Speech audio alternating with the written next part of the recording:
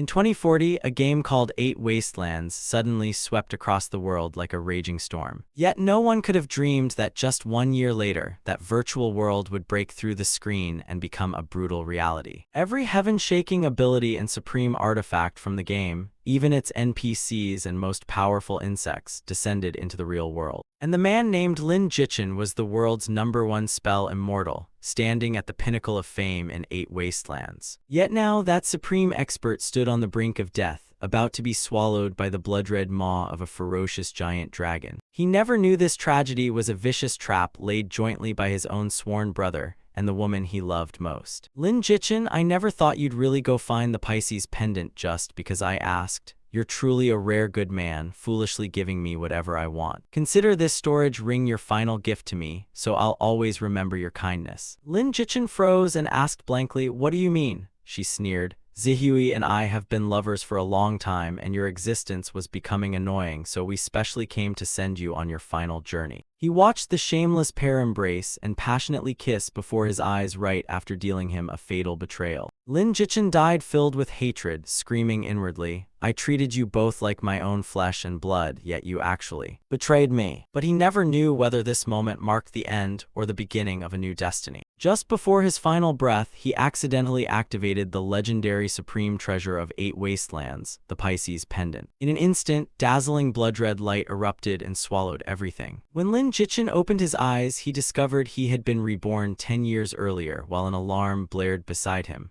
Wake up, the sun's already shining on your butt, get up. He sprang from bed, turned off the alarm, and stared around in confusion at the strangely familiar scene. Where am I? Why does this look exactly like my college dorm? Wasn't I just killed by a palm strike from the final insect immortal realm Zhulong? Why am I still alive? Where's my storage pouch? Where's my cultivation cave? Everything had vanished, and he stared in shock at his empty hands, completely devoid of magical power. Wait, what date is it now? May 7, 2040, the exact moment before Eight Wastelands officially launches its servers. I've really been reborn. I really hit the jackpot.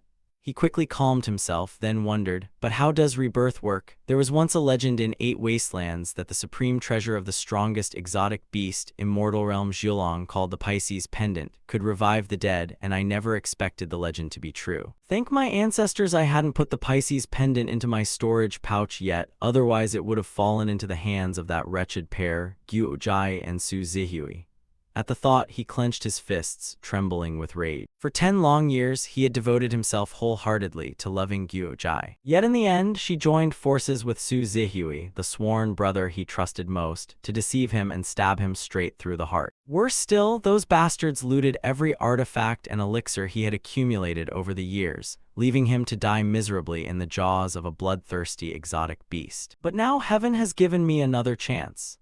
Lin Jichin stared into the mirror with fiery determination. In this life, Guo Jai, Su Zihui, I swear I'll make you taste betrayal until living becomes worse than death. Just as his killing intent surged, Lin Jichin's phone suddenly rang, displaying a hauntingly familiar name, Crazy Woman. He answered with an emotional tremor, Ren Lan, long time no see.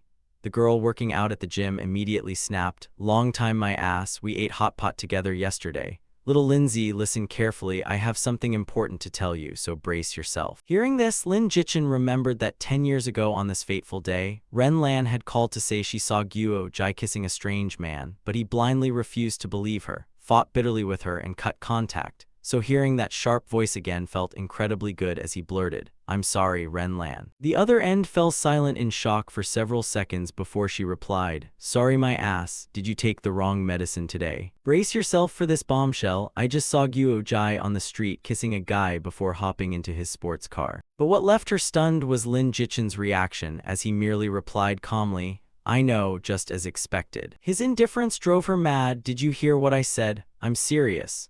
But before she could finish venting, Lin Jichin interrupted, Ren Lan, I believe you, but that's nothing now, there's something 10,000 times more important. The girl lowered her voice worriedly. Bro, are you okay? Don't do anything stupid, you're scaring me by acting this calm. Have you heard of 8 Wastelands? I've decided to become a professional player in this game. Right now, no one in the entire world knows that 8 Wastelands is definitely no ordinary virtual game. Before long, it will explode like a blockbuster and shake the entire world. 5 years later, the game world will merge with reality, and all powers, magical treasures, NPCs, and even major bosses will enter the real world. So the earlier I log in, the better my chance of dominating everyone. Hearing Lin Jichin boast, Renlan thought he had gone crazy. You want to become a professional player? Seriously? Dude, isn't 8 Wastelands a cosmic game independently developed by the Manhwa AI? Anyway, you're pretty good at games, so if you actually accomplish something in 8 Wastelands, your future could be bright. Whether Renlan believed him or not, Lin Jichin firmly declared, I'm serious, in 2 days I'll move out of the dorm, rent an apartment, and shut myself away to focus entirely on grinding the game, making Renlan laugh heartily. Little Lindsay has finally grown up. You finally evolved from a lovesick brain into a career-minded one. Congratulations, since you're fine, I'm hanging up now, you made me worry for nothing. Just then Lin Jichin suddenly shouted anxiously, wait, don't hang up yet, and she replied, huh, what else? He then spoke awkwardly in embarrassment. I need to buy some gaming equipment, but I just checked my balance and realized I spent way too much yesterday. Could you lend me some money? Only to receive a cold, decisive answer, no. Before he could finish, an angry roar came from the other end, out of money. Who told you to show off yesterday and buy that giant expensive birthday present? Deal with your own expenses, goodbye. With that, she immediately hung up. After his miserable failure to borrow money, Lin Jichin could only sigh helplessly. Why couldn't I have been reborn 1 day earlier? But the very next second, his phone suddenly chimed with a message. Opening it, he was stunned to find that Renlan had transferred him money with a message. This is several years of my gym membership fees. Pay me back soon, or if I can't go work out, I'll drag you over and use you as a punching bag. Renlan was still the same, harsh-mouthed but soft-hearted, so Lin Jichin immediately replied, don't worry, I'll definitely repay you on time. That night, Lin Jichin lay in bed with his eyes fixed firmly on the watch on his wrist. With only 1 second remaining, every preparation was complete. At that exact moment, the ring on his finger suddenly blazed with an eerie red light. With practiced ease, he raised his hand and swept it decisively across his field of vision. A flash of red light instantly illuminated the entire room. Immediately afterward, 2 enormous imposing words appeared before him. 8 Wastelands Global Beta officially launched. Looking at the familiar interface before him, Lin Jichin sighed inwardly. It's been 10 years, I've finally returned to where my dream began. The moment he entered the game, he found the square packed with people as countless astonished shouts rang out. Look, it's Sister Manhwa. The radiance around her is so dazzling that we can't even see her face. But Lin Jichin knew perfectly well that this Manhwa AI was actually the game's first difficult trial. It looked simple on the surface, but countless deadly traps lurked within, requiring extreme caution at every step. Yet the foolish crowd in the square kept shouting and teasing, she's gorgeous. Sister Manhwa, if NPCs can be this beautiful, come be my wife. Let me cling to your thigh and carry me to victory. Watching these idiots, Lin Jichin could only hold his forehead helplessly. They're insanely bold, actually daring to harbor disrespectful thoughts toward Lady Manhwa. Sure enough, Manhwa coldly uttered, noisy, and a gigantic tornado instantly appeared, sweeping countless people away amid panic screams. NPCs can get angry too. What the hell is this? The players are being sucked away. That's terrifying, stay back. But Lin Jichin knew the cruel truth that anyone disrespectful toward Lady Manhwa would either be imprisoned or permanently lose attribute points, and there was only one way to earn Manhwa's favor, absolute sincerity. Thinking this, Lin Jichin stood solemnly before Manhwa with utmost respect. Immediately afterward, Manhwa's gentle yet majestic voice sounded beside his ear. Mortal, you seem rather promising. Do you truly wish to embark upon this arduous path to immortality? Hearing this, Lin Jichin hurriedly bowed respectfully. Yes, humble Lin Jichin respectfully asks Lady Manhwa to grant me a good talent. Very well, I shall grant you a great opportunity. Seeing Goddess Manhwa grant him this chance, Lin Jichin knew how crucial an innate talent was, as it could determine his entire cultivation path.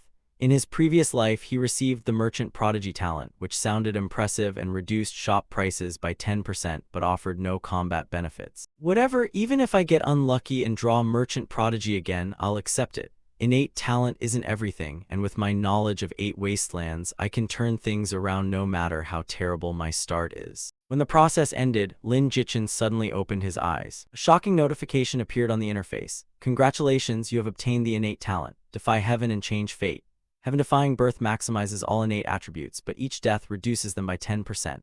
Heaven-defying path doubles all attribute rewards upon breaking through a major realm, but inevitably summons heavenly tribulation, and failure means complete annihilation of body and soul. Heaven-defying fortune grants a random new talent after every major realm breakthrough, while each breakthrough requires completing a heaven rank condition. Reading this, Lin Jichin was stunned, for this talent was practically unrivaled. Although it brought immense benefits alongside extreme danger, he thought, the bigger the waves, the bigger the fish. After his amazement subsided, Goddess Nuwa spoke again. Your talent has been granted, now choose your appearance. Yet even this seemingly simple appearance selection concealed an astonishing secret, as the basic models looked similar but their hidden attributes differed enormously. After browsing numerous options, Lin Jichin stopped at a special model and selected it without hesitation, as this face possessed the highest charm among all basic models. He remembered how inexperienced he had been in his previous life, thinking a cool, handsome guy needed a bizarre, messy hairstyle, only to discover after entering the game that better looks made NPCs easier to please, and that ugly hairstyle had caused him endless misery. Players with high charm could not only obtain better quests more easily, but could even make opposite-sex NPCs infatuated enough to initiate dual cultivation. In this life, I will definitely avenge myself and wash away my humiliation. After he finished choosing his appearance, Goddess Nuwa continued, now you may choose your starting region. An enormous map immediately unfolded before his eyes. For a reborn man like Lin Jichin, every corner was familiar. The world had 4 great regions serving different cultivation paths in 8 wastelands. Eternal Peace was paradise for spell cultivators. Moonlight was the cradle of support-focused healer cultivators. Immortal Woods was the promised land of sword cultivators who specialized in devastating damage. And Windblossom belonged to muscular body cultivators built for brutal melee combat. While Constitution determined the cultivation limits of body and energy cultivators, Spirit determined the power of spell and healer cultivators, Comprehension accelerated skill learning. Charm governed NPC favorability, and Fortune determined one's luck. Player Lin Jichin, innate talent, defy heaven and change fate. Sect, none. Class, none. Reputation, 0. Cultivation, none. Realm, mortal. Innate constitution, 100. Absolute maximum. Innate spirit, 100. Absolute maximum. Innate comprehension, 100. Absolute maximum. Innate charm, transcendent immortal bearing, maximum. Innate fortune, heaven-piercing luck, maximum. Looking at those dreamlike stats, Lin Jichin smiled with satisfaction. With every innate attribute maxed, continuing as a spell cultivator would soon make him the world's strongest mage, but spell cultivators only dominated group battles and were weak in duels, a fatal weakness that had cost him dearly in his previous life. Besides, he had only chosen spell cultivation back then to please Gyojai, so with a fresh start in this life, he would live for himself and choose what he truly desired. Once his mind was made up, Lin Jichin immediately chose Immortal Woods and proudly embarked upon the path of sword cultivation. To stand above everyone, I must walk alone through every danger. Sword cultivation possesses the most terrifying single-target damage, making it perfect for my ambition to reign supreme. In this life, I swear to become the strongest sword cultivator in the world. Riding the wind upon my sword, I shall roam freely and proudly across the martial world. The scenery instantly changed, and Lin Jichin appeared in Immortal Woods Beginner Village. Since the server had just opened, Beginner Village was packed shoulder to shoulder, filled with the excited shouting of countless newcomers. Newbie here, any expert willing to carry me? Anyone know where to get quests? Any girls want to pair up? I am the young master of the Zangai family. This game is so realistic it's terrifying, like actually entering another world. With such beautiful scenery, I wish to compose a poem for all beneath heaven, but being an honest man of few words, I can only say, damn, those curves are huge. Looking at the lively chaos before him, Lin Jichin sighed softly as an indescribable sense of nostalgia rose within him. Just then, several sharp-eyed players spotted an old man standing amid the crowd and immediately swarmed him. Look, that old man must be an NPC. Stop blocking the screen. Line up if you want a quest. Guys, hurry and talk to him. Maybe we'll land an easy hidden quest. Seeing this, Lin Jichin merely sneered. HMPH amateurs, would a hidden quest really come so easily from an NPC standing openly there? You fools can fight over it while my destination is the Sword Sect, and I already know a shortcut inside, so take your time finding the way while I leisurely ride ahead with every step memorized. Along the way, Lin Jichin heard several players complaining irritably, "What's wrong with this shopkeeper? She won't even glance at us. Does she have a quest or not? Are these NPCs just decorations? Yet just as he passed by, the haughty shopkeeper who had treated every player like air suddenly called sweetly, "Young man, please wait." The entire crowd froze and turned toward him at once, while even Lin Jichin himself was equally surprised. The shopkeeper smiled gently. "My name is Kui Nyang, owner of this village's tailor shop. Would you like a quest? I'll arrange a special one just for you." Making hundreds stare open-mouthed at Lin Jichin. Is that guy really that handsome? Is he an NPC in disguise? Why is an NPC actively flirting with him? Kui Nyang gracefully approached Lin Jichin and whispered sweetly, "My husband passed away years ago, and I've lived alone ever since, so if the quest is too difficult, I'm willing to complete it with you. How about it? Would you like to accept my quest?" Lin Jichin felt his heart skip a beat. What the hell is happening? Is this the terrifying power of maximum charisma? I never imagined it could captivate NPCs enough to make them offer themselves willingly. Kui Nyang gazed expectantly at Lin Jichin with overflowing affection. "Little brother, have you made up your mind?" It was a fatal temptation because by accepting this quest and raising their intimacy enough, he could soon practice dual cultivation with her, an incredibly tempting prospect, but he quickly reminded himself, "Wake up, my goal is to become the world's strongest sword cultivator. How can I fall into the trap of women right at the start?" With that thought, Lin Jichin cupped his hands and replied solemnly with an expressionless face, "Sorry, sister, I have important matters today, but if fate allows, I will certainly return someday to seek your guidance regarding the quest." His answer left the surrounding players utterly speechless. Damn, they couldn't get that quest even after waiting forever, yet he outright rejected it. That NPC seems completely infatuated with him. Does this game really have such an insane interaction system? And as Lin Jichin walked away, Kui Nyang watched him reluctantly and called, "Remember to come back for me." While truthfully he also deeply regretted leaving, but having just been reborn, time was precious and he could not waste it on trivial side quests. The true opportunity and genuine treasure of the novice village lay somewhere else. It was right here. Stopping before a dilapidated house, Lin Jichin saw several disappointed players walking out while grumbling. "Buddy, don't waste your time going in. There's only a weird blacksmith inside who won't answer anything. He's probably a bugged NPC or deaf and mute." But Lin Jichin merely cupped his hands and smiled knowingly. "Thank you for the warning, brothers. I simply want to go inside and see what's happening." Seeing his stubbornness, the others mocked him. "Why stop him? I heard they're giving out quests at the village entrance. Let's hurry and get some equipment."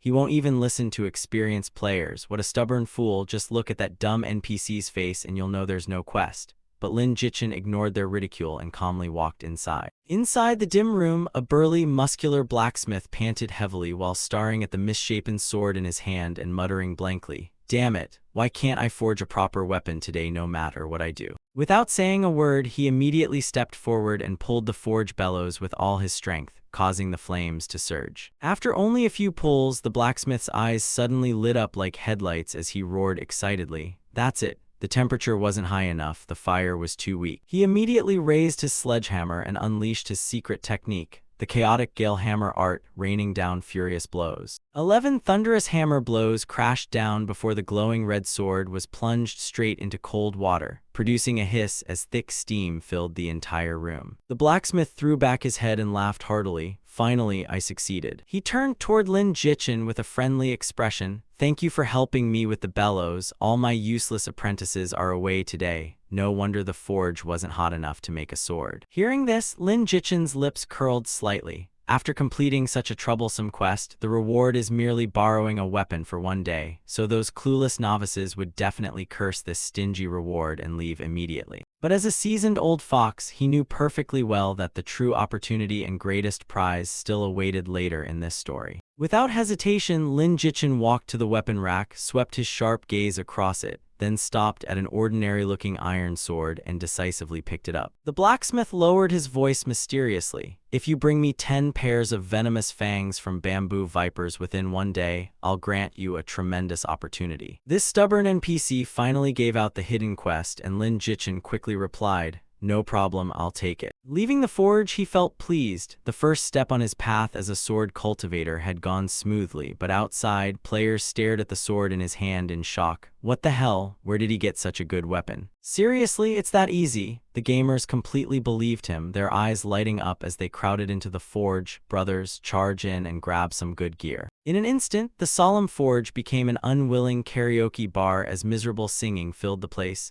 "Give me a cup of forgetful water in exchange for a tearless night. Sadly, it wasn't you. I wanted you to stay but couldn't."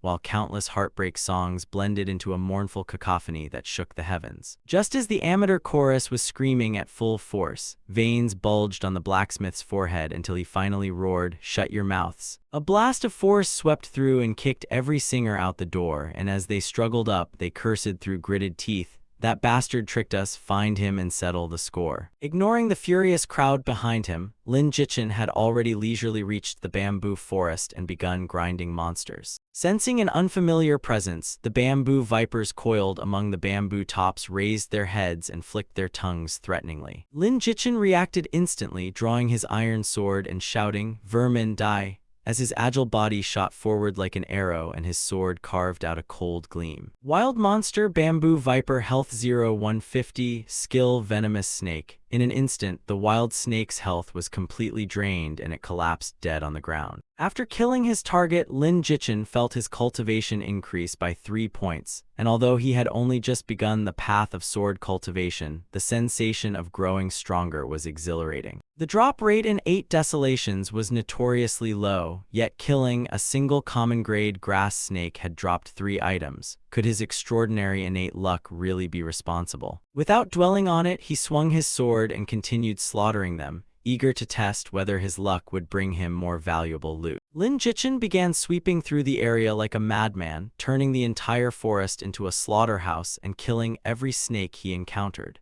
His overwhelming killing intent terrified the remaining bamboo vipers into abandoning their nests and fleeing the bamboo forest. Before long, his inventory was packed. Not only had he collected the 10 pairs of venomous fangs needed for the quest, but he had also farmed over 100 poisoned arrows and a pile of copper coins. "I've hit the jackpot this time."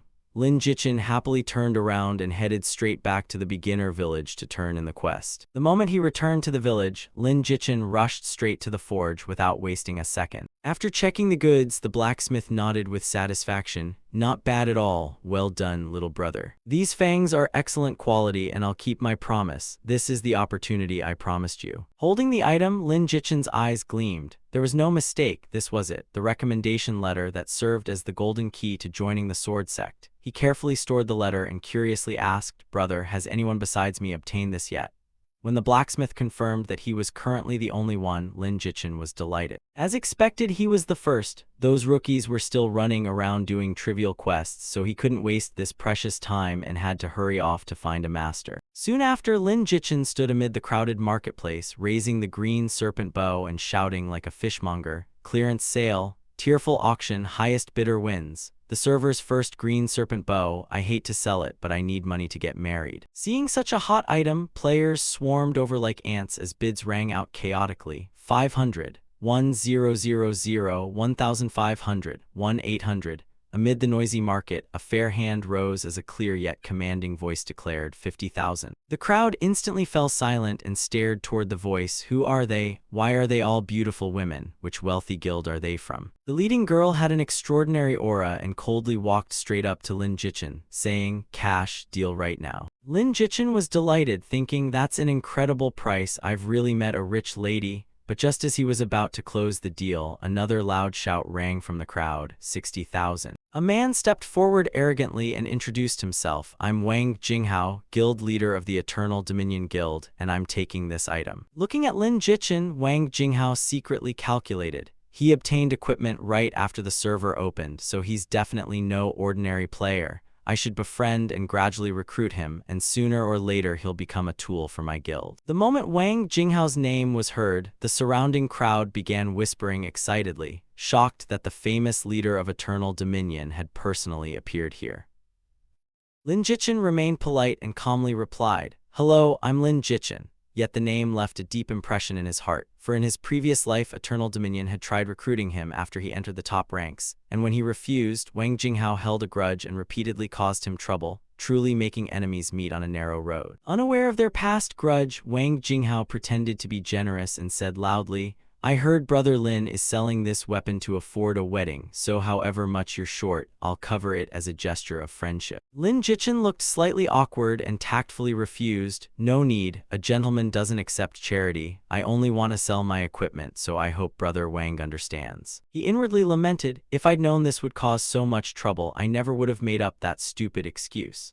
Hearing this, Wang Jinghao remained friendly and said, I understand, someone as capable and principled as Brother Lin is exactly the kind of person I admire, and since our guild needs this bow, I won't stand on ceremony. But just as Wang Jinghao reached out, the pink-haired girl suddenly shouted challengingly, 70,000. The atmosphere instantly grew tense as the two plunged into a fierce bidding war. 100,000, 200,000, 250,000, 300,000.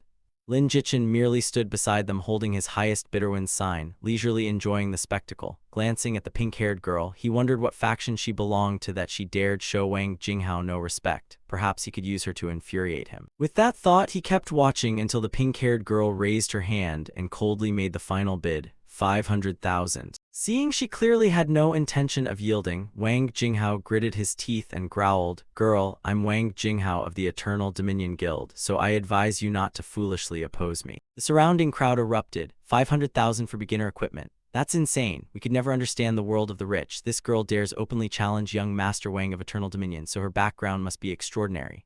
The pink-haired girl merely replied coldly, In an auction, the highest bidder wins, so how is that opposing you? Does nobody else get to buy something just because you want it?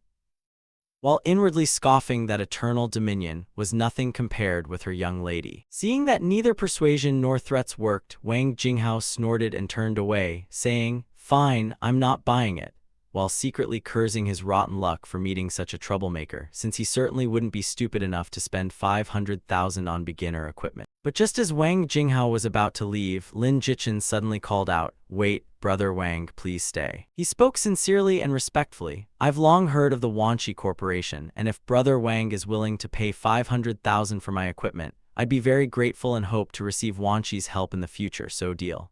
Hearing this, Wang Jinghao was extremely pleased, thinking this kid certainly knew how to behave. He grinned and patted his chest. If Brother Lin ever runs into trouble, Wanshi will definitely help you. Give me your account number and I'll transfer the money immediately. But Lin Jichin was secretly scheming. I'll leave a good impression for now, then I can milk him again later. Wang Jinghao looked smug as he arrogantly turned toward the pink-haired girl. You're pretty, so I'll generously let this slide, but learn your lesson next time, and I hope you girls will join our Wanshi guild. As Wang Jinghao disappeared into the distance, Lin Jichin sneered inwardly, spending 500,000 just to save face, getting ripped off by me yet happily counting the money for me. What a rich idiot. He thought, after using this bow a few times, he'll understand poison arrows are limited, and once they're gone the bow becomes worthless. Worse still, he'll waste time and effort doing a pile of useless novice quests with it and gain nothing. But before he could enjoy his triumph for long, the pink-haired girl stormed back, glaring furiously at him before shouting, What kind of person are you? Didn't you say the highest bidder wins? You look decent, yet you're actually a bootlicker who curries favor with the powerful. What a despicable bastard. Why don't you just become Wanshi's lapdog? Only then did Lin Jichin realize his scheme seemed to have offended both sides, so he thought, Looks like I'll have to find a way to make it up to her. The girl angrily stomped her foot, then turned and stormed away. The scene shifted to the wild boar forest, where a group of beautiful women were hunting monsters together. As soon as they arrived, the pink-haired girl ordered everyone to spread out. Everyone, try to kill 2 young wild boars. Yes, but shortly after they dispersed, a deep voice suddenly came from behind her. So you really are here. And when she turned around, she saw Lin Jichin. It's you. The pink-haired girl snapped angrily, Why are you following us? Lin Jichin smiled amiably and gently suggested, Can we talk privately for a moment? It'll only take 2 minutes. Su Wanling tightened her grip on her sword and asked coldly, Why did you come looking for me? Speak.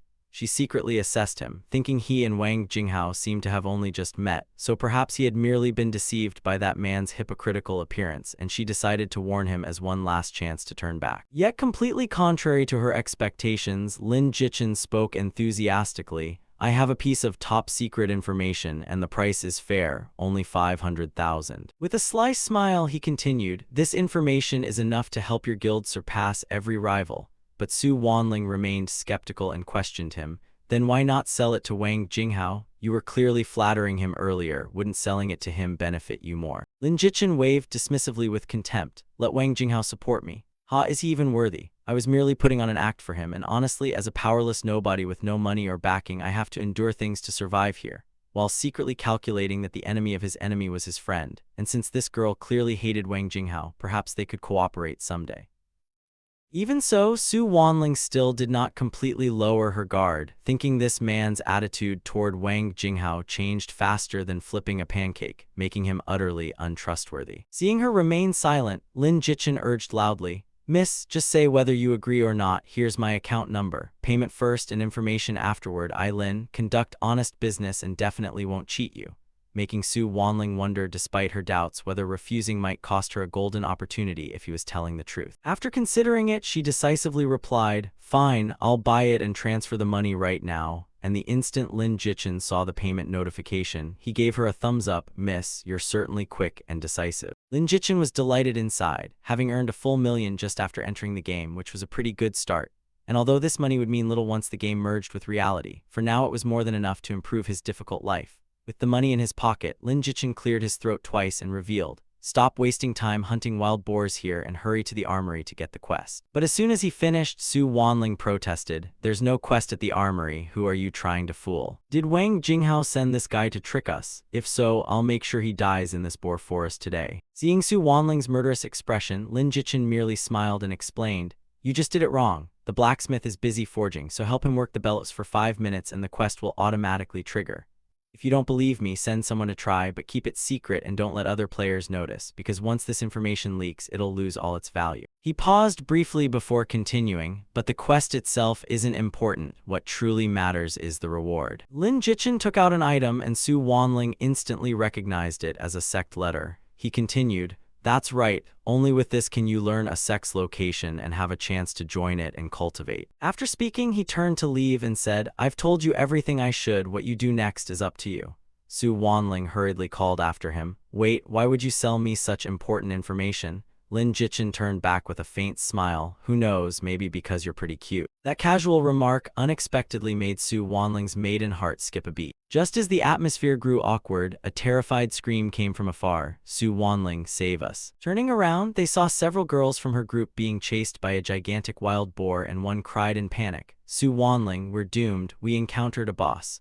Why is this boar several times bigger than the others?" Realizing the danger, Su Wanling immediately shouted, "Everyone retreat, we don't have enough people to defeat this boss." At that moment, Lin Jichin calmly stepped forward with a confident smile. "Your luck isn't bad. You encountered the beginner village's strongest boss right after entering the game. Since you're giving up, I'll gladly take it." Seeing Lin Jichin planning to fight the wild boar boss alone, Su Wanling's group stared wide-eyed in shock, wondering if he truly intended to face this terrifying boss single-handedly. Lin Jichin suddenly turned to Su Wanling and said, "Oh right, I already sold my bow, so lend me your sword for a while."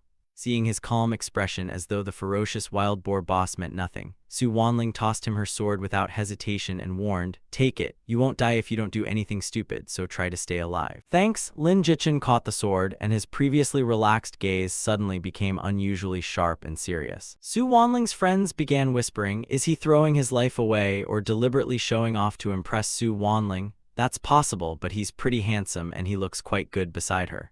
Hearing their teasing, Su Wanling's beautiful face instantly turned bright red. Embarrassed and annoyed, she shouted, "You brats really need to be taught a lesson." Seeing her embarrassment, the group giggled even harder. "Aha, Su Wanling is angry." Meanwhile, Lin Jichin had already charged forward and begun a fierce battle with the wild boar boss. Leaning aside to dodge a violent charge, he inwardly clicked his tongue, regretting selling the viper bow so soon, since kiting this boar with a bow would have been far easier than fighting it in melee. With that thought, he gathered his strength and swung his sword hard at the wild boar boss's head. Yet sparks flew from the strike while the huge, thick-skinned monster remained unharmed, then fiercely turned to ram him. Seeing this, Lin Jichin broke into a cold sweat. Even striking its weakest point failed to reduce its health, so this boar was truly built like iron and unbelievably tough. Stubbornly fighting it head-on like this was pointless and would only waste his strength. Since brute force wouldn't work, he would have to use his extraordinary intelligence instead. He immediately changed tactics completely, turned around and fled at full speed while shouting, "I'm out of here." Su Wanling's group began whispering again. "Looks like he gave up on fighting solo, but he even looks cute running away. I doubt he'll escape though, that boar is really fast." Su Wanling could only shake her head and sigh helplessly. That's what he gets for showing off.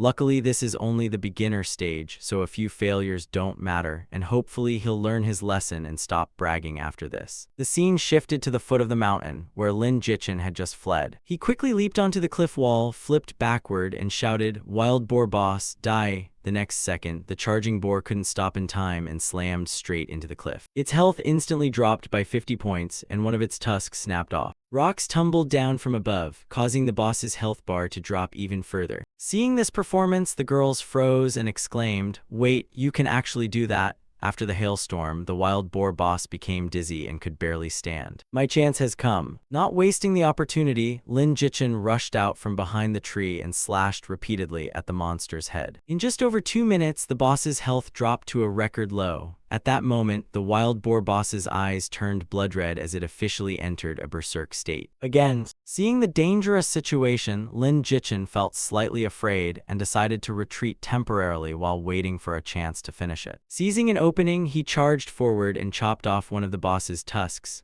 The monster had only a sliver of health left. Lin Jichin unleashed his strength, leaped high into the air, gripped his sword with both hands, and shouted loudly, "Wild boar boss, goodbye." The sword immediately plunged straight into the boss's head. He landed in an incredibly cool pose. Before he could enjoy his victory, a dazzling light suddenly flashed. Killing the boss granted him 70 cultivation points, directly advancing him to the early energy refining realm, while the system announced that the Defy Heaven and Change Fate talent had activated, doubling all attributes. Feeling the changes in his body, Lin Jichin was overjoyed, for entering the energy refining realm meant he had officially stepped onto the path of immortal cultivation, and he never expected to advance so quickly thanks entirely to encountering the wild boar boss.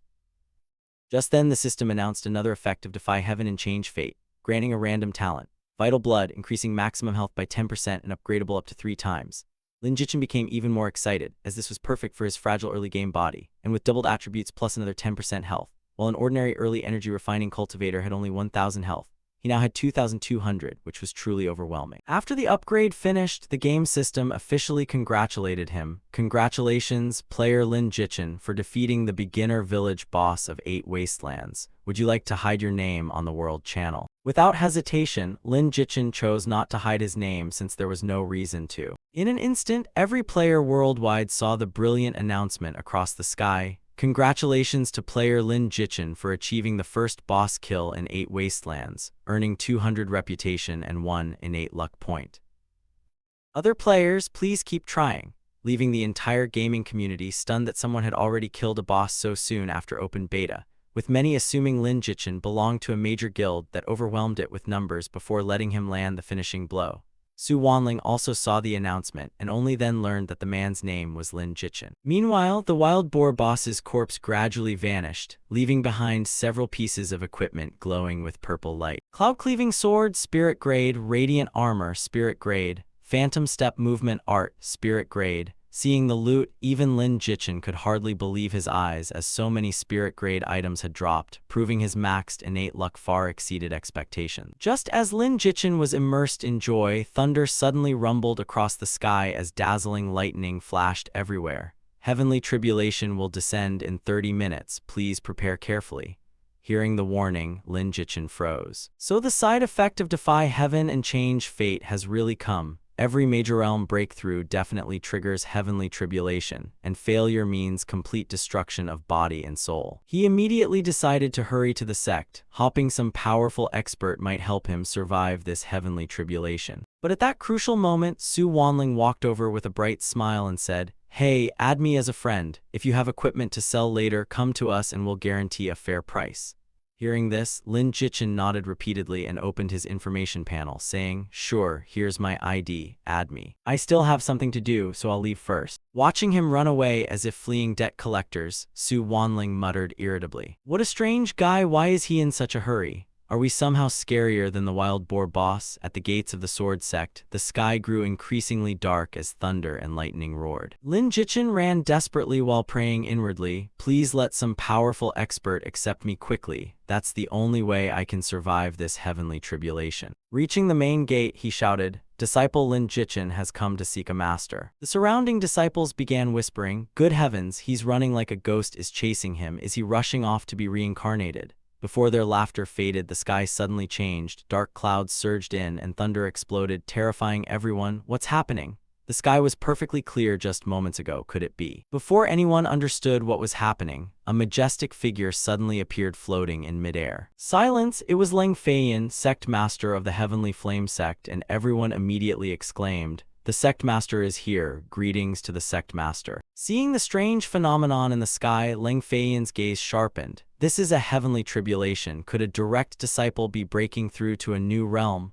But the surrounding elders looked at each other in confusion, having heard nothing about it. Who exactly is breaking through? Just then a panicked shout echoed from afar, drawing closer and closer. "New disciple Lin Jichin begs the esteemed seniors to save my life." Seeing the heavenly tribulation about to descend, Lin Jichin hurriedly dropped to his knees. He raised his apprenticeship token high, filled with despair, knowing his current strength could never withstand the heavenly tribulation and hoping only that an expert would intervene. At that critical moment, Leng Feiyan gently raised her hand. A golden shield instantly formed around Lin Jichin. Boom! A terrifying lightning bolt crashed down and shattered the shield, but fortunately Lin Jichin survived. He breathed a sigh of relief. Thank goodness, surviving is enough. If I died, I'd have to restart, wasting time and missing countless opportunities. The surrounding elders praised him in amazement. This disciple is extraordinary. He has already triggered a heavenly tribulation at the early stage of energy refining, something never seen before, and if he becomes a mighty figure someday, being his master would bring tremendous honor. Before they even finished speaking, the elders rushed forward to compete for him. "Let me take this disciple. You want a master? Take me as your master and I'll devote all my resources to your cultivation."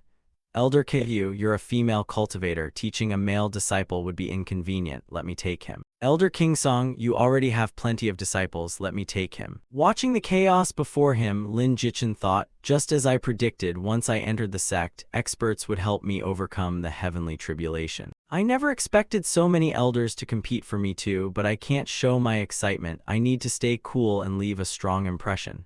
Just as he was about to speak and act impressive, a calm voice rang out, "There's no need to fight, I will take this disciple." Everyone instantly fell silent and turned around to see sect leader Leng Feiyan, while the elders whispered, "The sect leader has never accepted a disciple before. Is she really making an exception today?" Leng Feiyan calmly continued, "Lin Jichin, are you willing to take me as your master and become my direct disciple?" The system immediately sent a notification. The greatest opportunity of the Heavenly Flame sect has been triggered. Current sect leader Leng Feiyan wishes to accept you as her direct disciple. Do you accept? And although Lin Jichin remained calm outwardly, he was exploding with excitement inside. What a jackpot! The sect leader of the Heavenly Flame sect wants me as her disciple. Of course I'll accept. Without hesitation, he immediately cupped his hands and bowed. This disciple accepts and pays respects to master, while Leng Feiyan nodded slightly. "From now on, you are my only disciple. Follow me into the inner palace." Lin Jichin still could not believe he had gained such powerful backing immediately after joining the sect. Inside the Heavenly Flame sect's inner palace, Leng Feiyan led Lin Jichin to a quiet place and said, "This is the core area of the Heavenly Flame sect. From now on you will cultivate here. I'll arrange for another disciple to bring you the sect's novice outfit and show you where you'll be staying. Meet me in the main hall tomorrow at dawn." And Lin Jichin bowed respectfully. "Understood, master." Watching the sect leader disappear into the distance, he sighed inwardly. This master really is cold, but that's fine. I'll take it slowly and quietly build my strength for now. A full 2 hours passed, yet Lin Jichin still saw no one, making him frown impatiently. Where exactly is the disciple master arranged for me? Why haven't they arrived yet? After waiting without any sign of movement, Lin Jichin sighed softly. Waiting longer is pointless. I might as well explore by myself. Then turned and ventured deeper into the sword sect's inner palace, which surprisingly resembled a magnificent imperial residence and made him wonder how many hidden quests were waiting here. Along the way, he noticed every structure within the palace complex had a distinctive ancient yet magnificent style, while one palace deep inside particularly caught his attention, making him stop before its tightly shut doors and think, "This palace looks strange. Let's go inside and take a look." Without hesitation, Lin Jichin pushed open the door and entered. Inside, Leng Feiyan was changing clothes. Hearing the noise, she abruptly turned with a sharp gaze. "Who's there?" Caught completely off guard, Lin Jichin awkwardly waved his hands. "Is this master's palace?" He scratched his head and continued sheepishly, "Forgive me for disturbing you, master, I truly didn't mean to." Leng Feiyan merely stared coldly at him, then used a little spiritual power to knock Lin Jichin to the floor, nearly emptying his health bar. "Who dares barge into my palace without permission?" With his face scraped, Lin Jichin hurriedly knelt and kowtowed in apology. "Forgive me, master, I waited for the person you arranged, but no one came, so I looked around and accidentally entered your palace. I truly didn't mean it, please forgive me." He inwardly panicked and lamented, "Damn it, what terrible luck, if master's favor toward me drops, I'm finished." Fortunately, Leng Feiyan did not pursue the matter and took out a purple jade pill for him. "Forget it, ignorance is no crime, so I won't blame you this time. But remember, unless I give permission, you must never enter this place again. There will be no exception next time." As she finished, a system panel appeared before Lin Jichin, showing the purple jade pill was a mystic-grade pill that increased all attributes by 30 for 5 minutes and restored 3,000 stamina outside combat. Stunned, he thought, "The sect master truly is generous, casually giving me a mystic-grade pill like this." After respectfully kowtowing and accepting the pill, Lin Jichin hurried outside and knelt behind the closed door. "Thank you for your generosity, master." He carefully stored the purple jade pill, thinking he did not need it yet and should save it for an emergency. A while later, the disciple arranged by Leng Feiyan finally appeared. She was Namgong Yue, a disciple of the Heavenly Flame Sword sect and the senior sister assigned to guide him. Lively and always smiling, she called, "Little junior brother, hurry out and greet your senior sister." Lin Jichin immediately saluted. Junior brother Lin Jichin greets senior sister Namgong Yue. Pleased by his respectful attitude, Namgong Yue nodded approvingly. "Not bad, little junior brother, you know your manners. I'm Namgong Yue, currently at the late core formation stage, so if you encounter trouble later, your senior sister will handle it for you." A game notification appeared. Namgong Yue's favor increased, current relationship, familiar at first sight. Lin Jichin became even more humble and courteous, thinking that her favor had already risen upon their first meeting, proving that reading people and speaking tactfully was essential for winning NPC favor in 8 Desolations. He smiled admiringly. "I never expected senior sister to be both beautiful as a flower and so highly cultivated. I truly admire you." Although she knew it was flattery, Namgong Yue still laughed happily. "Haha, I didn't expect my little junior brother to be such a sweet talker." Lin Jichin laughed as well, then stood and said sincerely, "As the saying goes, cultivation isn't merely about appearances but requires diligent daily training. Truthfully, a well-timed compliment can sometimes be just as effective as flattery." Namgong Yue covered her mouth and laughed while the game immediately displayed, Namgong Yue's favor +5, current favor 15, pleasant conversation. Lin Jichin noticed that compared with his master Leng Feiyan, senior sister Namgong Yue was far more approachable and relaxed. He knew that in 8 Desolations, higher NPC favor meant greater chances of triggering hidden quests and gaining opportunities. He recalled the favor scale. 110 familiar at first sight, 1120 pleasant conversation, 2130 traveling together, 3140 constant companionship, 4150 kindred hearts, 5160 inseparable through hardship, 6170 deep affection like siblings, 7180 harmonious devotion, 8190 life and death vow, 9100 together until death. He recalled that with opposite-sex NPCs, reaching deep affection allowed physical contact, while harmonious devotion allowed them to become partners and unlock the dual cultivation feature. However, NPC favor was extremely difficult to raise, and in his previous life many infatuated players fell deeply in love with NPCs only to end badly. Thinking of this, Lin Jichin suddenly felt his throat tighten and coughed violently until he spat blood. Namgong Yue hurried over in alarm, her face full of concern. "Little junior brother, what's wrong? When did you get hurt without me noticing?" Lin Jichin silently calculated. "Without medicine, this injury will take an hour to recover naturally."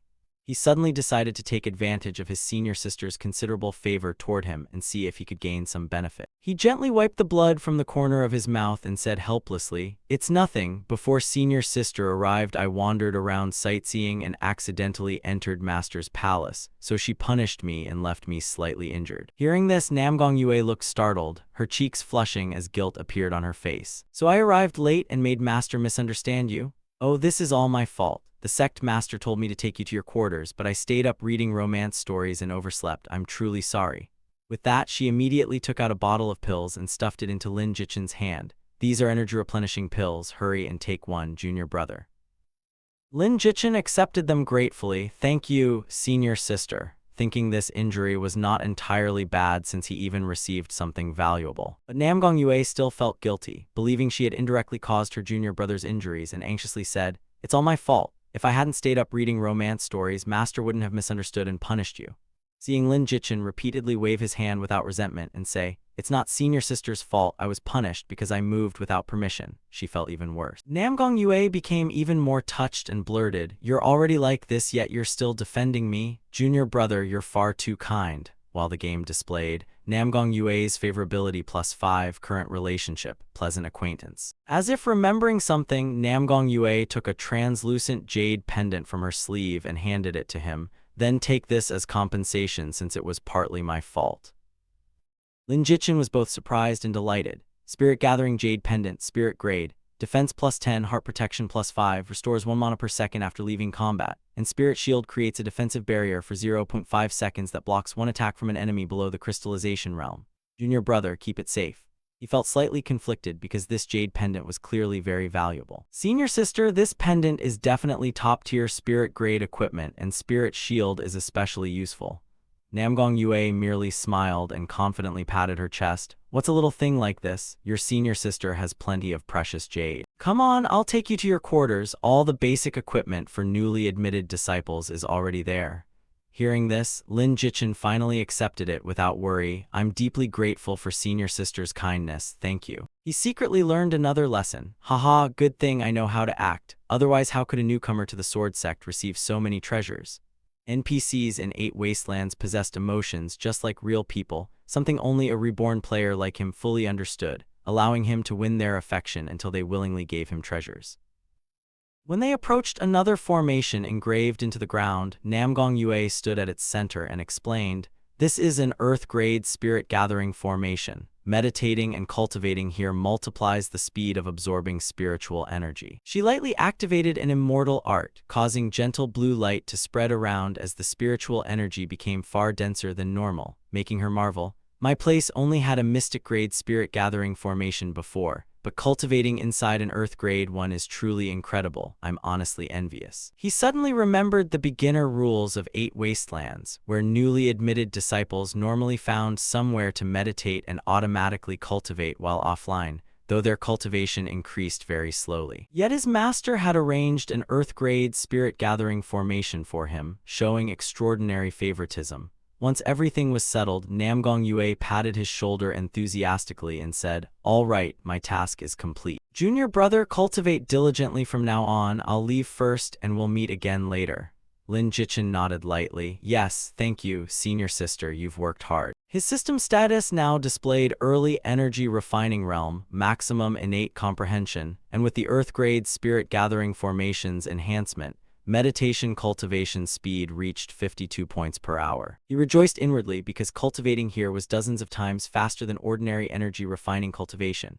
Perhaps only 3 double hours of automatic cultivation would let him reach perfect energy refining. And since nothing urgent involving the sect master awaited him tomorrow, he decided to stay offline here until his master needed him. At the same time in the real world, Lin Jichin suddenly woke up on his bed. He hurriedly grabbed his phone. The first thing he saw was a message from the Industrial and Commercial Bank stating, "Your account currently contains 1,661,782 yuan." He could barely contain his excitement. Over 1.6 million yuan in just 5 hours. This profit is insane. I finally seized my chance to start over. Just then, the roar of an engine sounded as Ren Lan sped over on a large motorcycle. She stopped directly outside Lin Jichin's new apartment. "You're here." Seeing him open the door, she walked inside and complained, "Why did you call me here so early? I still need to go running this morning." He smiled confidently and replied, "Nothing much, I just wanted to show off a little. This is the new apartment I just rented." Ren Lan looked around, unable to hide her surprise. "You really rented this place? Not bad, it looks pretty luxurious." He grinned and shrugged proudly. "Of course, at 6,000 yuan a month, it better not be shabby." Hearing the price, Ren Lan hooked an arm around his shoulder and half-jokingly said, "Little Lindsay, you really know how to enjoy yourself, huh? Are you spending my gym membership money like this too?" Lin Jichin casually shrugged. "If I don't spend it soon, I won't be able to repay you anyway, so isn't it better to spend it all and save myself the worry?" The moment she heard him say he planned to squander her gym money, Ren Lan immediately vaulted over the chair. She planted herself directly on his lap. With anger blazing in her eyes, she forcibly pinned him down and growled word by word. "What did you just say? "You heartless bastard, how dare you throw my gym money away on pointless fun." She suddenly grabbed Lin Jichin by the throat, making him cough violently, and seeing him still grinning only enraged Ren Lan further as she gritted her teeth. "Fine, today I'll turn you into a punching bag," then swung her fist while Lin Jichin struggled desperately. Wait. But before he could explain, his little mushroom accidentally raised its flag, and seeing it, Ren Lan instantly froze with a bright red face. The two fell into an awkward silence. Moments later, embarrassment turned into anger as she roared, "You dare take advantage of me again?" While he kept defending himself and stammered, "Hey, don't misunderstand or make things up." While they were arguing loudly, an urgent voice suddenly came from outside. "Mr. Lin, the gaming pod you ordered has arrived. Please open the door." So Lin Jichin shouted toward the door, "Please wait a moment." He then waved at Ren Lan. "To clarify, I bought this gaming chair for you. Go receive it first and we'll settle this afterward, otherwise I'll return it." And at the mention of the gaming chair, Ren Lan instantly softened, her eyes lighting up as she pleaded sweetly, "Don't, you already bought it, so why return it?" Lin Jichin clicked his tongue. "Will one gaming chair cover the gym fees I owe you? Besides, your school dorm is tiny and might not even fit it, so if you can't use it, I'll keep it at my place since I have spare rooms, though I'm worried your temper might make you smash it." Hearing this, Ren Lan laughed and excitedly ran inside to inspect the room. "Fine, let's do that. Is this the latest gaming chair? Let me take some pictures and post them." And seeing her attitude change instantly, Lin Jichin muttered, "No matter how angry she is, she still loves gifts. Money really can solve 99% of the world's problems, so I need to get back into the game and earn more." After arranging everything, he quickly logged back into the world of 8 Wastelands. Lang Feiyan was already waiting and slowly said, "Not bad, your aptitude is truly the best among everyone I've ever met, and after only a few hours you're already close to a breakthrough." Lin Jichin respectfully bowed and replied modestly, "Thank you for your praise, master, but my cultivation is stuck at the early stage of energy refining and I don't know how to reach the middle stage. Please guide me."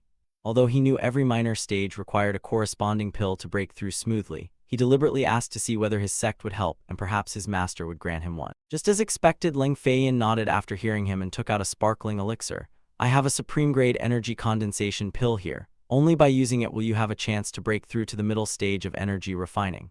"Thank you, master." Lin Jichin's eyes lit up as he eagerly reached for it, secretly delighted because only the greatest sects could refine such an elixir. But Lang Feiyan did not immediately hand it over, instead holding the jade-like pill as she slowly said, "Although your talent is exceptional, remember that a true expert cannot rely solely on cultivation realm or magical power, but also needs extensive combat experience. So you must venture outside, temper yourself, and endure hundreds or thousands of battles." Lin Jichin strongly agreed. "Master is right. How can a flower raised in a greenhouse compare to an ancient tree weathered by storms and lightning? The path to immortality is inherently a brutal struggle, and without tempering oneself, eternal life is beyond reach." Recalling how in his previous life many wealthy 8 Wastelands players only bought pills and rushed their levels while lacking real combat experience, ultimately meeting miserable ends, so he took his master's teachings very seriously. Lang Feiyan looked at him approvingly. "Your insight exceeds my expectations. You are indeed remarkably composed and worthy of being my disciple." 8 Wasteland system suddenly displayed a notification. Lang Feiyan's favorability +5, current favorability 5, reaching the familiar at first sight level. Lin Jichin's heart leapt with joy, never expecting to increase his master's favorability, and even such a proud sect leader was gradually opening up to him. So if this continued, perhaps they might become even closer someday. But he quickly reminded himself not to abuse this and forget his greater goal, because in this life he was determined to pursue the sword path and could not become entangled in romance. Lang Feiyan suddenly spoke sternly, "Since you understand, go accept a sect mission, choose a difficult one suitable for your energy refining realm, and once you complete it, this pill will be yours." So he respectfully cupped his fists. "Yes, master." Before he left, Lang Feiyan handed him a cultivation manual. "I grant you the Heavenly Flame Heart Scripture, the fundamental cultivation method learned by every disciple of the Heavenly Flame Sword Sect. So begin practicing it now, for the deeper your understanding, the greater your future potential." Lin Jichin bowed and accepted it. "Thank you, master, for granting me this technique. I will cultivate diligently." In fact, although every disciple of the Heavenly Flame Sword Sect could cultivate the Heavenly Flame Heart Scripture, outer disciples had to complete sect quests to exchange for it, while as an inner disciple he received it directly. Lin Jichin then walked out of the Heavenly Flame Sword Sect's outer hall. Lin Jichin strolled leisurely while carefully observing his surroundings, thinking, Just as expected, hardly any players have joined the sect yet, which makes sense since the sect recommendation letter quest is currently hidden. Finding it requires careful attention and considerable time, so new players won't be joining in large numbers anytime soon. But that's irrelevant to me since I've already become an inner disciple. Suddenly, a clear voice called from behind, "Hey, handsome expert." Hearing it, Lin Jichin frowned slightly and immediately turned around. He saw Su Wanling running over excitedly, while her companion smiled brightly. Su Wanling, it really is him. Looking at Su Wanling's familiar face, Lin Jichin thought, after buying that information, Su Wanling really joined the sword sect. Not bad, she has many friends and could become a valuable source of support later. With that thought, Lin Jichin warmly asked, "What a coincidence you joined the sword sect too." Su Wanling smiled happily. "Yeah, I like using swords, so naturally the sword sect was my first choice." Jichin politely nodded. "Alright, congratulations, I need to do a quest now, so let's talk another time." Su Wanling immediately pouted and turned to her friend. "I barely got to say anything before he left." Her friend grinned mischievously. "That handsome guy is really cold, Su Wanling. Chasing him won't be easy." Su Wanling raised her brows irritably. "Hey, do you only see me as trying to chase him? That's not it. What a shame, I wanted to see a woman chasing a man. Stop joking and let's do quests. We still need 3 more contribution points to exchange for the Heavenly Flame Heart scripture. I know we've been doing quests non-stop since joining and we're still 3 points short. It's so hard. Who managed to obtain the Heavenly Flame Heart scripture first?" Back with Lin Jichin, he was standing in line to accept a quest, holding the Heavenly Flame Heart scripture in one hand while learning the skill as he patiently waited. A while later, someone called, "Next." Lin Jichin smiled slightly and thought, "It's finally my turn." He carefully put away the skill book, cupped his hands respectfully, and said, "Disciple Lin Jichin would like to accept a quest." The senior sister managing the quest smiled and gently advised, "Little brother, choose a quest suited to your strength and don't push yourself too hard, or you'll be in danger." Scanning the board, Lin Jichin considered, the easiest quests only involve gathering ordinary herbs and give nothing besides some experience, so they're a waste of time, while the higher level ones merely involve hunting energy refinement stage monsters and won't improve my actual combat ability much. Suddenly, he noticed a gold grade quest specifically related to Windbend City, with its description marking it as a hell difficulty quest. Lin Jichin quickly thought, "Oh, the quest target is also in Windbend City. No need to hesitate, special quests promise special rewards. I've already cultivated the Heavenly Flame Heart scripture for a 5% increase to all attributes and know Windbend City's terrain well, so I can definitely complete it." The quest board clearly displayed the details. Hell difficulty quest, recover the Heavenly Flame Sword Sect's lost secret art. Warning, this quest is extremely difficult and weak disciples should not accept it recklessly. Quest description, Sword Sect disciple Zhanghai was murdered outside while carrying the secret art. Avenge Zhanghai and recover the stolen secret art. Rewards: 100 low-grade spirit stones, 100 sect contribution points, 1 high-grade spirit gathering pill, 1 spirit-grade martial skill, and a hidden reward. Seeing that Lin Jichin was only at the early energy refinement stage yet chose a hell difficulty quest, the senior sister hurriedly warned, "Little brother, this quest is extremely difficult. Zhanghai's killer may be a late energy refinement expert, far above your cultivation, and sect rules forbid disciples with unfinished quests from accepting new ones." Lin Jichin merely smiled, "Thanks for the warning, but I've decided, this is the quest I want."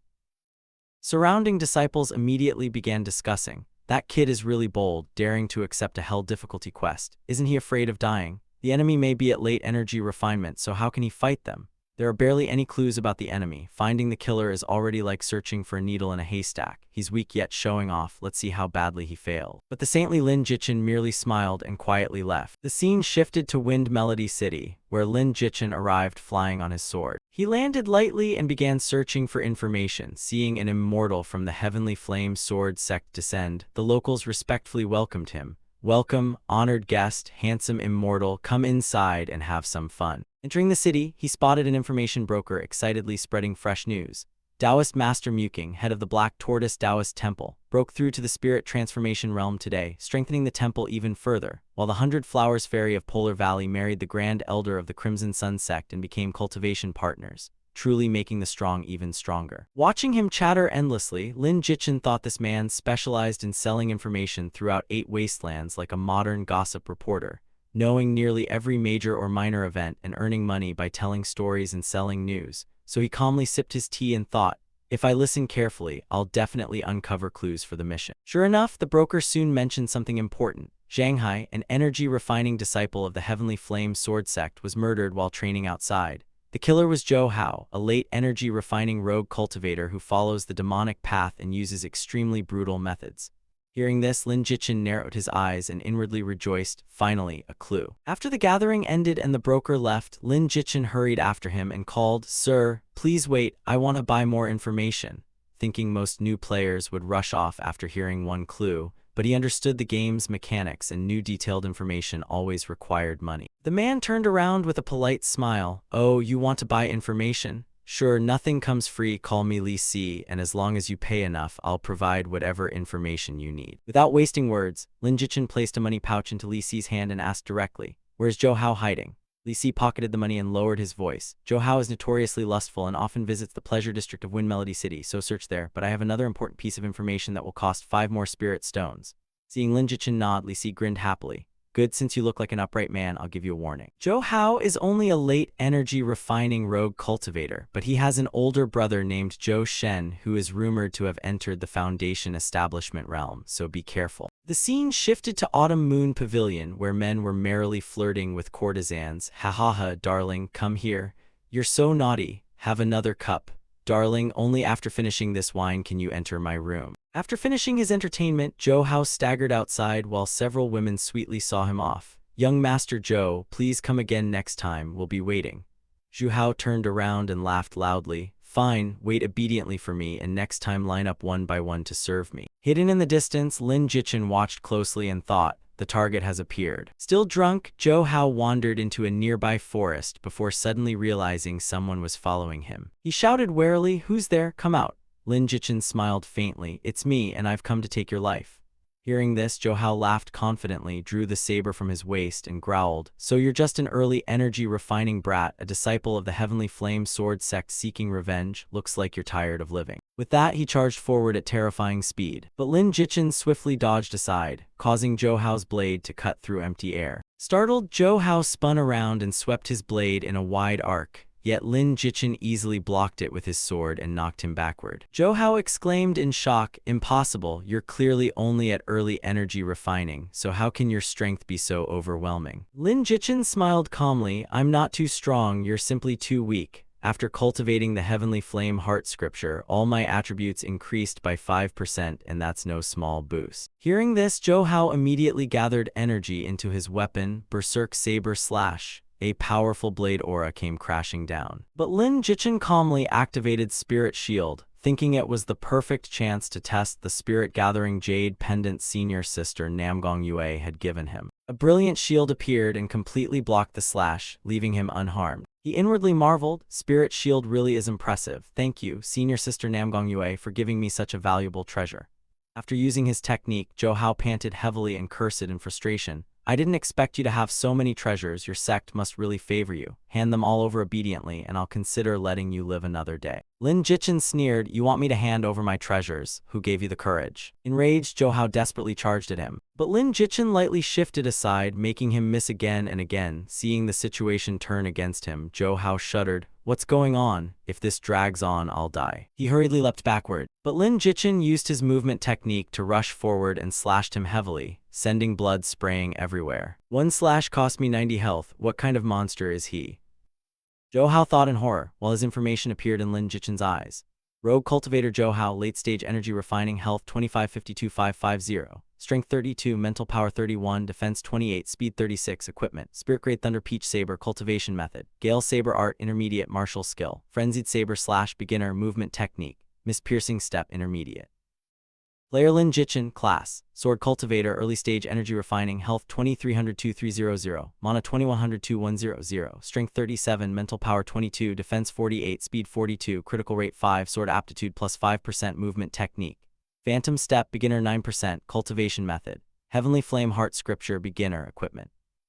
Spirit Grade Sword Sect Robe, Spirit Grade Crimson Cloud Sword, Spirit Grade Energy Gathering Jade Pendant, Spirit Grade Storage Ring. Due to different attribute allocations, Lin Jichin's overall stats completely surpassed Zhou Hao's despite their realm gap, making him think, "No wonder he can't beat me. Late Stage Energy Refining is nothing special, while I'm only at the early stage yet several times stronger." Zhou Hao barely endured a few more exchanges before being sent flying, groaning in pain. Lin Jichin pointed his sword at him and sternly demanded, "You sickly chicken, hand over the heavenly flame sword sect's secret technique," making Zhou Hao tremble all over and beg, "Senior, I was foolish. I was wrong. I surrender. I'll return everything to you now." Before he could hand anything over, a chilling wave of killing intent suddenly tore through the air. Lin Jichin reacted sharply and leaned aside to dodge, while the blade light nearly struck Zhou Hao as well. Zhou Hao flinched, but upon recognizing the newcomer, he shouted, "Brother, you're here. Hurry and save me, I nearly died." He then arrogantly turned toward Lin Jichin. "Brat, you're truly unlucky to run into my big brother. I'll repay every sword wound you gave me 100-fold. Looking at the newcomer, Lin Jichin immediately guessed, this must be Zhou Shen, Zhou Hao's brother, an early-stage foundation establishment cultivator. He's much stronger than me. Zhou Shen silently approached with his hands behind his back and shook his head. "I told you not to wander away from the mountain, but you refused to listen. If I hadn't sensed the killing intent and arrived in time, you'd probably be dead," making Zhou Hao plead. "I know I was wrong. I won't disobey you again, but you must avenge me. That guy injured me badly." Zhou Shen stared at Lin Jichin contemptuously. "A sword sect disciple? Hand over your spirit shield and all your treasures, and I'll let you die with your corpse intact. Otherwise, don't blame me for being ruthless." While Lin Jichin merely smirked and lightly scratched his hand as if preparing something. Behind him, Zhou Hao rummaged through his bag and muttered, "Brother, wait for me to take a recovery pill, then I'll help you." Before he finished speaking, a vicious sword thrust pierced straight through his throat, dealing 300 critical damage. Zhou Hao only managed 2 painful groans as he desperately clutched his throat, while Zhou Shen stood stunned and could only watch his brother panic and cry for help. "Brother, save me, big brother." Seeing his brother die before his eyes, Zhou Shen gritted his teeth and roared, "You!" While Lin Jichin glanced at him coldly. "Little brother, your mistake was that villains usually die from talking too much. Besides, my goal from the start was to kill both of you and take your loot." He raised his sword straight at Zhou Shen, his eyes cold and his smile filled with killing intent. "Now it's your turn, Zhou Shen." Seeing Lin Jichin act so arrogantly, Zhou Shen could no longer contain his rage and instantly charged forward, swinging his saber down fiercely. Even Lin Jichin was startled as the blade grazed his side and cost him 220 health, making sweat cover his forehead as he thought, "Trouble, this guy is far stronger than Zhou Hao." Deciding to counterattack, Lin Jichin swung his sword forcefully and knocked Zhou Shen backward. Zhou Shen's information appeared before him. Rogue Cultivator Zhou Shen, Class, Saber Cultivator, Early Stage Foundation Establishment, Health 50, 300, 5300, Strength 70, Mental Power 40, Defense 55, Speed 50, Critical Rate 61, Saber Art, Crescent Saber Art, Intermediate Movement Technique, Shadow Clone Step, Intermediate Martial Skill, Soul Severing / Intermediate Spiritual Skill, Soul Pursuit, Beginner Equipment.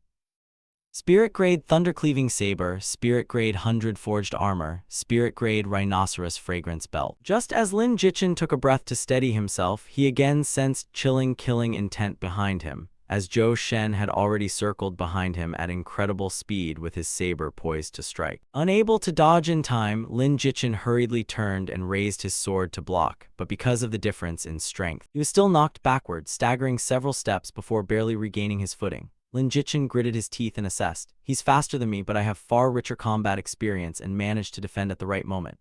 While Zhou Shen glared furiously at him, "I'm a mighty foundation establishment expert, yet I can't defeat an early-stage energy refining cultivator. What a humiliation." Enraged by the thought, he roared and immediately swung his saber, unleashing soul-severing slash straight at Lin Jichin. Lin Jichin struggled to raise his sword and block, but this strike was even stronger, costing him 300 health. Panting, he thought, "Too bad the spirit shield hasn't recovered and needs another 10 minutes, but Phantom Step is almost off cooldown, so I'll use it to stall him first." Without hesitation, Lin Jichin activated his movement technique, darting around and creating countless afterimages that confused Zhou Shen's vision.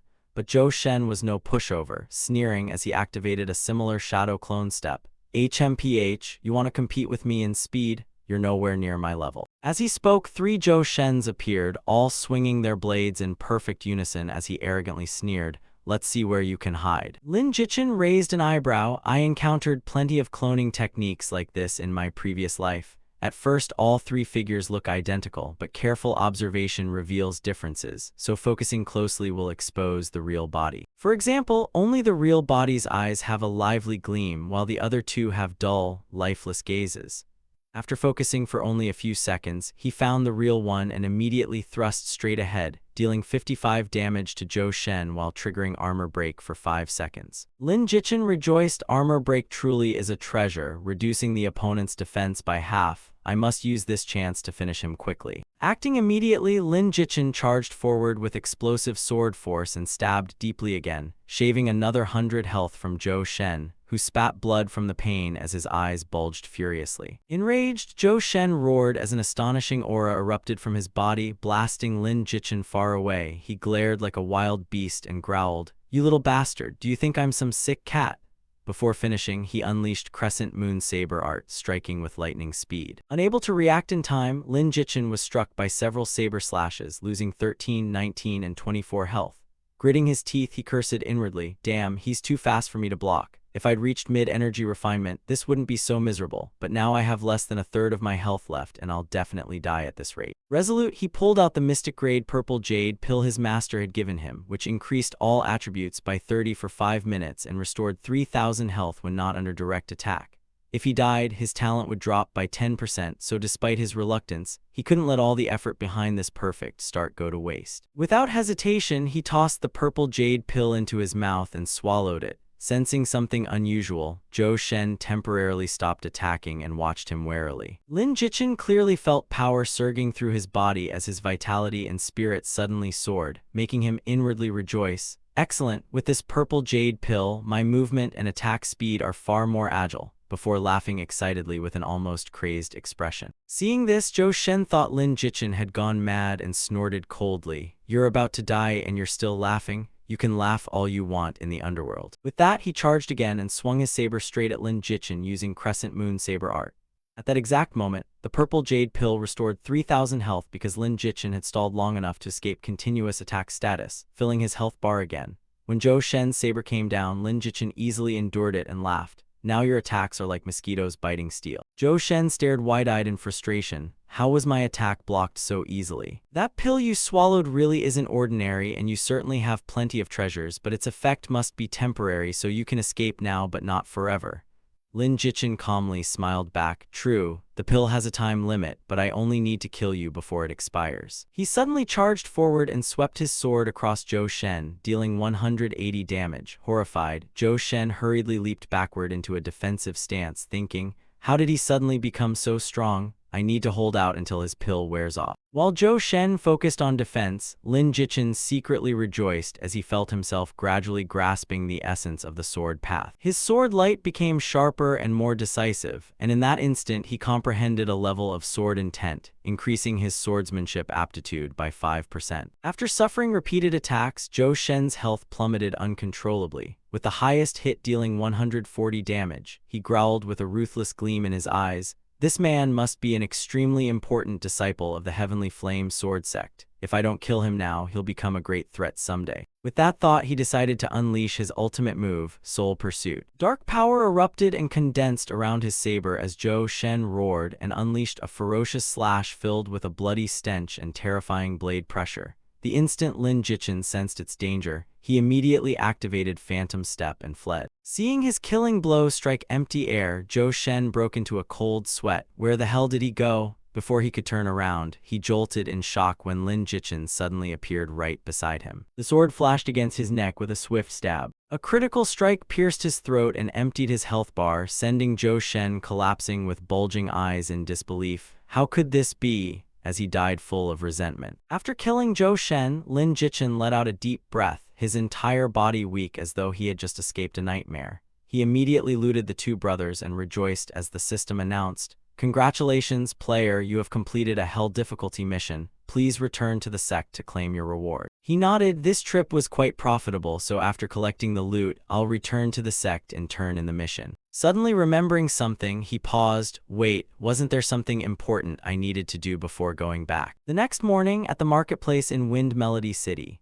Lin Jichin leisurely strolled through the streets, thinking, "This was my first official sect mission, so I should buy Master a gift to show my gratitude. Respecting one's master is always right, and a gift will surely raise Master's favorability, but what should I buy?" Walking past the shops, he stopped before a jade store and had an idea. The ancients said no woman dislikes jewelry, so buying Master a jade hairpin should work. After making his preparations, Lin Jichin returned to the Heavenly Flame Sword Sect and went straight to the mission counter, respectfully presenting the proof item and saying, "I've come to turn in my mission." The woman in charge stared wide-eyed. "Young man, you're incredible. You've already completed a hell difficulty mission." The surrounding disciples immediately erupted in astonishment. "Good heavens, how is that possible? Hell difficulty missions normally require at least late energy refining to even attempt. Is that scroll the mission reward? Unbelievable." After carefully checking everything, the woman confirmed his completion and smiled brightly, praising him. "As expected of an elite inner hall disciple, your future is limitless. I wish you great success on your martial path. Here is your reward for this mission, 100 low-grade spirit stones. Please accept them." Seeing the heavy pouch she handed over, even Lin Jichin marveled. "That's a lot," while the surrounding disciples shouted excitedly, 100 low-grade spirit stones. I've worked forever and only earned a few dozen. Look at his contribution token. He has 100 contribution points. I'd need tons of missions to earn that much." Unable to restrain themselves, several people crowded around Lin Jichin like he was a living idol. "Brother, you're amazing. You actually cleared a hell difficulty mission. What's your cultivation now? You accept disciples. Hey, have you joined a guild yet? If not, join our Azure Wolf Guild. Handsome, take me with you. I'll do anything if you bring me along." Lin Jichin hurriedly cupped his hands and replied, "Thank you all for your kindness, but I have urgent business, so I'll take my leave." He quickly turned and left, but the crowd followed while shouting, "Handsome, let me come with you. Join our guild and you'll be the boss." Overwhelmed by their noisy enthusiasm, he yelled, "I'm running for my life here. Stop following me." Fortunately, upon reaching the intersect area, two disciples immediately blocked the crowd and sternly shouted, "Do not disturb intersect disciples, and do not disturb Master's direct disciple." The curious crowd stared even wider in shock. "What? He's already an intersect disciple. He's truly a top expert. Great Master, let me follow you." Lin Jichin finally escaped and reached Leng Feiyan's residence. He bowed respectfully and said, "Master, your disciple has returned from the mission." Seeing her disciple, Leng Feiyan frowned slightly and asked sternly, "I heard you just completed a hell difficulty mission, is that true?" "I only told you to choose a hard difficulty mission, so why did you dare accept a hell difficulty one? If you had failed, you would have died and our sword sect would have lost a great genius. Do you understand how important you are?" Hearing his master's reprimand, Lin Jichin lowered his eyes slightly, cupped his hands, and replied, "Your disciple knows his mistake. Master's lesson is correct." Leng Feiyan gently waved her hand and softened her tone. "Forget it. What cultivation level was your opponent this time?" Lin Jichin explained. "At first, your disciple thought the enemy was only at the energy refining realm, but unexpectedly he had an older brother who was a foundation establishment cultivator." Hearing this, she frowned and asked, "You were nearly doomed yet still killed a foundation establishment cultivator with your own strength?" Lin Jichin quickly shook his head and sincerely replied, "How could I lie? It was mainly thanks to the pill Master gave me, otherwise I would have died this time." Making Leng Feiyan sigh in relief and warn, "The gap between major realms is enormous, so you must be truly cautious from now on and never act recklessly. You're currently the sect's most talented disciple, understand?" She suddenly waved her hand and tossed him a talisman, saying coldly, "Take it. Only use it when your life is truly at stake and never abuse it, understood?" While secretly thinking, "I never expected this boy's combat talent to be so exceptional, truly a genius rarely seen in centuries or even millennia." Lin Jichin caught the talisman as the system displayed its information. Primordial Spirit Talisman, sealed with a trace of Leng Feiyan's primordial spirit, usable once and cannot be activated while under direct attack, he exclaimed excitedly. "Thank you, Master," while thinking, "With the sect leader backing me, what do I have to fear? Haha, I must cling tightly to this golden support." She then took out 2 more pills. "This is the supreme grade energy condensation pill I promised you, and since you dared accept and complete a hell-level mission, I'll give you another energy condensation pill as well. May you break through smoothly." Lin Jichin happily cupped his hands. "Thank you for your favor, Master. I won't disappoint you." While Leng Feiyan nodded and instructed, "What you lack now is swordsmanship. The sect's scripture pavilion has plenty, so go exchange for one and learn it yourself." Seeing her about to leave, Lin Jichin hurriedly searched his bag and timidly said, "Master, wait, I want to give you a small gift. I couldn't afford a precious pearl or spirit hairpin, so I only bought an ordinary hairpin. Do you like it?"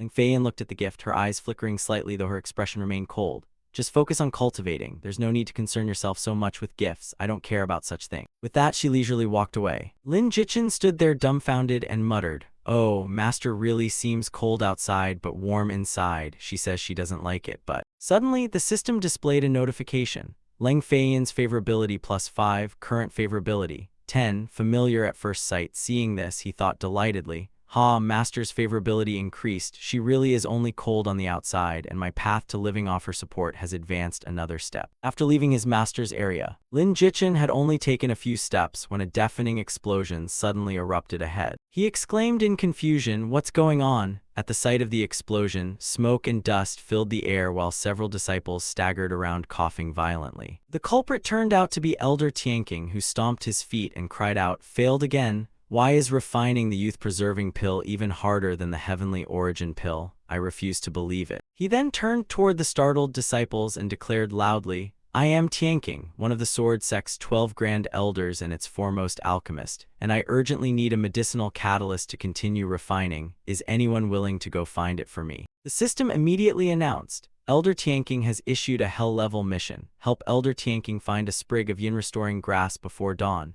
Yin-restoring grass is an essential catalyst for refining the youth-preserving pill and is extremely rare, appearing only on the medicinal spirit eagle, which hides within Azure Wolf Medicine Valley."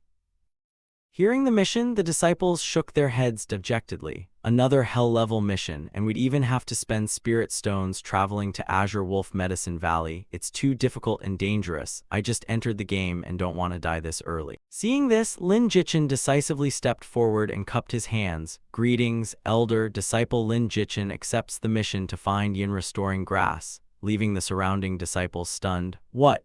Someone actually dared accept this mission without hesitation. Elder Tianqing stroked his beard and laughed heartily. "Oh, aren't you the final disciple that girl Leng just accepted? Not bad." Lin Jichin was equally delighted, thinking this old man was the sword sect's greatest alchemy grandmaster, so earning his favor would bring countless benefits. After accepting the mission, he immediately headed toward Azure Wolf Medicine Valley, but by the time he arrived, night had fallen, forcing him to search through the darkness with a lantern. As he searched, he reasoned, "From my previous life's experience, medicinal spirit monsters like this usually hide where medicinal herbs grow densely, so it should be somewhere nearby." After walking for a while, he spotted a group in the distance struggling against a boss amid frantic shouts to hold on, making Lin Jichin nod. As expected, they found the medicinal spirit eagle first. "I'll watch for now and wait for an opportunity." From afar, he watched several girls get battered and sent flying by the boss's wings, leaving them in a miserable state. He chuckled.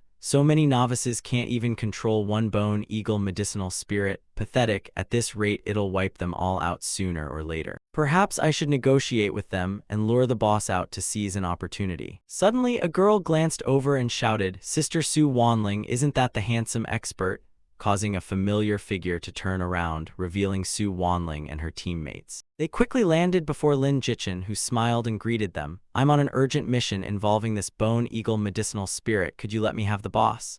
While thinking, "This is Su Wanling's guild, and since we're acquainted, negotiating should be easier."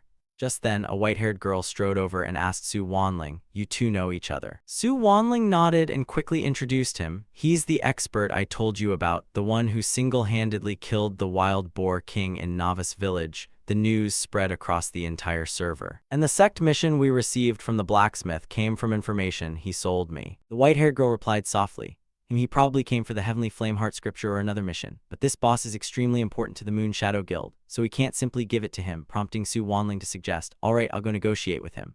Approaching Lin Jichin, Su Wanling apologized. "Expert Lin, sorry, but this bone eagle is our guild leader's quest target, so we must subdue it. Could you wait until tomorrow for it to respawn?" Lin Jichin shrugged and smiled faintly. "Well, just as I expected, you won't give it up, but judging by how you're fighting it, I doubt I'll need to wait for it to respawn." He glanced at the boss, which still had about 50% health, when it suddenly spread its wings and unleashed a strange skill, filling the area with thick mist. The girls were immediately thrown into chaos, screaming, "Ah, ouch, that hurts." Before they could react, 3 female members were blasted away, their health instantly emptied for 999 damage as they screamed, "Save me." Lin Jichin cleared his throat and warned Su Wanling and another girl. When the bone eagle reaches about 50% health, it releases pollen that causes dizziness, reduces stamina, and increases cooldowns, so be careful. Good luck."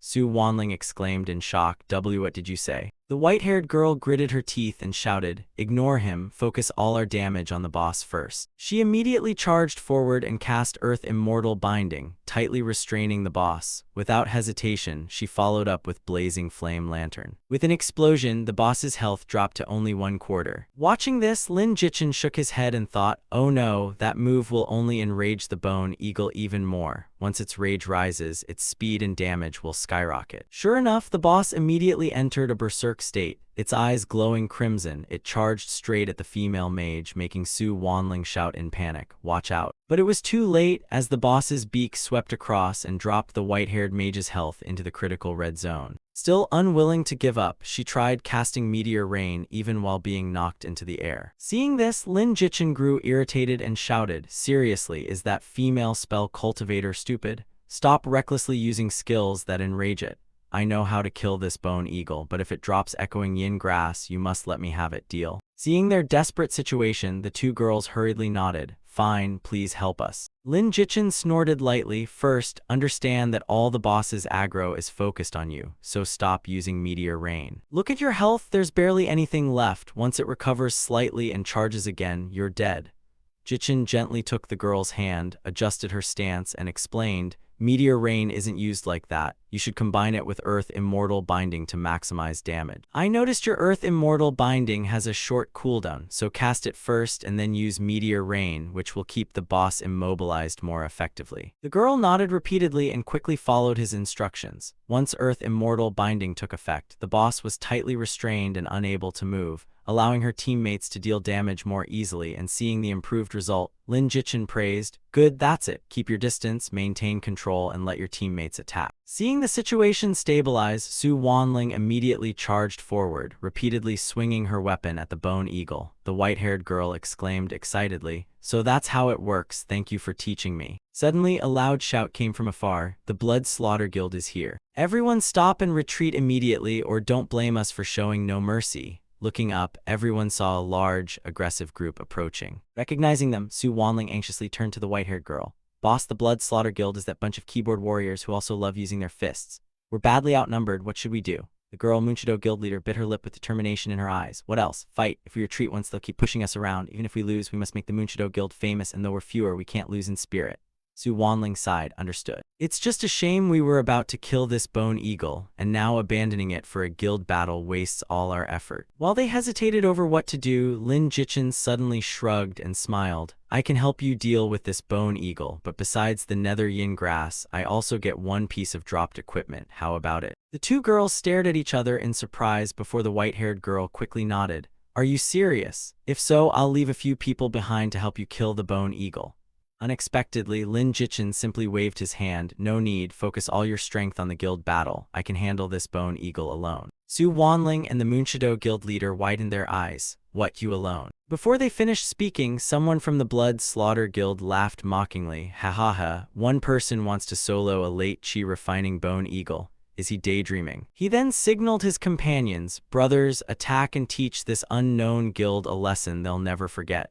Munchido Guild refused to back down and immediately rushed forward to stop them. Both sides instantly plunged into chaotic battle, shaking the area as dust billowed and vegetation flattened. The Blood Slaughter members laughed and mocked. "Wing Valley is a place to test true skill, yet you pampered little ladies dare come here. Every one of you can drop dead." Several Munchido members were repeatedly attacked, their numbers rapidly dwindling as they became surrounded. The Blood Slaughter leader clicked his tongue smugly. "Heh, a bunch of girls daring to cause trouble here. Wouldn't it be better to stay in Beginner Village and level up? But never mind, I'll send you back to Beginner Village right now." He sneered and declared, "This is what happens when you offend our Blood Slaughter Guild, and today's just a small lesson to show insignificant guilds like yours where you stand. The game has only been open a few days and I've already wiped out an entire guild. What could be more impressive? We'll collect that boss afterward too, isn't this perfect?" While boasting, someone suddenly pointed skyward in panic. "Boss, the announcement board says someone just scored the first boss kill."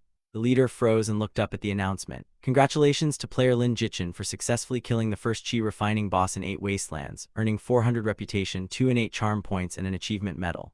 Everyone cried out, "What? The bone eagle is dead." Turning around, they saw Lin Jichin calmly finishing up and dusting off his hands. "Ladies of the Moonshadow Guild, I've dealt with the bone eagle. Come over and check the dropped equipment." The Blood Slaughter Guild was still stunned when its leader roared furiously, "You dare steal our boss? This brat is asking to die. If he can solo a boss this early, imagine how terrifying he'll become later. Kill him and steal all his equipment to stop his growth, and whoever takes him down will be heavily rewarded." Hearing this, a man rushed forward and thumped his chest. "In real life, I'm a UFC fighter, and this punch carries the force of 20 years of training," he shouted. "Take this." The early chi refining body cultivator Feng Shuang charged forward with a powerful punch, but Lin Jichin casually sidestepped and muttered, "You wanna punch me? Let's see how good you really are." The UFC fighter was stunned when his attack was effortlessly dodged. Before he could stop his momentum, Lin Jichin slashed directly across his heart, dealing 545 damage and making him cry out in pain. Lin Jichin thought, "In my previous life, even as a spell cultivator, I survived countless ambushes, so what can this pathetic fist technique do to me?" Feng Shuang was dumbfounded. How are his reactions so fast? Impossible. Before he could recover, Lin Jichin immediately seized the advantage. Another sword strike landed directly on his neck, dealing a critical 455 damage and killing him instantly. Feng Shuang collapsed on the spot. The Blood Slaughter members turned pale. "Impossible. How is this kid's damage so high without even using a skill? Is he hacking? But this game can't be hacked." While they were still frozen, Lin Jichin picked up the storage pouch dropped by Feng Shuang. Raising his head, he warned, "I don't like trouble, but that doesn't mean I'm afraid. I have no interest in your guild conflict, but if you dare provoke me, watch yourselves." The Blood Slaughter members snarled, "This brat talks big. The four of us will attack together. He's only at mid-chi refining. What is there to fear?" Lin Jichin shook his head helplessly, truly hopeless. But as he flashed past them, sword lights streaked through the air like chopping vegetables, each strike instantly killing one of the four before they could even scream. Lin Jichin coldly looked at the survivors and flicked his sword tip. "Anyone else want to try?" The Blood Slaughter leader turned pale with fear and shouted, "Retreat! Fall back for now. Sooner or later we'll make him pay," and his men fled in droves. The Moon Shadow Guild leader sighed in relief, walked over and bowed gratefully. "Expert Lin, thank you so much. Without you we'd have been finished." While Lin Jichin waved and smiled, "No need to thank me, it was nothing. I also promised to help you kill the bone eagle, and that's done. Here's the equipment it dropped." Sure enough, all kinds of treasures were scattered beneath their feet, with the yin-restoring grass standing out most. He continued, "As agreed, the yin-restoring grass is mine, and I'll choose one more dropped item. That shouldn't be a problem, right?" The two girls stared at the pile of treasures and whispered in astonishment, "My god, 6 items dropped. What kind of insane drop rate is this? We've never seen a boss drop so much loot before." The guild leader glanced at Lin Jichin and politely said, "Mr. Lin, you basically defeated the boss yourself while we barely contributed, so all these items should rightfully belong to you." But Lin Jichin waved dismissively. "Don't do that, you fought it first, so taking the entire boss would be unfair. One extra item is enough for me." With that, he turned around and prepared to leave. Just then, the two women discussed something before Su Wanling suddenly opened the system panel and performed several actions. Lin Jichin's interface displayed, "Account ending in 7758 belonging to Su Wanling has transferred 5 million yuan to your account. Current balance, 5,207,820.35 yuan, leaving him frozen for several seconds as he muttered, 5 million without even blinking. This girl is unbelievably rich. At that moment, the guild leader approached and extended her hand with calm sincerity. "Expert, please wait. Let me introduce myself. I'm Jiang Loyu, guild leader of the Moon Shadow Guild." Lin Jichin shook her hand and nodded. "I'm independent player Lin Jichin." Then a strange thought suddenly crossed his mind. Jiang Loyu, that name sounds familiar. Where have I heard it before? Lin Jichin suddenly remembered. Jiang Loyu, now I remember. In my previous life, she ranked second among the greatest spell cultivators, just behind me, but more importantly, Jiang Loyu is the daughter of the richest man in Shanghai City. No wonder she spends money so freely. I should take advantage of this wealthy connection. Finishing that thought, Lin Jichin suddenly leaned forward and unconsciously touched Jiang Loyu's hand as though trying to feel the scent of money. Seeing this, Su Wanling coughed repeatedly and gave him a meaningful look. "Ahem, Expert Lin, are you done? Don't openly take advantage of her like that," making Lin Jichin blush and quickly withdraw his hand, scratching his head. "I was just lost in thought. I didn't mean anything by it." Su Wanling felt both embarrassed and annoyed as she secretly frowned. Only a ghost would believe that. He always ignored me before, so I thought he was focused on his career, but apparently I'm just not his type. Could it be that he thinks I'm not pretty enough? To dispel the awkward atmosphere, Lin Jichin quickly turned around and waved. If there's nothing else, I'll take my leave. We'll meet again if fate allows. Zhang Luoyu gently turned toward Su Wanling and smiled. That friend of yours seems like a good person. But Su Wanling cleared her throat and retorted, good. Zhang Luoyu, he just took advantage of you right in front of everyone. He's definitely plotting something. You can tell just from his behavior, she added, then bit her lip and secretly observed Zhang Luoyu's expression, thinking, why does she look a little flustered? Could Zhang Luoyu also be interested in expert Lin? Zhang Luoyu replied somewhat shyly, all right, stop talking about that, let's leave too, and by the way, reward every member who participated in today's guild battle with 50,000 yuan as a celebration. While in the distance, a girl had quietly watched everything unfold. Seeing everything settle down, she sighed in relief, and she was none other than Liu Xiaozi, a famous female streamer with an enormous audience. Liu Xiaozi strode into an open area, smiling as she started her livestream and shouted, hello everyone. In today's livestream, Liu Xiaozi brings you an exciting guild battle packed with juicy drama, while viewers flooded her with virtual gifts and enthusiastic comments. Some viewers asked about the person who had just killed the boss, while others recognized him as the expert who had recently caused a sensation. Liu Xiaozi nodded admiringly. That's right, expert Lin single-handedly and cleanly defeated a late-stage energy refining boss. His strength is truly impressive, and even better, he's incredibly handsome. Therefore, I, Liu Xiaozi, declare Lin Jichin the #1 expert of 8 wastelands in my heart, and from now on, he's my idol and my dream man. Viewers erupted, with jealous users accusing Lin Jichin of cheating. Xiaozi, you've been fooled. Lin Jichin is definitely hacking. Yeah, something's clearly wrong, guys. He must be cheating. Xiaozi, you've already fallen for him. Liu Xiaozi, are you scamming us out of our money now? Fraud, give it back. How could Liu Xiaozi's dream man be someone like him? I'm way more handsome. Meanwhile, another young man watching the livestream slammed his table and roared, damn it. He dared attack members of my guild, steal our boss, and even gain all this fame from it. He ground his teeth furiously. Just wait until I meet you in the game again. I'll tear you apart, Lin Jichin. With that, he swept his hand aside, knocking over a nearby vase and smashing it to pieces.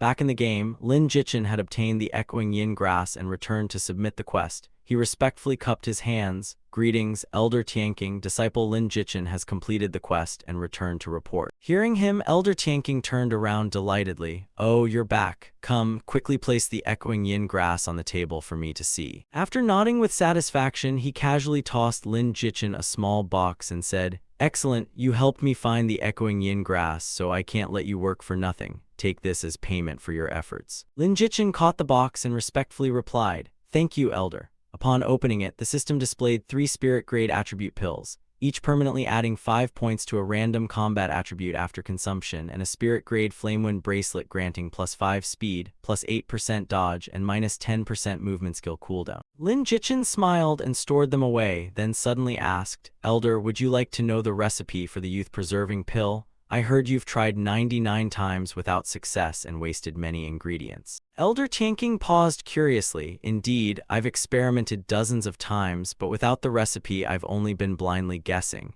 Do you know how to refine the youth-preserving pill? Lin Jichin pretended to ponder and coughed lightly. I once happened upon an ancient text mentioning 3 measures of powdered stone, 2 strands of wild phoenix feathers, 6 medicinal stamens, and 3 sprigs of echoing yin grass combined in a certain sequence, which seemed quite feasible. Elder Tianqing stared wide-eyed. What? You encountered such a fortunate opportunity. Good, let me try it. Stand beside me and watch so you can correct me if I make a mistake. Lin Jichin nodded, no problem. After a busy session at the pill furnace, 2 beams of light suddenly burst through its lid and shot skyward, making Elder Tianqing exclaim joyfully, I succeeded. Opening the furnace, he proudly took out a pill and beamed at Lin Jichin. You've helped me greatly, so I'll give you a youth-preserving pill. The system displayed, Grand Elder Tianqing's favor +20, current favor 20. In Lin Jichin's hand was an Earth-grade youth-preserving pill that permanently granted +5 innate charm and +5% favor with opposite-sex NPCs, while gifting it to an opposite-sex NPC could randomly increase favor by 120 points. He rejoiced inwardly, never expecting Tianqing to be so generous, as such pills were extremely rare and required a 9th-rank Grandmaster alchemist like him even with the recipe. Lin Jichin respectfully thanked him. Thank you, Elder, this disciple will take his leave. He thought, I should quickly give this youth-preserving pill to Master. The higher her favor becomes, the greater the benefits. Just as he turned to leave, Elder Tianqing suddenly called, Wait, Lin Jichin. He stopped and asked, Does Elder have further instructions? Stroking his beard, the Elder smiled. Do you like alchemy? I want to accept you as my disciple and teach you everything I know. Are you willing? The system announced. Fortuitous opportunity triggered. Grand Elder Tianqing wishes to accept you as his disciple. Accept or decline. Lin Jichin was surprised and thought, Elder Tianqing wants me as his disciple. That's obviously great, but at that moment, a familiar woman's sharp voice suddenly rang out. Uncle Tianqing, are you trying to steal my only disciple? Before Leng Feiyin herself appeared, her voluptuous figure came into view as her graceful silhouette approached. Leng Feiyin appeared with the bearing of an immortal maiden and calmly floated over. Lin Jichin trembled slightly. Master, why are you here? Please don't misunderstand. I never intended to take Elder Tianqing as my master. Elder Tianqing also panicked and scratched his head, explaining, Sect Master, you've misunderstood. I wasn't trying to steal your disciple. Your disciple simply has talent for alchemy, so I wanted to guide him.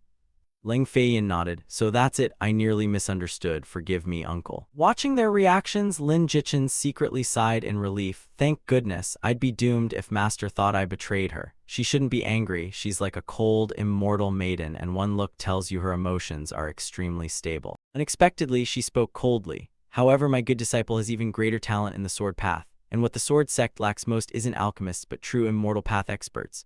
Uncle Tianqing needn't worry. Once his cultivation is higher, I'll let him take you as another master. She then glanced sideways at Lin Jichin as if silently warning him, when that time comes, I'll allow him to learn from you, but not yet. Lin Jichin broke into a cold sweat, thinking, oh no, Master is staring at me so coldly, she must be angry. I wonder if she'll even let me learn alchemy later. Elder Tianqing laughed. Good, then it's settled. I'll return to refining pills now so you master and disciple can carry on. With that, he waved and left, leaving only Leng Feiyin and Lin Jichin in the courtyard. She slowly turned away and said coldly, return to the Sword Palace with me. I have something to discuss with you. Hearing the displeasure in her voice, Lin Jichin broke into a sweat and respectfully bowed, thinking with a sigh, that tone means a storm is probably coming. Master is definitely going to settle accounts with me. Back at the Sword Palace, Leng Feiyin rested her chin on her hand and narrowed her eyes at Lin Jichin. It seems you're not very satisfied with your master. Perhaps I should dissolve our master-disciple relationship and let you find a better master. A cold smile lingered on her lips, making his heart skip. Lin Jichin broke into a cold sweat and inwardly cried, Master really misunderstood. He immediately knelt and pleaded, Master, please never dissolve our master-disciple relationship, or how could I face anyone in the sword sect? Please calm down, I truly know my mistake. Leng Feiyin remained indifferent and merely asked, what did you do wrong? I never said you were wrong. He bowed deeply and replied remorsefully, I was wrong for not focusing on cultivation as you instructed and wasting time helping Elder Tianqing refine pills, betraying all the expectations you placed on me. Leng Feiyin's expression gradually relaxed, her coldness fading as her mood seemed to soften. Seeing this, Lin Jichin felt encouraged, thinking Master's expression had softened and half her resentment was probably gone, so he had to keep trying. He immediately cupped his hands solemnly and said sincerely, Master, you are the best master under heaven, a peerless expert with heaven-reaching cultivation, invincible throughout the world, and your beauty outshines flowers and moonlight while your presence is unmatched. With such a perfect master, why would your disciple ever seek someone else? Master has truly misunderstood my loyalty. Suddenly, the system displayed Leng Feiyin's favorability toward you +5, current total, 15. Lin Jichin's heart blossomed with joy. Haha, favorability increased again. Master really is soft-hearted, so I don't need to worry about our master-disciple relationship being severed. Leng Feiyin gently waved her hand, her tone much softer now. Since you understand your mistake, I won't hold it against you this time. Lin Jichin hurriedly rejoiced. Thank you, Master, for your generous forgiveness. Your disciple promises never to act so recklessly again. Seizing the opportunity, he took out a carefully wrapped box and smiled brightly. Oh right, this is a gift your disciple prepared for Master, and also my sincere apology. She raised her brows in surprise and lightly touched the box. A youth-preserving pill? Where did you get such a rare pill? He quickly explained. Your disciple helped Elder Tianqing refine 2 youth-preserving pills, and he gave me one, so I wanted to offer it to Master. Hearing this, Leng Feiyin lifted her chin and pretended indifference. I see this pill is extremely precious, so you needn't give it to me. Keep it for yourself. Lin Jichin nearly groaned inwardly. Good heavens, she's this proud. What am I supposed to do if she refuses it? But he immediately pressed the box into her hand. With a stubborn expression, he said, Master, I specifically asked Elder Tianqing for this youth-preserving pill to give to you. In fact, I wanted to learn alchemy from the elder so that someday I could personally refine youth-preserving pills and give Master one every day to eat like meals. The moment he finished, Leng Feiyin suddenly laughed, lightly covering her mouth with a rare, playful expression. Seeing that breathtaking smile, Lin Jichen's mind nearly exploded with joy. How am I supposed to endure Master smiling like that? After enjoying the moment, he became serious and said, Master, although your appearance has no need for a youth-preserving pill, this is your disciple's heartfelt gift, so please accept it and put my mind at ease. Leng Feiyin glanced at him and nodded. Very well, I will accept this pill. The system immediately displayed Leng Feiyin's favorability plus 20, current total, 35, relationship, constant companionship. She stood up and gently stroked the pill box. Since that's the case, I can't accept your gift without giving something back. I remember a secret martial art in the scripture pavilion that suits you well, so I'll personally retrieve it for you. Lin Jichen rejoiced, realizing higher favorability truly brought greater benefits. Giving her the youth-preserving pill had indeed been a wise move, and she beckoned, Follow me. Yes, Master. As he followed behind, his eyes accidentally landed on the hairpin in her hair and warmth filled his heart. Isn't that the hairpin I bought her the other day? Master, when did you secretly start wearing it? The scene shifted to a quiet room where Lin Jichen sat cross-legged in meditation as system notifications continuously appeared. Heavenly Flame Heart Scripture, beginner 22%. Phantom Step, beginner 22%. Miss Piercing Leap, beginner 11%. Crescent Moon Slash, beginner 11%. Phoenix Dance, beginner 0%. You have comprehended the Mystic Grade Martial Skill Phoenix Dance. His status panel then displayed Sword Aptitude plus 10% and Alchemy Aptitude plus 50%, while his equipment included a Spirit Grade Sword Sect Robe, Crimson Cloud Sword, Spirit Gathering Jade Pendant, Storage Ring, Cloud Treading Boots, Spirit Scented Waist Belt, 100 Refinement Ring, and Fire Sealing Bracelet. He tightened his grip on the sword and swung it to test Phoenix Dance, clearly feeling a surging wave of power erupt. Unable to hide his astonishment, he exclaimed, This martial skill is terrifyingly powerful. It not only deals twice the area damage of Crescent Moon Slash but can also interrupt an opponent's technique and apply a disabling effect. Auctioning this could probably buy an apartment in a second-tier city. While he was calculating, a clear voice suddenly called from outside, Junior brother, are you in there? He stepped outside, immediately recognized Namgong Yue, and asked, Senior sister, it's already so late, what do you need me for? She looked slightly embarrassed before forcing a smile. Actually, I really need Junior brother's help. The Sword Sect has a rule that every disciple must complete at least 3 missions at each major realm. But I don't think I've completed even one, and I'm about to break through, so if I don't finish them soon, the sect will punish me. Lin Jichen widened his eyes in surprise. Then why didn't Senior Sister do them earlier? Namgong Yue awkwardly explained, those romance novels were just too captivating. I got completely absorbed reading them and forgot all about my missions. There's only one remaining mission I can take, but it requires 2 people working together, so I need a teammate. Could Junior brother help me? He remembered the favor he owed her, since this senior sister had generously given him a spirit-grade jade pendant on his first day and always treated him kindly. So he smiled and nodded. Of course, I'd be happy to help Senior Sister. Namgong Yue beamed happily, tightly held his hand, and said warmly, Junior brother, you're so good to me, don't worry, I'll definitely keep you safe and won't let you suffer even the slightest injury. The system reported Namgong Yue's favorability plus 10, current favorability 25. The two ride together and trigger an opportunity to help Namgong Yue complete her mission by traveling to the village of Forgotten Sorrows to eliminate demons. The scene shifted to the village of Forgotten Sorrows. At this moment, Lin Jichen and Namgong Yue had just landed. She explained this village has been overrun by evil spirits. Nearly all the residents have become food for these monsters, and a demonic cultivator is very likely behind this. The sect requires us not only to eliminate the evil spirits, but also uncover the truth and report back. And he nodded. Understood, so this is the place. In the future it'll become the entrance to the Blood Infant Secret Realm dungeon for the Crystal Formation Realm, and I farmed here countless times in my previous life.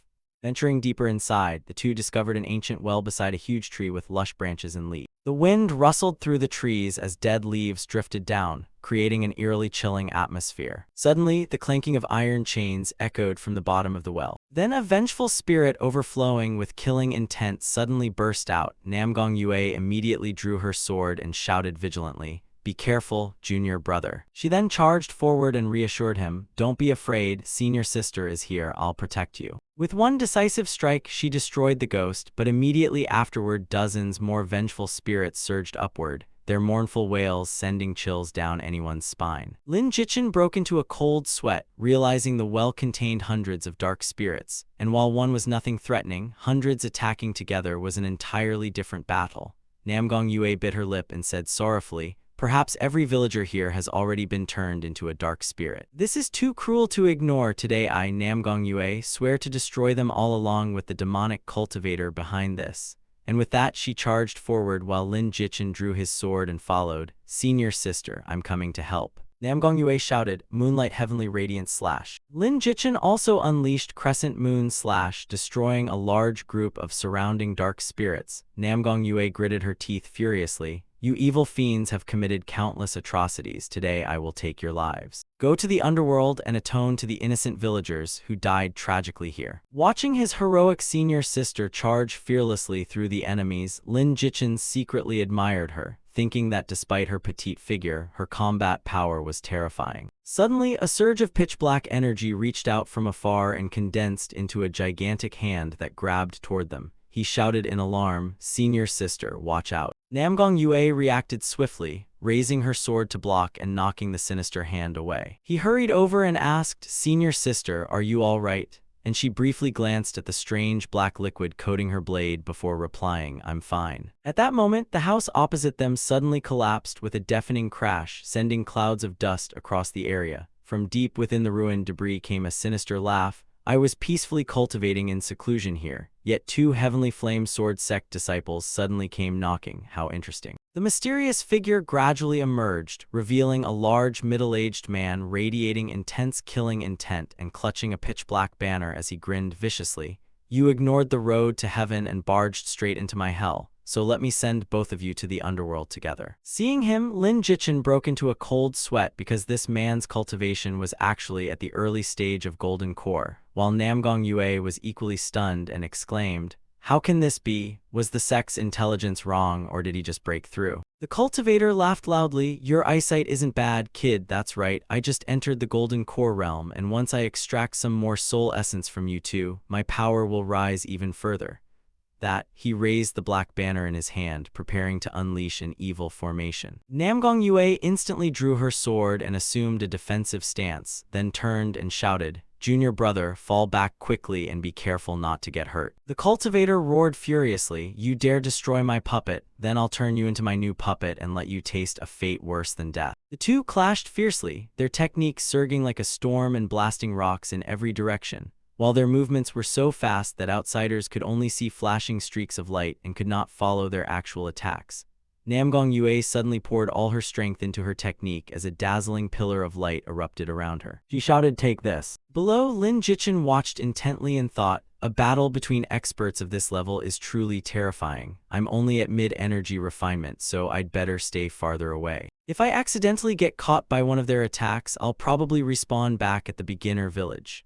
After fighting for a while longer, the demonic cultivator frowned at Namgong Yue and cursed inwardly, "This girl is truly formidable. At this rate, I'll have to use the demon infant." With that thought, he quickly pulled out a strange gourd and hurled it hard onto the ground. Seeing this, Namgong Yue turned pale and immediately worried about her junior brother. "He's going to summon the demon infant. Junior brother, be careful." The moment the gourd hit the ground, thick mysterious smoke erupted and obscured everyone's vision. From the smoke emerged a huge blood demon infant, roaring deafeningly as the system displayed.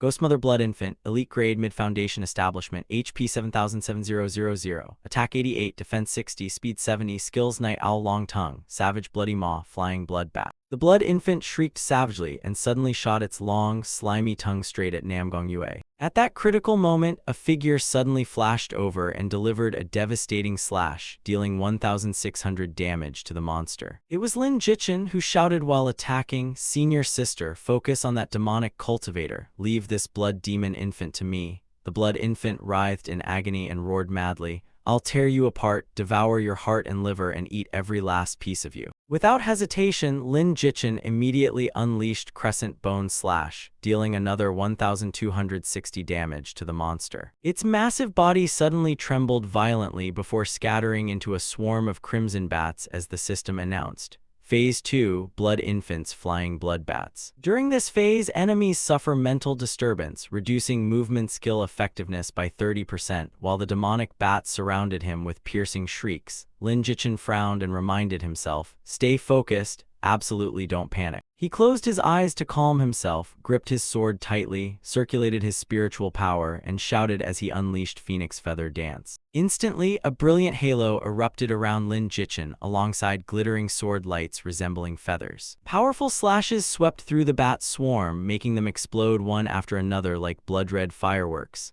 The system announced again, nullification effect triggered, ignoring the target's defense for 15 seconds. He secretly marveled, mystic-grade martial skills really are powerful. Their damage far surpasses Crescent Bone Slash. On the other side of the battlefield, Namgong Yue unleashed a decisive strike that sent the demonic cultivator flying backward and crashing heavily to the ground. Clutching his chest in agony, he struggled to groan, Damn it, I can't accept this." Glancing over, Lin Jichin rejoiced inwardly. "Senior sister looks so petite and gentle, yet she's terrifyingly powerful. I really underestimated her before." The demonic cultivator gritted his teeth, drenched in sweat, and gathered his remaining strength to hurl a strange piece of wood at Namgong Yue, roaring, "Even if I die, I won't let you live in peace." Namgong Yue prepared to slash the wooden object, but wondered in surprise, "What's that?" By instinct, she sliced the wood in half, but a strange vapor suddenly burst out, seemingly carrying countless tiny insects.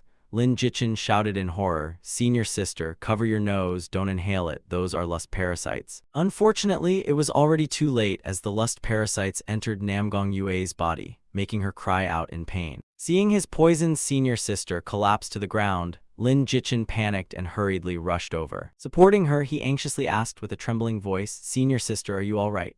Her face was already flushed crimson as she hurriedly turned away. Don't look at me." He quickly shut his eyes and stammered, I won't look." Yet Lin Jichin's mind raced, lest parasites stimulate human desire. Senior sister probably never encountered such a vile trick before, so she was caught off guard. Namgong Yue began moaning, her voice growing dazed as her unfocused eyes softly called, "Little junior brother." The system immediately announced that her favor toward him had suddenly surged to 92, reaching the together through life and death level. Lin Jichin's face burned as he swallowed dryly. "This favor level is ridiculous. It's only a side effect of the lust parasites, not real." She whispered weakly, pleading, "Junior brother, I feel terrible. Please save me." As she spoke, she pressed closer, her trembling lips now only inches from his. Lin Jichin suddenly froze, thinking, if I take advantage of this chance. No, once she wakes up, she'll know everything. Her favorability will definitely drop below 0, and she might even become my sworn enemy. I've opened so many promising paths, so how could I ruin everything for one moment of desire? He took a deep breath, firmly pushed her away, and thought, no, I have to find an antidote for senior sister. He suddenly remembered a rare pill beneath that ancient well, rumored to cure the charm insect poison. Although an extremely dangerous formation lay below, he couldn't simply sit here doing nothing. Why overthink it? Lin Jichin grabbed his sword and shouted, "Senior sister, hold on a little longer. I'm going down the well to find the antidote." With that, he rushed straight toward the well. At the ancient well, Lin Jichin held a small torch and cautiously ventured deeper underground. Piles of dry white bones now lay before him, which he guessed were the remains of the villagers, and the sinister energy here was truly dense. Suddenly, a wave of black energy surged from behind, continuously damaging him. Gritting his teeth as sweat beaded across his forehead, he thought, I need to find that pill quickly. I can't endure this place for long. After running for a while, he suddenly spotted a faint light in the distance and rejoiced. There it is. The pill is inside that bottle. Without further thought, he immediately dashed through the hazy mist. Just then, a terrifying mass of black nether lightning gathered above his head. Lin Jichin hurriedly activated Spirit Shield to protect himself. Although it blocked part of the attack, he was horrified to see countless lightning bolts converging overhead. Sweating heavily, he cursed inwardly, damn it, there's so much nether lightning, not just one bolt but countless strikes. I need to grab the pill bottle and get back up immediately. He quickly snatched the pill bottle and immediately turned around to escape. Behind him, the nether lightning relentlessly pursued him, as though bearing a deep grudge. With lightning closing in, Lin Jichin pushed his speed to the limit and barely shot out of the well. But just as he emerged, a bolt of nether lightning struck him, making him scream in pain as the system warned. Attacked by nether lightning, HP. was blasted away, tumbled across the ground, and crashed directly into Namgong Yue. With sinister energy invading his body and his health falling to a critical level, he immediately entered an unconscious state. In his final moment of awareness, he panted heavily and shoved the antidote into her hand, whispering, "Senior sister, this is the antidote." After barely managing those words, he coughed up a mouthful of fresh blood. His entire body collapsed against her chest before he completely lost consciousness. A long while later, Namgong Yue gradually awakened with the charm poison neutralized, rubbing her forehead as she wondered dazedly, "What happened? Why is my whole body numb, and my clothes?" She then discovered Lin Jichin lying against her chest while her clothes were also disheveled. Namgong Yue jumped in shock as her mind began racing with possibilities. Her face flushed bright red and tears welled in her eyes. "Could he and I have done something intimate just now?" she screamed. "You beast, you bastard, damn you Lin Jichin, I hate you." She swung her hand and slapped his face hard while he remained unconscious, making him groan painfully without waking. The system announced that Namgong Yue's favorability had fallen straight to 0, while Lin Jichin's face was now badly swollen, and if he were awake, he would surely cry from the injustice. While sobbing, Namgong Yue turned around and suddenly noticed a medicine bottle beside her. Her memories returned, clearly recalling that after being infected by the charm parasite, Lin Jichin had pushed her away and recklessly jumped into the ancient well. She panicked upon realizing the truth. He had thrown himself into that deadly yin formation to save her. She looked at the motionless Lin Jichin, seeing a gaping wound on his back with dark blood pooled around it. Seeing this, Namgong Yue tearfully sobbed, "Junior brother, were you badly injured by the formation beneath the well? Senior sister wrongly blamed you." Wiping away her tears, she helped him up. "We must hurry back to the sect and have Grandpa treat you. Junior brother, hold on." The scene shifted to Namgong Yue carrying Lin Jichin back to the Heavenly Flame Sword Sect, while countless players and NPCs stared and gossiped. "Look, isn't that fairy Namgong Yue, the famous NPC of the Sword Sect? Why is she carrying a player back? Who is that guy to receive such caring treatment from an NPC? I want the fairy to carry me too." The disciples whispered, "Junior sister Namgong is carrying a man straight into the sect. Who is he?" "Oh, I think that's Lin Jichin, the sect leader's newly accepted disciple. How outrageous. What propriety is left if a woman embraces a man like that?"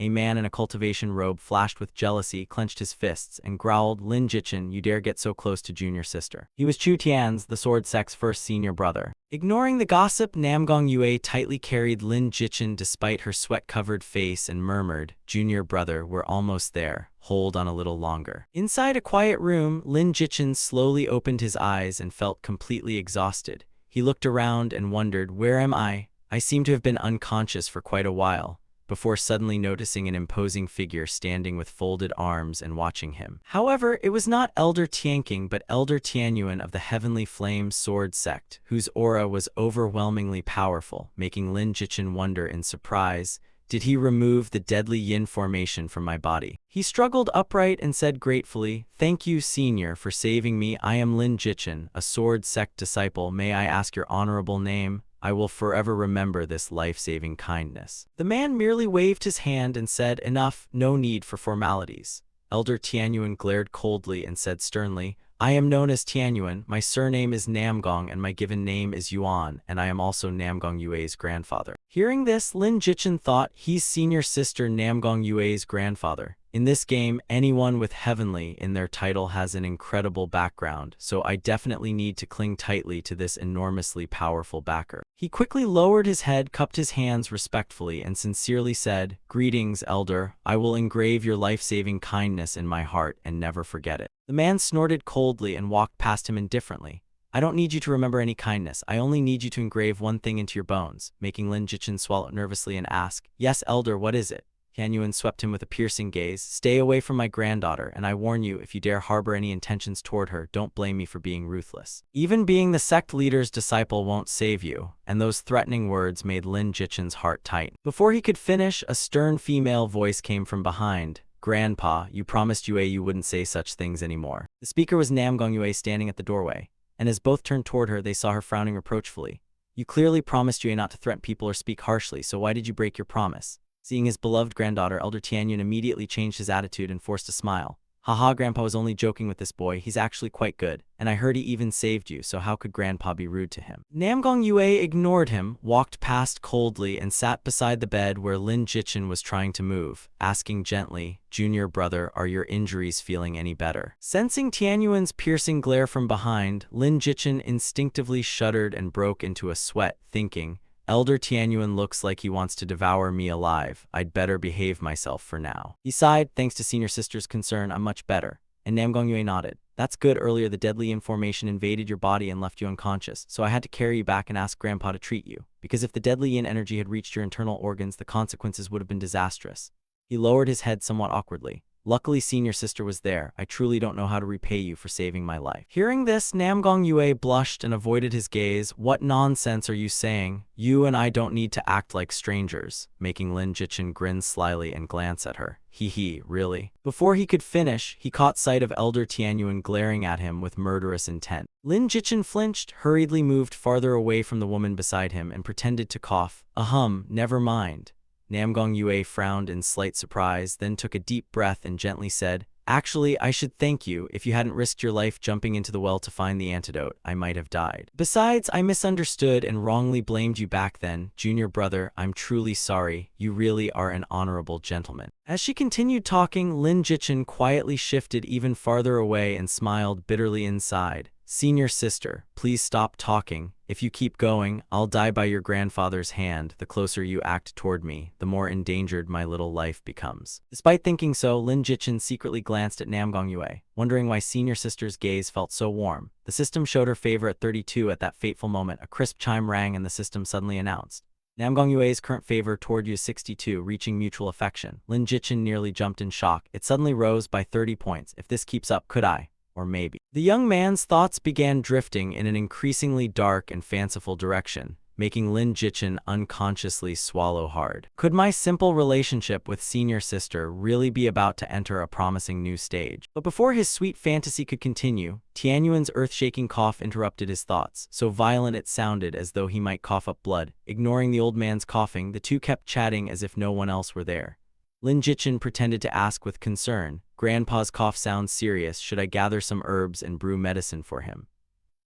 Namgong Yue smiled brightly. "Little junior brother is thoughtful, but his health has always been poor, so don't worry too much. A few days of rest will make him better." Hearing this, Tianyuan was furious beyond measure and turned away with gritted teeth. "Since you're awake, follow me. I'll give you a spirit beast as your reward, and once you get it, take it and disappear quickly." After following Elder Tianyuan away from the manor, Lin Jichin realized the place where he had recovered was completely different from the Sword Palace and thought, "So this is the Elder's private residence. It truly has a completely different style." They followed a path toward a small mountain in the rear garden, where the scenery grew increasingly beautiful until a towering wall appeared ahead bearing 4 huge words, "Spirit Beast Park." Inside were layered mountains, lush vegetation, and countless rare spiritual herbs. Lin Jichin walked along with wide eyes, surprised that Elder Tianyuan owned so many kinds of spirit beasts. "Wow, which one should I choose?" Tianyuan turned and saw him staring blankly, then smiled proudly. "Kid, what do you think of my spirit beast park? It isn't much worse than the beast taming sect, right?" Lin Jichin immediately smiled and gave him a thumbs up. "Truly impressive, Elder. This place is extremely magnificent." Hearing that, he snorted unhappily. "Only extremely magnificent? Have you seen any spirit beast garden better than this?" Lin Jichin was speechless and thought, "Wow, this old man is ridiculously competitive. I should provoke him a little. Maybe he'll reveal some hidden trump card and I might snag an excellent spirit beast." Acting on the thought, Lin Jichin replied seriously, "I've heard the beast taming sect possesses an unmatched variety and number of spirit beasts, so this garden probably can't compare." Tianyuan immediately glared and shouted, "To hell with the beast taming sect. They raise every random creature and only win in quantity, while I raise only top-quality spirit beasts, so what right do they have to compare?" Lin Jichin pretended to panic and apologized. "Please calm down, Elder. Forgive me, but I've only seen energy refinement spirit beasts around here and haven't spotted a single Foundation Establishment one."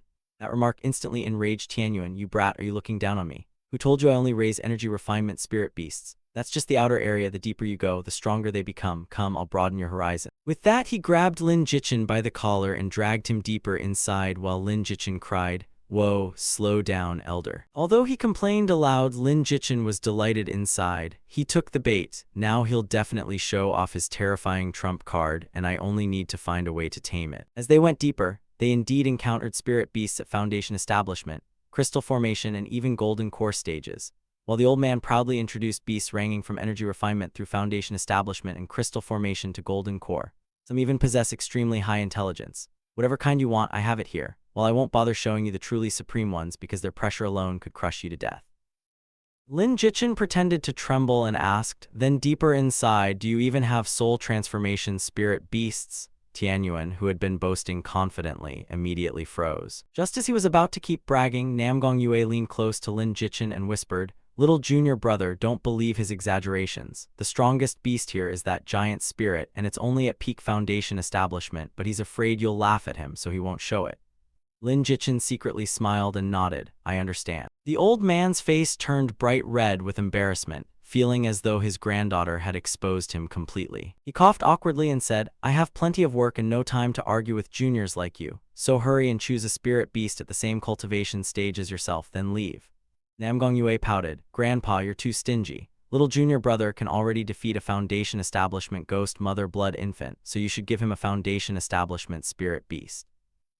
Tianyuan glared at his granddaughter furiously. "You girl always side with outsiders. I said energy refinement, so energy refinement it is." Before he finished, Namgong Yue calmly linked arms with Lin Jichin and sweetly said, "Grandpa, little junior brother isn't an outsider," and the intimate gesture made Tianyuan's eyes nearly spit fire. Lin Jichin, meanwhile, was ecstatic and nearly suffered a nosebleed. After endless setbacks in his previous life, this life brought him continuous good fortune as he happily followed Namgong Yue toward the Foundation Establishment Spirit Beast area. "Little junior brother, what do you think of that Ironback Azure Wolf? It's at early Foundation Establishment and can serve as both a mount and a combat spirit pet.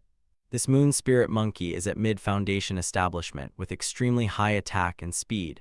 As she enthusiastically introduced them, Lin Jichin became dazzled by all the choices. Suddenly, a short-legged spirit beast came rolling toward him. Looking at the amusing creature with black and white fur and a round, chubby body, Lin Jichin exclaimed in surprise, "Wait, could this be?" In the cultivation world, it's called the legendary iron-eating beast, an extremely rare creature said to be capable of evolving to the nascent soul stage if properly raised, with astonishing combat power.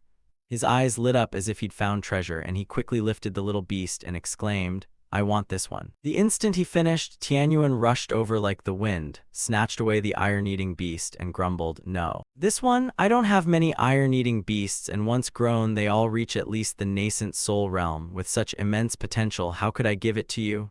Old Gu clutched his treasure tightly, refusing to let go. Before he could argue further, Namgong Yue quickly scooped up the iron-eating beast and handed it directly to Lin Jichin. "A spirit beast with such potential is the perfect match for a talented junior brother like you.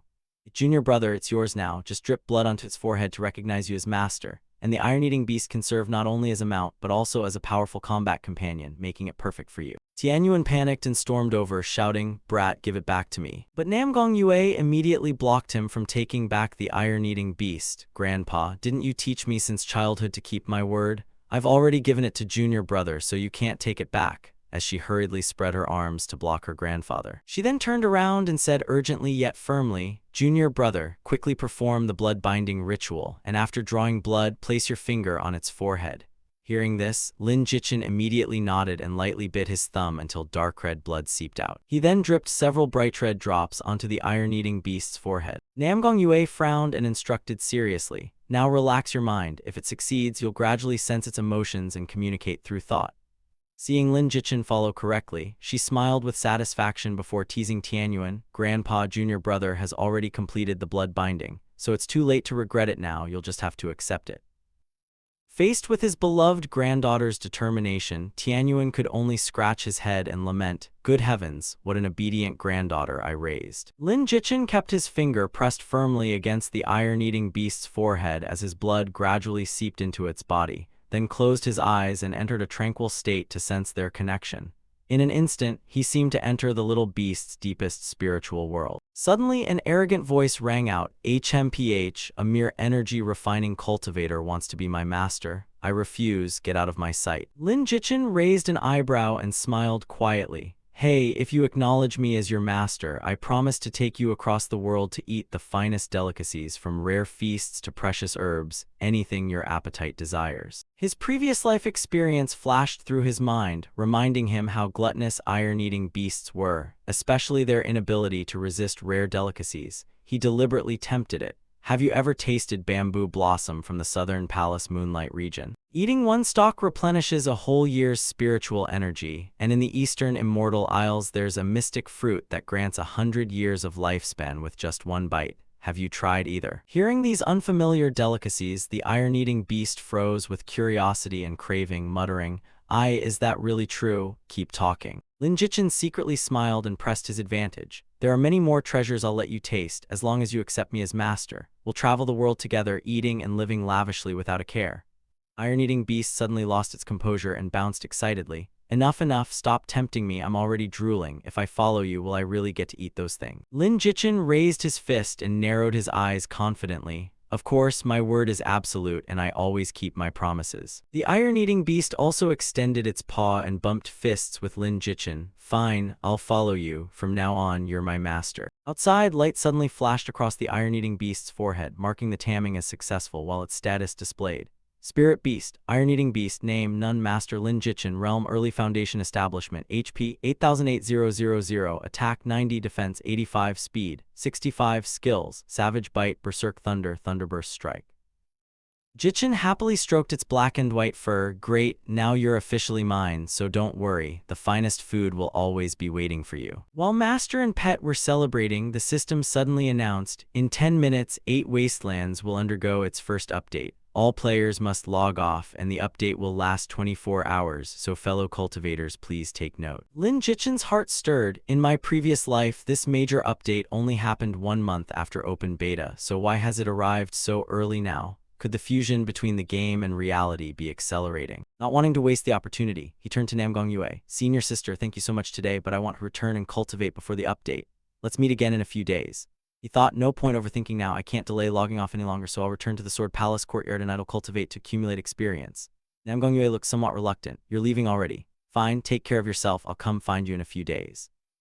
"Yes, senior sister." Lin Jichin then logged out and returned to the real world. He picked up his phone, opened his messages, and quietly read the new notification. The sender was Gu Qiuxu, and the message read, "Little Chen, my sister's birthday is in a few days, and my colleagues at the hospital want me to treat everyone too, so come celebrate with us if you're free." Lin Jichin fell silent for a while, thinking about how he had wronged Ren Lan and Gu Qiuxu in his previous life. Gu Qiuxu was 3 years older than him and technically his older cousin, though their two families had already been separated by more than 5 generations. They were cousins in name, and when they were young, she often visited his home and was teased for wearing braces, while he always rushed to protect her whenever anyone bullied her. He recalled a pouring rainy day when 3 children bullied Gu Qiuxu, calling her an iron-mouthed monster and an ugly freak who should get lost, while she could only crouch on the ground sobbing. Lin Jichin jumped out and gritted his teeth, shouting, "You dare bully Sister Gu Qiuxu? Come face me." He punched the crew-cut boy straight in the face. "As long as I'm here, nobody gets to bully Sister Gu Qiuxu." But before he could celebrate, another child grabbed Lin Jichin by the shirt. He shoved him to the ground and yelled, "You again, bastard, always meddling in other people's business. Are you asking to die?"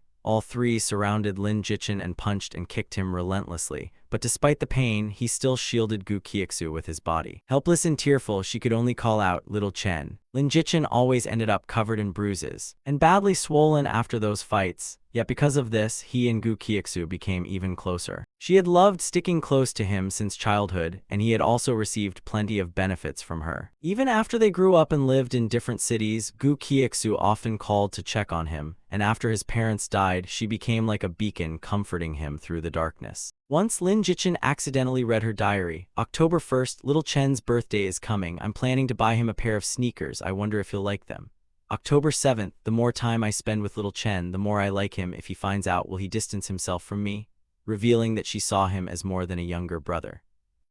But in his previous life, he had been so obsessed with Guo Jai that he ignored Gu Qiuxu's feelings, and only after hearing that she had married and soon afterward taken her own life did he become overwhelmed with regret. At this moment, Lin Jichin landed in Beijing after a flight. He looked up the hospital where Gu Qiuxu worked and thought, in my previous life after this birthday party, Gu Qiuxu gradually began avoiding me. This time, I absolutely won't let history repeat itself. I must stop her from following the same tragic path. With that thought, he carried his backpack straight to the hospital. Walking along the corridor, he searched for the gynecology department, having heard that Gu Qiuxu worked there. Along the way, he suddenly witnessed an emergency as a patient was rapidly wheeled past on a stretcher while nurses and doctors shouted, "Everyone, clear the way, this patient is critical." Following behind was an elegantly dressed woman, Yang Yiru, chairwoman of the Yongfan shipping group, whose face was filled with anxiety as she cried, "Dad, wake up, don't scare me, Director Zhang, please save my father."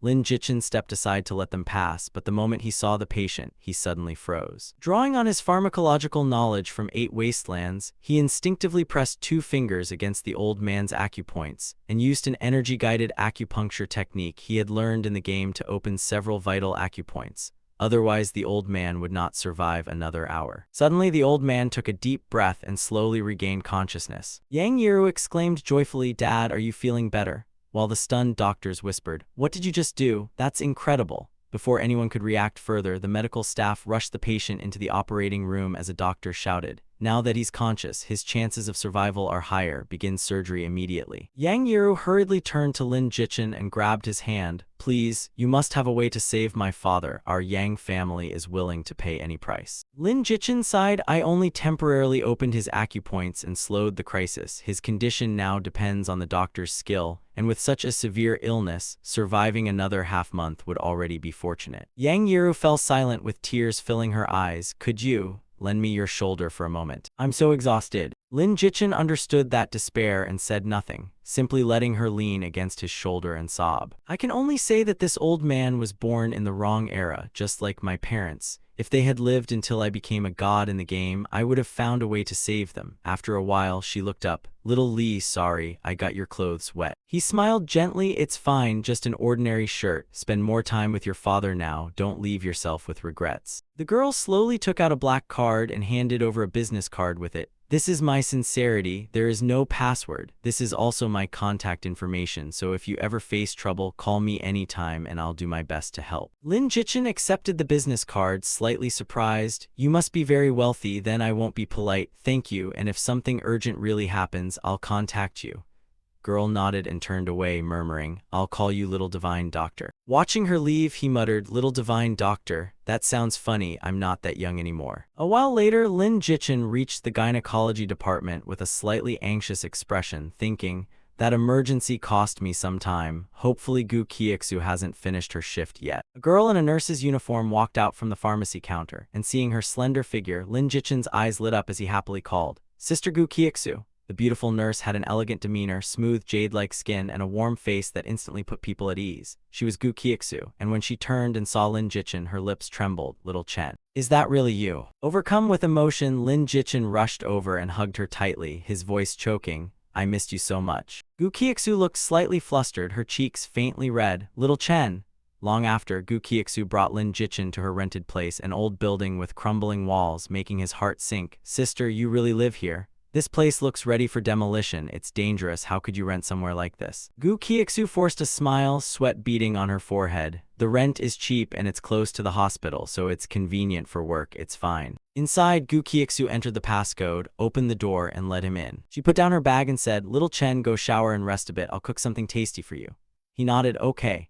Looking at the cramped place, Lin Jichin recalled how in his previous life she often sent him money while living so frugally herself. He felt saddened, thinking she truly deserved a better life, while Gu Qiuxu put on an apron and entered the kitchen, her graceful figure perfectly proportioned. She pulled the strap behind her back, then turned and noticed Lin Jichin staring. "Huh, what's wrong? No clothes to change into? There are some men's clothes in the wardrobe, just use those for now." He scratched his head and laughed awkwardly. "Okay, I understand, I won't look anymore." As she said, Lin Jichin opened the wardrobe and froze. "Why are there so many men's clothes here?" From the kitchen, Gu Qiuxu explained, "I bought them. Whenever I saw something nice while shopping, I thought it might suit you and I planned to send them over, but I never expected you to come here yourself." Those words tightened Lin Jichin's heart, his eyes growing moist as emotion surged within him. In his previous life, she had always cared for him, so what more could he ask for? A while later, Lin Jichin finished showering and changed into brand new clothes. Gu Qiuxu had also prepared a small but warm and comforting meal. Come, let's eat.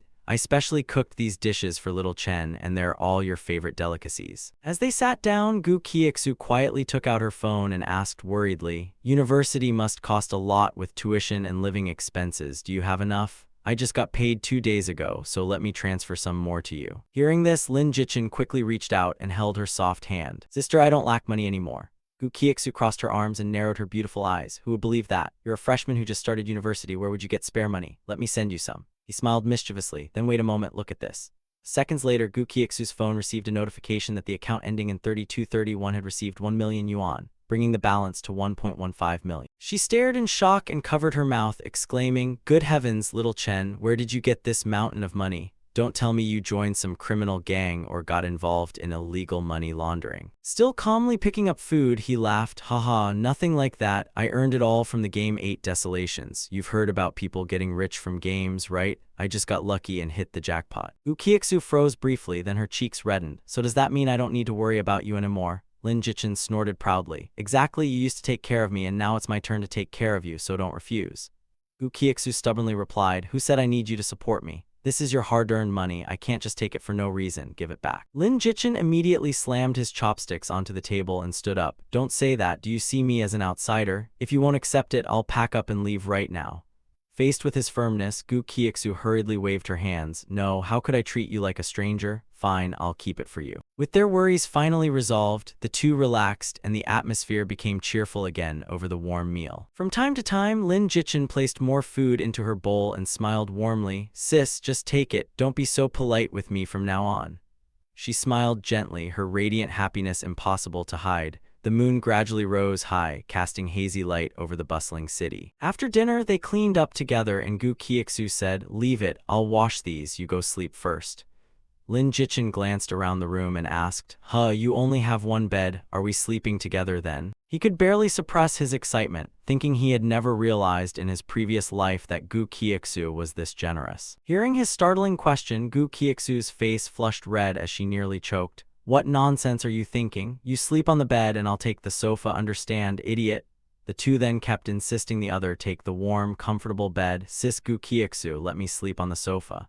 Just go when I tell you to. In the end, Gu Qiuxu had to firmly send Lin Jichin into the room. You're so tall that sleeping on the sofa would be even worse, so listen to me and get into bed. He could only smile awkwardly and close the door, but deep into the quiet night, he tossed and turned beneath the blanket, unable to sleep. Her faint fragrance still lingered in the room, leaving his mind restless, for who could possibly sleep in a room still filled with a beauty's scent? After tossing around for a while, he sat up and went to the sofa where Gu Qiuxu lay curled up asleep and softly called, Sis, there's something I want to tell you. She sleepily sat up and rubbed her drowsy eyes. What is it? It's already so late, why aren't you asleep? He gently sat down on the edge of the sofa. Looking out the window as the cold night wind blew inside, he asked, Sis, could you quit your job? Gu Qiuxu widened her eyes in surprise. Why do you suddenly want me to quit?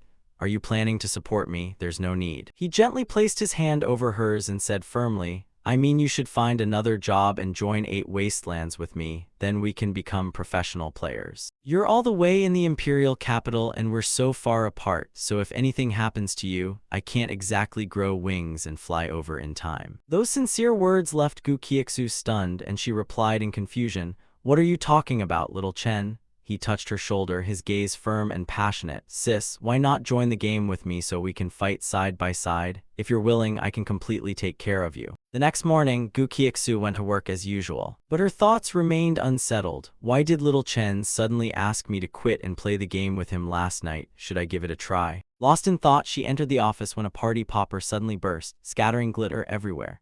A young bespectacled doctor approached with a bouquet of bright red roses and said charmingly, Gu Qiuxu, happy birthday. I've reserved a table at the most luxurious Fortune Peace restaurant, so everything's on me today.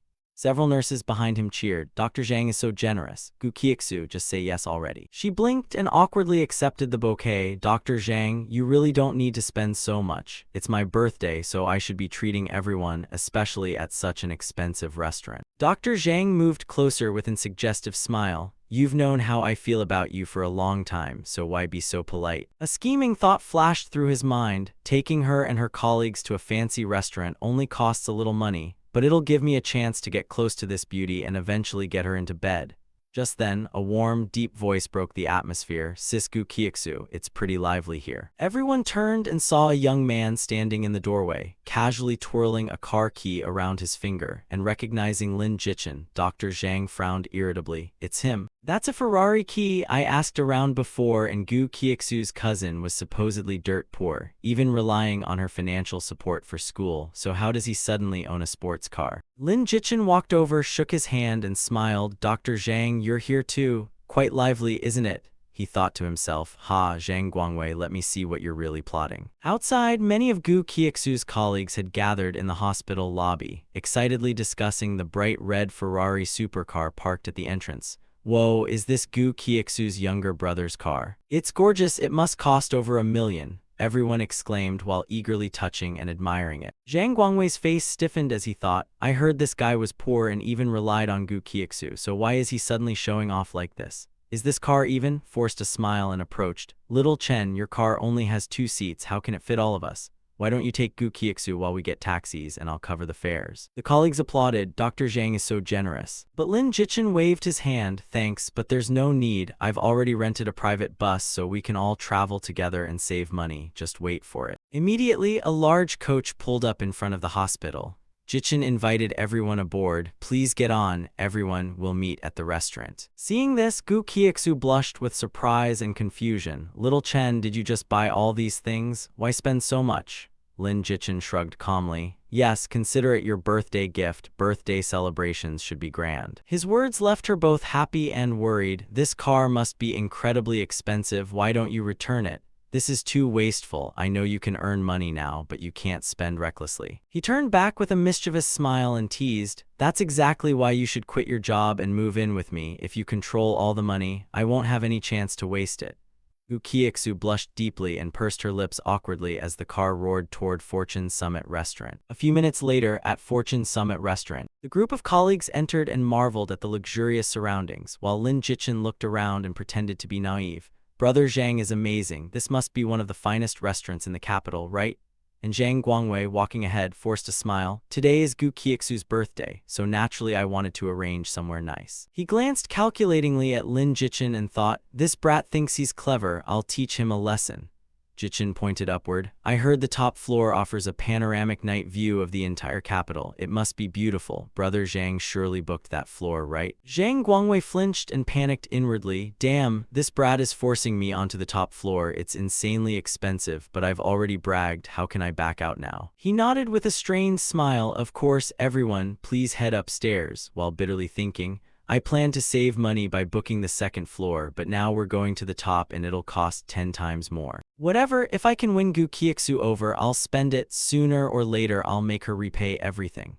Sure enough, the rooftop banquet was extremely lavish and everyone happily ate and drank while praising, the food here is amazing, truly worthy of a 5-star hotel. Gu Qiuxu smiled awkwardly at Dr. Zhang. You've gone through too much trouble. I feel embarrassed making you spend so much. Meanwhile, Lin Jichen and Zhang Guangwei clinked glasses and exchanged pleasantries as Lin Jichen smiled. My sister has told me a lot about you, saying you're warm, courteous, and always helpful. While Zhang Guangwei laughed, though suspicion flashed in his eyes, I'm merely fulfilling my duty as a colleague. By the way, I heard Gu Qiuxu say your family isn't very well off, so how can you afford to drive a supercar?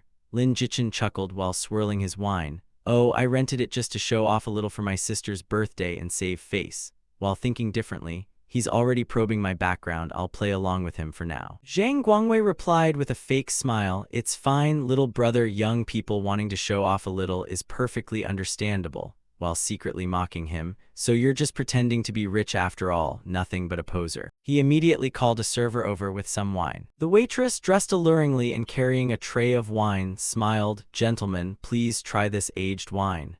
She gracefully bent down and began pouring the wine. Zhang Guangwei cleared his throat. "This is wine I previously stored at the hotel, little Chen. Give it a try. It tastes excellent." He normally could not bear to drink it, but today was Gu Qiuxu's birthday, so he painfully brought the wine to celebrate. As soon as it was poured, Lin Jichen smelled it and froze. "What's that smell?" "A sedative." He had used this kind to hunt beasts in his past life, so he recognized it instantly and burned with rage. He's plotting against her. He set down his glass and said, "Zhang, I need to return the supercar now. I only borrowed it for half a day and being late would be troublesome. Stay and take my sister home later." Zhang Guangwei's eyes lit up. "Sure, don't worry, leave your sister to me." Lin Jichen sneered inwardly. The fish took the bait. I'll come back and catch him red-handed. He said goodbye and left the party. Gu Qiuxu looked up. "Little Chen, what's wrong?" But Dr. Zhang stepped forward and raised his glass. "Everyone, let's toast Gu Qiuxu.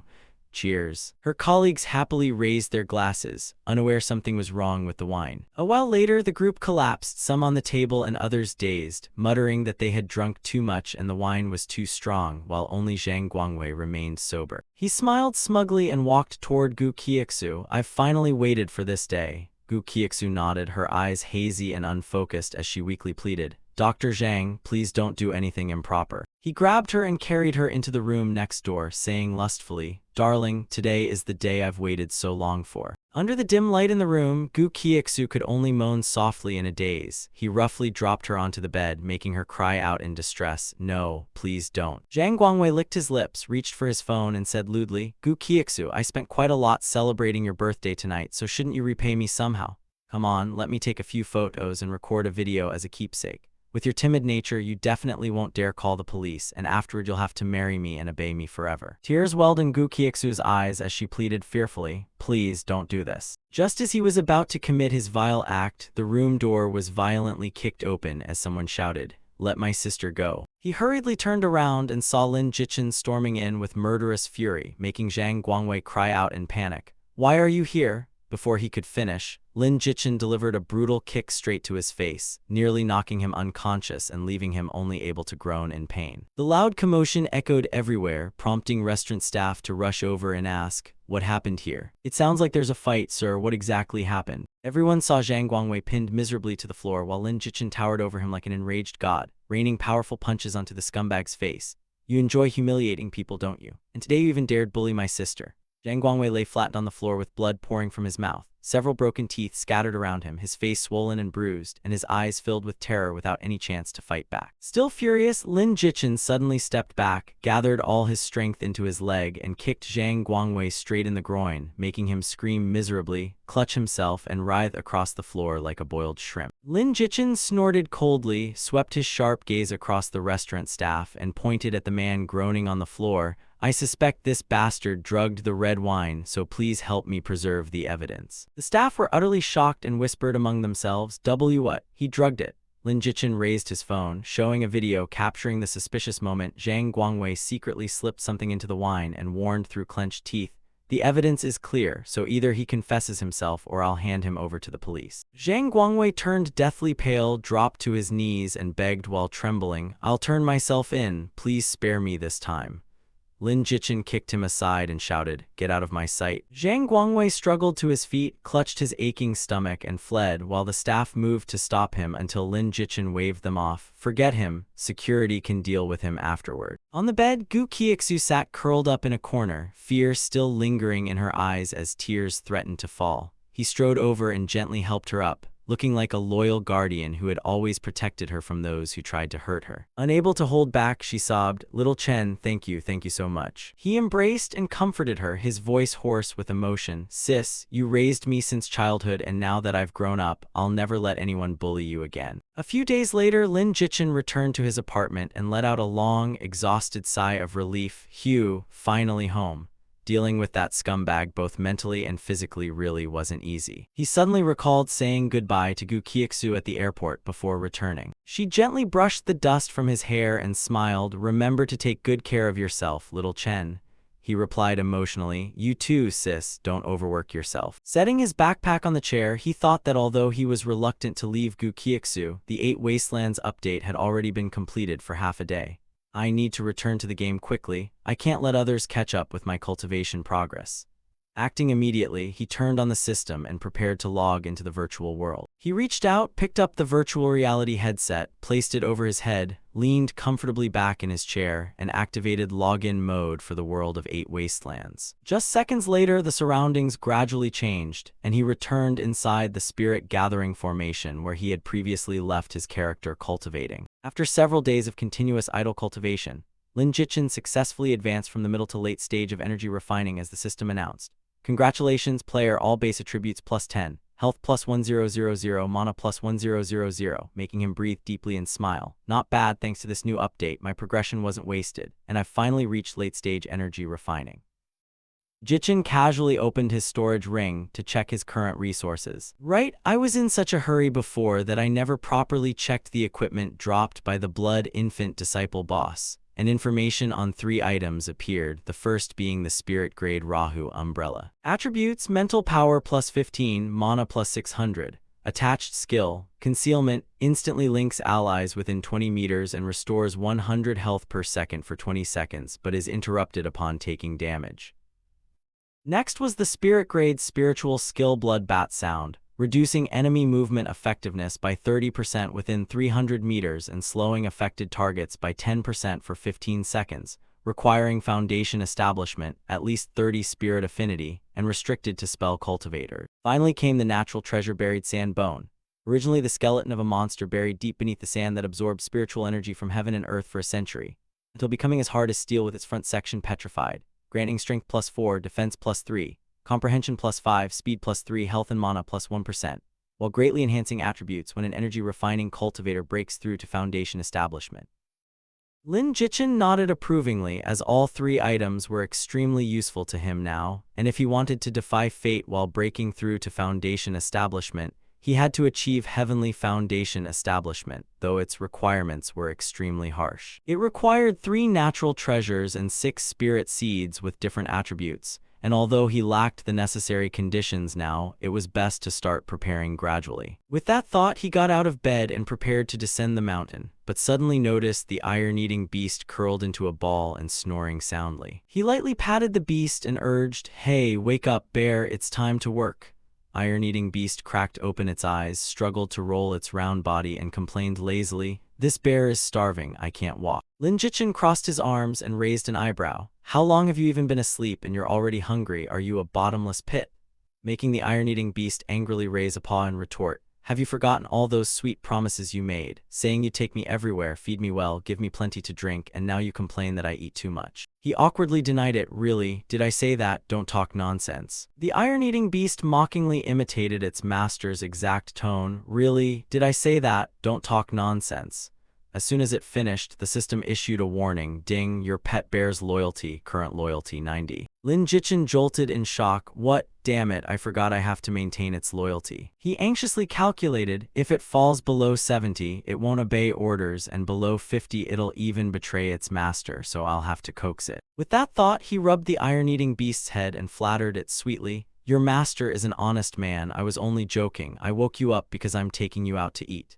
Hearing there was food, the iron-eating beast's eyes lit up and its tail wagged excitedly. "Why didn't you say so earlier? Hurry, I'm starving." Lin Jichin then led the iron-eating beast down the mountain, while the latest 8 Wastelands update had added many new secret realms, though only 3 had officially opened so far. They were the solo player secret realm called Nightmare, and the party secret realm called Night Cavern Ghost Ridge. The large-scale guild secret realm was called Corpse King Valley. These 3 secret realms worked like sect missions and had 5 difficulty levels: easy, normal, hard, extremely hard, and hell, so he decided to clear Nightmare first because it contained materials needed to break through to foundation establishment. It was also said to contain highly sought-after equipment, making it extremely tempting. While walking and thinking, he was suddenly blocked by 3 people, one of whom stared coldly at Lin Jichin and said, "Brat, planning to descend the mountain?" And this man was Wang Zunhuang, an inner disciple of the sword sect at late-stage foundation establishment. Lin Jichin raised a hand, rubbed his hair, glanced at the newcomers, and asked, "What do you want from me?" Wang Zunhuang pointed his sword straight at him and declared aggressively, "I, Wang Zunhuang, challenge you." A sharp aura swirled as he raised a scroll revealing glowing words. Sword sect rules state that anyone no more than one major realm above their opponent has the right to challenge them. If the opponent is uninjured, not on a mission, or not in seclusion, they must accept the duel, which constantly drives sword sect disciples to improve and has made the Heaven's Eye sword sect the foremost sect in Immortalwood. His lackeys lined up around him, sneering and striking ridiculous poses as they wildly gestured and cast challenging looks at Lin Jichin. He crossed his arms, his face dark as ash, and replied coldly, "Fine, but I won't waste time on pointless games, so if I win I should at least gain something. What do you propose?" Wang Zunwang waved his hand and opened his sect contribution status panel, saying, "How about betting contribution points? I have 886 points, typical sword sect style, though with your 0 points, what can you even wager?" He frowned thoughtfully, realizing he indeed had 0 contribution points, and thought that if he lost and his balance went negative, he would immediately be expelled from the sect, which was troublesome. Just then, a woman's clear voice drifted over like the wind as Namgong Yue arrived, spectacularly riding her sword, landed lightly amid the settling dust, and shouted, "Junior brother, don't fear him." She jumped in front of Lin Jichin and flashed her contribution token at Wang Zunwang, saying, "I have 60,000 contribution points, is that enough?" While the token prominently displayed 66,666 points. Seeing this, Lin Jichin blushed slightly and thought to himself that living off a woman really was sweet. Wang Zunwang turned and signaled his lackeys, "Brothers, we live for our pride, help me gather more points and I'll repay you double afterward." And they nodded, contributing 250 or 300 points each. After gathering them, Wang Zunwang sneered smugly, "A total of 1,500 points, good, I'll make you pay for your insolence just now." Atop the mountain, the majestic sword sect stood amid magnificent scenery, surrounded by enormous swords like guardian deities, while disciples at the sword debate platform buzzed excitedly and several shouted, "Outer Hall disciple Chen Yuan wins." On the platform stood a tall young man with platinum hair, proudly holding his ground. His opponent lay sprawled beneath his feet, face covered in blood as he groaned painfully, "Damn it. That Chen Yuan is too strong, he's won 8 matches straight," the crowd murmured. "Right, he's only at late-stage energy refining yet already this dominant. He must be the Heaven's Eye sword sect's #1 expert." Chen Yuan raised his head arrogantly, the corners of his lips curling in smug satisfaction. At that moment, a tall elder in a blue robe stepped forward and introduced himself. "I am Namgong Wu, branch chief of the Outer Hall, and seeing your gifted swordsmanship aptitude, I wish to take you as my personal disciple. Will you accept?" Chen Yuan trembled with excitement, hurriedly knelt and respectfully raised both hands, saying, "This disciple could ask for nothing more, master, please accept me," while Namgong Wu smiled at him with satisfaction. But amid the solemn atmosphere, a young girl's melodious voice rang out, "Father, I'm here." It was Namgong Yue who ran over with a bright smile and swept past Chen Yuan. Her hair fluttered in the wind, leaving him stunned as he stared after her as though struck by Cupid's arrow, nearly drooling. Namgong Wu raised a brow and asked Yue why she had come, and she cheerfully replied that she was here to cheer for junior brother and naturally had to support him wholeheartedly. Namgong Wu chuckled, "What a coincidence, I just accepted a disciple named Chen Yuan, so he's also your junior brother, let me introduce you." Chen Yuan quickly stepped forward, cupped his hands and greeted her, "Senior sister, I am Chen Yuan, and I'm honored to become your junior brother." Namgong Yue blinked and frowned slightly, correcting him, "Father, you misunderstood, I meant junior brother Lin over there, not him." She pointed elsewhere where Lin Jichin had already stepped onto the arena, with Wang Zunwang standing right behind him, brimming with murderous intent. Chen Yuan was dumbfounded while Namgong Wu froze before recognizing him and muttering, "Oh, that brat." Lin Jichin approached calmly despite Namgong Wu and Chen Yuan's unfriendly gazes, sweating heavily as he inwardly lamented, "Yue, you've really screwed me over." While Namgong Wu wondered what trick this brat had used to charm his daughter in just a few days, and decided to use his new disciple to see what made him special. Chen Yuan narrowed his eyes at Lin Jichin and said, "So your junior brother Lin, I've heard much about you and would like to exchange pointers today," then released a green killing aura and pointed his sword directly at him as murderous intent surged. Facing such aggression, Lin Jichin remained indifferent and casually scratched his nose, saying, "Sorry, I don't have time to fight you, I've already promised to accept someone else's challenge." As he spoke, he pointed behind him toward Wang Zunwang, who was waiting there. Chen Yuan froze in surprise. "What? He's fighting someone at late-stage Foundation establishment." While Namgong Wu's expression changed as he reminded him, "His cultivation is higher than yours, so by the rules you have every right to refuse." Wang Zunwang paled slightly and thought, damn, I deliberately hid that because I feared he'd refuse, but now that it's exposed, this is probably ruin. Unexpectedly, Lin Jichin merely shook his head indifferently and spread his hands, saying, I know, but senior brother Wang insisted on giving me contribution points, so I can only reluctantly accept them. Those arrogant, provocative words made Nam Gongwu furious, and he cursed the conceited brat, unable to understand what Yue saw in him. Nam Gongyu alone waved and cheered enthusiastically, chirping, Junior brother, do your best. Jichin confidently drew his sword. Senior brother Wang, make your move, I'll let you strike first. Wang Zunwang also drew his sword and snorted, such arrogance fine, if you dare, so do I. Purple energy spread around Wang Zunwang as he charged forward at extreme speed with his sword, murderous intent surging from his body. The battle began as he leaped high and slashed downward, blasting dirt and rocks everywhere while Lin Jichin seemed to vanish beneath the sword light. Yet the next second, Wang Zunwang struck only empty air and wondered in confusion where his opponent had gone. Lin Jichin's voice instantly sounded behind him, not bad speed but still too slow. Slash, a razor-sharp sword strike cut through him, spraying blood everywhere. Wang Zunwang screamed loudly in pain. He then deftly flipped backward to reassess the situation, realizing he had indeed been far too careless. Let's see how he handles this move. After taking that brutal slash, Wang Zunwang gathered purple spiritual power around his body as the status screen showed.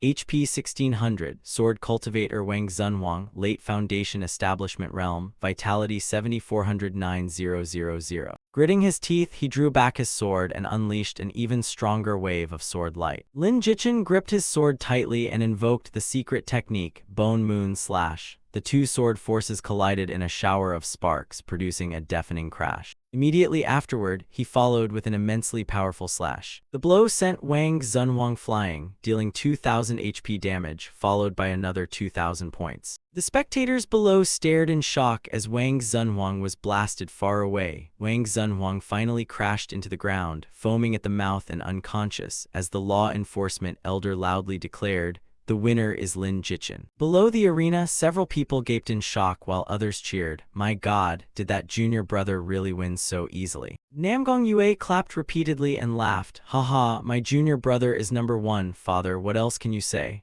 While Nam Gongwu's face darkened as he admitted the boy was exceptional but still hated seeing his precious daughter deceived. He turned and strode away without another word, leaving Nam Gongyu calling after him in surprise, unable to understand his strange attitude. Elsewhere, female streamer Liu Ziazi held her recording device and excitedly told her viewers, see, everyone, Lin Jichin can't lose, he's the champion. The viewers erupted in comments, some affectionately calling him the 8 Desolations heartthrob, while others wondered how he performed such incredible maneuvers like a supreme expert. And someone shouted, my god, handsome and skilled, truly number one. Anyone with a wife is missing out. Liu Ziazi covered her face and giggled, proudly thinking she had known he was her idol, while many viewers said his movement and awareness resembled a programmer's and wondered if he was some anonymous top expert. Standing nearby, Chen Yuan's face was black with rage and his fists clenched tightly, unable to believe Wang Zunwang's heart illusion intoxication had been broken so easily.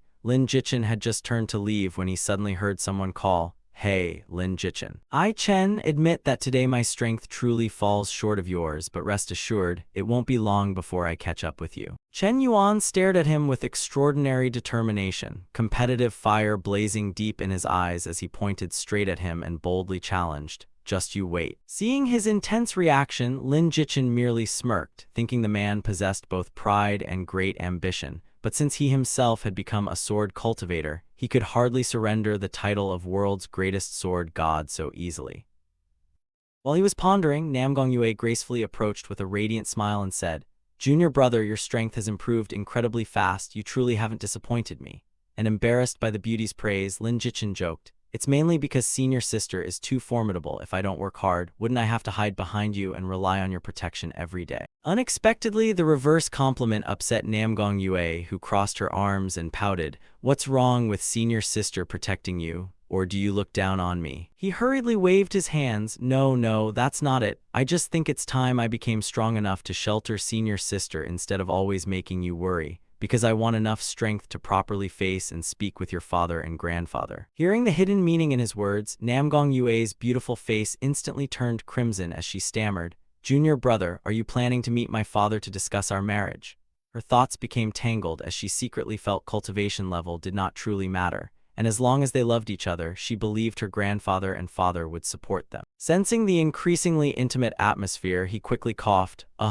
Senior sister, do you have any free time lately?" "Well, I was thinking of inviting senior sister to Feng City to listen to music, watch theater, admire flowers, and enjoy the moon, if you're interested." He secretly rejoiced that her affection was already above 60. Making this the perfect time for a date, since embracing in a crowded arena would be awkward, so he might as well lure her outside for a private talk.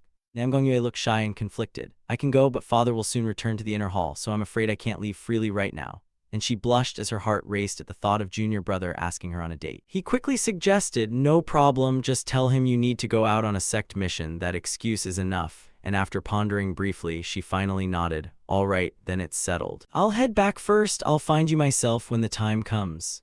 With that, the graceful red-clad figure turned away and Lin Jichin waved after her. "All right, I'll wait for you." In Namgong Yue's mind, a shy, sweet smile blossomed. Her first date with her junior brother was truly something to look forward to. Just as he left the arena area, another melodious female voice suddenly drifted into his ears, gentle as a breeze. Turning around, he saw three beautiful, curvy girls with striking figures, led by Su Wanling, who gracefully saluted him. "Greetings, great expert Lin. I never expected you to defeat even a late-stage foundation establishment cultivator so easily, and we need your help with something." He replied indifferently, "What is it?" Su Wanling went straight to the point. "Our Moon Shadow Guild would like to invite you to the hard-mode Corpse King Valley secret realm. Could you help us?" Lin Jichin immediately shook his head. "I'm afraid not. I don't think I can handle it myself." His answer stunned the three girls, who blurted out, "What? Why?" "Name your terms and we'll meet them." Seeing their pleading looks, he explained, "Corpse King Valley requires a team of 100, and the key isn't individual excellence but the entire team's overall strength. At the very least, every participant must reach the middle stage of chi refining to have any hope of returning alive." He paused, considered it, then nodded. "In short, you should focus on strengthening your entire guild first." He secretly thought he had nearly missed a great chance to fleece some spirit stones, but luckily he reacted in time and avoided that rotten deal. Hearing his analysis, Su Wanling and her two friends were disappointed but found it reasonable, so she pouted and asked, "Then what about the Night Cavern Ghost Ridge secret realm?" He chuckled. "Night Cavern Ghost Ridge, that works, but I'll warn you first, its difficulty is also above normal." Su Wanling's face instantly brightened. "Then you're willing to lead us, right? Name any conditions and we'll handle them all." He glanced at her and nodded slightly, asking, "But will your guild leader be coming too?" She raised her head confidently. "Of course our guild leader will participate, but why do you ask?" Hearing the answer he wanted, he smiled broadly. "Good, then I'll take the job." Su Wanling hurriedly warned him, "But don't harbor any improper thoughts about our guild leader, because if you try anything and she catches you, you'll be in huge trouble." He shrugged innocently. "What? How bad could it be? Would she kill me? Who has time for that? I only want to borrow some spirit stones from her." Just then, a black-clad young man named Wang Jinghao hurried over with a delighted smile. "Brother Lin. Thank goodness I finally found you. Help us clear a secret realm and we'll reward you handsomely with 3 million deal." Lin Jichin looked back blankly. "Who are you?" The young man froze and stomped angrily, thinking this guy had sold him a bow last time he had already forgotten, then shouted, "You forgot. You sold me that bow last time. How can you forget so quickly?" Reminded of the past, Lin Jichin finally realized and scratched his neck awkwardly. "So it's Brother Wang, sorry, but I've already promised my girlfriend." As soon as he finished, he suddenly grabbed Su Wanling's hand and pulled her into his arms, making her blush fiercely in surprise, while he calmly said, "Sorry, we're about to enter a secret realm right now." In an indulgent tone, he added, "I have to personally escort my darling." Caught completely off guard, Su Wanling still hadn't recovered and could only stammer incoherently, "I." Across from them, Wang Jinghao stood dumbfounded. "Girlfriend." He recalled Lin Jichin saying he needed money to marry when selling equipment last time, then suddenly realized this woman was the fierce lady who had fought him for that bow, meaning their relationship was. Hearing him mention that incident, Lin Jichin's eyes froze and his entire body went stiff as a long string of ellipses crossed his mind while he screamed inwardly. After briefly blanking out, panic flooded his eyes as he cursed himself inwardly, wondering how he could have completely forgotten something so important. Lin Jichin calmly led Su Wanling away, stroked his chin thoughtfully, then fully embraced the role of a playboy and replied, "Can't help it, brother. A rich woman with an incredible figure started chasing me and I got tired of struggling, so I dumped her." But when Wang Jinghao looked at Su Wanling, the familiar figure from before reignited his fury, and he clenched his fists and growled, "This woman has screwed me over twice now, just you wait." Ignoring everything, Lin Jichen dragged Su Wanling straight into the depths of the dense forest. While moving, he turned towards Su Wanling and sincerely said, "You took an arrow for me earlier, so if I ever get the chance, I'll definitely repay this favor." Seeing that he intended to repay her, Su Wanling lowered her head and declined sadly. "There's no need to be so formal." At the entrance to the Night Cavern Ghost Ridge secret realm, countless cultivators crowded together amid constant chatter. Team needs 1 spell cultivator, middle stage chi refining, come join.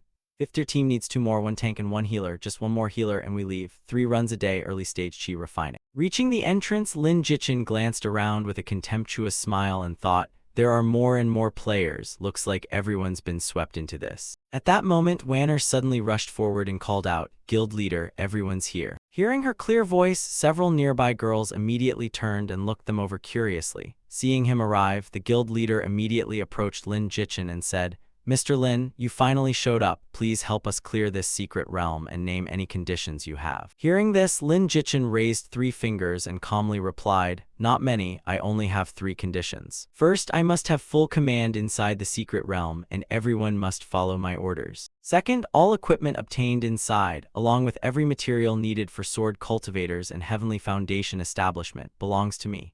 When mentioning his third demand, he suddenly leaned close to the guild leader and whispered into her ear, "The third is somewhat personal. I'd like to borrow some spirit stones from you, so how many can you spare?" Hearing his request, the guild leader hesitated slightly. You know, spirit stones are vital to guild operations, and the market exchange rate between spirit stones and cash has already risen to 180. Sensing she wanted to refuse, Lin Jichen smiled and confidently persuaded her, "I won't borrow them for free. Whatever I borrow, I'll repay 130%, guaranteed within 5 days." Hearing that, the guild leader immediately nodded without hesitation. "Fine, I'll lend you 50,000 spirit stones."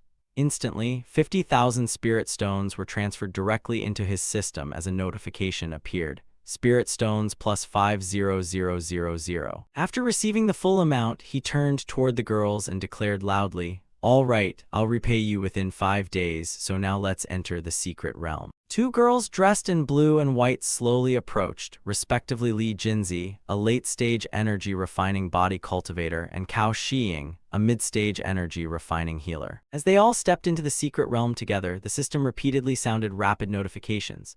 Eternal Ages Guild Hard Mode, Progress 52%. Moon Plucking Studio Hard Mode 50%, Remnant Cloud Studio Hard Mode 49%, Extreme Fang Guild Hard Mode 47%, Moon Shadow Guild Hell Mode 0%. Realizing where they had entered, Su Wanling cried out in horror, "Wait, is this Hell Mode? Why did we enter Hell difficulty?" Cao Shiying also tremblingly reached out and asked fearfully, "Expert Lin, did you choose the wrong difficulty?" Facing everyone's panic, he calmly raised a hand and explained, "The Night Cavern Ghost Ridge isn't as difficult as you think. The real challenges are tight coordination and rotation tactics, and once those 2 problems are solved, clearing it will be easy. Just follow me and don't break formation, and I guarantee you'll clear it safely." However, they had no idea this difficulty was exactly what Lin Jichen intended, and he glanced at them smugly while thinking, "I know this secret realm inside out, and it's perfect for grabbing some great equipment along the way." The 5 cautiously advanced together toward the huge glowing lantern ahead, with Lin Jichen confidently leading the way. Sensing the life force of the intruders, the lantern suddenly erupted with an eerie light. Cao Shiying clung tightly to Su Wanling's arm and whimpered, "Sister Su Wanling, this place is so gloomy and terrifying, I'm scared we'll see something horrifying." While Su Wanling, though trembling inside, patted her teammate reassuringly and said, "What's there to fear? We're all here and everything you've seen in movies is fake." Suddenly, the guild leader's chilling voice came from behind Su Wanling. The guild leader then tremblingly pointed at the ground, her face deathly pale as she stammered, "There's a human hand right beneath your feet." Hearing the guild leader, Su Wanling's face instantly turned deathly pale as she slowly lowered her trembling head. The moment she saw a dried skeleton reaching toward her, Su Wanling screamed in terror, shattering the deathly silence. Though she knew it was only a prank, she was not amused and complained, "Guild leader, you're so cruel, I hate you." While the guild leader covered her mouth and giggled, "Did you girls see her face when she screamed?" And Lin Jichen could only sigh helplessly at the childish prank. Suddenly, strange and spine-chilling sounds echoed through the area, making everyone instantly fall silent and stare wide-eyed as a deathly hush descended. Before their eyes appeared a hideous zombie clutching a staff as it slowly lumbered toward them. It twisted its crooked mouth into a savage grin as half its rotting face slowly melted, dripping disgusting slime. Witnessing this horrifying sight, Wanner nearly died of fright and immediately hugged Cao Shiying tightly while screaming in utter panic. The shriveled corpse shuffled toward them and rasped, "5 more fools walking to their deaths. Hurry now, that's 5 more lives to offer here. This ghost ridge is unimaginably deadly, and none can survive except me, the lone gravekeeper." And this creature was the very embodiment of that gravekeeper. The 4 girls behind him turned pale and trembled uncontrollably at the sight of that sinister creature.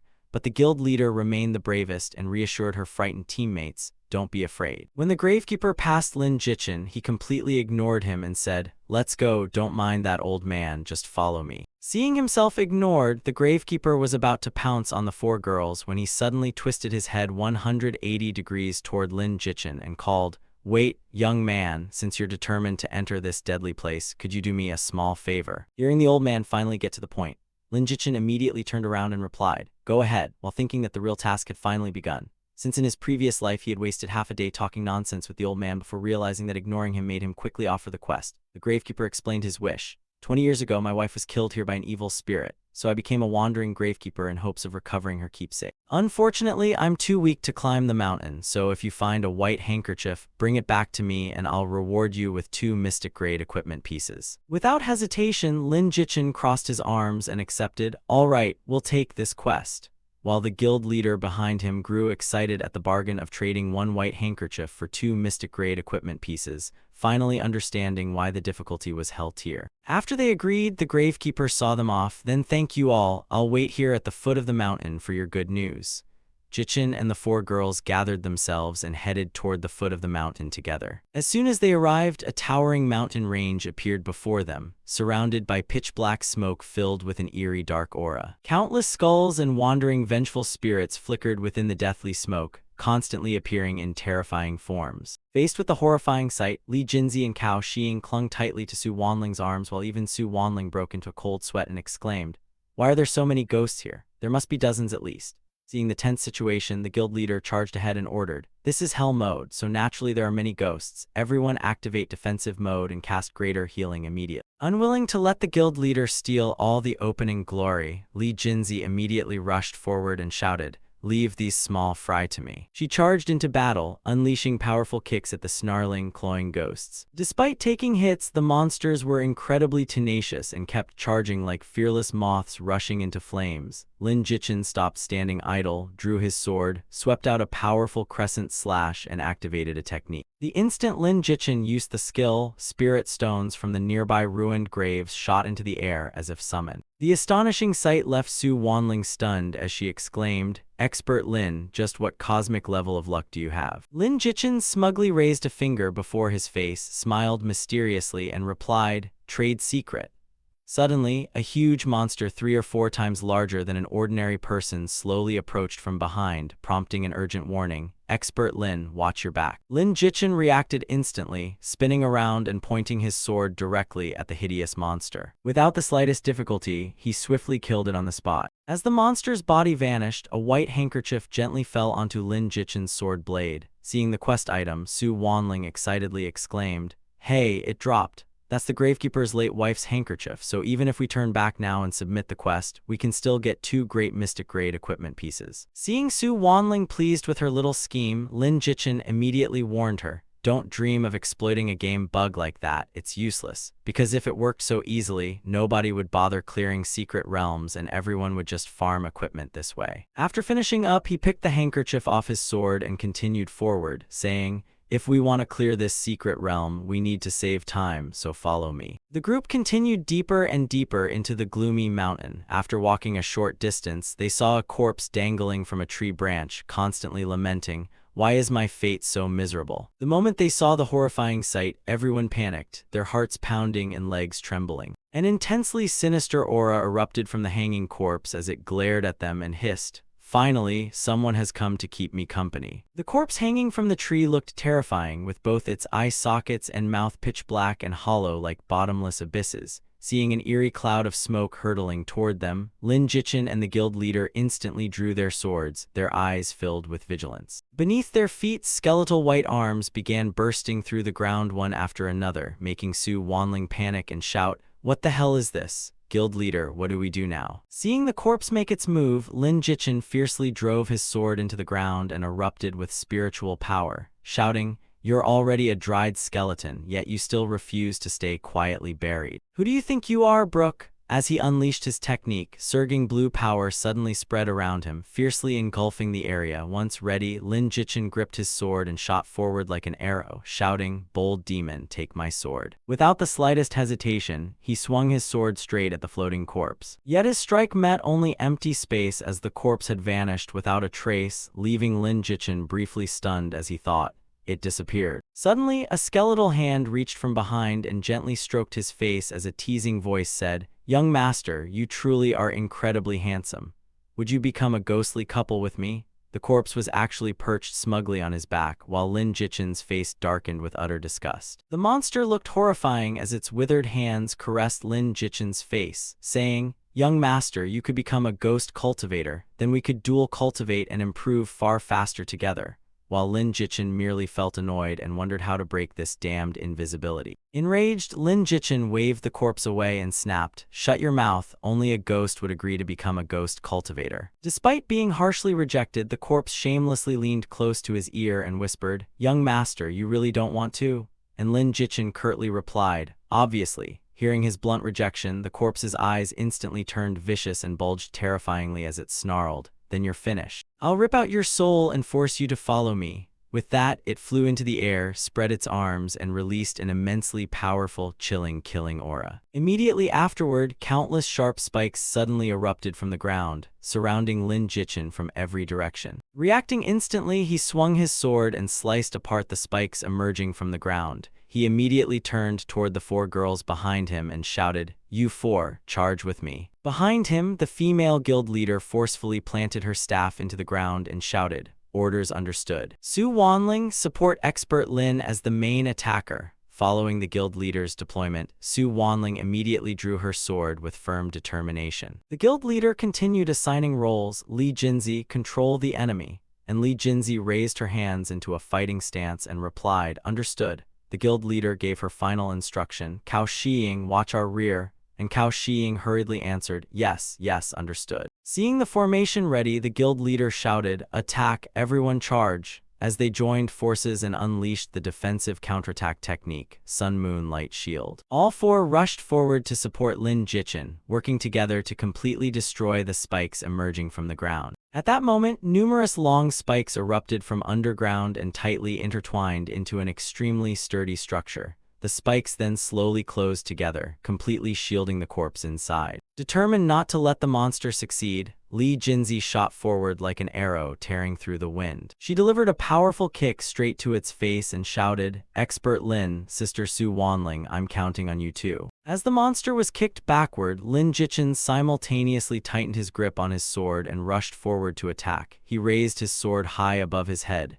gathered energy, and immediately unleashed his ultimate technique. Refusing to die, the corpse stretched forward and controlled its long hair to shoot toward Lin Jichin while screaming, "Don't even think you'll succeed." Under its control, the ghostly hair shot forward and tightly wrapped around his sword, attempting to neutralize his attack. Seeing the danger, Su Wanling charged in from afar with her sword and slashed apart the hair, providing Lin Jichin timely support. Before the monster could understand what was happening, it saw his razor-sharp sword strike approaching and froze in terrified shock. Before it could react, Lin Jichin's sharp sword slashed across its body in a fatal blow. Seeing him successfully defeat the target, Cao Shiying excitedly hugged Li Jinzi and shouted joyfully, "We did it perfectly." Everyone nearby also breathed a collective sigh of relief. Looking at their glittering loot, Su Wanling happily said, "Could expert Lin really be this lucky? So much great equipment dropped." While Cao Shiying giggled, with luck like this he'd already be rich from the lottery, and Li Jinzi added, "Using these to unlock equipment in 8 desolations isn't bad either. Getting a few spirit-grade items would be like hitting the jackpot." Facing their newly acquired treasure, the female guild leader generously told him, "Mr. Lin, you may choose these items first. Even if they aren't for sword cultivators, take anything you like." Hearing this, Lin Jichin stopped being polite and bent down to select what he needed, saying,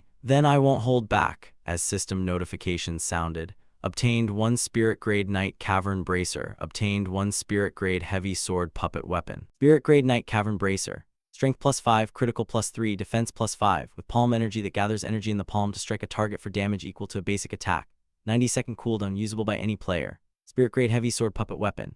Every third sword strike leaves sword energy inside the opponent that can be detonated within 2 minutes and stacked. 10-second cooldown, requires a sword cultivator at late stage energy refining or above.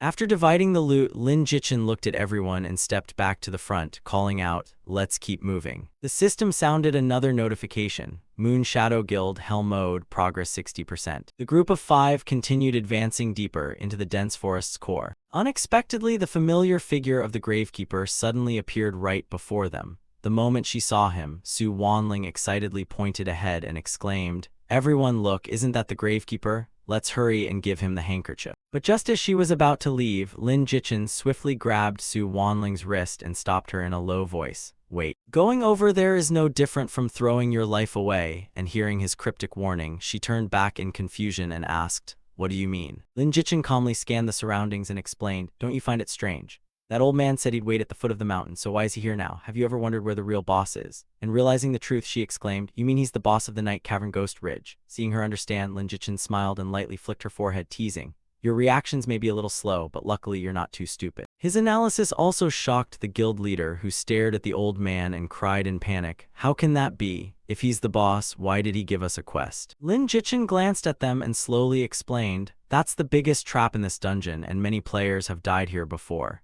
Experienced players usually refuse the quest and fight the boss immediately, but then they can't kill the corpse maiden or receive any additional rewards." After understanding the whole situation, the girl's attitude completely changed and she gratefully said, "So that's how it is, Mr. Lin, thank you so much. Without your warning, we would have lost so many valuable quest rewards." Seeing the group still refusing to approach, the Gravekeeper slowly turned around with an eerie smile, his twisted face terrifying to behold. The Gravekeeper extended a hand, his hoarse voice seeming to echo from the underworld. "You've arrived. Have you found my late wife's keepsake? If so, hurry and give it to me. Then I will reward you with 2 mystic-grade treasures." Before he could finish, Lin Jichin's razor-sharp sword tore through the air and pierced the Gravekeeper, catching him completely off guard. Lin Jichin coldly withdrew his sword after piercing his opponent, his eyes darkening with murderous intent as he said, "Enough talk, attack." Seeing no reaction from the others, Lin Jichin glanced back warily and thought that in his previous life this cunning old fox had deceived him, forcing him through several grueling rounds before clearing this secret realm, so he would never repeat that foolish mistake again. After taking the attack head-on, the Gravekeeper stood frozen with a huge ellipsis above his head, seemingly unable to comprehend what had just happened. Suddenly, he raised his hand high as his skeletal palm swelled enormously, bulging veins filled with fresh blood appearing across it in a grotesque sight. He then slammed his enormous palm onto the ground, causing a powerful tremor. The Gravekeeper's body rapidly swelled and transformed into a hideous, monstrous form as he roared, "I am the Ghost King, and I sentence you all to death," prompting the guild leader to slam her staff into the ground and prepare for battle. From every direction, countless pitch-black crows suddenly swarmed in like a violent storm, covering the entire sky. Su Wanling gripped her sword tightly and stared wide-eyed at the approaching flock in utter panic, exclaiming, "What the hell is this?" Up front, Lin Jichin calmly wielded his sword, repeatedly sweeping his arm to create flashing sword arcs that blocked the vicious birds charging wildly at him. After temporarily holding back the demon birds, Lin Jichin spun around and urgently shouted to his teammates, "Cao Shiying, quickly use your skill to wipe out these monsters." Following his command, Cao Shiying immediately obeyed and firmly replied, "Got it." She raised her hand toward the sky and unleashed her power as brilliant purple spiritual energy surrounded her body, rapidly gathering into a massive vortex pillar stretching into the heavens. Lin Jichin turned aside and shouted, "Split the tasks, you handle the crows while I deal with the boss." With their roles assigned, he tightened his grip on his sword and shot toward the monster from behind at terrifying speed. Lin Jichin smirked confidently and thought, "Nobody understands this guy better than I do, and spell cultivators fear close combat most." Lin Jichin leaped high before diving like a hunting eagle while unleashing ancient sword energy, relentlessly striking the monster with continuous attacks that greatly weakened it. The monster stretched out its long neck and screamed in agony as the system displayed. Night Cavern Ghost King, boss level monster, late foundation establishment strength, vitality 10,761 1000, attack 118, defense 102, speed 100, heart guard 10, willpower 10, skills. chaotic crow dance, black mist escape, ghost contract, annihilating demonic energy. Suddenly, the monster vanished completely, replaced by dense black smoke that rapidly engulfed the entire area around him. At that moment, a pitch-black vortex suddenly appeared behind Lin Jichin, the skill black mist escape. Seizing the perfect chance, he looked at the monster and shouted to his teammates, "Now, everyone attack together." Lin Jichin held his sword forward, lightly swung it to gather momentum, then unleashed an extremely fierce and powerful technique. The guild leader also raised her staff and immediately used her signature skill, Earthbound Hidden Hand. Li Jinzi clenched her fists and drew them back beside her waist, unleashing body-breaking punch. Su Wanling refused to fall behind, raising her sword to eye level and channeling her strength into the ultimate move, Blazing Flame Great Slash. The group coordinated perfectly and charged together, bombarding the monster with attacks at the same time. After suffering such a brutal group assault, the monster lost nearly all its strength and weakly braced itself against the ground, panting heavily. Seizing this golden opportunity, Lin Jichin raised his sword high and unleashed the decisive technique, Wind Phoenix Dance. Countless stars of energy fell from above toward the monster, glittering brilliantly like stars in the night sky. Each star that struck the monster further drained its strength, while its agonized screams echoed throughout the area. Seeing the boss near death, Lin Jichin grinned at the monster and said, "Little bear, the next scene is yours." Still attacking, strange white spheres shot rapidly at the monster as he said, "Finish this boss and I'll take you to eat bamboo shoots." Seeing the iron-eating beast charge forward, the girl's eyes lit up as they exclaimed, "I want a pet too. That bear is so cute. It's definitely the iron-eating beast on the pet list. I can't believe it's expert Lin's pet." Its body suddenly grew larger as it opened its huge mouth and roared intimidatingly at the monster. Though it looked small, its strength was terrifying, blasting the monster away with one strike and tearing it into 100 pieces. With its task completed, it landed calmly on the ground. It proudly raised its head and looked toward its master, but its cool demeanor lasted only moments before the girls surrounded and petted it, shouting, "You're amazing, way too cute, come here and let me touch you." Watching from afar, Lin Jichin could only slap his forehead helplessly. Ignoring them, he stared wide-eyed at the dead creature and exclaimed inwardly, "Holy crap. It actually dropped spell cultivator equipment. Whatever, with this alone I can sift through the loot and find 2 heavenly treasures, then I'll only need 1 more to complete the 6 spiritual energies and freely achieve Heavenly Foundation establishment." The system announced, "Congratulations on clearing Night Cavern Ghost Ridge in 75-65 seconds with a perfect Hellgrade rating. Each member receives 500 cultivation points, and the entire team gains an additional 1,500 points." Lin Jichin raised his head and looked toward the sky. After the flawless victory, the guild leader approached and bowed gratefully. "Mr. Lin, thank you. You helped me obtain so much spell class equipment. I'll buy it with money and won't let you suffer any loss." Jichin raised the purple gem and waved his hand. "No need, we already agreed those items are yours and I didn't lose anything." Seeing the gem, the guild leader thought in surprise, "Is that an obsidian crystal?" Lin Jichin turned slightly toward her and said, "If there's nothing else, I'll be leaving first." Before leaving, he reminded them, "You should leave quickly too, since you're the first guild to clear it. The players stuck at the entrance will block you and ask for strategies if you stay." Su Wanling rushed over from afar and shouted, "Guild leader." Seeing him leave, Su Wanling said shyly, "Seriously, expert Lin left too quickly. I didn't even get to thank him." The guild leader smiled, "It's fine, there will be other chances." Meanwhile, Lin Jichin leaned against a tree and opened the system panel. "Hello, Brother Wang, are you there?" He looked around smugly and calculated inwardly, "I need to trick Wang Jinghao one more time." A voice came through the system, "Brother Lin, are you video calling me?" In Wind Melody City, Brother Wang and Lin Jichin sat drinking together in a tavern as Lin Jichin asked, "Brother Wang, why did you call me here?" And he replied, "Didn't I specifically come to apologize to you?" Brother Wang winked and placed his hand on the table, saying, "It's nothing, life is precious, but love is even more valuable. If you and that girl end up together, won't I earn a good reputation as your matchmaker?" Lin Jichin sighed helplessly while pouring wine and said, "But that doesn't benefit you, Brother Wang, so I feel uneasy." And Brother Wang replied, "That's no big deal, helping a brother find a wife matters most." Brother Wang cheerfully raised his cup and said, "But since you've helped Moon Shadow clear the dungeon, when you're free, help our Eternal Ages Guild once too." Seeing Lin Jichin's expression change, Brother Wang panicked and asked, "Brother Lin, what's wrong? Is there some difficulty?" Lin Jichin held his cup and sighed deeply. "Brother Wang, it's not that I don't want to help, but my girlfriend won't allow it. Your two guilds are always fighting, otherwise I'd gladly help you." Even so, he awkwardly scratched his head and thought, "Su Wanling, guild leader Jiang, sorry, I'll definitely compensate you later." The answer secretly infuriated him as he cursed inwardly. That woman is truly vicious, always using Moon Shadow Guild against me.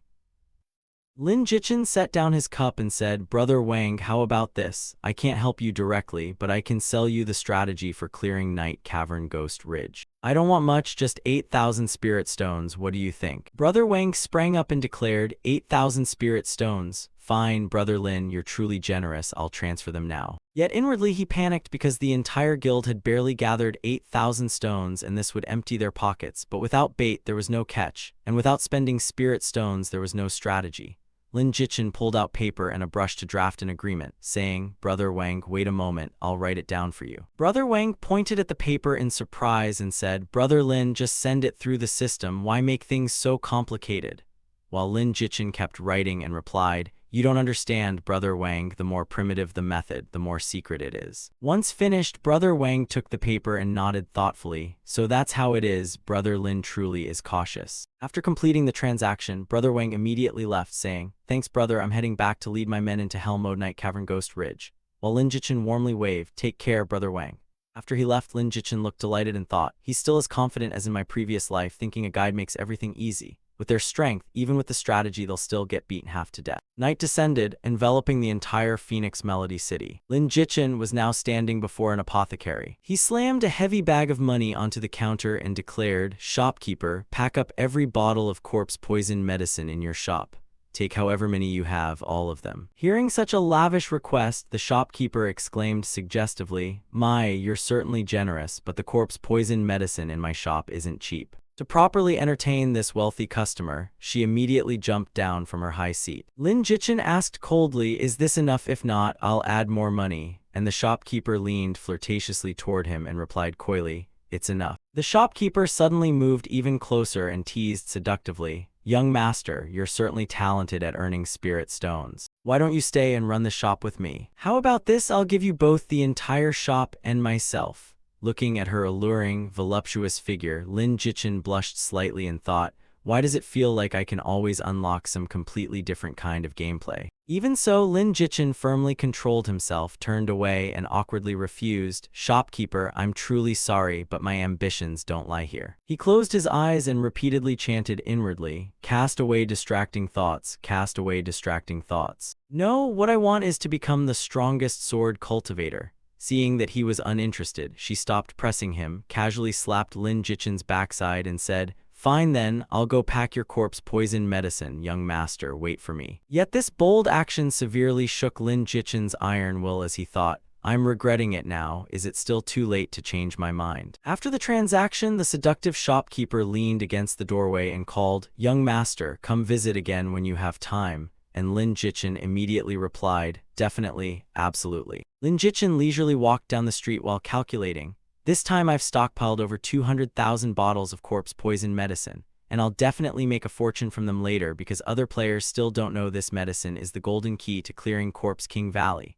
Without this antidote, once infected by corpse poison, they can forget about clearing the dungeon. When that happens, I'll sell these medicines at sky-high prices and make a fortune. My cultivation is already sufficient, but I still lack the 6 paths spiritual energy needed for foundation establishment, so I must first find somewhere to gather the material." Next destination, Spiritual Energy Temple, Scarlet Flame Temple. Lin Jichin descended from above and landed lightly on the ground. His strength had also been slightly depleted as Lin Jichin glanced around and thought this place was a sacred land with the richest concentration of fire spiritual energy. Suddenly, a dark shadow shot toward him like an arrow tearing through the wind. It was a hideous beetle-like monster, aggressively advancing on Lin Jichin with 2 razor-sharp pincers raised. He reacted instantly, drawing his sword and charging forward to meet it. Lin Jichin and the fire pincer beetle clashed fiercely as his flashing sword severed one of its pincers. Knocked down, the monster shrieked before turning and fleeing for its life. He immediately chased after it and shouted, where do you think you're running? He hurled his sword forward, the sharp blade piercing straight through the fire pincer beetle and making it scream in agony. It crashed to the ground and instantly turned into a pile of gold, 1 fire spiritual energy fragment and 2 tier 1 spirit stones. Holding the glowing red spirit stone, he clicked his tongue.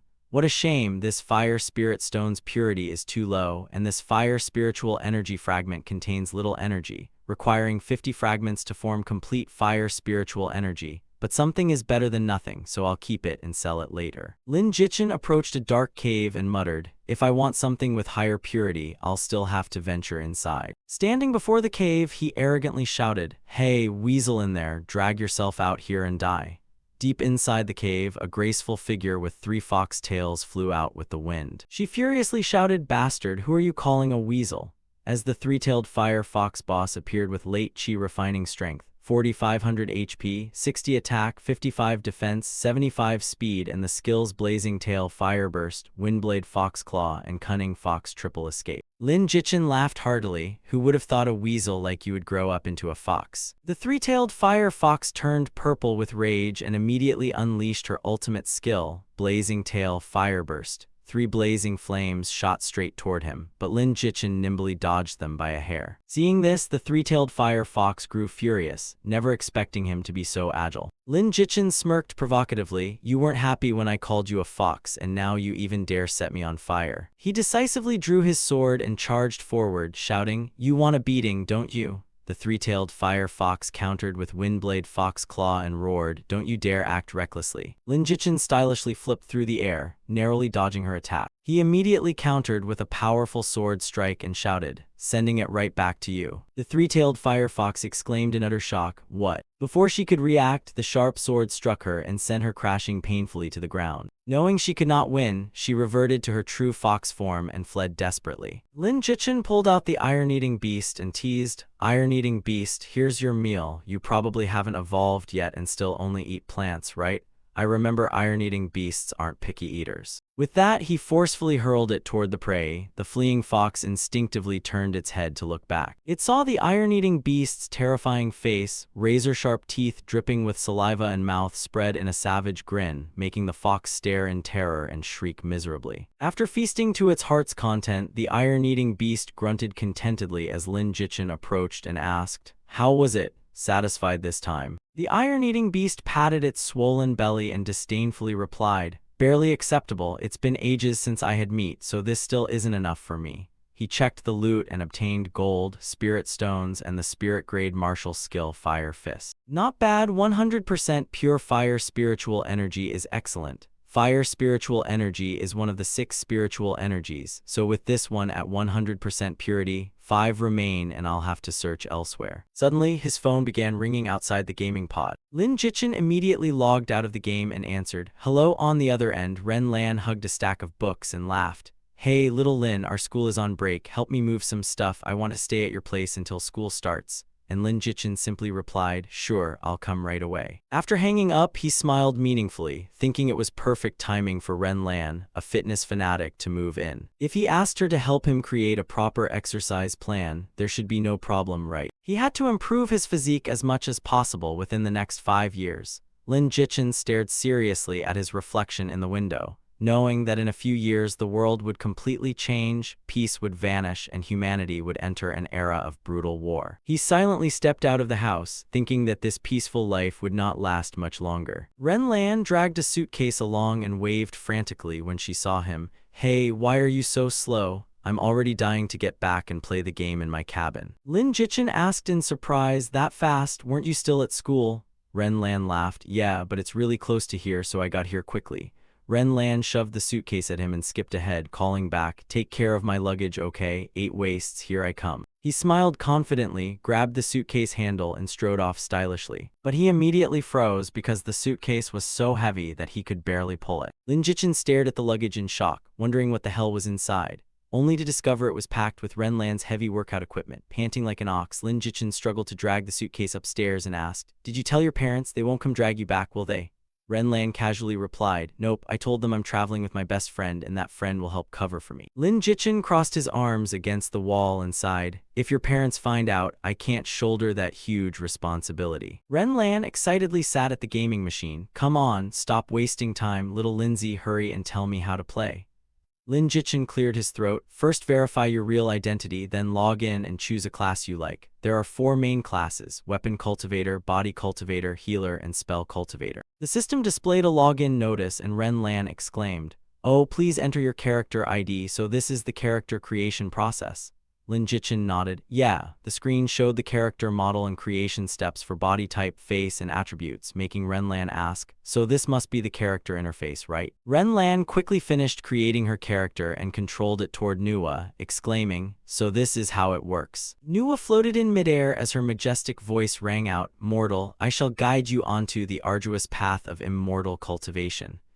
Renlan stared wide-eyed and exclaimed, "Nuwa, you're so beautiful." Nuwa waved her hand, "Receive my blessing." Renlan's character floated into the air as the system announced, "Congratulations, player, you have obtained the innate talent Immovable Wisdom King." Immovable Wisdom King, just the name sounds incredibly imposing. Nuwa waved her hand and conjured a giant scroll, announcing that she could now freely choose her birthplace. Renlan lightly scratched her lip with a puzzled expression. "Birthplace? Let's see."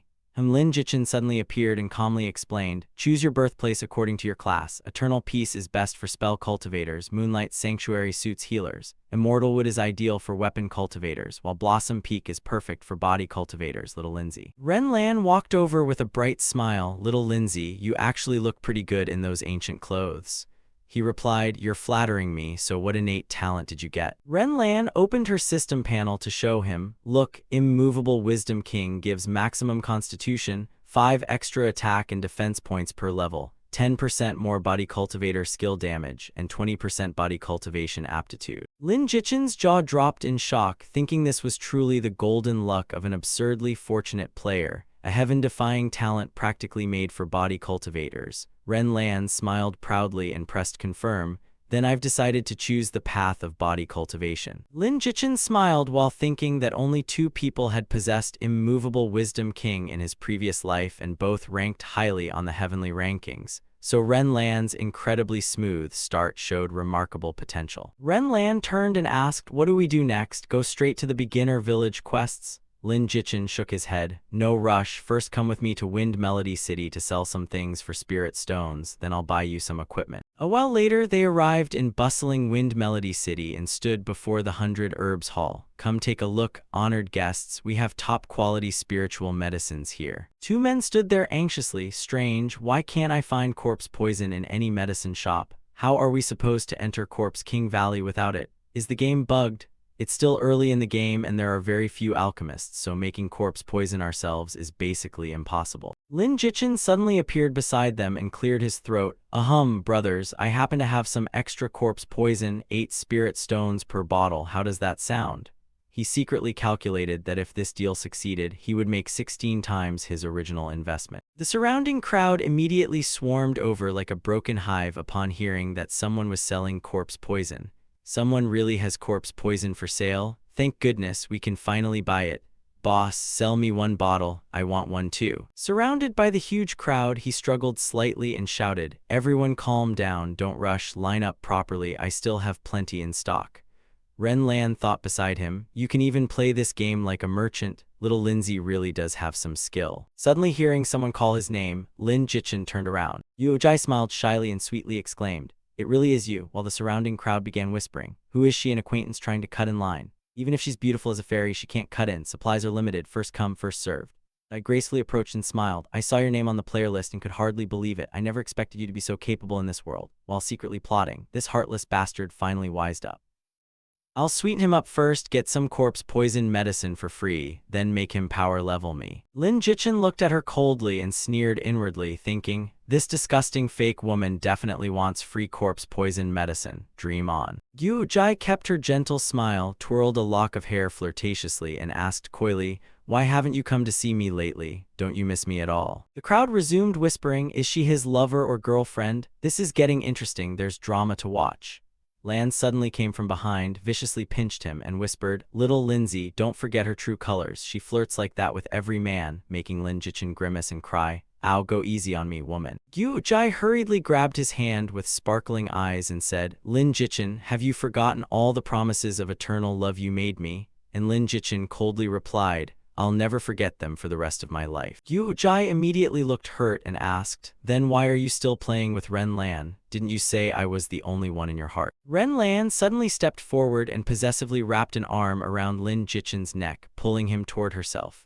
"Sorry, but everything little Lindsay told you is in the past, so please stay away from him from now on because little Lindsay is my boyfriend now." Yu Jai flushed with rage and snapped, "Ren Lan, I know your father is a powerful university president, but I'm not afraid of you. Lin Jichin and I never broke up, so he's still rightfully my boyfriend and you'd better know your place." Lin Jichin's gaze turned razor-sharp as he coldly said, "We ended things long ago." Yu Jai cried out in panic, "Lin Jichin, why?" And he sneered, Why don't you use your brain and think about what you've done?" He looked at her with disgust and said, "While dating me, you tried seducing Su Zihui every day and even shamelessly shared the lollipop he'd been eating. Did you really think I was an idiot who knew nothing?" Yu Jai hurriedly acted wronged with tears in her eyes, saying, "Lin Jichin, you've misunderstood me. It was all a misunderstanding. Please hear me out." Furious, Lin Jichin pulled out a photo of her intimately posing with Su Zihui and slapped it before her, saying, "With this clear evidence, what excuse do you have left?"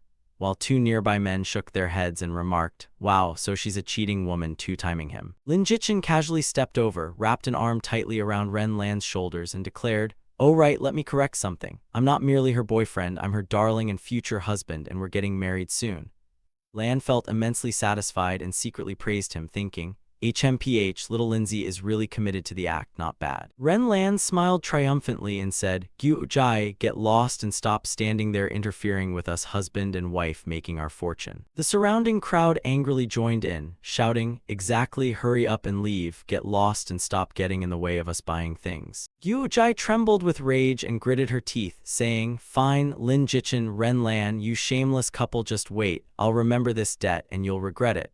The ground was now covered with piles of black bags, each containing 100 glittering spirit stones. Lin Jichin collapsed exhausted onto the street and sighed, thinking that although the profits were substantial, it had taken an entire day, making the efficiency far too low. Lin Jichin tossed Ren Lan a bag of spirit stones and told her to buy equipment before quickly heading to Flower Peak for the beginner quest, stressing that she must follow his instructions, ignore the random quests in Beginner Village, and directly find the innkeeper there for a fortunate opportunity, while Ren Lan blankly asked, "What about you?" Lin Jichin put his hands on his hips, raised his head, and laughed arrogantly, declaring that he would naturally find a more efficient way to make money and telling her to wait until she became a rich woman.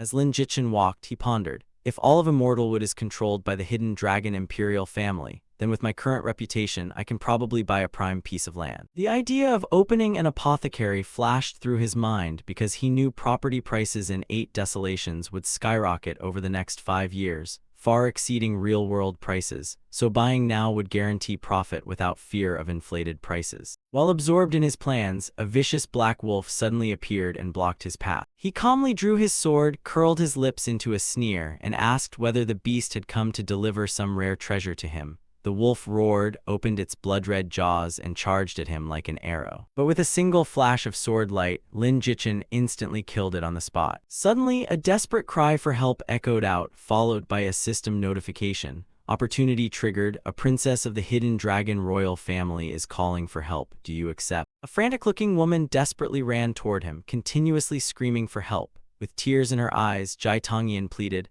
"I am a princess of the hidden dragon royal family. Please go to Feng City and inform my royal father that those attacking Jai Tongyan are from the Nether Soul Hall, and he will surely reward you generously." Lin Jichin recalled the story of the 8 Desolations, which mentioned a senior princess of the hidden dragon royal family being hunted by the demonic cult while traveling and eventually dying miserably at the hands of ruthless demonic cultivators. He put his hands on his hips and suspiciously asked why a noble princess like her would appear in such a place in the middle of the night. Jai Tongyan tearfully explained that her group had been ambushed by demons along the way, and amid the chaos she became separated from her guards and fled desperately. Lin Jichin pulled her behind him protectively and said coldly, "Enough." He glared at the approaching black-robed men and shouted, "You demons dare hunt a princess of the hidden dragon royal family. It seems you're tired of living." The leader laughed savagely and mocked him as an arrogant brat who knew no limits, saying that since he wanted to play the hero saving a beauty, today would become his death anniversary. Lin Jichin calmly pulled out a talisman, raised it toward the sky, and challenged them, "Come at me if you've got the guts."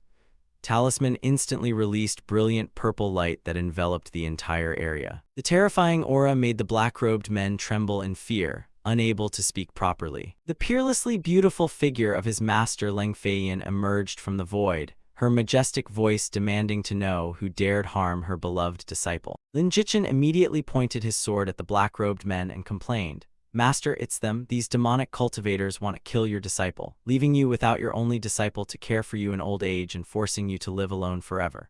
Hearing this, Leng Feiyan flew into a rage and declared, "You bastards dare harm my disciple, then all of you can go to hell together." Leng Feiyan merely swept her hand lightly through the air. The black-robed men were instantly annihilated by destructive power, managing only to curse the Heavenly Flame Sword sect before vanishing into nothingness. Lin Jichin grinned and gave her a thumbs up, praising, "Master is mighty. Master is the most beautiful woman in the world." Leng Feiyan turned around and sternly scolded him, asking why her disciple was here and whether he no longer wanted to return to the sect after being away so long. He scratched his head awkwardly and hurriedly explained, "How could I dare? I only came to the hidden dragon royal family to buy land, open a shop, and earn some money so I can buy more gifts to honor Master later." Leng Feiyan handed him a primordial spirit talisman and instructed, "If anything happens, activate it to contact me and return quickly once you're done," while he hurriedly thanked her and promised to return soon. With that, Leng Feiyan's figure vanished into the void. Only then did Jai Tongyan cautiously approach and smile, saying, "Thank you, young master and the Heavenly Flame Sword sect, for saving my life. The Hidden Dragon royal family will never forget this kindness." The system announced, "Senior Princess of the Hidden Dragon royal family successfully rescued. Senior Princess affection +10, reputation in all cities of Mu Xian +5000. Lin Jichin turned away with a heroic air and said, "Eliminating demons and defending righteousness is the duty of the righteous path. Princess needn't take it to heart," while inwardly celebrating that this reputation would let him freely choose prime land in Feng City. Jai Tongyan smiled shyly and praised, "Young master is too modest, but the fact that you saved my life cannot be denied." Jichin replied with the 8 golden words every righteous cultivator knew: righteous and evil stand opposed, fight to survive. As the system announced, Jai Tongyan's affection increased by another 5 points, reaching 15. Jai Tongyan's attitude toward him changed to respect as she happily invited him back to the royal palace, assuring him that her royal father would treat him as an honored guest and reward him generously. He nodded in agreement and said, "Then I'll trouble the princess to lead the way." Lin Jichin entered the royal palace with Jai Tongyan and marveled at the magnificent grand hall, thinking the royal family's immense wealth truly showed.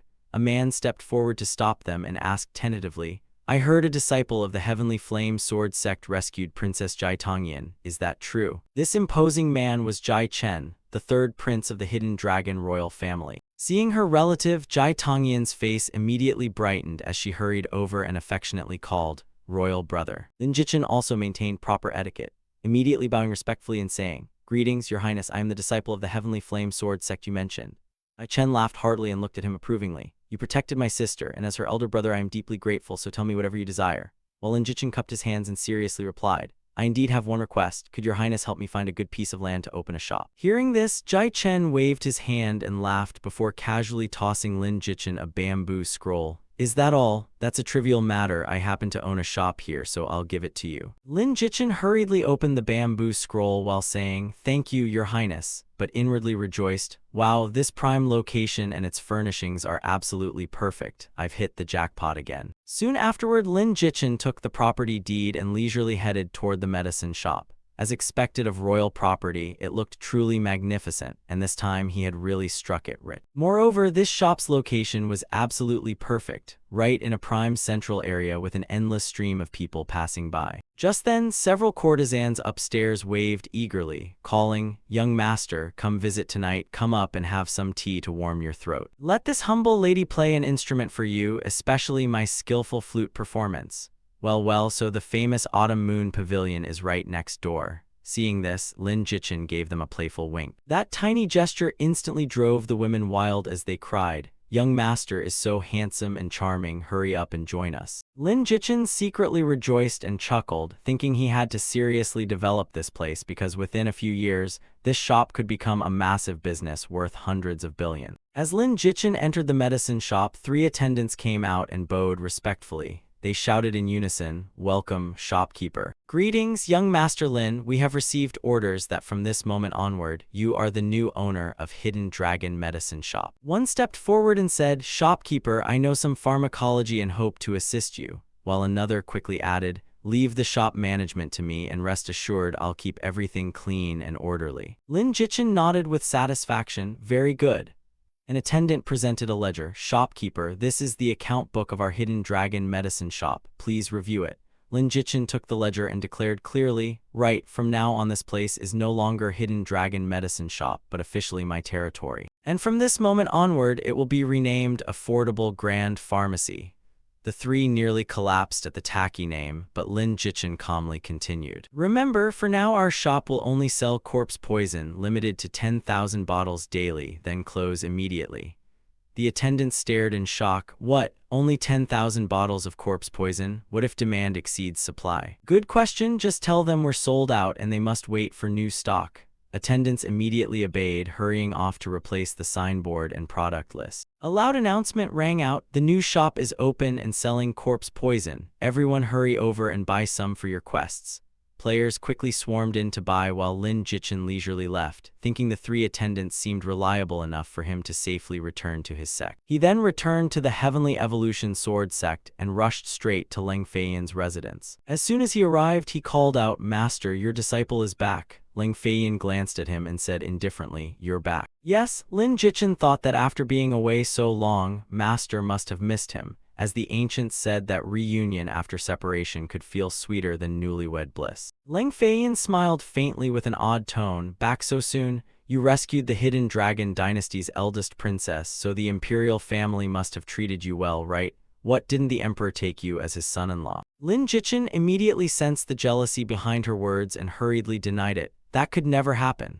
Forget becoming their son-in-law. Even if they offered to make me emperor, I'd refuse. I, Lin Jichin, belong to the sword sect in life and will remain its ghost in death." Hearing this, Leng Feiyan's finger twitched slightly. An invisible force instantly pulled him directly before her. "Are those words true?" Lin Jichin answered without hesitation. "Of course, Master has shown me immense kindness that I'll forever remember, and my respect and gratitude are witnessed by the sun and moon." With that, Lin Jichin took out an embroidered pouch. "This is a gift your disciple brought back for Master after descending the mountain. I hope you like it." As the saying goes, a disciple with a master has treasure at home, while one without a master is like dry grass, so unless I turn to dust, I'll gladly cling to Master forever without worry. He gently took an exquisite bracelet from the pouch. "Master, how about letting your disciple put it on for you?" Leng Feiyan's affection immediately rose continuously as a notification appeared. "Current affection, 50 points, reaching the heart-to-heart realm." Lin Jichin thought gleefully, well, my campaign to win Master over is finally bearing fruit." Carried away by excitement, he unknowingly kissed her hand lightly, only snapping back and hurriedly releasing it after Leng Feiyan cleared her throat several times. "Master looks truly beautiful wearing this bracelet, just like the ancient verse. Hibiscus cannot rival a beauty adorned, while the palace breeze carries the fragrance of pearls and jade." Leng Feiyan blushed slightly and scolded affectionately, "You wicked disciple only know how to sweet-talk with that honeyed tongue, so have you gathered all your foundation establishment materials yet?" Lin Jichin had been waiting for this question and immediately replied, "Master, I've prepared everything and can establish my foundation anytime." And Leng Feiyan nodded. "Then enter seclusion and break through to foundation establishment." "Yes, Master, but when I break through, I'm afraid I'll face a lightning tribulation." So Leng Feiyan rubbed her forehead and said, "Then break through here, and I will protect you." With Leng Feiyan's promise, Lin Jichin relaxed and sat down to meditate and cultivate. The system announced, Realm Breakthrough, Early Stage Foundation Establishment, all combat attributes plus 20, Vitality plus 10, Health plus 2000, Mana plus 2000, Heaven Defying Fate talent activated, Defy Heaven and Tao, all combat attributes doubled. Heaven Defying Fate activated again, Born Against Heaven, randomly obtained new talent All-Seeing Eye, granting a 20% chance to learn an opponent's skill when fighting another cultivator, with a 30-day cooldown. Warning: the heavenly tribulation will descend in 30 minutes. Please prepare carefully. Soon, dark clouds and rolling tribulation lightning gathered endlessly, covering the sky above the heavens' eye sword sect. Lin Feiyan immediately gathered spiritual energy, forming a protective barrier around Lin Jichen to withstand the heavenly tribulation. Lin Jichen smugly thought, "One day I'll kill your father. I'm not afraid because I've got someone protecting me." But after the lightning tribulation faded, Lin Feiyan's expression grew solemn as she said, "Disciple, I'm afraid you can no longer rely on me to overcome future tribulations." Those words nearly made Lin Jichen fall flat on his face. "What? Why?" Lin Feiyan continued, "It's not that I don't want to protect you, but those two tribulation bolts were abnormally violent and far stronger than I expected. If I keep blocking your lightning tribulations, your future heavenly tribulations will become increasingly terrifying, and by then even I may be powerless. Moreover, cultivators who never undergo the cleansing of lightning tribulation will have bodies and souls as fragile as paper, harming their future potential," making Lin Jichen inwardly weep. "So much for my protective charm." Lin Feiyan reassured him, "But don't worry too much, there is still a way to deal with lightning tribulations," and Lin Jichen hurriedly asked, "What way?" "In the western region lies the Thunder Marsh, where you can undergo harsh cultivation. If you're lucky, you may find a thunder dragon there, kill it, obtain its thunder spirit heart, and use it to forge a thunder spirit physique. Then you'll never need to fear lightning tribulations again." Lin Jichen suddenly understood and thought, "Right, there's still the Thunder Marsh. Although it's extremely dangerous and a thunder dragon nearly killed me in my previous life, this time I have the primordial spirit talisman Master gave me, so one little thunder dragon is nothing to fear." He cupped his hands and bowed, saying, "Thank you for your guidance, Master. I'll immediately depart for the Thunder Marsh to train." Lin Feiyan warned him, "You must remember, the Thunder Marsh isn't merely a land of lightning tribulations but also a lawless land, filled with murderous robbers and villains capable of every evil. And the primordial spirit talisman doesn't work there." "What?" Lin Jichen froze in shock. Losing protection from lightning tribulations was bad enough, but now even the primordial spirit talisman was useless, leaving him drowning in despair. Lin Jichen later arrived at the Thunder Marsh in the western region, where rain fell year-round amid barren rocks, dead trees, and lightning striking everywhere. Lin Jichen looked determined and thought,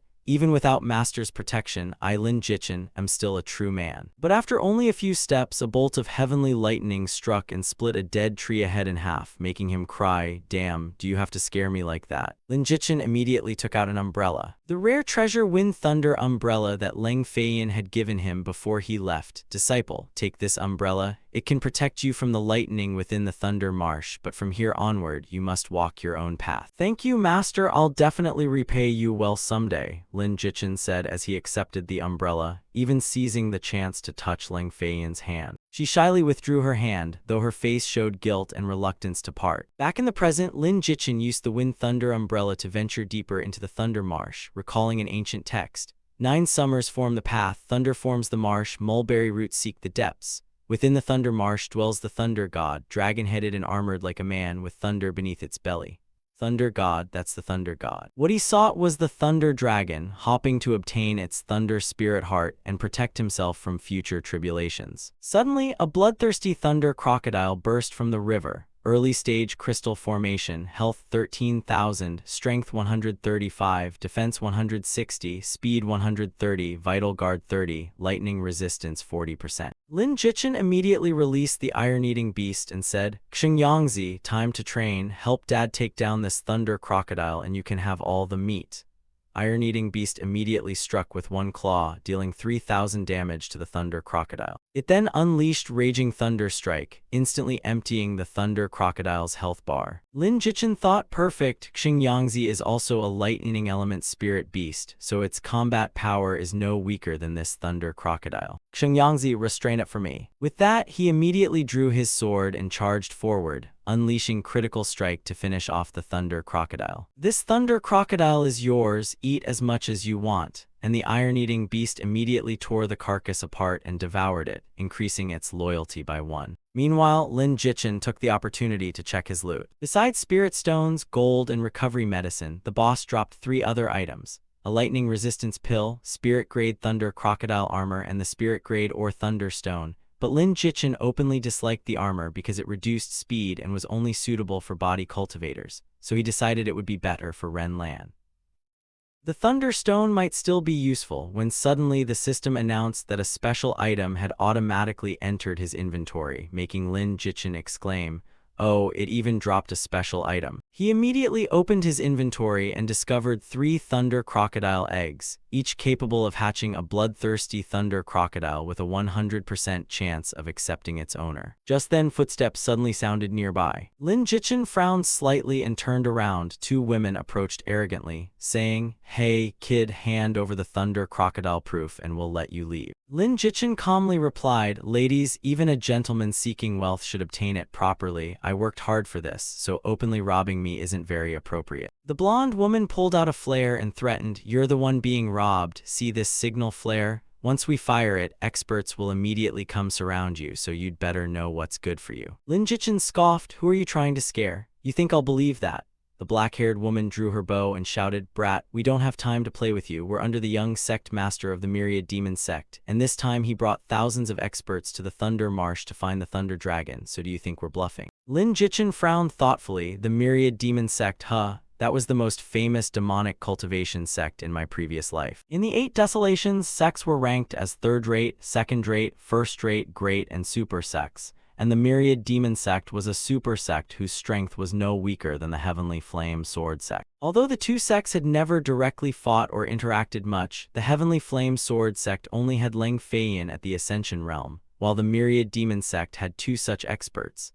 Offending a super sect over 3 eggs was hardly worthwhile, and refusing to yield might cause enormous trouble. After thinking it over, he tossed the 3 eggs directly to the blonde woman. The black-haired woman smiled smugly. "Good, at least you know what's good for you." However, the blonde suddenly noticed the iron-eating beast and became greedy. She asked, "That iron-eating beast is your pet, right? Since you're at it, hand it over too." Lin Jichin immediately erupted with murderous intent and placed his hand on his sword hilt, asking, "Aren't you two going a little too far?" The black-haired woman wasted no words and immediately fired an arrow. But Lin Jichin split the arrow in half with a single sword strike. He then rushed forward at extreme speed and struck their acupoints with his fingers. He followed with a kick that sent both women tumbling to the ground. They panicked, "Why can't we move?" "What are you trying to do?" Lin Jichin said. "Relax, I don't hit women," then tied them tightly with rope as they panicked. "Wait, stop, don't do that, it tickles." He then pulled out a foxtail grass and said, "I can't hit women, but you still have to pay for your actions, right?" He repeatedly brushed the grass across the soles of their feet, making them laugh hysterically and beg, "Big brother hero, please spare us. We really can't take it anymore. We were wrong and shouldn't have tried to steal your things." Lin Jichin replied, "I can release you, but will your boss really let me go?" They hurriedly pleaded, "Yes, big brother, please let us go. We promise we won't tell the young sect master." Hearing this, Lin Jichin swung his sword and cut the ropes. But once freed, the 2 immediately broke their promise and sneered, "We told you to release us and you actually did. What an idiot." The blonde immediately fired the signal flare into the sky like fireworks and gloated,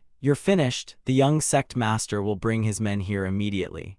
You're dead for sure." The black-haired woman had barely finished boasting when Lin Jichin pierced her chest with his sword. Lin Jichin said, "I only said I don't hit women. I never said I wouldn't send them to the afterlife." "Bastard!" the blonde screamed as she gathered a palm strike and attacked. Lin Jichin's razor-sharp sword flashed, instantly slicing her body in half. The 2 greedy women were thus sent to the afterlife, dying before they could utter their last words. Lin Jichin said coldly, "You repeatedly broke your promises and deliberately tested the limits of my patience. This is the heavy price you must pay for your stupidity." "Little bear, let's go," Lin Jichin said as he retrieved the 3 eggs and turned to leave. A short while later, a large group of black-robed men arrived and one reported, "Young sect master, the signal flare came from here, but our people are already dead." The young sect master frowned irritably and said, "The flare was meant for finding the Thunder Dragon, yet these 2 useless fools dared disturb me merely to ask for help and waste my time, chop up their corpses and feed them to the Thunder Crocodiles." And his subordinates immediately answered, "Understood." "Still, I never expected anyone would dare kill members of my Myriad Demon Sect. That bastard truly has nerves of steel. I must drag him out, then tear out his soul and make him suffer a fate worse than death."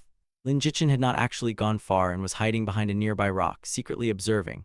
That man was Li Xinghun, an outstanding young member of the demonic cult, arrogant and vicious, who later led the cult to attack real-world cities after the game merged with reality. enslaving countless players and civilians. Now that he had made an enemy of Li Xinghun, every step from here on had to be taken with far greater caution. If only Master could come help right now. But then again, Master was meant to be cherished and protected, not summoned as a bodyguard, of course. That only applied to a beautiful female master, while a male master did not count. Back at the Heavenly Evolution Sword Sect's kitchen, Lang Feiyan suddenly sneezed repeatedly. Is someone badmouthing me? She wondered, then looked down at the soup before her, red as chili sauce. Maybe I accidentally added too many chilies. Just then, a female disciple entered carrying a basket of cooking ingredients and respectfully said, "Sect Master, here is everything you requested." Good, just put them on the table. Lang Feiyan stepped over and professionally inspected each ingredient. Not bad. Vast sea spirit fish, 7 moon blossom pork, snowfield whitewater duck, everything is here. She began daydreaming about gently feeding Lin Jichin and thought, once I master cooking, I'll definitely prepare a lavish meal to nourish my good disciple. Back in the Thunder Marsh, Lin Jichin had not traveled far before encountering a ferocious 8-headed demonic beast. He immediately drew his sword and smirked. My luck isn't bad. I just made enemies with the myriad demon sect and already ran into an enlightened beast. But the bigger the waves, the bigger the fish. Priceless opportunities usually hide only in places this dangerous. With that thought, he immediately unleashed Crescent Moon Slash, sending a razor-sharp sword beam tearing through the air. Yet the attack seemed completely ineffective, barely even scratching the enlightened beast. Realizing the previous strike was too weak, Lin Jichin immediately focused and condensed ancient sword intent. He swung fiercely, releasing a sword beam carrying earth-shaking sword intent. With a thunderous explosion, the enlightened beast took the attack head-on and was instantly slain. At the same time, a server-wide system announcement rang out. Congratulations to player Lin Jichin for achieving the first kill of a Golden Core Realm boss, earning 3,000 reputation points, 1 random Mystic Grade item, 1 Dao Heart Fruit, and 1 Medal of Honor. Good luck to all other players in catching up. In the Thunder Marsh, Lin Jichin happily checked the loot and could barely contain his excitement. Nether soul capturing sand. I can't believe this dropped. It's the most important material for crafting Heavenly Dao Crystal, and although substitutes exist, none can match its effectiveness. Among the loot was also an exquisite pair of Mystic Grade Cloud Treading Boots, granting 25 speed, 7% evasion, and 100 leg strength outside combat, plus the passive skill trace without shadow that concealed movement automatically, making them another great find whose speed boost and trail erasing effect had once made such boots worth an entire apartment at their peak. The other 3 items were also quite good, especially for stylishly flying through the world on a sword. As for the Crimson Moon Bow and Universe Axe, although he could not use them, selling them to a shop would still bring in plenty of money. Suddenly, he sensed someone approaching. Lin Jichin quickly gathered all the items and vanished in a flash without leaving the slightest trace. About the time it took to drink a cup of tea later, members of the Myriad Demon Sect arrived. One subordinate asked suspiciously, "Young master, this area is such a mess. Could someone have discovered the Thunder Dragon?" Li Xinghun shook his head. "It's not the Thunder Dragon. Look at all these burn marks. They were definitely caused by an enlightened beast." His gaze suddenly landed on the monster's corpse nearby. He walked over to inspect it and found that the beast had been killed by a single sharp sword strike, with powerful sword intent still lingering in the wound. Just as expected, it seems the sword cultivator who killed our Myriad Demon Sect disciples truly has some skill, making me even more eager to find out exactly who he is. By then, Lin Jichin had already reached a canyon dozens of miles away. After searching for half a day without finding any trace of the Thunder Dragon, he reflected that the deeper one ventured into the 8 wastes, the more patience was required, as players often spent enormous amounts of time finding suitable materials or equipment, making it feel more like living another life than simply playing a game. Suddenly, he detected the sounds of fighting coming from nearby. Looking over, he saw a woman being relentlessly pursued as her attacker growled, "Junior Sister Fang, now that you know my true identity, I have no choice but to silence you." With that, he unleashed a thunderous palm strike that sent the woman flying dozens of steps away. He coldly continued, "Surrender obediently. For the sake of our shared sect, I'll give you a quick death, so don't blame your senior brother for being ruthless." Though injured, the woman defiantly replied, "Liang Bei, I never imagined you were a lackey of the demon cult. If the sect leader learns of this, you'll surely be executed." Liang Bei gathered power into his fist and sneered smugly, "The sect leader will never know because you'll die here today." At that critical moment, Lin Jichin donned a monk's robe and stood majestically atop the cliff, chanting, "Amitabha, mercy, mercy," making Liang Bei shout in alarm. "Who's there?" Lin Jichin began spouting nonsense. The great savior Bodhisattva taught that monks must meddle in others' affairs, love money, and admire beauty. Anyway, release that lady and come at this humble monk instead. Liang Bei frowned irritably, wondering where this fake monk came from and why he wasn't chanting scriptures in a temple instead of meddling here. Since you're tired of living, I'll send you to the Western paradise to meet the Buddha. With that, he struck out with a palm, blasting apart the cliff where Lin Jichin stood. Yet Lin Jichin suddenly appeared like a ghost, standing directly atop his opponent's arm. He calmly said, "The Buddha is merciful and worldly grudges arise from killing, so why not lay down your weapon and become a Buddha on the spot?" "Lay down your damn head!" Liang Bei furiously swung his arms around, but Lin Jichin's figure once again vanished into thin air. Liang Bei angrily scanned his surroundings, muttering, "Where is he?" Then turned to find Fang Qingzhu also gone and wondered, "They escaped while I was distracted." He frantically drew his sword and slashed wildly through the air, roaring, "Get out here!" Liang Bei cut down every tree in the ravine without finding anything and gritted his teeth, thinking, how bizarre, they vanished instantly without even leaving footprints. Could that guy know an earth escape technique? Meanwhile, Lin Jichin had already carried Fang Qingzhu far away, naturally leaving no footprints thanks to the miraculous ability of his new mountain treading boots. Fang Qingzhu slowly opened her eyes and thought, "This monk is so handsome, but why did he save me?" After running for a while, Lin Jichin spotted a cave and stopped, thinking, "Let's hide here for now, it'll be difficult to find us inside." He carefully checked the surroundings and thought, that guy probably can't catch up anymore. After entering the cave, they gathered dry branches and lit a fire as Fang Qingzhu said, "Thank you, young master, for saving me. Fang Qingzhu will forever remember this life-saving kindness." And Lin Jichin hurriedly waved his hand, "Don't mention it, I'm neither a Buddhist disciple nor a monk." Fang Qingzhu insisted, "Regardless, you saved my life, so I must thank you, but may I ask why you chose to help me?" Lin Jichin immediately put on a righteous expression and solemnly said, "Naturally, for justice. As a righteous cultivator, the demon cult and I are sworn enemies, so how could I stand by while a lady was murdered by a demonic cultivator?" Hearing this, Fang Qingzhu blushed shyly and thought, he's both handsome and kind-hearted. Just then, the system announced, Fang Qingzhu's favorability toward you plus 30, current favorability 30, riding together, making Lin Jichin secretly rejoice that her favorability had instantly risen by 30 points. Suddenly, he froze and thought, why does the name Fang Qingzhu sound so familiar? Ah, I remember now. Fang Qingzhu was the most promising inner hall disciple of the mystic medicine sect. And in his previous life she had accomplished the great feat of saving the entire Zhongling city when demonic creatures attacked after the two worlds merged.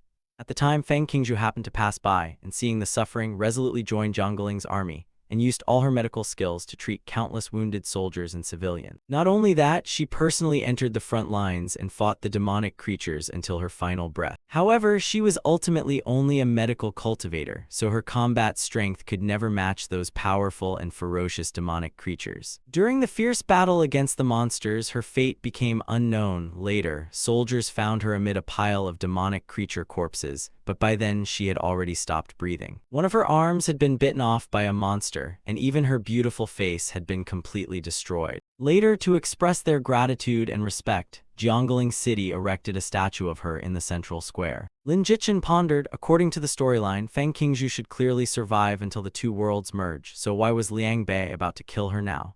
In 8 Desolations, if one NPC is killed by another NPC, they disappear forever. Could the storyline of 8 Desolations have changed? At that moment, Fang Qingzhu took out a letter and handed it to him. "Fellow cultivator Lin, I hope you can accept this letter from me." The system immediately announced, "This is a letter from an inner hall disciple of the mystic medicine sect. Whoever holds it may directly visit the mystic medicine sect and qualify to become an inner hall disciple, provided they have not joined another sect or have already withdrawn from their current sect," making Lin Jichin think, does Fang Qingzhu want me to join the mystic medicine sect? Master would skin me alive if she found out. It took so much effort to improve our master-disciple relationship, so I absolutely can't lose it. He apologetically said, "Miss Fang, I appreciate your kindness, but I've already taken a master. I'll keep this recommendation letter for now, and if I meet a suitable talent later, I'll definitely recommend them to your sect." Lin Jichin thought Gu Qiuxu would be perfect for the mystic medicine sect, so I'll see whether she wants to join it later. Fang Qingzhu nodded. "If fellow cultivator Lin doesn't want to join the mystic medicine sect, I won't force you," and Lin Jichin curiously asked, "What do you plan to do next?" Fang Qingzhu sat down and sighed. "Originally, I followed Master's orders and came to the Thunder Marsh with senior brother Liang Bei to find the Thunder Dragon, but I never expected this to happen." "Oh, you're also looking for the Thunder Dragon?" Yes, my master needs its blood essence to refine an earth-grade pill called the Dragon Blood Pill. Are you also here for the Thunder Dragon? Lin Jichin nodded. Yes, but I'm after the Thunder Dragon's heart. I see. Fang Qingzhu happily sprang to her feet. Then why don't we search together? You want its heart while I need its blood. Same target but different goals. And Lin Jichin agreed that working together would let them support each other. But the Myriad Demon Sect is also searching for the Thunder Dragon, and your senior brother is probably still searching the Thunder Marsh for you, so we must remain cautious. Wonder Liang Bai was so desperate to kill me. Lin Jichin asked, there's more behind this, and Fang Qingzhu sat down sadly and sighed. I'm afraid Liang Bai has betrayed Master and wants to offer the Thunder Dragon to the Myriad Demon Sect. To keep me from finding out, the best solution is to eliminate me. Then when he returns to the sect, he'll claim I died in the jaws of a strange beast.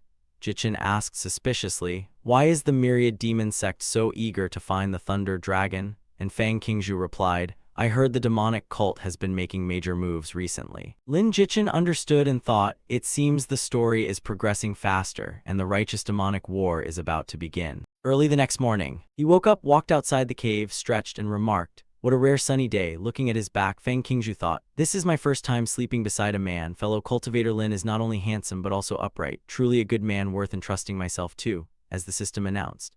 Fang Qingzhu's affection +5, current affection 35, life and death companion. Lin Jichin secretly rejoiced that her affection had risen 5 points after just one night, and wondering what might happen after several more nights, he chuckled shamelessly. Suddenly Lin Jichin sensed something. He hurriedly grabbed Fang Qingzhu and ran, shouting, trouble, quickly hide. But immediately afterward, a wild boar-like creature smashed through the stone wall and charged toward them. It was the infernal Dankang, the strongest strange beast in the Thunder Marsh. Aside from the Thunder Dragon, isn't this guy supposed to remain sleeping deep inside its cave? Fang Qingzhu immediately took out an umbrella and told him, fellow cultivator Lin, step back, I'll protect you. With that, she gathered spiritual power and charged forward. She swung her umbrella and smashed it hard against the infernal Dankang's head. Lin Jichin thought, why do I feel like I'm being underestimated? Liang Bai also heard the commotion and came searching.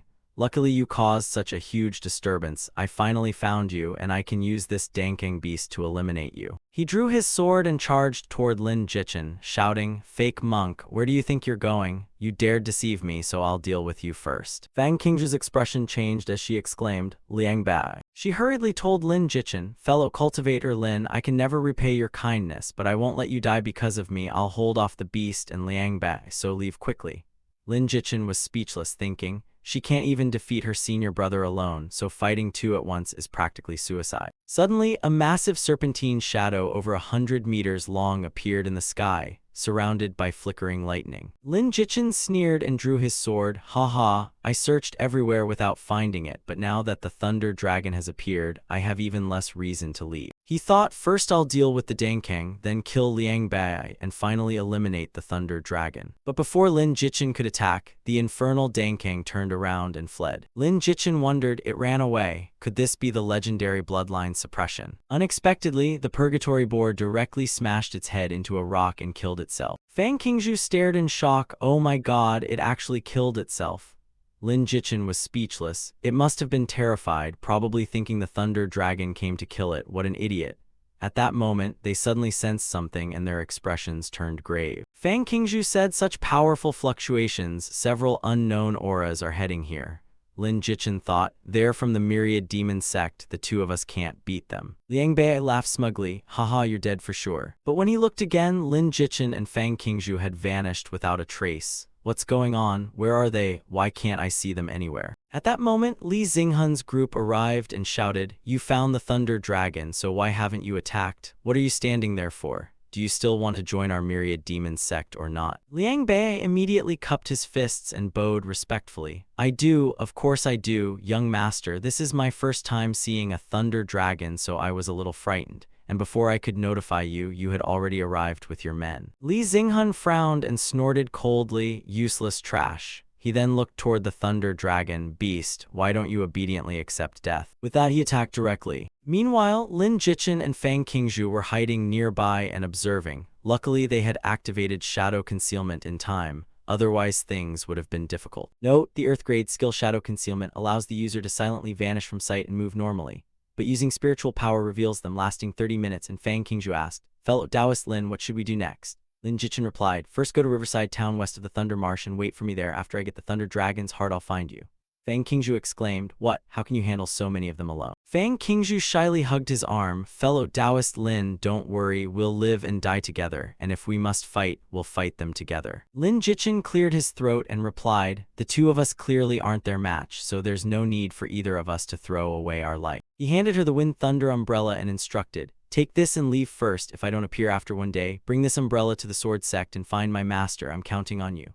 Jichin sighed inwardly. "Master, I really don't want to drag you into this, but the cultivation path is full of hardships, and only by clinging to powerful backing can one go farther." Fang Qingzhu nodded and accepted the Wind Thunder umbrella. "Fellow Taoist Lin, be careful. I'll definitely wait for you in the town." With that, she reluctantly left, thinking, "Fellow Taoist Lin has saved me again and again, even choosing to risk his life so I could escape. Such immense kindness." The system announced, "Fang Qingzhu's affection toward you has increased by 20. Current affection is 55 points, reaching the no distance level."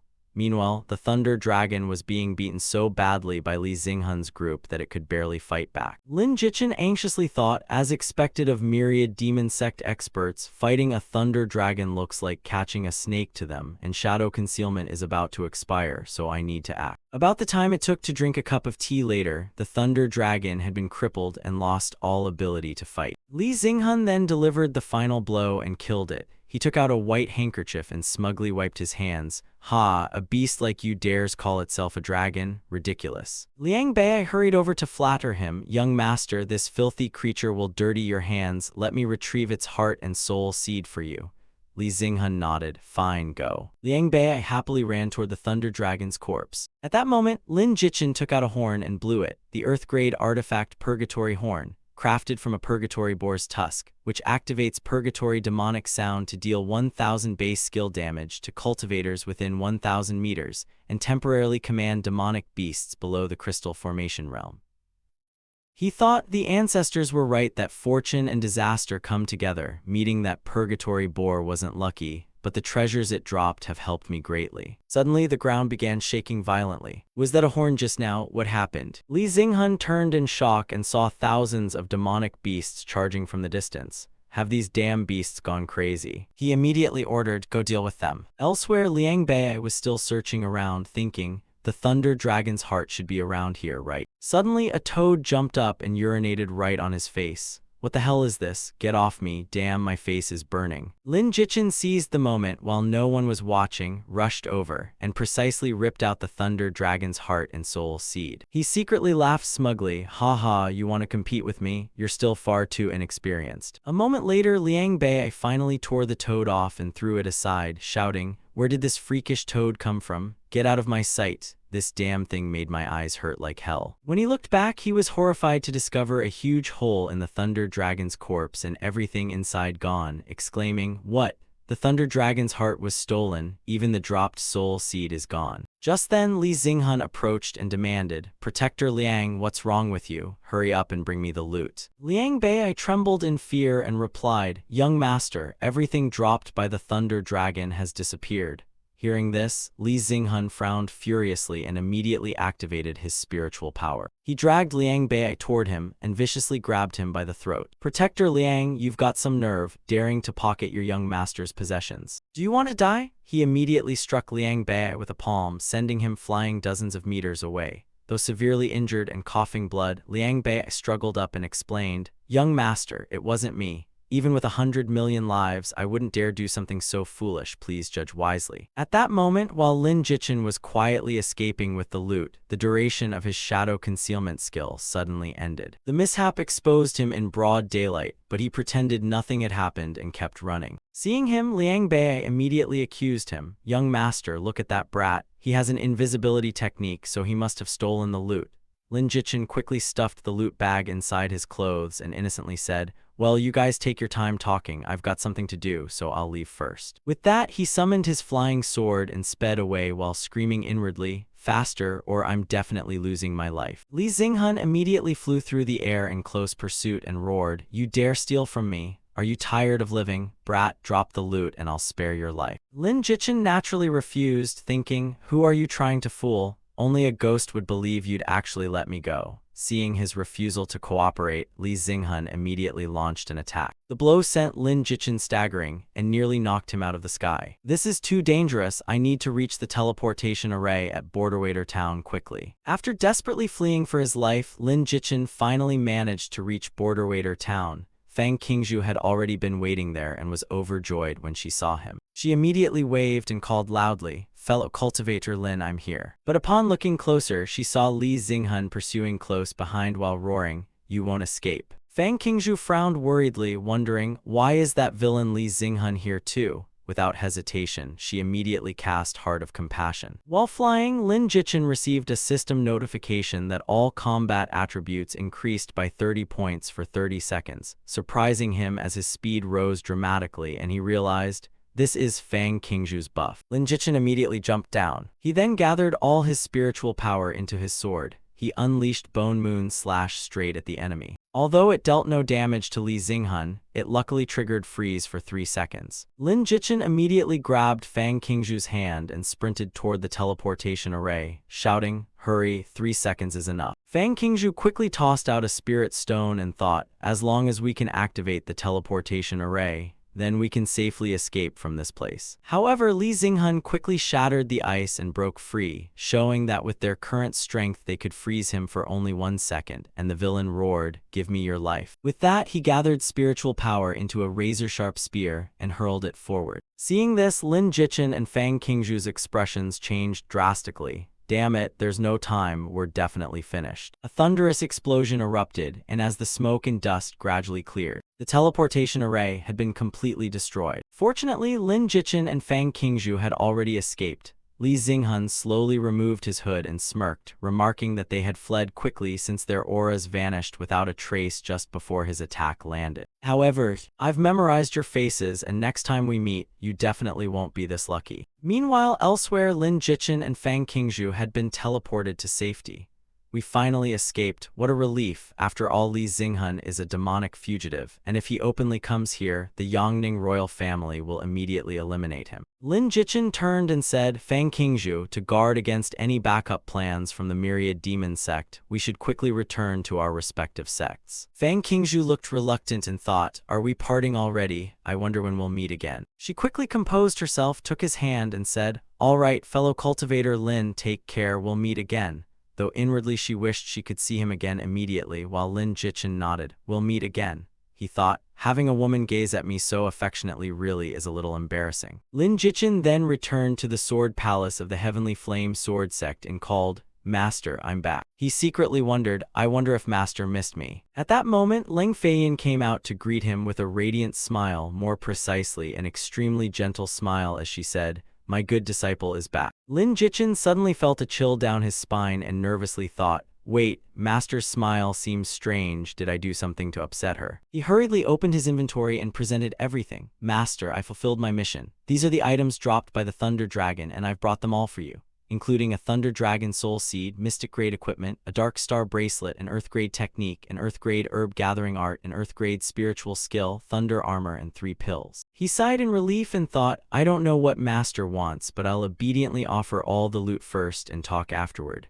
Leng Feiyin asked suspiciously, "You defeated the Thunder Dragon by yourself?" Lin Jichin stammered, "It's a long story, Master should take the loot first." But Leng Feiyin shook her head, "Keep this equipment, I don't need it, I'm only curious how you defeated the Thunder Dragon." Lin Jichin hesitated before saying, "Actually, I wasn't the one who defeated the Thunder Dragon, I secretly stole these things." "Stole them?" Leng Feiyin asked suspiciously, and Lin Jichin nodded, "Yes, you could say that." Leng Feiyin turned and walked inside, saying, "All right, come to my room and tell me everything about your journey through the Thunder Marsh," while secretly thinking her disciple had worked hard, though she had also prepared a surprise for him that he would soon discover. "Yes, Master," Lin Jichin replied happily as he carried his bag and followed behind her. He then told Leng Feiyin everything that had happened in the Thunder Marsh. After listening, she said, "So that's what happened. Not only did you obtain the Thunder Dragon's heart, you even had a romantic encounter. Fang Qingzhu must be quite beautiful for you to risk yourself to save her." Jichin broke into a cold sweat and hurriedly explained, "I simply couldn't tolerate a righteous cultivator being harmed by demonic cultivators. Righteousness and evil have always been mortal enemies. and I definitely didn't care about her appearance. Besides, who in this world besides Master dares call herself beautiful without embarrassing herself? However, Leng Feiyan still seemed slightly jealous and pressed. Then what if Fang Qingzhu were a man? Would you still have helped? Lin Jichin nodded desperately. Of course, naturally I would, and only then was Leng Feiyan satisfied. Fine, I'll believe you this time. Seeing this, Lin Jichin quickly found an excuse to escape. If Master has nothing else, this disciple will return to bathe and rest. But Leng Feiyan stopped him, saying, "Bathe here today. I've prepared spiritual medicine for you to soak in and help you achieve another breakthrough." Lin Jichin instantly imagined bathing together with her and thought, Master is actually letting me bathe inside her inner hall. "The warm water is already prepared. Go bathe. I'll wait outside," Leng Feiyan said before turning and leaving. Lin Jichin stood frozen and stammered, "This disciple obeys," while thinking, "So I'm bathing alone after all." Then he removed his clothes, wrapped a towel around his lower body and sighed, "I shouldn't be thinking about anything dirty." Next, he jumped into the bathtub and soaked there with an extremely satisfied expression. Hearing the noise outside, Leng Feiyan immediately shouted toward him, "Silly disciple, just bathe quietly. Why are you yelling? Hurry up, your master still has a surprise for you later." Hearing this, Lin Jichin thought in surprise, "Master even prepared a surprise for me." So he continued soaking patiently, unwilling to leave if there was no surprise, since Master's spiritual elixir was extremely effective and might even let him break through again. Wait, Lin Jichin suddenly remembered something and turned pale. "If I break through, won't I have to face a lightning tribulation?" Just then, dark clouds suddenly gathered above the Sword Palace, covering an entire corner of the sky. Lin Jichin immediately understood that the lightning tribulation had truly descended. Having obtained the Thunder Dragon's heart, he believed he could withstand it himself, so he activated his power and condensed a protective barrier around his body. Sure enough, when the first bolt of tribulation lightning struck fiercely, he remained completely unharmed. At that moment, Leng Feiyan entered and gently removed her outer robe, revealing her graceful and alluring figure.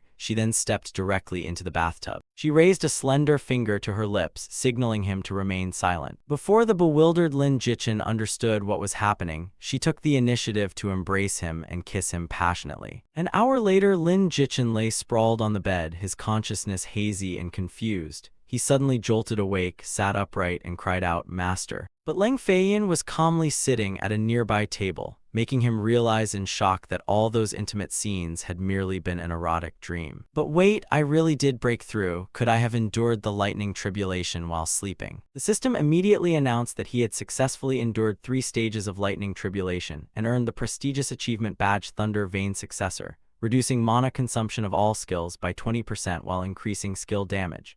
Leng Feiyan smiled gently. "Good disciple, congratulations, you endured the lightning tribulation all by yourself." Lin Jichin scratched his head and grinned. "It's all thanks to Master's devoted guidance. Without the courage and encouragement you gave me, I definitely wouldn't have been confident of succeeding." Leng Feiyan stood up and urged, "Come on, hurry and see the gift your master painstakingly prepared for you." "Yes, Master." Lin Jichin quickly climbed out of bed and stood up. Leng Feiyan hurriedly turned away, and Lin Jichin looked down in confusion only to discover in horror that he was completely naked, making him hastily cover himself. "Huh, where are my clothes?" He hurriedly grabbed his clothes, dressed, and rushed after her. "Thank you, Master." Lin Jichin was filled with excitement, imagining that Master's gift must be extraordinary, perhaps a divine weapon that could cut through iron like mud or an unparalleled martial arts manual. Yet what greeted him was a seemingly lavish table of food that somehow radiated an aura of death. What the hell are these things? Lin Jichin immediately pretended not to notice anything and planned to walk straight past. But Leng Feiyan called him back. "The surprise is right beside you. Where do you think you're going?" Lin Jichin looked pitifully confused. "Master, you mean these things are the surprise you prepared for your disciple?" Leng Feiyan nodded and sat beside the table. "Yes, I personally cooked all these while you were unconscious, so hurry and eat them while they're hot." Lin Jichin sat down and stared nervously at the food, thinking, "Are these pitch-black things really safe to put in my mouth?" But if he refused to eat, Master would surely be displeased. And once she was unhappy, his favorability might drop at best, or he could even be expelled from the sect at worst. He tremblingly asked, "Master, what is that black thing?" "This disciple can't tell," and Leng Feiyan smiled brightly. It's flame-roasted cloud-swallowing wings made from spotted pork and cloud-flying pigeon wings, though I didn't control the heat well, so it's slightly burnt. Completely helpless, he gritted his teeth and picked up a piece. Lin Jichin reassured himself, it's probably only burnt outside, the inside should still be edible, right? Leng Feiyin sat beside him with expectant sparkling eyes like a newlywed wife cooking for her husband for the first time. The moment Lin Jichin put it into his mouth, his face turned horribly pale. Unable to endure it, he suddenly stood up and exclaimed, so bitter, no, so delicious. Master's cooking is truly incredible. Hearing this, Leng Feiyin was delighted and pressed him back into his seat, saying, really? Then eat some more and fill yourself up. Thus, Lin Jichin had the honor of tasting every flavor of earthly hell, from unbearably fishy and extremely sour to tongue-scorching hot. Seeing him eat so enthusiastically, Leng Feiyin was delighted as her favorability soared to 55, reaching close intimacy, and she eagerly urged, come, try another dish. What's this? Lin Jichin stared at the fish soup before him while sweating profusely, thinking, fish? Why does it look slimy and cloudy like rice washing water? Leng Feiyin scooped up a spoonful and introduced it. This is steamed ocean spirit fish, made from the famous vast sea spirit fish. You've just survived a tribulation and are still weak, so this is highly nourishing. With that, she filled an entire bowl for him, making Lin Jichin's expression change as cold sweat poured down his face.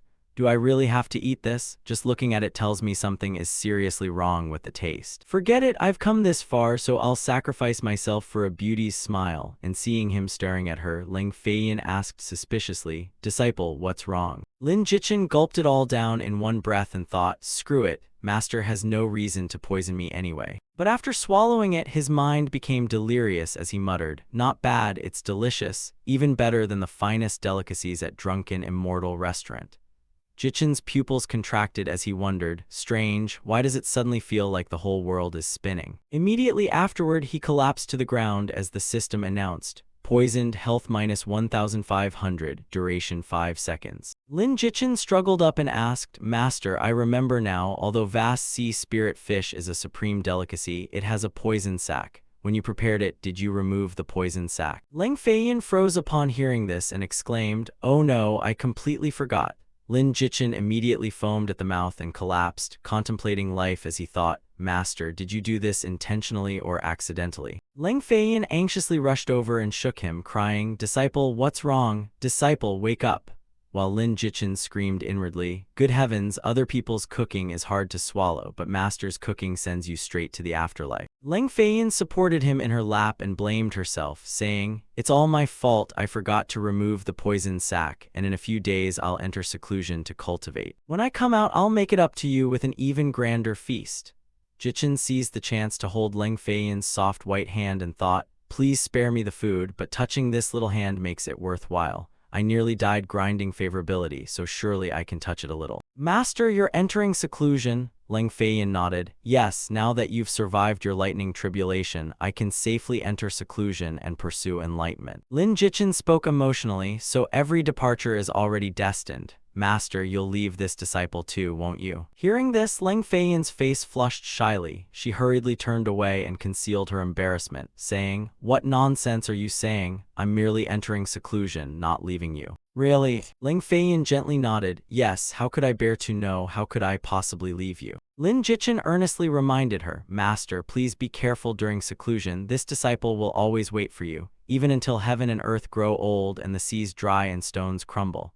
Leng Feiyin shyly nodded. Yes, I understand, just as the system announced. Favorability increased to 60, reaching no distance. She suddenly released him, making Lin Jichin fall heavily to the ground, then stood up, turned away, and said, all right, I'm leaving. Still lying there imagining romantic scenes between them, Lin Jichin thought, ha ha, at least I gained plenty of favorability, just grind a little more and pass 70, heh, merely thinking about it is exciting, I can hardly wait. Leng Feiyin suddenly called back jealously. After I enter seclusion, you must behave yourself, don't become obsessed with worldly pleasures or fool around. Especially don't flirt with women everywhere, and you're absolutely forbidden from meeting that imperial princess or that female cultivator from the medicine sect again, understand? Lin Jichin immediately acted obedient as a puppy, cupped his hands, and replied, understood, understood, apart from waiting for you, this disciple won't think about them. Only then did Leng Feiyin turn around in relief and leave. But she suddenly stopped. Oh right, she said, taking several items from her storage space. I'll be in seclusion for several months this time, so take these manuals and treasures to use for now. Thank you, Master. Lin Jichin happily accepted them, thinking this was indeed a surprise and that Master's gifts definitely weren't limited to that deadly feast. Leng Feiyan continued, I also have 2 things I need you to do, and Lin Jichin immediately replied, just say the word, Master, whether it's 2 things, 100 or 10,000, I won't even frown. In a few days, it will be Jai Hongyu's birthday, a member of the Hidden Dragon royal family, and Jai Hongyu has invited all the great sects to the birthday banquet, so go in my place.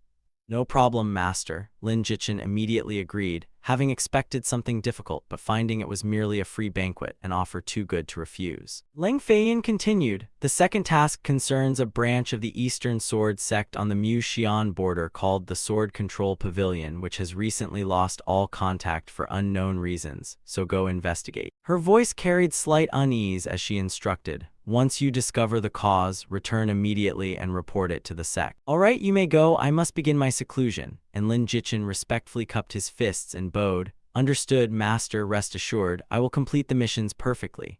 He thought that logically the Sword Control Pavilion storyline should only have been updated after the Second Righteous Demonic War, proving the plot was progressing increasingly faster. Just then Lin Jichin stepped outside. Suddenly, a folding fan tore through the air toward him. He instinctively reached out and caught it. Looking up, he saw Namgong Yue already sitting casually on the rooftop and softly called, Senior Sister. She smiled, Junior Brother, long time no see. I just saw a heavenly tribulation appear behind the Sword Palace. That must have been your lightning tribulation, right? Lin Jichin replied, of course, I just broke through again, but I haven't forgotten my promise to Senior Sister. Tonight I'll take you around Feng City, and Namgong Yue replied, at least you still remember, it's been so long that I thought you'd forgotten this, Senior Sister, entirely. With that, she leaped down and landed lightly beside him. But we can't leave together because if father and grandfather find out, they'll definitely confine me and forbid me from going out. Lin Jichin nodded, all right, then we'll leave separately. I'll wait for you at Feng City's east gate. He secretly thought, you're afraid of your father and I'm afraid of my master too, because although she's in seclusion, if she discovers I'm secretly dating Senior Sister, the affection I worked so hard to raise to 60 might disappear completely. That evening, Lin Jichin quickly arrived at Feng City as vendors shouted everywhere, come look, fresh candied hawthorns. Candied hawthorn. Lin Jichin took out a few coins and bought 2 huge skewers of candied hawthorns. Just then Namgong Yue arrived and smiled, calling, Junior Brother. Without saying anything, Lin Jichin directly stuffed a skewer of candied hawthorns into her mouth. Namgong Yue scolded him playfully, Junior Brother, what are you doing? You're so annoying, and Lin Jichin scratched his head. I thought all girls liked sweets. She lightly snorted, HMPH, I've been sick of these childish snacks since I was little. Lin Jichin grinned and flirted, Senior Sister, you're truly beautiful. Even when you're angry, you're breathtaking. Namgong Yue immediately blushed and rolled her eyes, HMPH, no candied hawthorn is sweeter than your honeyed tongue, so where are we going next? Lin Jichin cautiously looked around and whispered, nobody followed you, right? No one noticed. And Namgong Yue shook her head, no, I was very careful. Lin Jichin still felt uneasy, thinking it would be disastrous if Master found out, then boldly put an arm around Namgong Yue's shoulder and said, I know a theater nearby where the musicians play beautifully and the dancing is excellent, so let's go watch first. Namgong Yue nodded shyly, all right, I'll leave everything to you. Lin Jichin then led her straight to the theater. Many people had gathered there, mostly male players, while on stage a group of stunning women with curvy figures, slender waists, full chests, and long fair limbs danced gracefully like enchanting fairies. Seeing Lin Jichin constantly staring at her, Namgong Yue took a small bite of her apple and asked, Junior Brother, why do you keep staring at me instead of watching the show? Lin Jichin smiled. How could the performance be better than Senior Sister? Just enjoy the show while I admire my Senior Sister. Just then, an attendant brought over a jade box and respectfully said, Young hero Lin, I've brought the item you requested, and Lin Jichin nodded as he accepted it. Thank you. He turned to Namgong Yue and said, I specially prepared this for you, making her curious about what it was. Namgong Yue curiously opened the box and found a romance novel inside. Deeply touched, her favorability immediately rose to 65, reaching mutual affection as she said, Junior Brother, thank you, you're so good to me and even thoughtfully bought me a romance novel. Only you would spoil me like this. Father and Grandpa would never do it. Lin Jichin warmly replied, Senior Sister, I remember you saying we don't need to be polite like strangers, while smugly thinking, a girl's heart is soft. I understand something this simple perfectly. Yue softly asked, "Junior brother, will you always treat me this well?" Lin Jichin firmly replied, "Of course." He gently stood up, stepped behind her, wrapped an arm around Namgong Yue's neck, and lightly lifted her chin. "I'm neither talented nor broad-minded, so in this lifetime I can only devote my care to senior sister alone." Jichin thought, "In my previous life, I practiced flirting every day to pursue that cheating woman, so my skills in this field have practically reached the highest level." With that, he took out an exquisite necklace and slowly placed it around Namgong Yue's fair neck. "I carefully chose and bought this for senior sister because I knew you'd look absolutely beautiful wearing it, so let me put it on for you." The system announced favorability 70, harmonious couple, and Lin Jichin excitedly thought, "Success." He asked, "How is it, senior sister? Does it look good?"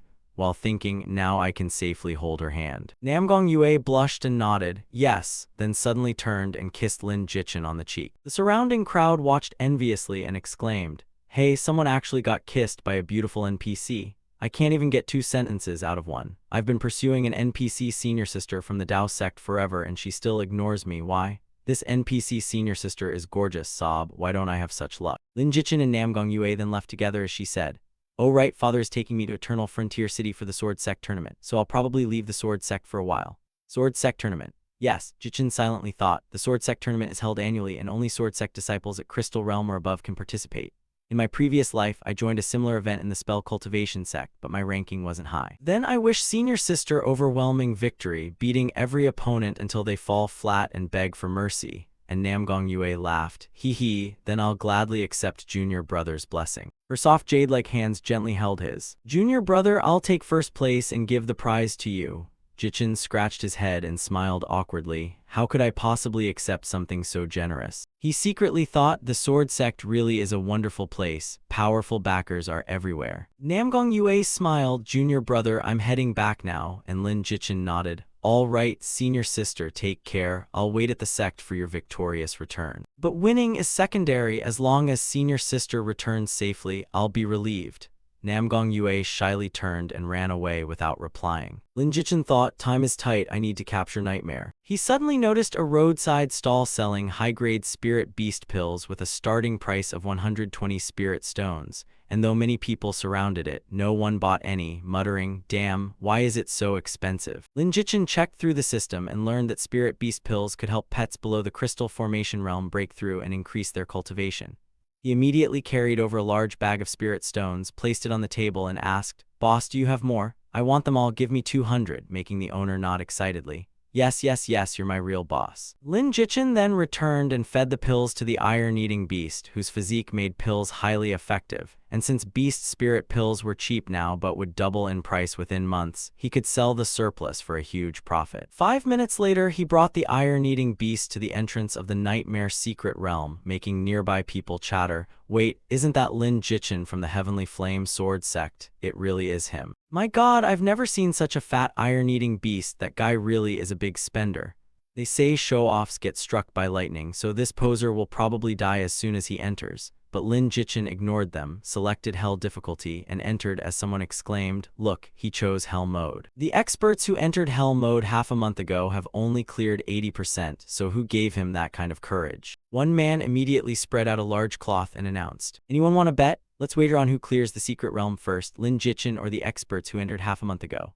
The crowd became interested because the one who entered half a month earlier was Xiling Yang, whose celestial talent was the spiritual eye martial soul and whose strength was formidable, so someone said, "What's there to think about? 5 spirit stones on Xiling Yang clearing it first." "All right, I'll bet 3 spirit stones. I'll bet 5, 2 for me." Suddenly, Liu Xiaozi walked over and placed down a large bag of spirit stones, saying, "Here are 100 spirit stones. I bet Lin Jichin clears it first." She secretly thought, HMPH, how could the man I've chosen possibly lose? The crowd was shocked. Whoa, who is this girl? She's betting that much. Haha, even better, once that Lin guy loses, we'll make a fortune. Meanwhile, inside the secret realm, Lin Jichin opened his eyes. He found himself inside a town. He showed no surprise and seemed familiar with the place, immediately leaving without investigating because Nightmare truly deserved to be one of the most iconic secret realms in the 8 Desolations. Unlike the Night Cavern Ghost Ridge, Nightmare had its own storyline and an extremely tragic one at that. leaving nearly everyone who cleared it in tears. Many players lost their composure while searching for the boss and tried to change the story, with some even unable to attack when facing the final boss. Lin Jichin stopped and waited until a carriage soon arrived and came to a halt. A beautiful woman named Wanner stepped down from it as soon as she left the carriage. She took out a letter and personally handed it to the town chief. He glanced over its contents, tucked the letter into his robe, and motioned for her to follow. Wanner then followed him alone. The surrounding men stared shamelessly at her swaying figure with drool running from their mouths, saying, "Damn, she's really something, just look at that walk and you can tell she's a temptress." Soon the town chief brought Wanner back to his residence. Wanner explained, "Town chief, I've been married for many years but still have no children while my husband is away fighting on the battlefield, so I want to find a way to continue his family line. I heard adopted children can be obtained here and a friend recommended this place, so I traveled all this way to ask for your help." The old town chief warmly replied, "I see, being able to help madam would be this old man's honor. Please come this way, madam." With that, he led her to a house and opened the door, revealing dozens of children wrapped securely in swaddling cloth and neatly arranged in rows. The town chief whispered, "Madam may choose any of these children, but young lady, you absolutely must keep our town's secret." Nodded, "Rest assured, I definitely won't tell anyone." "Of course I'm reassured." The moment he finished speaking, the town chief suddenly pulled out a club and struck the back of her neck, knocking her unconscious as he sneered, "Because you'll never get the chance to leave anyway." The men outside immediately rushed in, laughing loudly, "She's gorgeous." They crowded around Wanner, staring at her lustfully and remarking, "This woman's figure is truly exceptional." "Exactly, it's been years since we've gotten someone this good, and the moment I saw her walk in earlier, I could barely contain myself." "Town chief, how are we splitting this prize?" Lin Jichin stood behind them and witnessed everything, but strangely they seemed unable to see him, so he merely frowned, snorted coldly, and continued watching. The town chief brushed aside Wanner's bangs and greedily said, "How about this? You can have all the money in the carriage, but this woman belongs to me." But the men immediately protested, "Boss, we live in this godforsaken place where money is the one thing we don't lack. Have you forgotten why we risked our lives for you in the first place? Exactly, to rob money, food, and women, and now that we're well fed and clothed, women are what we lack most." Seeing he could not force them, the town chief stood up and asked, "Then what do you want? How should we divide things?" The thugs replied, "Follow the old rules. Each man takes her home as his bride for 2 days, and if she gets pregnant, we'll use a blood test to determine the father, then she belongs to him." Town chief nodded. "Fine, then I'll go first. None of you object, right?" The others reluctantly dispersed. "Boss, go easy and don't ruin her." The town chief waved them away. "Fine, I'll bring her to you in 2 days, now get lost." The town chief drove everyone outside, overcome with lust and unwilling to wait until he carried her back to the bedroom. He began acting indecently, preparing to violate Wanner right there. And so time passed, with spring giving way to autumn. Daily life continued as usual. As rain suddenly poured down, people hurried everywhere seeking shelter from the downpour. The scene shifted to the crowded, noisy little village. On a full moon night, a leaf gently drifted past the rim of a bowl. Drops of dark red blood slowly fell into the bowl. A man raised the bowl before him and loudly declared, "The child is mine, and so is she." 2 men nearby whispered, "Who would have thought the child belonged to One-Eyed Dragon? Quite a few women have already died at his hands." Elsewhere, the one-eyed man glanced behind him and complained that he had barely enjoyed himself for a few days before irritably asking what the other 2 were muttering about. His companion hurriedly replied that the result was settled. They should not break the rules, and she now belonged to One-Eye. One-Eyed Dragon then brutally grabbed the hair of Wanner, who had just given birth, and dragged her toward his room while shouting, "Girl, come with me and enjoy the good life." The surrounding men looked disappointed and shouted for One-Eyed Dragon to go easy on her and leave something for his brothers. One-Eyed Dragon sneered arrogantly, saying that once she was his, nobody else would get anything, and they could just watch him torment her to death. Wanner had no strength left to resist and simply gave up, letting him drag her away. Lin Jichin remained seated where he was, silently watching without moving. He could only shake his head and sigh helplessly. Time passed, and after an unknown while, One-Eyed Dragon's agonized screams rang out as he furiously cursed the wretched woman for daring to attack him. The villagers were quickly alarmed and rushed over, shouting in panic that someone had been killed. But by the time they stormed inside, it was already too late. All they saw was One-Eyed Dragon's body chopped into pieces and thrown into a wine jar, making the crowd curse and insist that woman must have done it. At that moment, the town chief noticed a long blood trail leading toward the wide-open window. He immediately ordered everyone to chase her, guessing that she was injured and could not have gone far. They then carried torches and followed Wanner's blood trail, searching everywhere while their shouts echoed as they cursed her. Meanwhile, Wanner gripped a knife and staggered wearily along the deserted road, breathing heavily. Her wounds were too severe, leaving Wanner weaker than ever and nearly drained of all strength. Finally, unable to endure any longer, she collapsed onto the snow-covered ground. When the pursuers arrived and spotted her, they shouted excitedly that they had found their target. They rushed forward, grabbed Wanner by the hair and yanked her head back while cursing, "You filthy woman, where do you think you're going?" One subordinate asked the boss whether they should report this to the authorities, but another immediately dismissed it and called him an idiot, warning that they would be in serious trouble if the authorities learned what happened here. While they were busy discussing whether to deal with her there or take her back, nobody noticed Wanner secretly removing the ring from her hand. Taking advantage of their distraction, she swallowed the ring and calmly awaited death, while the leader decided they had to kill her on the spot to silence her and prevent future trouble. The town chief coldly drew his blade, ordered the others to leave Wanner there, and declared that he would handle her himself. Wanner calmly accepted death without a single complaint, knowing she would soon reunite with her husband, the person she loved most. After an unknown amount of time, the dry sound of a shovel digging into the earth rang out again. After dealing with Wanner, the group began disposing of her body while cursing their bad luck for having to do such filthy work before even getting to enjoy themselves. Another man irritably told his companions to shut up and hurry so they could finish in the bone-chilling cold and go back to sleep. It turned out that all those horrifying events, from her limbs being severed to the boss's cruelty, were merely what Lin Jichin had witnessed in a dream. After learning the whole truth, he simply remained silent, pondering something deeply. Some time later, mournful crow cries echoed endlessly throughout the village. Strange events began occurring in the village, leaving everyone uneasy as those involved in the old incident mysteriously disappeared one after another, making people wonder whether a vengeful ghost had returned.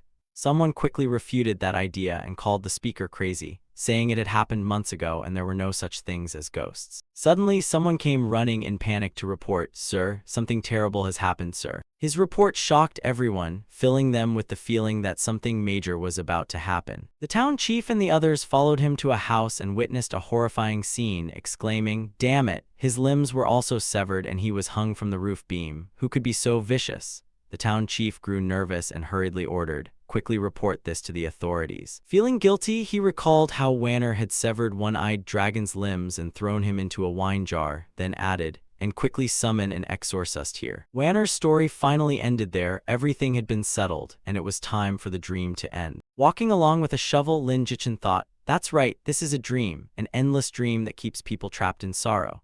A new player probably would have massacred the entire village long ago, only to realize they had failed this stage. Since this is merely a dream realm, I had to remain an observer and use Wanner's memories and dreams to find clues and locate the final insect. He dug up the bones of an arm, which likely belonged to Wanner. At that moment, Lin Jichin noticed something and exclaimed inwardly, "Found it." He happily picked up a ring. It was the crucial clue because he knew it was the love token between Wanner and her husband, as well as the spiritual support that had kept her strong. Lin Jichin knew this better than anyone, and the ring was also the key item needed to clear the stage. Suddenly, the ground began shaking violently as thunderous footsteps echoed around him. A gigantic monster appeared with an enormous mouth full of razor-sharp teeth. Lin Jichin sneered, "So it's you, demon. After death, you became a ghost, and from a ghost, you became a demon." Demon let out a spine-chilling roar and crawled toward Lin Jichin. Countless limbs burst out from Demon's back. Facing it again in this life, he still felt some pity but remained resolute as he drew his sword and severed its arms. Lin Jichin solemnly said,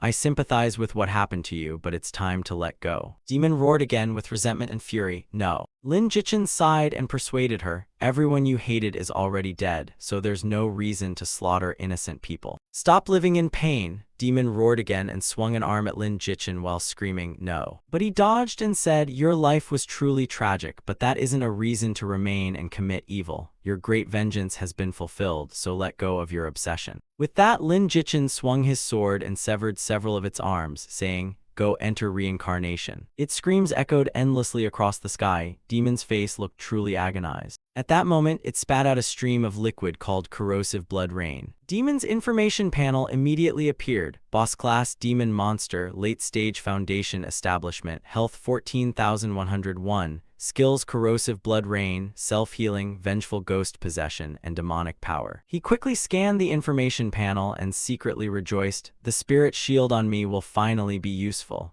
He was now fully prepared for this difficult battle. Lin Jichin charged straight toward the demon without the slightest fear. He unleashed ancient sword energy to attack the demon. The demon still faced him with its mouth open, rows of razor-sharp teeth waiting for him. He rushed forward and triggered the ancient sword energy within his body to erupt, explode. The demon's agonized screams immediately rang out. Its health bar rapidly dropped at a visible rate, leaving only half remaining. Terrified, it picked up the limbs Lin Jichin had severed and devoured them to recover, roaring, "Eat them all!" Lin Jichin frowned and calculated that the demon had activated its self-recovery mechanism, so dragging out the battle would be extremely unfavorable and he had to finish it quickly. Acting immediately, Lin Jichin unleashed Phoenix Dance. A scorching blaze instantly erupted and shot straight toward the nearby demon. Taking the explosive attack head-on, the demon screamed endlessly in pain. In moments, the demon's health was completely depleted and it collapsed immediately. Lin Jichin turned and gave the defeated creature an icy, bone-chilling glance. Even after falling, the demon used its last breath to roar resentfully, "No, I can't accept this." Its anguished scream echoed out, "No, I must destroy every last one of them." Just then, a sudden affectionate voice made the monster freeze, "My wife." At that heartfelt call, the demon's hideous form gradually faded and returned to its original human appearance. In that miraculous moment, the gentle woman named Wanner completely returned. Her eyes widened in disbelief as she stared ahead, and moments later 2 streams of tears flowed uncontrollably down her cheeks. Wanner hurriedly ran toward the man and cried out, "Husband." The two embraced tightly as Wanner sobbed, "Husband, I missed you so much." The man also could not stop his tears and said, "My wife, I came too late." Wanner gently caressed her husband's cheek and choked out, "Husband, why? Why are you here?" With dozens of arrows embedded in his back, the man laughed bitterly and replied, "It's embarrassing, but our entire squad was wiped out in the last battle and I also died. Yet because of that I could sense your soul and find my way to you." He cried while endlessly blaming himself, "My wife, I'm sorry, this is all my fault. I was useless and should never have let you come here alone and suffer so much. I'm truly a worthless bastard." Wanner also burst into tears, hugging him tightly and comforting him. "It's all right, husband, I never blamed you, and from now on we won't have to suffer anymore." Just like that, their souls gradually dissolved into the void and departed from reality. Watching the scene, Lin Jichin remained calm and softly said, "Rest in peace." He slowly walked toward Wanner's skeleton. Then he gradually sat down beside it. Picking up Wanner's ring, he examined it and murmured, and finally, the item needed to clear the stage. Jichin carefully placed the ring onto one of her skeletal fingers. Strangely, the skeleton instantly vanished afterward. In its place remained a pile of gold and spirit stones, along with 3 mystic grade items: the Nightmare Cloak, the mystic grade movement skill Airwalking Technique, and the mystic grade weapon Phantom Blade. Seeing the loot, Lin Jichin exclaimed in surprise, "Wow, it actually dropped 3 mystic grade items." Outside the secret realm, the mechanical system voice announced server-wide, "Congratulations to player Lin Jichin for becoming the first in the 8 Desolations to clear the Hell-tier Nightmare Secret Realm. Reward, 300 reputation and constitution +1. May all martial cultivators prosper." Every player who heard the announcement was stunned. Lin Jichin cleared it already. Xiling Yang is still stuck at 80%. Damn, my spirit stones. Did Lin Jichin really clear Hell-tier Nightmare? Hearing the news, Liu Xiaozi's admiration rose even higher as she thought, "Lin Oppa truly is the strongest among the strong, clearing Hell-tier Nightmare as easily as taking a stroll." She shouted joyfully, "Idol, I'll always follow and support you." Players in other regions were equally shocked, crying out, "Someone cleared Hell-tier Nightmare, it's true. Why wasn't I the one who cleared it? Why?" Elsewhere, Ren Lan was also intently watching the news board. She murmured with a slight smile, "Little Lindsay cleared it again." With that thought, she hurried off, amazed that little Lindsay was so powerful and eager to cling to this mighty backing. Ren Lan immediately sent Lin Jichin a voice message. "Little Lindsay, I've finished the beginner quest and I'm coming to find you, so hurry and send me travel expenses." Receiving the message, Lin Jichin replied speechlessly, "You're a rich girl, yet you're still asking me for travel expenses." After thinking briefly, he added, "How about I come find you instead? Wait outside the city gate, I'll be right there." Ren Lan angrily shouted, "You cheapskate." The scene then shifted to Blossom Peak, within the bustling sun-chasing city. Amid the bustling crowd, Ren Lan stood outside the city gate, patiently waiting for Lin Jichin to appear. She grumbled irritably, "That cheapskate won't even spend a little on my travel expenses." Ren Lan snorted murderously, "Looks like he's asking for a beating. I'll thrash him when he gets here." Just then, a group of male players were drawn to her graceful figure and stunning beauty. Unable to resist, they approached and flirted. "Beauty, let us take you through some secret realms. We're all late-stage qi refining cultivators, so ordinary secret realms are nothing and we can easily protect you." Ren Lan openly sneered, "What, you're this pathetic and still trying to pick up girls?" One man immediately unleashed his late-stage qi refining aura and threatened smugly, "Girl, you're only a rookie at early-stage qi refining, yet you dare talk tough to us?" His companions laughed along. Exactly, maybe this girl had her brains eaten by a wild boar. Ren Lan's sharp eyes spotted Lin Jichin approaching, so she raised her chin proudly and said, "If you want to take me along, you'll have to ask my boyfriend first. If you're as powerful as my boyfriend, then I'll consider going with you." The group turned around and jumped in shock upon finding him already standing behind them, wondering, when did this guy arrive? We couldn't sense his aura at all. He seems to be. After recovering, they recognized him and turned deathly pale. "It's Lin Jichin, the legendary #1 expert of the 8 Wastes, but shouldn't he be in Immortalwood while we're in Blossom Peak? Damn, we're screwed." Lin Jichin angrily raised his fist and threatened them, "Keep talking, go on, talk louder and I'll knock out every one of your teeth." Ren Lan smiled brightly and added fuel to the fire. "Honey, these guys wanted to challenge me so." Hearing this, they fled for their lives. "No, absolutely not. We suddenly remembered something urgent, so we'll leave now. Sorry for disturbing you too." After they disappeared, Ren Lan grinned and nudged his shoulder. "Hee, I almost didn't recognize you, little Lindsay. You're pretty famous now."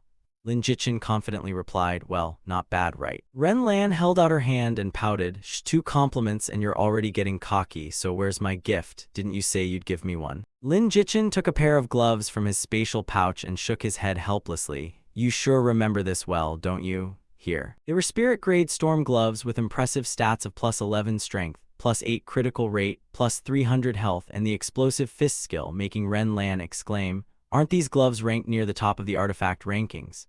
She hugged them tightly like treasure with a blissful expression, delighted by the unexpected surprise. Lin Jichin took out several more items and said, "There's also a skill manual and 2 spirit-grade defensive items for you. The 2 protective pieces aren't expensive but can sell for 10 or 20,000 spirit stones, while those gloves can easily fetch 8.1 million and the flame fist skill around 500,000. Hearing about the money, Ren Lan's eyes lit up like headlights as she said emotionally, "Little Lindsay, you're so good to me." Lin Jichin looked expectant, oblivious to her increasingly disdainful expression, and casually asked, "So when will you pay me? I won't charge much, I'll even give you a 70–80% discount." Lan lightly tugged at her clothes and shyly said, "How could I possibly have that much money? How about I repay you with my body?" Knowing his best friend's personality too well, Lin Jichin immediately refused. "Forget it, my monastic name is Abstinence." Ren Lan smirked and thought he didn't take the bait, while Lin Jichin knew exactly what she was planning, thinking, "Trying this trick again? I got beaten badly last life for believing that nonsense, so I'd be an idiot to fall for it again." Ren Lan returned the items to Lin Jichin and said, "I'll only take these 2 protective pieces. Sell the gloves and skill book, they're too expensive for me." Jichin took the items and looked thoughtfully at his friend. After a moment, he shoved the equipment back into her arms, saying, "Keep them, I was only teasing you. I prepared these especially for you, and if I really wanted money, I'd have sold them long ago." Ren Lan hesitated, "But these are worth 1 or 2 million altogether, and if we don't sell them now, they'll lose value once such equipment becomes common." But he dismissed it. "Use them to grow stronger, then you can kill monsters for better loot and repay me, so just use them." Ren Lan still firmly refused, "But I'm terrible at games and have no talent, so giving these to me is wasteful. You'd better use them to train someone else." He rubbed Ren Lan's head reassuringly and said, "Who says you have no talent? If Immovable Wisdom King isn't talent, what is? 8 Desolations differs from ordinary computer games, and I guarantee you'll become a top expert here." Ren Lan asked half doubtfully, "Really?" Lin Jichin smiled, "Of course, with such excellent innate talent and my careful guidance, even if you were a pig." Before he could finish, a fist struck him squarely in the face. Lin Jichin hurriedly cried, "I meant even a pig could soar." But the furious Ren Lan sent him flying dozens of meters and shouted, "You're the pig." Lin Jichin groaned inwardly in pain. "I got beaten again." While Lin Jichin held his aching face, Ren Lan approached and said, "I need your help. When I joined the sect, an inner hall elder took notice of me and wanted me as an inner hall disciple, but I must complete a trial mission first." She smiled sweetly and flattered him, "Great hero Lin, please help me."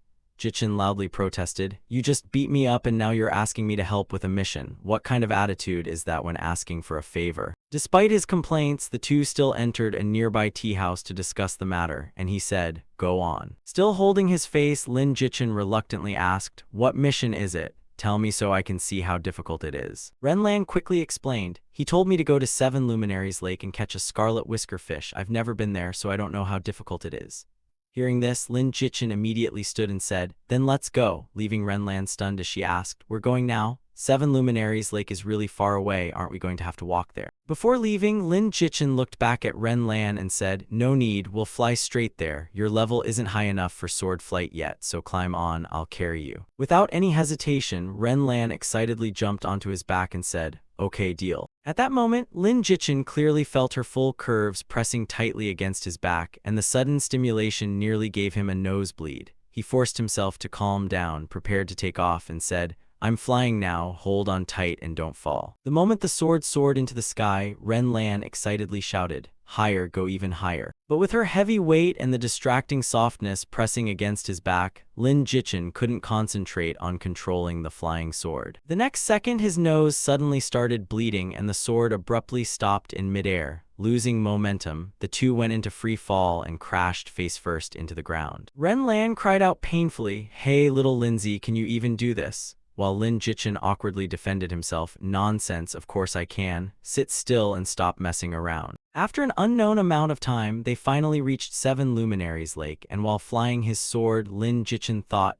Seven Luminaries Lake is famous around Flower Peak for its scarlet whisker fish, which are delicious, tender, and rich in spiritual energy. Selling scarlet whisker fish to restaurants can also earn plenty of spirit stones, so many beginners come here to fish for money. However, river demons live at the bottom of Seven Luminaries Lake, and scarlet whisker fish are their food, so if they discover anyone stealing their food, they'll immediately swarm and attack. Ordinary river demons are only at mid-stage energy refining, but they live in groups, so a weak beginner like Renlan would struggle to escape alive even if she managed to catch a fish. Lin Jichin finally landed safely and told Renlan, "We're here." He surveyed the surroundings and said, "This spot is pretty good, though it looks like other players have already settled here. Catching scarlet whisker fish depends entirely on luck, and with bad luck you might sit here all day." Lan suddenly said calmly, "Oh, I think I forgot to bring a fishing rod." Lin Jichin pulled a thread-thin line from his inventory and said, "This is spirit spider silk made from a century-old spider's thread, so you won't return empty-handed. In this game, who needs a fishing rod when this is enough?" With that, he skillfully baited the hook and cast the line directly into the calm water. Before assigning the task, he carefully warned, "Hold it tight, this thread is one of a kind, just fish slowly while I take a nap."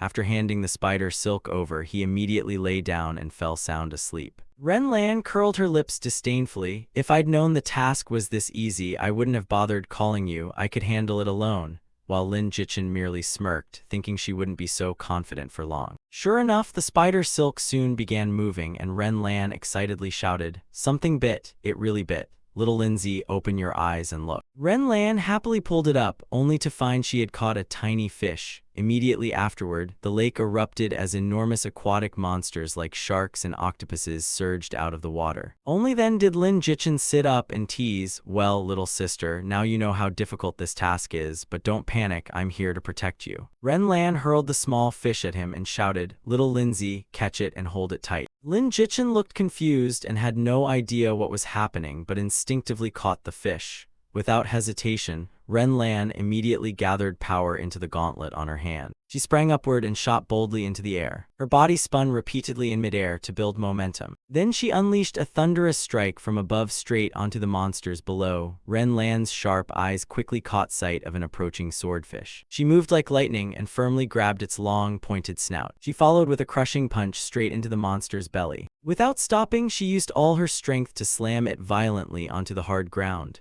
The other charging monsters collided in a chain reaction, crashing into one another before being crushed back into the water. Burning with fighting spirit, Renlan pushed her inner power to its limit. A brilliant flame-like aura enveloped her entire body as she repeatedly unleashed explosive fist, fire fist, and penetrating fist. Watching this, Lin Jichin was stunned, unable to believe Renlan possessed such terrifying strength. Renlan landed lightly on the ground while still carrying her captured prey. She wiped the sweat from her chin and scoffed, "These river monsters really have no martial honor, ganging up on one person like that. Luckily, my fists are hard enough." Lin Jichin looked at his friend and marveled at how much she had changed, thinking that if he and Renlan had entered the 8 desolations together in his previous life, his achievements might have lagged far behind hers, since body cultivation truly seemed made for her. He smiled and urged her, "Let's go submit the quest before those river monsters gather reinforcements for revenge. Get on, I'll take you back through the teleportation array faster." And Renlan replied, "Actually, I could fly back myself." Despite saying that, Renlan still climbed onto Lin Jichin's back and rambled, "But flying myself isn't as fast as this. Let's submit the quest early and enter the inner hall before anything unexpected happens." On the way back, she suddenly remembered and asked, "Right, after we log out, I'm going to work out. Want to come with me?" Lin Jichin happily nodded without hesitation. "Of course, train me however you like." Renlan brushed her hair and proposed, "Deal, in real life I'll train you, and in the game you'll train me," making Lin Jichin ponder because the sentence somehow sounded strangely suggestive, yet removing any word made it feel wrong. The scene shifted back to the real world. Perhaps too absorbed in thought, he forgot to log out on time and didn't notice Renlan had already arrived. Renlan gently shook him awake and called, "Little Lindsay, get out already. It's time for your workout with me." Lin Jichin sluggishly removed the virtual reality headset from his head. He sighed heavily and complained, "Come on, it's only 6 in the morning. Do we really need to start this early?" Without a word, Renlan hooked an arm around his neck and dragged him away, saying, "Stop whining. You're the one who asked me to train you, so it's too late to regret it now. Come run with me." Despite Lin Jichin's weak protests, she stubbornly dragged him along until he gave in. "Fine, I'll go, okay." While being dragged away, Lin Jichin accidentally glanced at someone's full, lively curves and couldn't look away, blurting out, "So firm." With her sharp sixth sense, Renlan suddenly noticed his lecherous gaze. Blushing in alarm, she gave him a brutal smack. "What are you staring at? Where are you looking, you perverted hooligan?" Early one morning, when the clock had just reached around 6, 2 figures were jogging tirelessly through the park, drenched in sweat with soaked shirts and increasingly exhausted steps. Lin Jichin stumbled behind, panting as if about to collapse, and called out, "I can't anymore, please let me rest for a bit." Hearing this, Renlan stopped and turned around, staring reproachfully at his pathetic physique. He dropped to the ground panting and surrendered, "Fine, I'm weak, okay, please let me rest, big sis." She checked her phone and said, "Fine, 5 minutes." During the break, Lin Jichin thought, "No wonder it took me months to regain my full strength after the game merged with reality. I really need to train this body properly." While lost in thought, Renlan suddenly spotted something and pointed into the distance. "Little Lindsay, look at that child. She's so adorable." Following Renlan's finger, he saw a little girl bending down to pick up her stuffed toy. Lin Jichin's gaze passed over the child and stopped on the woman accompanying her. He smiled and nodded in agreement. She really is adorable. But another thought suddenly crossed Lin Jichin's mind. That woman looks familiar. I feel like I've seen her somewhere before. Renlan stood up, patted his shoulder, and urged, "Come on, break's over. We should head home." Seeing her best friend still standing there blankly without reacting, she sharply called out to him, and he still didn't respond. She rushed over and locked his neck. Well, little Lindsay, I didn't know you were that kind of guy." Lin Jichin cried out, "You crazy woman, what are you doing?" Renlan snapped, "I told you to look at the child, yet you're staring at her mother. You really like married women." He hurriedly explained, "She just looked familiar, let me go first." Renlan released him and rubbed her forehead in disbelief. "Seriously? Even my dog would sound more convincing saying that, so stop making excuses." Ignoring his explanation, she dragged him away. "Keep running." Lin Jichin complained while being pulled along, "Didn't you say 5 minutes? It hasn't even been 1 minute yet." Ignoring his whining, she ran ahead while he stumbled behind. "Stop talking so much." After that torturous workout, he dragged himself home looking completely drained of strength. "Didn't I tell you? This is my first time training again. How could this body endure such high intensity?" He dragged his exhausted body to the gaming machine, his eyes suddenly sharpening. "I may be a complete rookie in reality, but that's not true in the game. I'll reclaim tenfold in this virtual world all the dignity I lost in reality." With that thought, he quickly logged into the game. Before him appeared a massive rocky mountain range with rugged, treacherous terrain. This should be the place, no doubt about it. Without fear, he confidently entered the pitch-black cave, recalling that in his previous life there was a program called Servers Number 1. The program specialized in interviewing the server's top experts, letting them share their gaming experience and journey to the peak. Lin Jichin lit a torch, its flickering flames illuminating the path as he searched for something. He remembered that Chen Yuan, the previous life's #1 sword god, once revealed that his first unexpected opportunity came from discovering a mysterious cave containing the remains of two great experts. The deeper he went, the more slash marks appeared on the walls, as though an earth-shattering battle had occurred long ago, and judging by the remaining traces, both had been top experts who somehow fought to the death in this remote place. He searched the cave by torchlight for the remains Chen Yuan had mentioned, recalling that both experts had ultimately died from exhaustion. Finally, he found 2 sets of bleached bones with clothes rotted by time, and judging by the remaining relics, one had clearly been a sword cultivator while the other was undoubtedly a Buddhist cultivator. Lin Jichin suddenly stepped on something hard, picked it up, and found an old tattered book, recalling Chen Yuan saying he had discovered a spirit skill manual beside the sword cultivator's skeleton, but left it because it conflicted with his cultivation technique. The blue-covered book bore the title Sword Blade Storm, a mystic-grade spirit skill that creates a 50 by 50 meter circular sword formation dealing 500 base damage per second for 5 seconds, refreshing its duration whenever an enemy dies, while anyone escaping receives a sword mark for 10 seconds, reducing movement speed by 30% and inflicting armor break. Lin Jichin happily stored the treasure away and thought, no wonder that sword god couldn't resist bragging about something this good. This spirit skill is truly overpowered, so I'll take it back and study it later. Before leaving, he respectfully cupped his hands and bowed to the spirits of the 2 seniors, saying, "Thank you for leaving behind these manuals. This junior pays his respects and hopes both seniors may rest peacefully." As soon as he finished speaking, the 2 skeletons suddenly collapsed into fragments. The entire cave suddenly shook violently as though an earthquake were about to occur. An ancient scroll fell from the cave's ceiling, and Lin Jichin swiftly caught it. It was another mystic-grade spirit skill, Rebirth Buddha Seal, a lost Buddhist secret art that forms a Buddha seal and drops it from the sky to deal 2,000 base damage within 100 meters, dealing 20% extra damage to evil beings and ghost cultivators. With a 30-minute cooldown, 1,000 mana cost, learnable by any Foundation establishment player, though non-Buddhist disciples who learn it incur an obligation to Buddhism, making him marvel at this unexpected reward. Meanwhile, in the real world, a sudden knock on the door forced Lin Jichin awake from his dream. The moment he opened his eyes, he irritably shouted toward whoever was disturbing him outside, "Who the hell is knocking? So annoying." Ren Lan came out of the kitchen looking worried and asked, "Could my parents have discovered where I am and come to take me home?"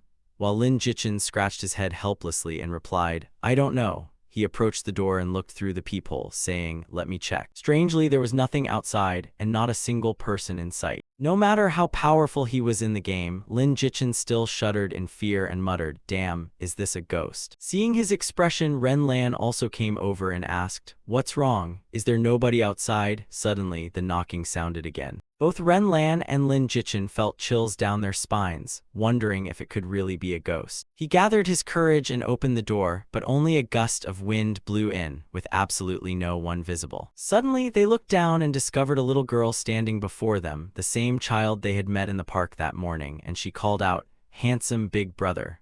Only then did they realize she was simply too short to be seen through the peephole. The little girl looked up and asked, "Are you Lin Jichin?" Lin Jichin bent down and gently asked, "What's wrong? Did you come looking for me?" The little girl clearly explained, "I'm here to inspect my house," making Lin Jichin stare in surprise and ask, "Inspect your house? Does that mean you're the landlord?" The girl nodded firmly, "That's right," while Ren Lan smiled brightly, crouched down and said, "Aren't you the little girl we saw this morning? Wow, you're so adorable and you're already a landlord at this age. That's amazing." The child ignored the praise entirely, treated the two as if invisible, and walked straight inside while saying, "Please move aside." The little girl professionally scanned the room from top to bottom. Sure enough, the room was spotless, likely thanks to Ren Lan's cleaning. The girl turned back and said, "Handsome big brother, I've finished inspecting. You did well and the rooms are very clean, but I still have one question." While Lin Jichin played along cheerfully, "Landlord, go ahead and ask." The child then asked a question that made both of them freeze. "Are you two a couple? Why do you sleep in separate rooms?" Ren Lan immediately threw an arm around Lin Jichin's shoulders and patted him like a close brother, saying, "Little sister, we're not a couple, just roommates and good buddies." The child looked at her meaningfully but without hostility and said, "Then Mr. Lin should be careful to protect himself. making Ren Lan burst out laughing. She asked back, "Little sister, what do you mean by that? Do I really look like a bad person?" The little girl pretended to be shy and quickly hid behind Lin Jichin. Without hesitation, she bluntly said, "I think Mr. Lin is a handsome big brother, and handsome big brothers are easy to take advantage of." Ren Lan immediately shouted in protest, "Hey little Lindsay, tell me honestly, did you bring this girl here? Are you trying to get revenge for this morning's exercise?"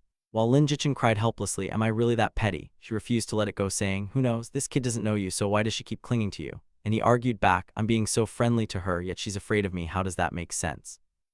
While she replied, "I don't know, but children's eyes are trustworthy. Maybe it's because you're fierce every day." While they were arguing heatedly, Ren Lan suddenly remembered something, stopped mid-sentence and rushed into the kitchen, shouting, "Oh no, damn it." She frantically stirred the pot as the liquid was nearly gone, muttering, "It's ruined, it's ruined." Seeing the dining table covered with delicious food, the little girl became extremely excited.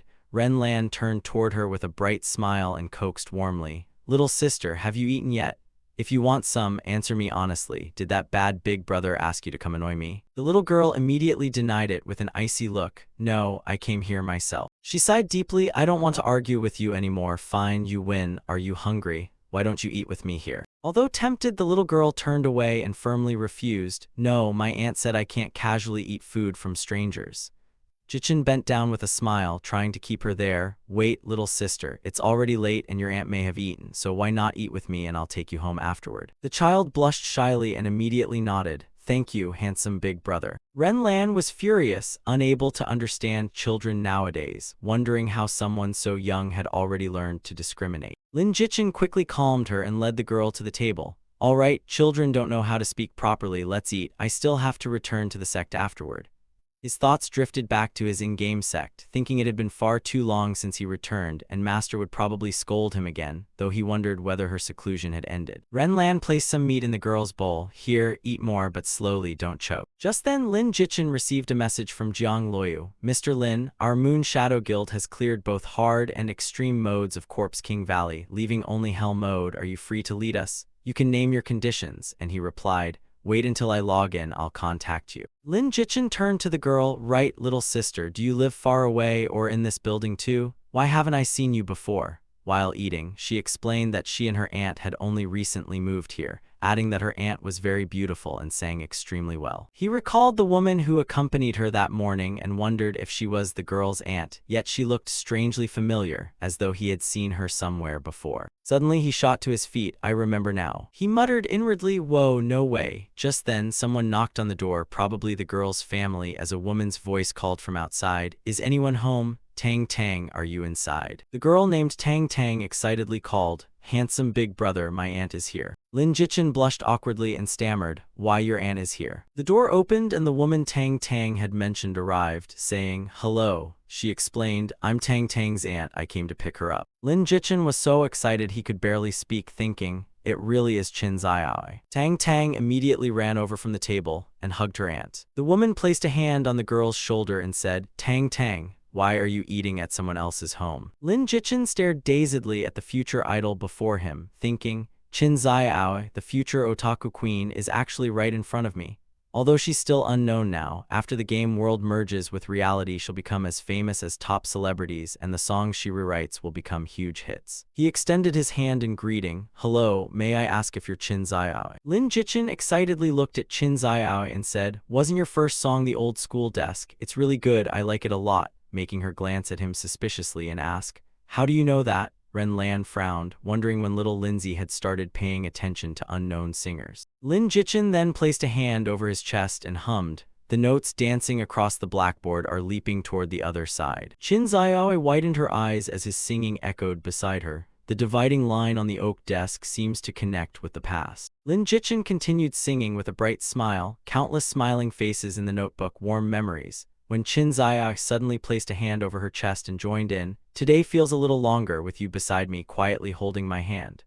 Lan immediately clapped and smiled. "That really sounds wonderful, Miss Qin. You sing beautifully." Qin Ziao happily replied, "Thank you for liking my song. I thought no one noticed or liked it, and lately I've actually been struggling with whether I should keep singing." Lin Jichen raised his fist and smiled, "Your songs are genuinely good, and I'm only one among countless listeners, so I believe many more people will love your music in the future." He looked at her seriously and said, "So please keep going." Qin Ziao stood there stunned, staring at him. Then she immediately lowered her head and said, "Thank you for encouraging me. I'll keep working hard." Ren Lan laughed and encouraged her. "I'm someone who likes telling the truth, and your song really is excellent. By the way, my name is Ren Lan. Let's be friends from now on." And Qin Ziao replied, "Of course, I'd be honored to be friends with you." Suddenly, Niu Nateng raised her hand and shouted, "Me too." The little girl smiled brightly, patted her chest, and introduced herself. "My name is Niu Nateng. Everyone can just call me Tang Tang." Ren Lan bent down and looked over. "So you're Niu Nateng? Who gave you that name? It sounds lovely and adorable."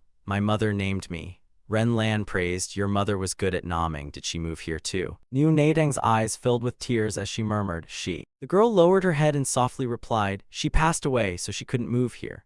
Ren Lan immediately apologized. "I'm sorry, I didn't mean it. I only wanted to say your name is really nice." Just then, Lin Jichen walked over and patted Niu Nateng's shoulder. "My mother is gone, and so is my father, Tang Tang. You're still happier than me, at least." He raised his head toward Qin Ziao. "You still have your aunt taking care of you." Hearing this, Niu Nateng excitedly rushed over. "Handsome big brother." She hugged Lin Jichen tightly and sobbed, "It's okay. Tang Tang can take care of you from now on too." He gently patted her back. "Then let's be good friends from now on, all right?" Niu Nateng raised her head and smiled gently at him. Ren Lan pointed inside and urged, "Stop standing at the door, come inside and eat." Lin Jichen turned to leave again. "Something's happening in the Eight Wastes, so I need to check it out. You all eat first and don't wait for me." Moments later, he appeared inside the game world. Lin Jichen frowned and looked around, confirming this was indeed the place. He looked at the cliffs on both sides and murmured, "Corpse King Valley Secret Realm." Suddenly someone spotted him and shouted, "Everyone, look who's here." A smiling crowd surrounded Lin Jichen with invitations. "Brother, I heard you're still unaffiliated, interested in joining roaming the four seas." Another said, "Brother Lin, join our United Battle Guild and I'll make you Vice Guild Leader." While another added, "Your skills are incredible. Join my Misty Rain Pavilion and I'll pay you 50,000 monthly. How about it?"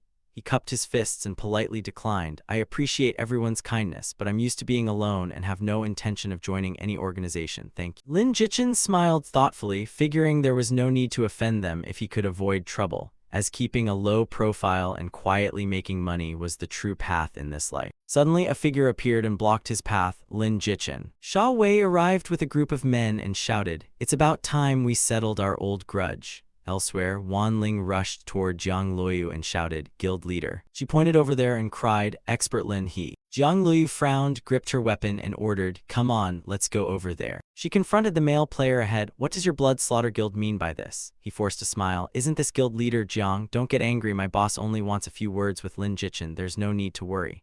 Jiang Luoyu pushed him aside. "Move."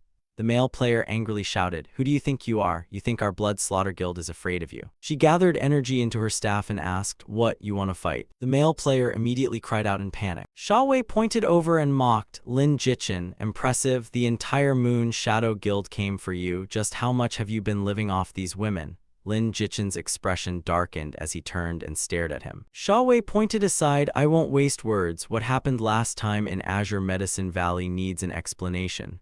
Lin Jichen asked, "What explanation do you want?" He walked over, pointed at Lin Jichen's chest and said, "You killed many of my men and even stole my first boss kill, so asking for compensation isn't unreasonable, right?" Lin Jichen closed his eyes and smiled. "Reasonable, so what compensation do you want?" Sha Wei raised 3 fingers and laughed. "I won't make things difficult. 10,000 spirit stones plus 3 pieces of equipment, and I heard you have a pet. Give us that too, and we'll call it even." Hearing this, Lin Jichen threw his head back and laughed, "Like this." Sha Wei frowned and sneered inwardly. "What an ignorant rookie. He's already scared just because I brought a few men." He then pointed at Jiang Luoyu. "I know the Moon Shadow Guild can help you, but my Blood Slaughter Guild is many times stronger. Do you think they'll fight us to the death for you? And even if they do, can they win?" While speaking, Sha Wei suddenly froze with his eyes wide. "I advise you to obediently pay the compensation, then I promise not to trouble you again and might even invite you to join us." A streak of sword energy swept across his neck as the system announced, "Throat slash, minus 3,500, instant kill." Seeing blood gush from Sha Wei, his followers cried out in horror. the guild leader is dead. Lin Jichin raised his sword and said, "Ask guild leader Li for me how he'd like to die so I can have a coffin prepared for him tomorrow."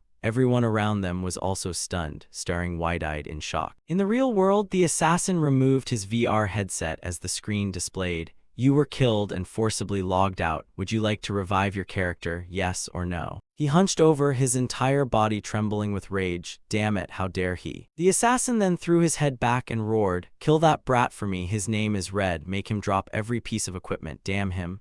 Inside the game, members of the Bloodslaughter Guild pointed at Lin Jichin and shouted, "You dare attack our guild leader? Kill him," the leader said to make him drop all his equipment. Jiang Luoyu immediately raised her weapon and charged forward, shouting, "Go, help expert Lin." She raised her staff and unleashed Earth Immortal Binding, Freezing Spell, and Gravity Spell, blasting the others away. On the other side, Lin Jichin wielded his sword and used Phantom Step to glide effortlessly through the crowd. He swung his sword and sent them flying, shouting excitedly, "Come on, let's have a satisfying battle." He coldly brandished his sword and declared, "I'm Lin Jichin. I provoke no one, but I fear no one either." Seeing Lin Jichin's crescent moon hurtling toward them, they panicked and scattered. The sword energy swept through them as they screamed and collapsed, damage numbers erupting repeatedly. -1,500, -1,800, -2,000. The ground split open, leaving a deep trench as the Bloodslaughter Guild members turned into specks of light and flew skyward. Lin Jichin remained in his imposing stance after delivering the slash. The surrounding players stared greedily at the items scattered across the ground and rubbed their hands. "Whoa, that's the Bloodslaughter Guild's gear and they ended up like this.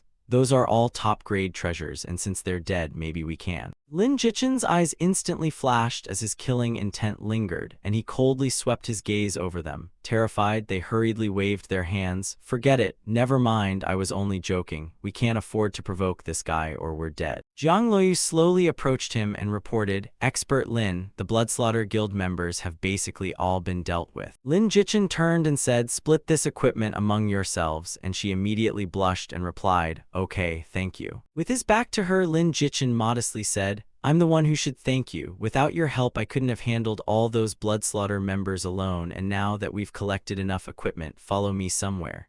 Jiang Luoyu asked in confusion, "Where are we going? Aren't we clearing Corpse King Valley?" He smiled slightly and explained, "Of course I'm taking you somewhere to cleanse the killing aura from your bodies." Lin Jichin looked at the red glow around them and continued, "If you enter the secret realm with names this red and die inside, you'll lose lots of cultivation and equipment. And if Li Fengwen returns to ambush us, our losses would be even worse." Jiang Luoyu exclaimed in surprise, "There's actually a quick way to remove a red name," and he nodded, "Of course there is."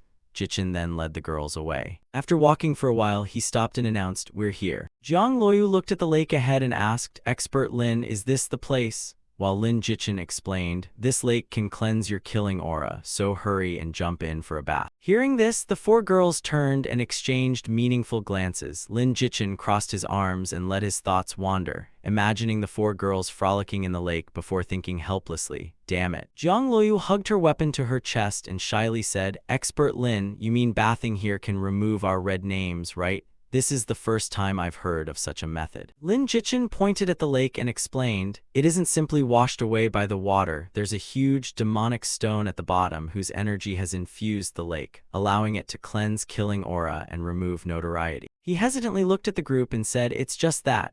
And Jiang Luoyu immediately pressed, "Just what?" Lin Jichin blushed, covered his mouth, and coughed awkwardly. "It's nothing serious, but before bathing you must remove your outer clothes and keep only the underwear the system doesn't allow you to take off." Hearing this, she flushed bright red and silently stared at him. Seeing the awkward situation, Lin Jichin turned around and removed his shirt, saying, "How about I bathe first, then you can come down after I'm done." With that, he immediately leaped into the lake with a splash. A loud splash erupted, sending water spraying toward Jiang Luoyu's group. Everyone held their breath, eyes wide as they stared at the lake. Suddenly, Lin Jichin emerged from the calm water. Jiang Luoyu's group stared at his muscles, their eyes practically turning into hearts. He raised an arm and showed them, "Look, everyone, the murderous aura on me has decreased considerably. I really wasn't lying to you." Suddenly, Jiang Luoyu lowered her head and softly asked, Expert Lin, how long do you need to bathe?" Lin Jichin rubbed his chin and replied, "About 4 hours," making Jiang Luoyu exclaim, "Just bathing takes that long." The others behind her began protesting, "Guild leader, I have class tonight. I promised to go out with my boyfriend, he'll pick me up in an hour. I still have to pick up the kids. I have a hospital appointment and surgery tonight. Jiang Luyu raised her weapon and boldly suggested, then why don't we all bathe together? The others immediately rushed happily into the lake, saying, Expert Lin, we have things to ask your guidance on, so let's bathe together and save time. Jiang Luyu blushed and shouted, everyone. Lin Jichin stared blankly at the crowd rushing into the water when Jiang Luyu called, Expert Lin, I'm coming too. He blushed and screamed in panic, don't. Huge ripples immediately surged across the lake. After a long while, everyone became worried upon seeing Lin Jichin lying motionless with vacant eyes and called, Expert Lin, what's wrong? Jiang Luoyu's group hurriedly gathered around and asked if he was all right, and only then did Lin Jichin weakly tilt his head back and reply, I'm fine, really.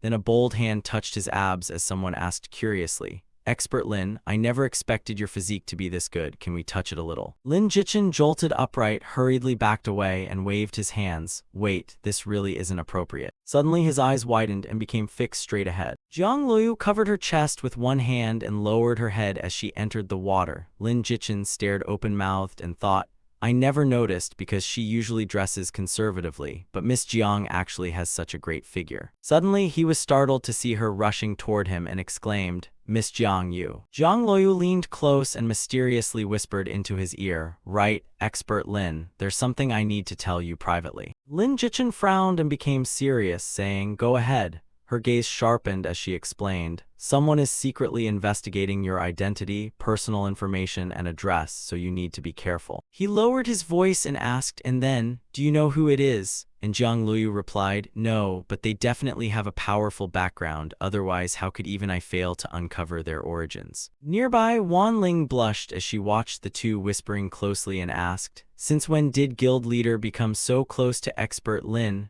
While another person laughed, what's strange about that? I could tell from the very beginning. After they separated, Lin Jichin crossed his arms and deliberately changed the subject, saying, Thank you, Miss Jiang. Now everyone should enjoy the divine power in this lake and make sure you soak for the full 4 hours.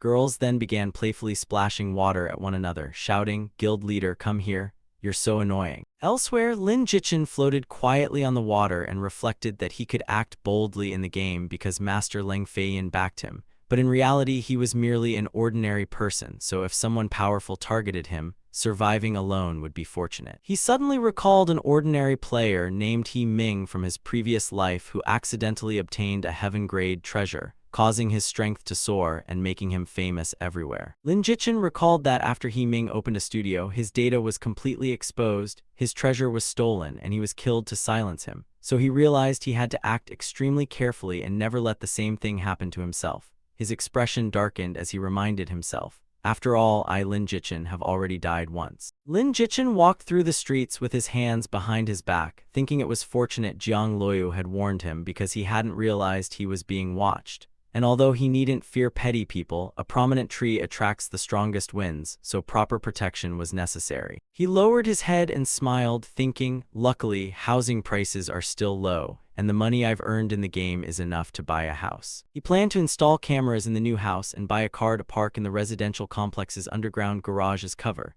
so anyone investigating him would only find the new property while his current residence remained a safe hideout.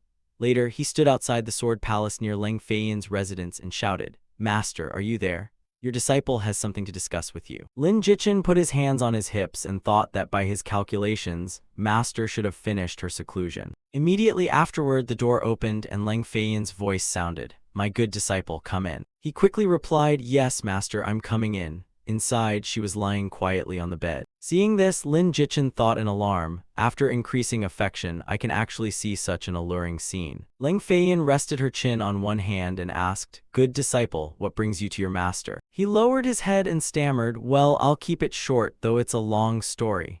A strange image of a cat and snake mating flashed through Lin Jichin's mind, making him stammer, especially in this situation. Is this a cat, a snake, or what? The exact situation still depends on how things develop. Hearing this, she covered her mouth and burst out laughing. Leng Feiyin kept laughing. What's all this about cats and snakes? Are you playing word games with me? He immediately bowed with clasped hands. Master, I've opened a pharmacy in the city, but I'm short on medicine, so I'd like to cooperate with our sect, handle the sales myself, and split the profits proportionally. Would that be possible? Leng Feiyin sat upright in surprise. Why do you want to open a shop in the city? Isn't what I give you enough? Lin Jichin quickly denied it. Of course not, I just want to earn some extra spirit stones in my spare time. He stroked his chin and cleverly smiled. That way I can buy beautiful jewelry for Master and contribute more to the sect. And if Master ever needs the spirit stones I earn, I'll gladly give them all to you. Lang Feiyin smiled gently. How could your master bear to take the spirit stones her disciple worked so hard to earn? Lin Jichin hurriedly waved his hands. It wasn't hard at all. What's mine belongs to Master, and what's Master's still belongs to Master. Lang Feiyin raised her hand in agreement. All right, I'll agree to this small matter. Tomorrow go speak with your two senior uncles Tianqing and Tianyuan. He smiled and took a deep breath, thinking, a great tree truly gives good shade. Having powerful backing really is wonderful. She suddenly froze when the crafty-looking Lin Jichin dropped to his knees again. What is it this time? He clasped his hands with a bright smile and asked attentively, Thank you, Master. Have you been well lately? We haven't met for days. Have you been eating and sleeping well? Lang Feiyin sighed softly and lamented. My mood hasn't been very good these past few days. Lin Jichin immediately looked furious, raised his fist, and declared, Why? Who dared bully Master? Let your disciple vent your anger for you. She lowered her head and said something that left him frozen, speechless. My cultivation has been stuck at the peak of the Ascension Realm for a long time without any sign of breaking through, and every day in Sword Palace Mountain there's nobody to keep me company or talk with me. Lang Feiyin frowned slightly and continued sadly, so I only want to enter seclusion. Lin Jichin was startled, thinking, seclusion again? Once Master enters seclusion, it could last days or even years, and if I run into trouble while she's away, where am I supposed to find such powerful backing? He immediately stepped forward and advised with a bright smile, for an expert at Master's level, seclusion may not help when stuck at a bottleneck, so I suggest trying another method that might bring new insight. Curious, she asked, what method? Tell me. Lin Jichin smiled and asked, Master, how long has it been since you entered the mortal world?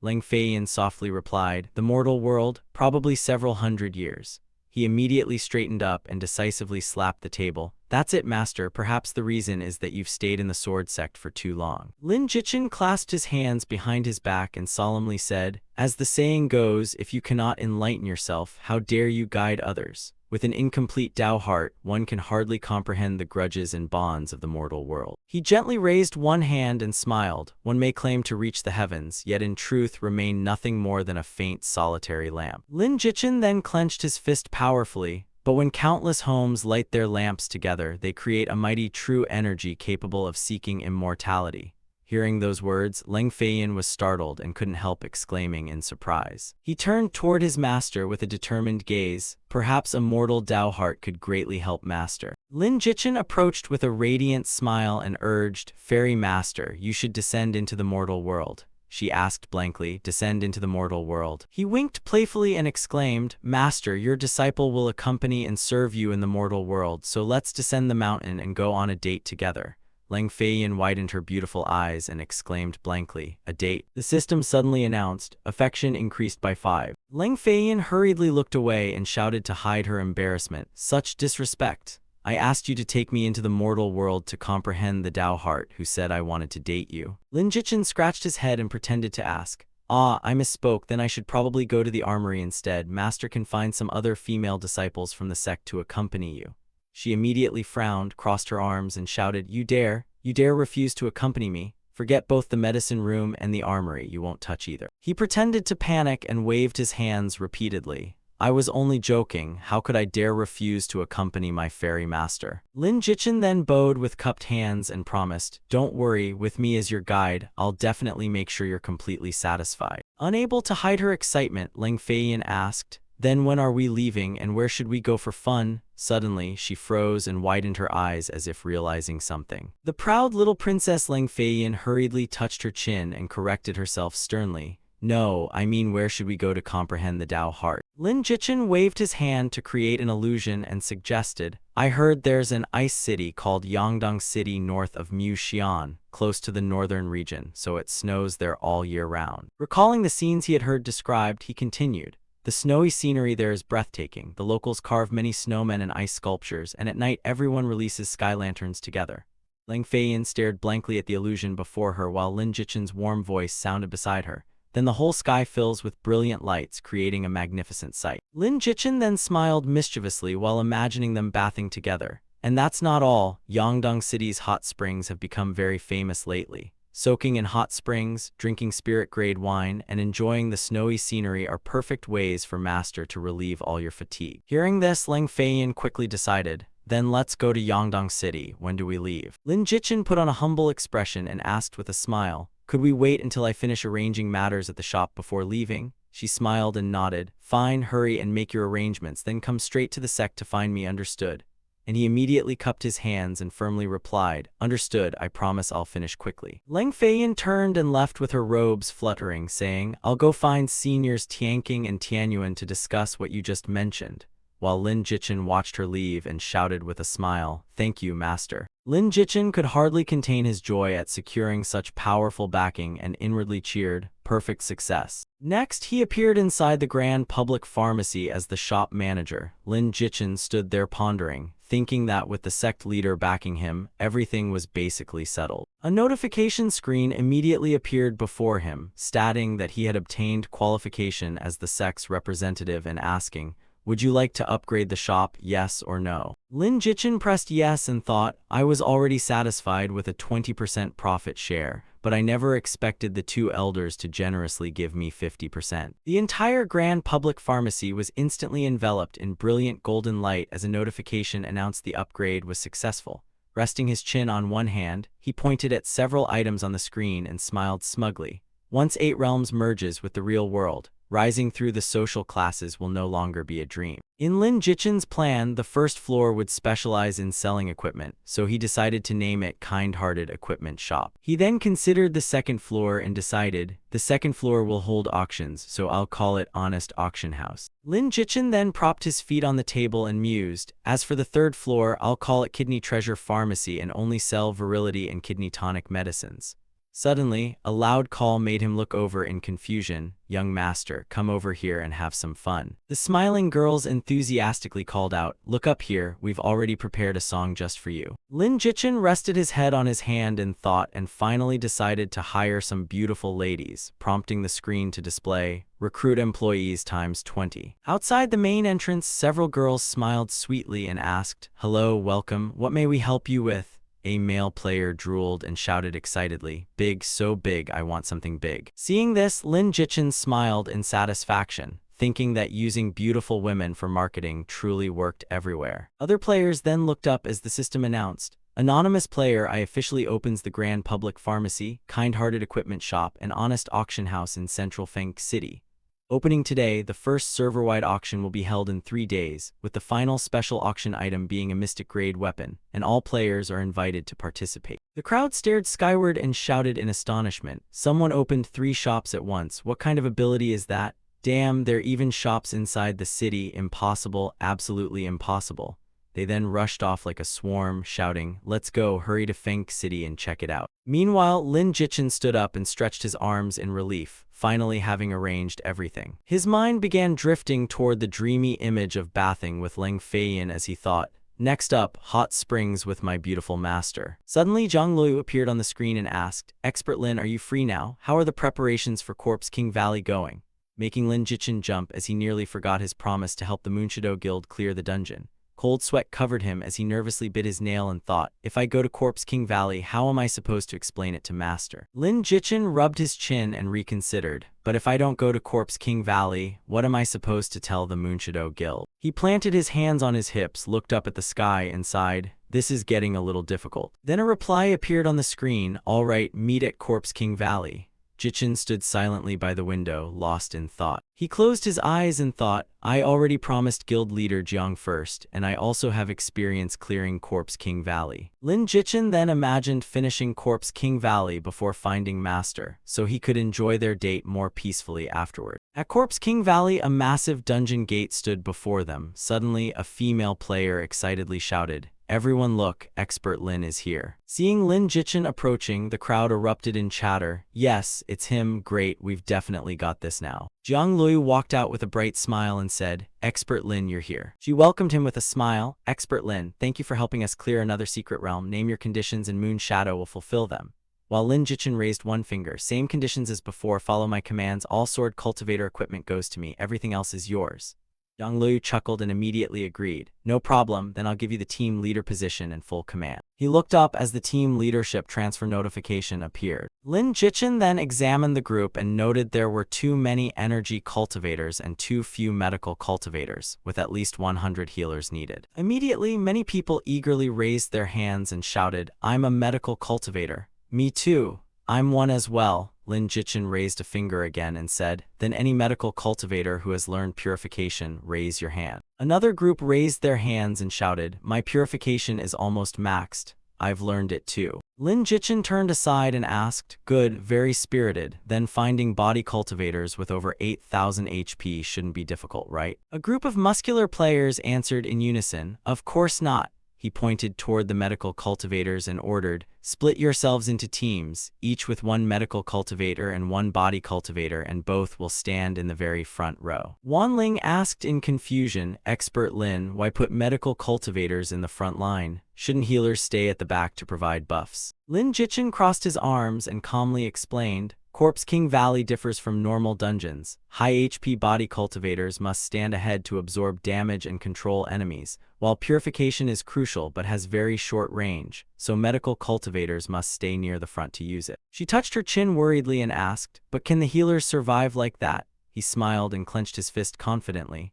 "That's why each team has both a body cultivator and healer positioned together in front. As long as the body cultivator holds, the healer won't take much damage and can also receive healing from the others, which is enough." Wan Ling's eyes lit up as she exclaimed, "That's true, why didn't I think of that?" But immediately afterward, she blushed deeply and froze from her own excessive excitement. Wan Ling awkwardly scratched her head and told him to continue commanding, promising not to interrupt again while he calmly acknowledged her. Lin Jichin looked over everyone and firmly instructed, "Remember, once the corpse horde arrives, never break formation. The front line must hold even if they die and absolutely cannot retreat. And before falling, you must use every skill you have." With a grave expression, he shouted, "Everyone behind must hold their positions as well. Absolutely do not let a single zombie break through." Jiang Luoyu smiled slightly at Lin Jichin's commanding voice and said, "That's settled. Everyone entering must strictly follow these rules." He put his hands on his hips and loudly asked, "Understood?" And the crowd excitedly shouted in unison, "Understood."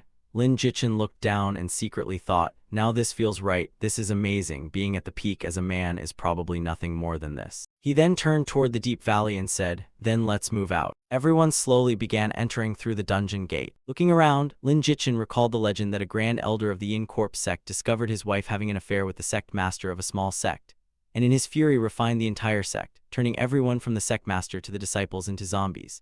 He tightened his grip on his sword and thought that the elder ultimately imprisoned them in this corpse-nurturing valley, preventing them from ever reincarnating. Lin Jichin stared ahead and shouted, "Prepare and stabilize the formation." Ahead, withered branches began bursting from beneath the ground. Hideous zombies crawled from the earth, throwing their heads back and roaring wildly. Lin Jichin drove his sword into the ground and ordered, "First team, charge. Weapon cultivators deal the main damage while spell cultivators follow up." Watching the armed group rush forward, he warned, "Remember, absolutely no skills. Use only normal attacks against the first wave." Agonized cries echoed throughout the valley as Lin Jichin urged, "Don't let them break through." Wan Ling frowned and began breathing heavily under the pressure. He frowned and raised his hand, ordering, "The second corpse wave is coming. Fourth spell cultivator team, prepare meteor shower." A group immediately slammed their staffs hard against the ground. All the spell cultivators simultaneously chanted their incantations. They then raised their staffs high and completed the spell. Countless white lights instantly appeared in the sky above the zombies. They transformed into enormous boulders that crashed directly onto the zombies. Seeing this, the girls laughed excitedly. "Direct hit. Looks like we're definitely winning this time." Lin Jichin remained serious and warned coldly, "Don't celebrate too soon. Fire element spell cultivators and archers, prepare." Watching them simultaneously draw their bows forward, he shouted, "Ready." Lin Jichin's commanding voice rang out, "Fire arrows, shoot." Countless flaming arrows struck ahead, and the flames rapidly spread, burning everything. A raging sea of fire completely swallowed the zombie horde. Seeing them continuously knocking arrows, Lin Jichin ordered, "Keep firing." Though engulfed in flames, the zombies still struggled back to their feet and roared miserably. The monsters repeatedly threw their heads back and howled in extreme agony. Seeing this, Jiang Luoyu couldn't hide her concern. "Why are there still so many?" Standing behind her, Lin Jichin calmly reassured her, "Don't panic.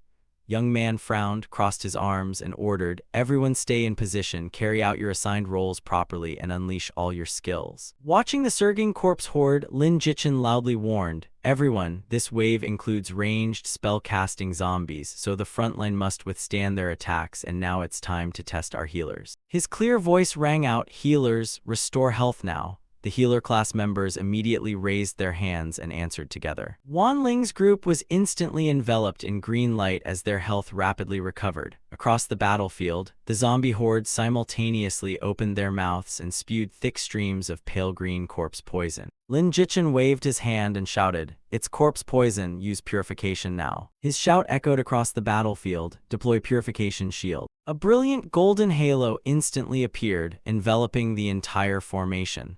The zombies' relentless attacks repeatedly struck the protective barrier but failed to penetrate it. After a fierce battle, the progress bar finally announced, "Corpse King Valley area progress has reached 90%. Wan Ling tightly gripped her sword and swept her gaze across the zombie corpses scattered before her. She wiped the sweat from her chin and sighed in relief. "That should be the last one, right?" Lin Jichin turned toward his teammates and instructed, "Count the casualties, everyone use these 2 minutes to rest and recover." A girl excitedly exclaimed, "Our casualty rate is under 2%. Hearing this, the other members cheered excitedly, "We're amazing, are we about to clear it?" Just then Jiang Luoyu walked over and softly called, "Mr. Lin." She smiled brightly in admiration. "You're truly an outstanding commander and leader. I think you're fully capable of founding your own guild." Hearing this, Lin Jichin frowned slightly and stared silently at Jiang Luoyu. After a while, he narrowed his eyes and muttered, "A guild? I have no such plans. Being free on my own is better." Images of Guo Jai and Su Zihui kissing suddenly flashed through Lin Jichin's mind, and he thought, "I once founded a guild too, but being obsessed with romance, I left everything to Guo Jai and my good brother Su Zihui, only for both of them to betray me." Noticing his expression change, Jiang Luoyu lowered her head apologetically. "I misspoke. I'm sorry, Mr. Lin, if I said anything inappropriate just now." He raised his head and waved dismissively. "It has nothing to do with you. I just happened to recall some unpleasant memories. Don't worry about it." The girl clenched her fist as if encouraging him. "Mountains and seas will meet the rain again. Wind and rain will reunite. The burdens in your heart will eventually be resolved, and everything will be fine." Lin Jichin silently listened as Jiang Luoyu continued firmly, "Mr. Lin, I believe you will fulfill the ideals in your heart."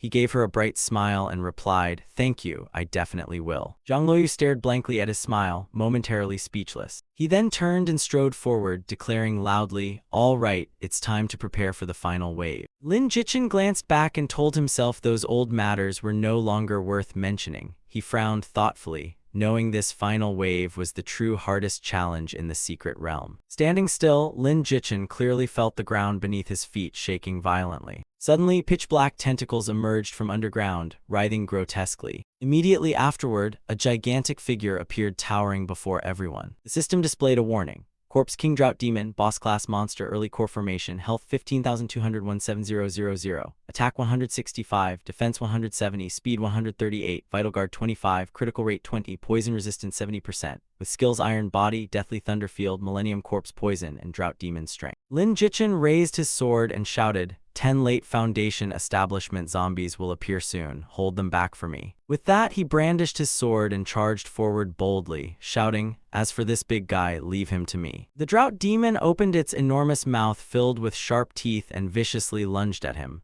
Lin Jichin gripped his sword with both hands and swung it in a beautiful arc, shouting, "Take this." Facing the razor-sharp blade, the Drought Demon raised its enormous hand and brought down a thunderous strike toward him. Lin Jichin immediately used Phantom Step, swiftly retreating with uncanny footwork to evade the attack. The Drought Demon's massive palm slammed down like a heavenly strike, leaving a gigantic handprint deeply embedded in the ground. He frowned slightly and glanced back at the deep crater, sighing, "That was dangerous." Jichin immediately raised his sword and shouted, "Phoenix Dance." Brilliant golden light erupted from his body and transformed into his killing move, 22 sword energies. The Drought Demon stared at the dazzling light in shock and hurriedly raised both arms to defend itself. But it was useless as countless golden rays poured down upon its head like a raging storm. A blazing red beam pierced straight through the Drought Demon's throat. Its mouth fell open and its eyes widened as it stared at Lin Jichin slowly descending to the ground. The Drought Demon's body was cleanly sliced in half as the system announced, "Critical hit, minus 2,460. while Lin Jichin coldly watched its corpse crash down and send dust billowing everywhere. Zhang Luoyu hurried over and reported, "Expert Lin, we've finished off those minor monsters too." He smiled slightly and replied, "I'm done here as well." A brilliant notification appeared in the sky. Ding! Congratulations on successfully clearing Hell Difficulty Corpse King Valley. All members receive 4,000 cultivation points. Clear time 20 minutes 25 seconds. Perfect rating achieved. All members receive an additional 1,000 cultivation points and 2 perfect clear fortune bags. She looked up and shouted excitedly, "We actually cleared it." The other girls could no longer restrain themselves and rushed toward Lin Jichin, shouting, "Expert Lin, I love you. Expert Lin, you're incredible. My dream man, from now on you'll forever be the man of my dreams. Hero, want to date?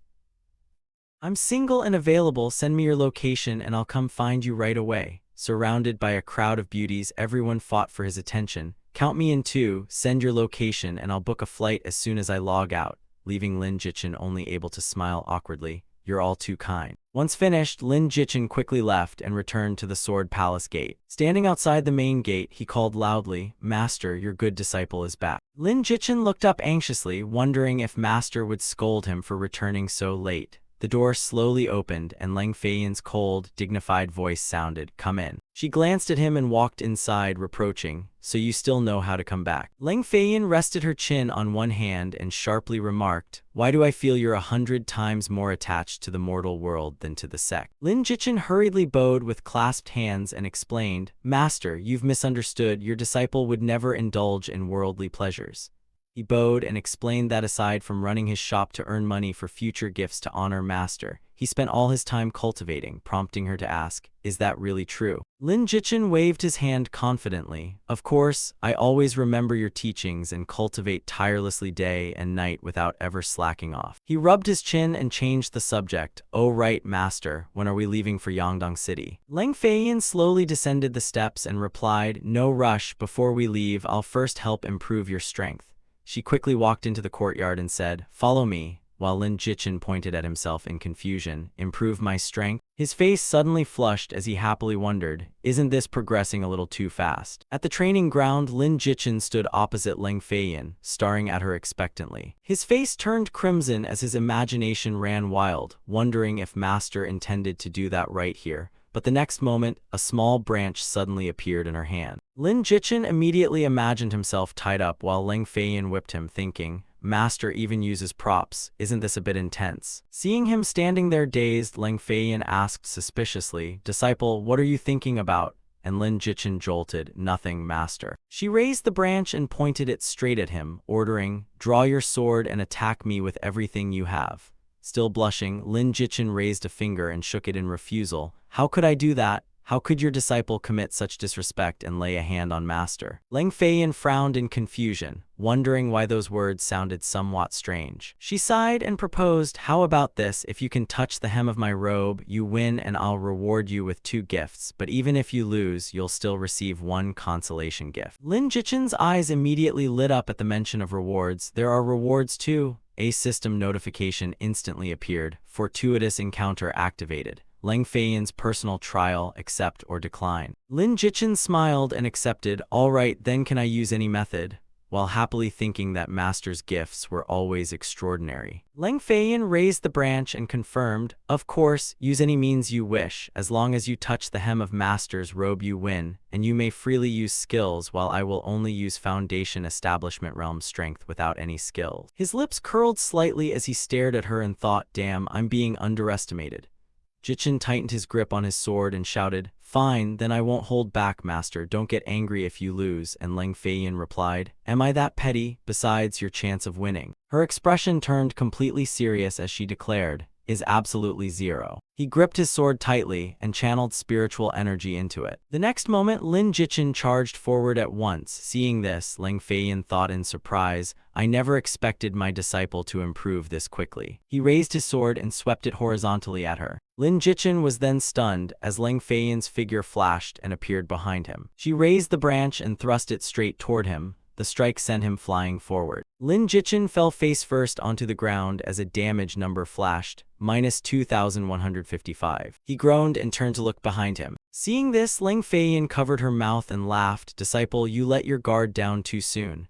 Jichin wiped the corner of his mouth and shouted, "Again, let's go again." She smiled. "Come at me whenever you like." He frowned, gritted his teeth, raised his sword, and charged forward. Lin Jichin repeatedly slashed fiercely at her, but every attack was easily broken. A flash of light sent Lin Jichin falling backward. He cried out as he fell, thinking dejectedly that he couldn't break through her defense at all. Ling Feiyan then reached toward her chest. She held a pill between two fingers and said, "Here, take this pill first, then regulate your breathing and rest a while." As Lin Jichin swallowed it, the system displayed, "Ultimate Crescent Moon / condenses mana into a crescent sword aura covering 30 meters ahead, dealing 800 skill damage plus the user's attack damage, slowing for 10 seconds and freezing for 3 seconds at a cost of 500 mana, while swordsmanship aptitude increases by 10% and the Crescent Moon / skill set has reached the ultimate realm," making him think.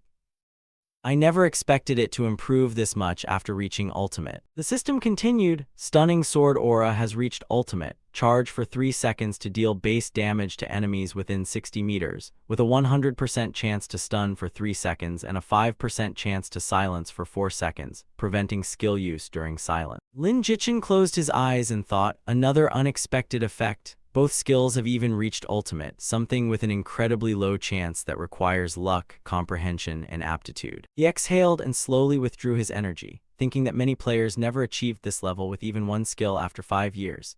Yet one pill from Master had raised 2 of his skills to ultimate, making powerful backing truly wonderful. Ling Feiyan looked at Lin Jichin and laughed. "Disciple, your aptitude isn't bad. Have you rested enough, and do you still want to continue training with your master?" He immediately stood and said he wanted another try, secretly thinking that winning would earn him 2 gifts, so there was no reason to refuse. Lin Jichin gripped his sword and calculated that he could never beat Master head-on, so he could only resort to a trick. Ling Feiyan stood still and calmly let him slash toward her. She then lightly raised the branch and knocked Lin Jichin away. He flew far backward and slammed heavily into the ground. Lin Jichin's eyes rolled back as though his soul had left his body. Seeing this, Ling Feiyan's eyes widened in alarm. She rushed over anxiously. "I may have struck a little too hard just now." Ling Feiyan placed a hand on his chest and asked worriedly, "Disciple, are you all right?" Lin Jichin smiled faintly and thought, she fell for it. He suddenly raised his hand and laughed, "Master, you lost, I won." Lin Jichin's raised hand landed directly on Ling Feiyan's chest. Realizing what had happened, he cried out in shock as Ling Feiyan blushed and raised her hand. She then slapped Lin Jichin hard, sending him flying away. Ling Feiyan exhaled softly and covered the sensitive spot he had accidentally touched. Meanwhile, Lin Jichin landed face first, painfully smashing his entire face into the ground. As he struggled back up, he saw her tightly gripping a branch. Without saying a word, Ling Feiyan swung with all her strength and fiercely whipped Lin Jichin across the back. She chased closely behind him with the branch raised, ready to deliver more punishment. Terrified, Lin Jichin covered his head with both hands and fled desperately with panic all over his face. Cold sweat covered his face as he gasped in horror. After chasing him for a while, Ling Feiyan sternly demanded, "Answer me, do you still dare disrespect your master?" With his bruised, swollen face resembling a pig's head, Lin Jichin tearfully begged, "I don't dare, I was wrong, I know I was wrong, master, please calm down." She crossed her arms and snorted coldly. "This is what you get for disrespecting your master. If you dare offend me again, HMPH, we'll stop here today, and once your wounds stabilize, wait for me outside my chamber." With that, Ling Feiyan tossed him a bottle of medicine and turned away, saying, "These are healing pills, use them yourself." Lin Jichin hurriedly raised both hands and caught the medicine bottle. Holding his aching face, he thought, "Reality proves that when affection isn't high enough, I really need to be more cautious." Jichin then walked alone through the corridor, pondering, "Although Master nearly beat me to death, I don't seem to have received any notification that her affection decreased." He placed a hand over his chest, overjoyed. That proves Master wasn't truly angry. Recalling what had just happened, Lin Jichin closed his eyes and clenched his fist excitedly, thinking, "It's good she wasn't angry, and I even got to touch Master's chest. What an amazing feeling." Reaching the door, he called loudly, "Master, your disciple is here," and Ling Feiyan's voice came from inside, "Come in." Jichin pushed open the door and entered, glancing around the room. He looked everywhere in confusion, wondering, where is Master? Suddenly, Lin Jichin jumped in surprise when Ling Feiyan appeared right before him. She wore a mysterious long black dress and stood silently looking at him. Lin Jichin flushed and exclaimed in astonishment, "Master, you..." while inwardly marveling that even a fairy descending to the mortal world could hardly be this beautiful. Ling Feiyan gently brushed her hair and explained, "Didn't you say you'd take me to Yongdong City to comprehend the Tao heart? I just bathed and casually changed clothes. What, don't I look good? Hearing this, he tilted his head back, smiled, and took a deep breath. Lin Jichin then raised his thumb and showered her with praise. Master, calling you beautiful is far too modest. You should be called peerlessly gorgeous, an unrivaled beauty among mortals, a crane among chickens. They say beauty lies in the lover's eyes, but even in an enemy's eyes you'd still be the greatest beauty. Praise delighted her so much that her face flushed bright red and she fell silent for a moment. Leng Feiyan then turned her back to him and pouted, "Sweet talk, all you know is how to deceive me," while Lin Jichin hurriedly replied, "How could that be? Your disciple always tells the truth." She excitedly turned back and said, "All right, let's leave, it's getting late." But Lin Jichin quickly raised a hand and stopped her. "Wait." Leng Feiyan looked back and asked, "What's wrong?" While he scratched his head and smiled awkwardly. "Master, look at me. I'd like to bathe and change clothes before we leave. Is that okay?"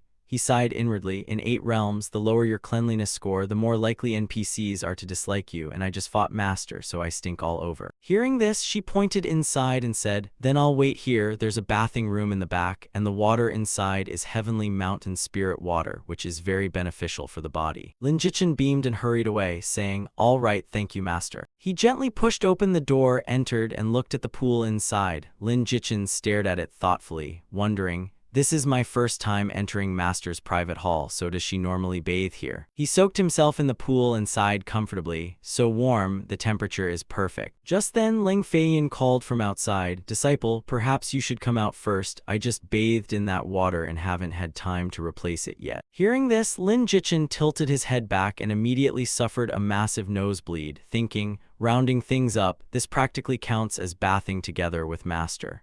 Suddenly, he froze and stared upward with wide eyes. Lin Jichin stared in shock at the undergarment hanging above him, wondering, "What's that?" He gazed blankly at it and thought, could it be? Lin Jichin reached toward the undergarment, thinking, surely just taking a quick look won't hurt, right?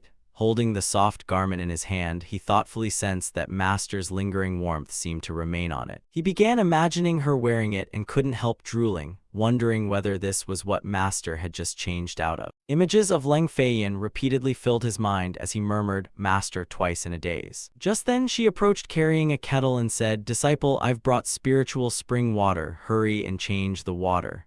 At that moment, their eyes met and time seemed to freeze as both stood stunned in place. Leng Feiyan's gaze locked onto her own undergarment resting in his hand. Her cheeks instantly turned crimson, and her eyes widened with shock and embarrassment. Furious, Leng Feiyan rushed over and shoved Lin Jichin's head into the tub, scolding him as a lustful, rebellious disciple. He squeezed his eyes shut and wailed inwardly, "I'm doomed. I worked so hard to raise her affection, and now 10 points are gone in an instant." A long while later, Lin Jichin obediently knelt before Leng Feiyan to receive punishment. He cautiously glanced at her and explained that he had only been curious, begging Master to believe him while inwardly praying that sincere repentance might earn mercy. Leng Feiyan rested her chin on one hand, frowned, and asked whether he really thought she could believe that. She held her forehead and sighed in deep disappointment, warning that if it happened again, she would never forgive him. Lin Jichin immediately kowtowed repeatedly and shouted that he would engrave this lesson in his heart and never repeat it. Seeing Master stop scolding him, he finally sighed in relief, though after causing such a disaster, he assumed their date was definitely ruined.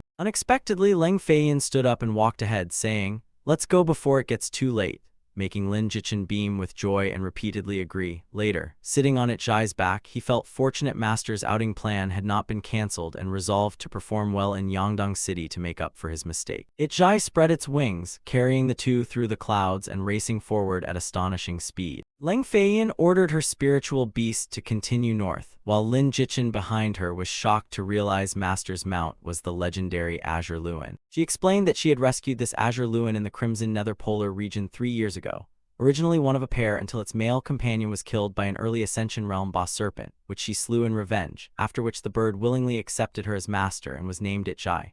Lin Jichin stared wide-eyed and exclaimed, "You casually killed an early Ascension Realm strange beast."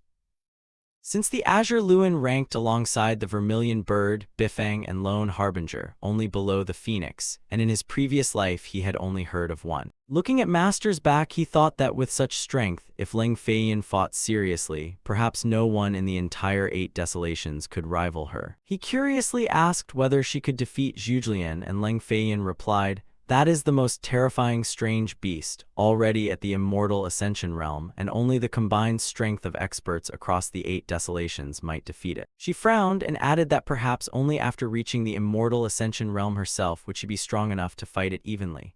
Lin Jichin lowered his head thoughtfully, recalling that in his previous life his defeat by Zhulian had allowed Guo Jai to scheme against him, and now that it remained the ultimate monster of the 8 desolations, his path to revenge was still long. A while later, Ichai gently landed on the ground. Lang Feiyan gently stroked her spiritual beast's head. Then her gaze turned toward the towering Yangdong city ahead. Behind her, Lin Jichin shivered from the cold and hugged himself, asking Master to wait while he bought a padded coat as the system repeatedly warned of freezing sub-zero temperatures. Seeing this, Lang Feiyan lightly waved her hand and sent a stream of purple spiritual power into him, saying that although he was at late foundation establishment, his body was still weak and she would find him a body refining manual later. He grinned and thanked her, amazed that his body instantly warmed up, thinking it was truly miraculous. Following behind, he asked whether Master's current physique no longer feared heat or cold, and she strode ahead replying that naturally even falling into lava would be harmless. Hearing this, he frowned thoughtfully, marveling that true cultivation experts had nearly indestructible bodies, 1,000-year lifespans, and physiques that grew stronger with cultivation until ordinary blades were useless. But then his thoughts turned indecent and his face reddened as he wondered, does that state remain during intimate moments too? Wouldn't that be as hard as reinforced glass? Lang Feiyan came over, pinched his arm, and dragged him along while scolding him for grinning foolishly and probably thinking something improper again, making him hurriedly deny it. Lin Jichin pointed ahead and urged Master to experience some ordinary worldly life while she merely snorted coldly. The two strolled onward as vendors called out everywhere, selling fragrant baked cakes, premium medicinal herbs, and steaming fresh buns. Lang Feiyan smiled as she looked around and admitted her disciple was right, saying she had stayed away from the mortal world too long, and while pursuing the way required tranquility, one should not isolate oneself because ordinary worldly warmth was the best medicine for soothing the heart. Lin Jichin then happily raised the bag and invited Master to try the red bean cake he had just bought. She picked up a cake and softly said, "Though I haven't tasted mortal world food in ages, it still tastes exactly as I remember," making him curiously ask, "Master, have you eaten red bean cakes before?" Lang Feiyan gently reached out to catch the snowflakes and reminisced. "When I was little, Father once took me to the bustling streets of the mortal world where I tasted many snacks, but sadly, time waits for no one." Her hands slowly clenched as she said sorrowfully, 100 years ago, my father and mother passed away together." Hearing this, Lin Jichin lowered his head and murmured, "So Master is like me, with no family left by her side, as I also lost my parents when I was very young." Lang Feiyan frowned and quickly said, "I'm sorry, perhaps I brought back painful memories," but he softly replied, "It's all right, I've long grown used to being alone." She then gently placed her hand on Lin Jichin's shoulder. Lang Feiyan softly caressed his face and said tenderly, "I am your family," making Lin Jichin widen his eyes and think, "This is the first time anyone besides Gu Qiuxu has ever said something so warm to me." Just then, the system suddenly displayed a notification, affection +5. But the romantic atmosphere didn't last long before a fierce-looking group suddenly rushed over. They immediately surrounded Lin Jichin and Lang Feiyan. Zhou Qing from Heavenly Sound Temple raised one hand in greeting and scrutinized them. "Amitabha, you must be Lin Jichin, disciple of the Heavenly Flame Sword sect, correct?" Lin Jichin frowned and asked, "It's me, what do you want?" His gaze sharpened as he thought, these bald donkeys are well informed, luckily Master is here. He clasped his hands and bowed, "Benefactor Lin, I am Zhou Qing of Heavenly Sound Temple, and we came because of the rebirth Buddha seal you used." Lin Jichin crossed his arms and asked, "Then speak plainly, what exactly do you want?" A nun frowned and shouted, "Benefactor Lin, this rebirth Buddha seal is senior brother Zhou Qing's supreme art and also a Buddhist secret technique." Zhou Qing frowned and said, "Though I don't know where Benefactor Lin learned this supreme art, allowing an outsider to learn our Buddhist spiritual skill would disgrace Buddhism. So please come with us and let the abbot use a mental secret art to erase the rebirth Buddha seal from your mind."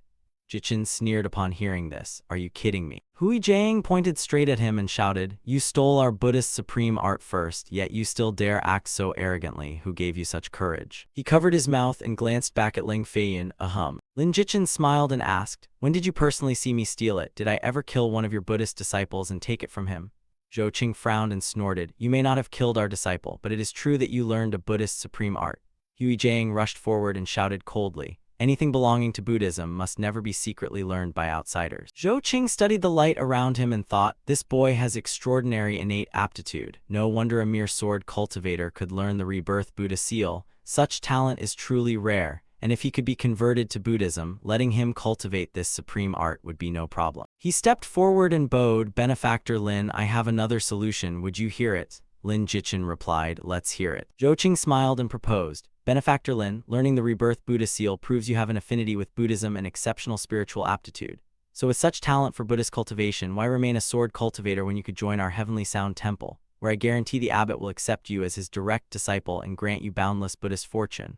Ling Feiyan's gaze sharpened as she glanced over. Lin Jichin frowned and thought, has this monk been kicked in the head by a donkey? Accusing me of stealing his supreme art was bad enough, but now he wants to poach me right in front of Master. Luckily, my own brain is fine, so I must seize this chance to show Master my loyalty. He immediately waved his hand and shouted, silence, what nonsense! Ever since I joined the Heavenly Flame Sword Sect, I, Lin Jichin, will live as a Sword Sect man and die as a Sword Sect ghost, so I would never betray my sect. Lin Jichin then clasped his hands high and declared, besides, Master's kindness toward me is as heavy as a mountain, so forget your abbot accepting me as a disciple. Even if the Buddha himself came, I would rather die than obey.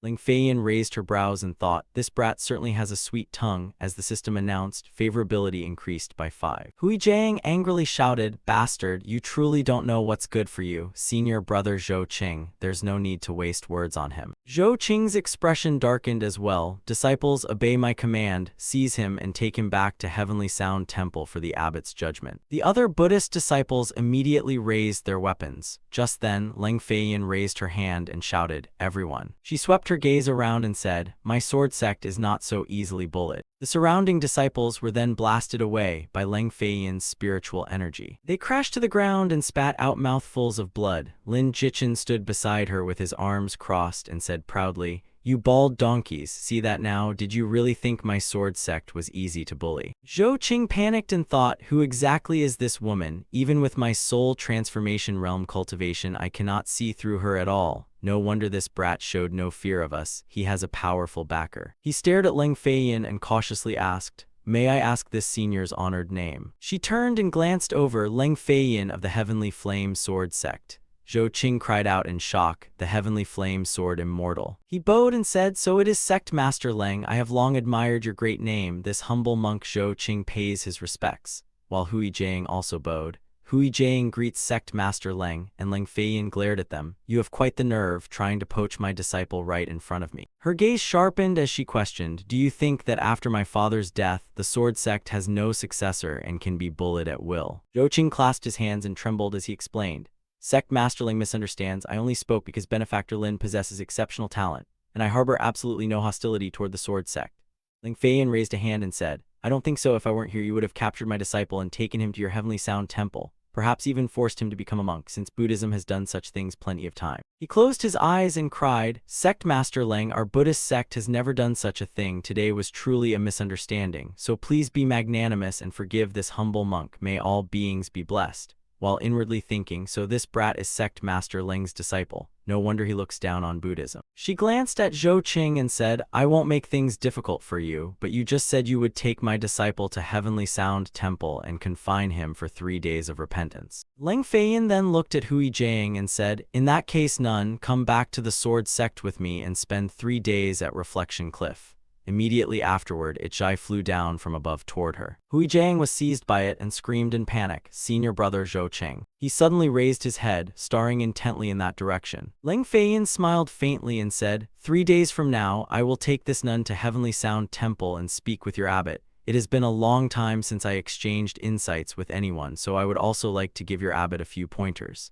In the pitch-black night, Ichai spread its wings and sped forward. Its claws tightly gripped the gagged Hui Jiang as she struggled helplessly. Lin Jichin sat behind Ling Feiyan and asked worriedly, Master, could doing this cause a war between our two sects? She calmly replied, no, those monks know very well that Heavenly Sound Temple is no match for our sword sect. He patted his chest and sighed in relief. That's good. If a war broke out between the two sects because of me, I would become a great sinner. She glanced back and asked, by the way, how did you learn a supreme Buddhist art? Are you really planning to become a Buddhist? Lin Jichin hurriedly waved his hands. Master, you misunderstood. This is what happened. Recalling the scene, he explained, that day I found two skeletons inside a cave. Remembering the two skeletons sitting opposite each other, Lin Jichin continued. One belonged to a sword cultivator and the other to a Buddhist disciple. He calmly added, I thought they must be the remains of seniors, so I respectfully kowtowed 3 times before them. Jichin then recalled how, unexpectedly, a rebirth Buddha seal scripture suddenly dropped afterward. Lang Feiyan smiled at him and said, it seems this was your own fortunate encounter. I misunderstood you. Learning another spiritual skill for self-defense is good, so even when I am absent, you will not fear being bullied. After speaking, she gently waved her hand, and a book instantly appeared floating in midair. He stared wide-eyed at the book before him and curiously asked, Master, what is this? Lang Feiyan turned back and replied, this is the reward you earned by defeating me earlier. Although you won through that trick, I always keep my word. The moment Lin Jichin opened the book, the system displayed. Mystic Grade Spiritual Skill, Sorrowful Autumn Blossom Palm Needle. Each skill used in battle generates 1 stack of Sorrowful Autumn power. Each stack grants 2 strength and 2 defense, stacking up to 10 times and converting into sword intent.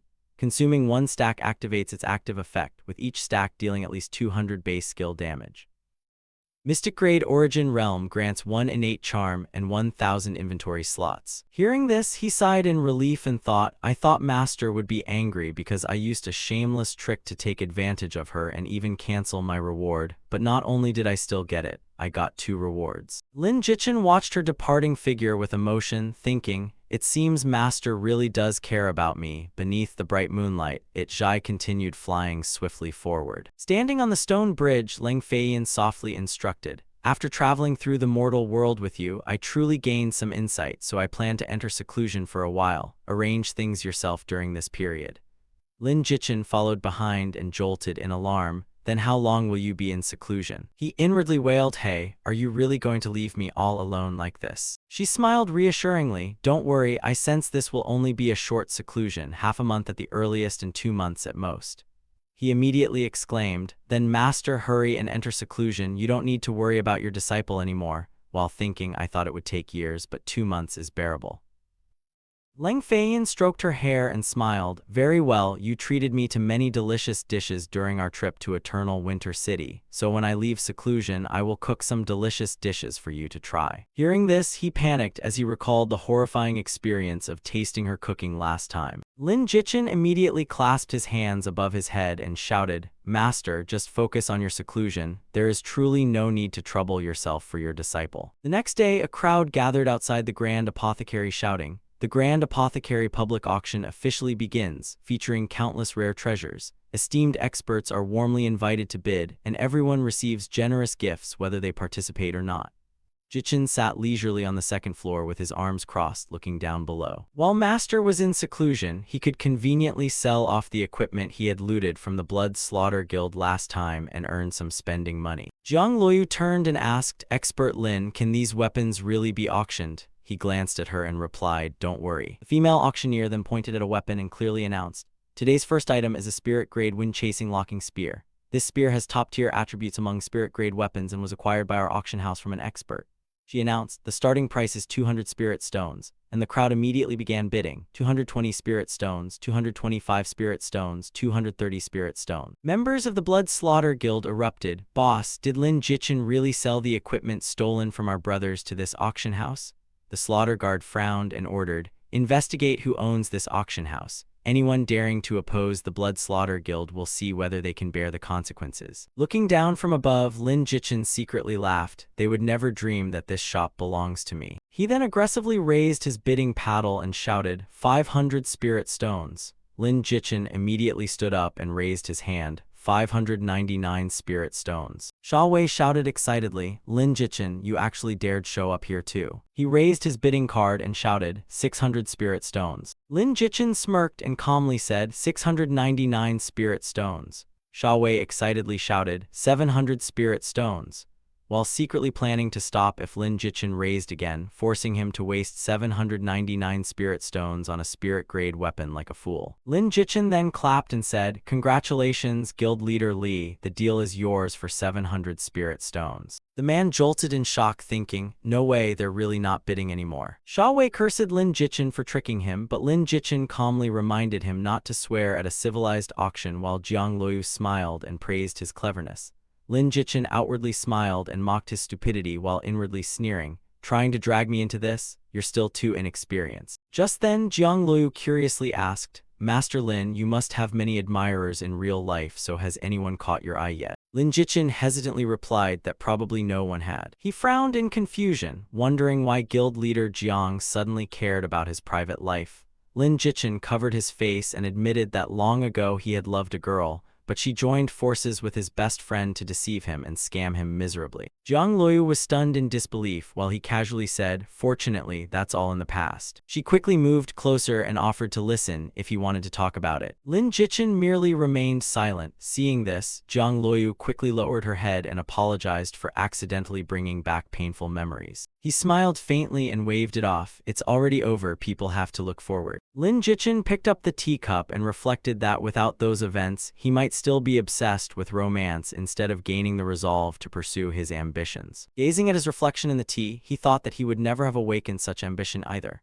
And if Jiang Luoyu knew Guo Jai and Su Zihui had not only betrayed but killed him, who knew what she would think? Yet none of that mattered because heaven had granted him rebirth, so he would live brilliantly and make them repay blood with blood. Ending his thoughts, Lin Jichin tilted his head back and drained the tea. He then stood, fanned himself, and bid guild leader Jiang farewell, generously taking only 30% of the auction proceeds and leaving the rest for everyone to divide, making Jiang Luoyu quickly stand and thank him. Watching his departing figure, she thought, "I never expected Master Lin to have such a painful past. No wonder he always said he wasn't interested in romance whenever I tested him." Walking away, Lin Jichin frowned and sighed that recalling unpleasant memories only worsened his mood, so after neglecting exercise for a while, he decided to work out. Back in the real world, he jogged alone through the streets. While running and panting, Lin Jichin noticed that several days of consistent training had truly improved his physique, as he once tired after 1 or 2 kilometers but could now run several without trouble. Suddenly, shouting erupted outside the university gates as a woman cursed the lousy school for expelling her daughter over improper conduct,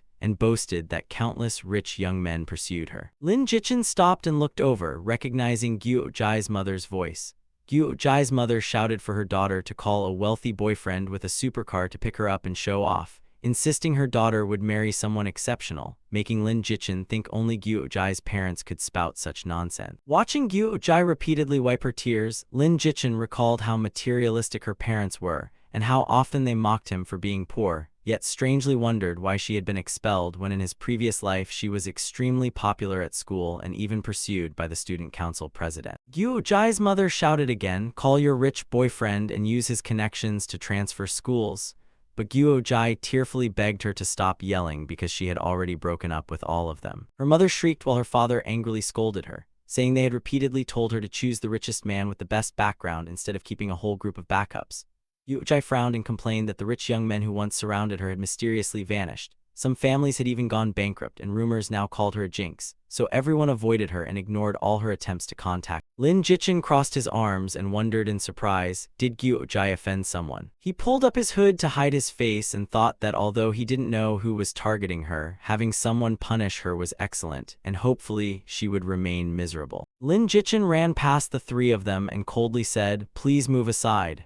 Jai stood frozen, staring at his retreating figure. Lin Jichin glanced back and thought that once he became stronger, it would be his turn to personally take revenge. Elsewhere, a phone suddenly rang. A voice on the other end reported that everything the young lady requested had been handled and Guo Jai had been expelled, to which the girl softly replied that she understood. Elsewhere, Ren Lan was throwing a powerful punch forward. Seeing Lin Jichin approach, she smiled and asked how he felt after returning. He cheerfully said it was great, thanks to having such a good coach constantly pushing him. Lin Jichin reached for a can of water and asked if she had heard that Guo Jai had been expelled. He looked back and said he had just seen her at the school gate, wondering who she had offended to suddenly get expelled. Lin Jichin quickly turned back and demanded, "Wait, don't tell me you did it. Did you ask your parents to intervene?" Ren Lan raised her brows and replied meaningfully, "You have a point. If I'd known earlier, I would have asked my parents to kick her out of my sight. Why didn't you suggest such a good idea sooner? Someone else beat me to it. What a shame." His face flushed as he retorted, "You're blaming me now?" She eagerly raised her fist and said, "Today's a beautiful day. Come spar with me for a while."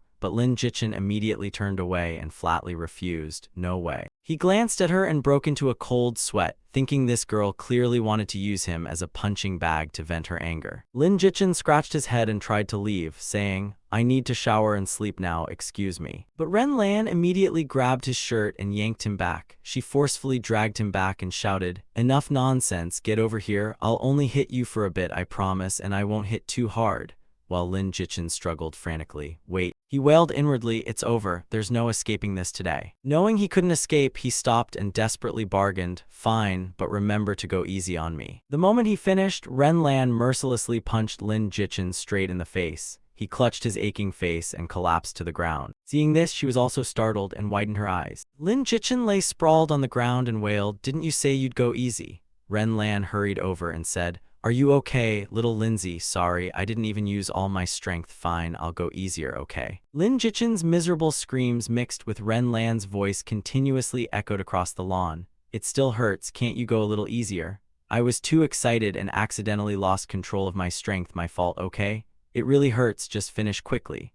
I'll try to finish fast, endure a little longer." Only half an hour later was the pale-faced young man finally released, collapsing to the ground and gasping for breath. Ren Lan stood beside him and laughed gleefully. "Little Lindsay, you did pretty well tonight. Go shower, and since you worked hard, I'll let you go first." Lin Jichin struggled to sit up. His face was haggard and exhausted, utterly lifeless as he cursed inwardly, "Why is my life so miserable?" Lin Jichin then dragged his battered body away as quickly as he could. Much later, after showering, he threw himself onto the bed. Lin Jichin shut his eyes and lamented inwardly, "My bones are about to fall apart. I really don't understand where this crazy woman gets so much strength." Suddenly, a pair of hands quietly appeared and reached toward him. Those hands gently touched and rubbed Lin Jichin's thigh. Still keeping his eyes closed and enjoying it, he kept asking, "A little higher." But the next second, Lin Jichin sensed something strange and abruptly opened his eyes wide. He instantly sprang upright and stared at Ren Lan sitting right in front of him. Unlike his panic, she remained completely calm as she looked at Lin Jichin. His jaw dropped as he thought, "No way, I've already satisfied this crazy woman's fists. Don't tell me I have to satisfy that need of hers too." Lin Jichin shouted in panic, "What are you doing?"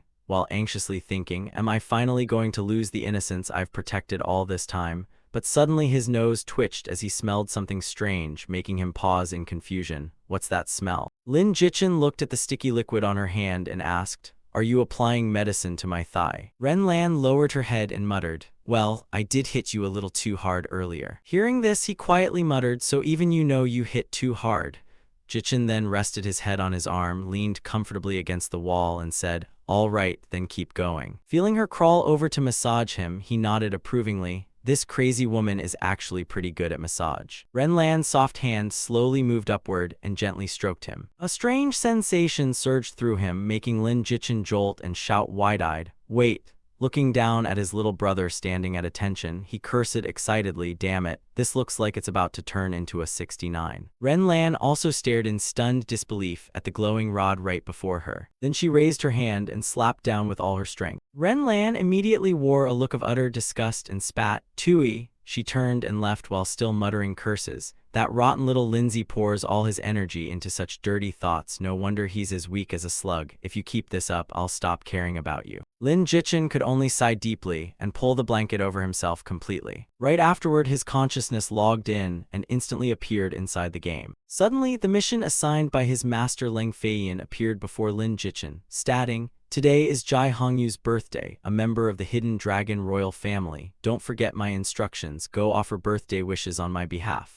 At the entrance of the Grand Hall, a large crowd had already gathered and waited. Groups entered the Grand Hall one after another bearing gifts. Quan Bumming, leader of the Crimson Flame Fist sect, brought his disciple Fang Fei Fang and 10 golden flame black crystals, while Master Zhiyuan, abbot of Heavenly Sound Temple, brought his disciple Qingju and 5 Bodhi Heartflower seeds. Wang Shuhui, Grand Elder of the Extreme Sky Saber sect, brought his disciple Jixao and 5 Twisted Spirit Ginseng roots, while Chu Feiyan, Grand Elder of the Blue Star Spell sect, brought his disciple Wei Tai and 5 bottles of Earth-grade Spirit Infusion Pill. Jai Tongyan's younger sister looked around and exclaimed, "Sister, it's really lively today."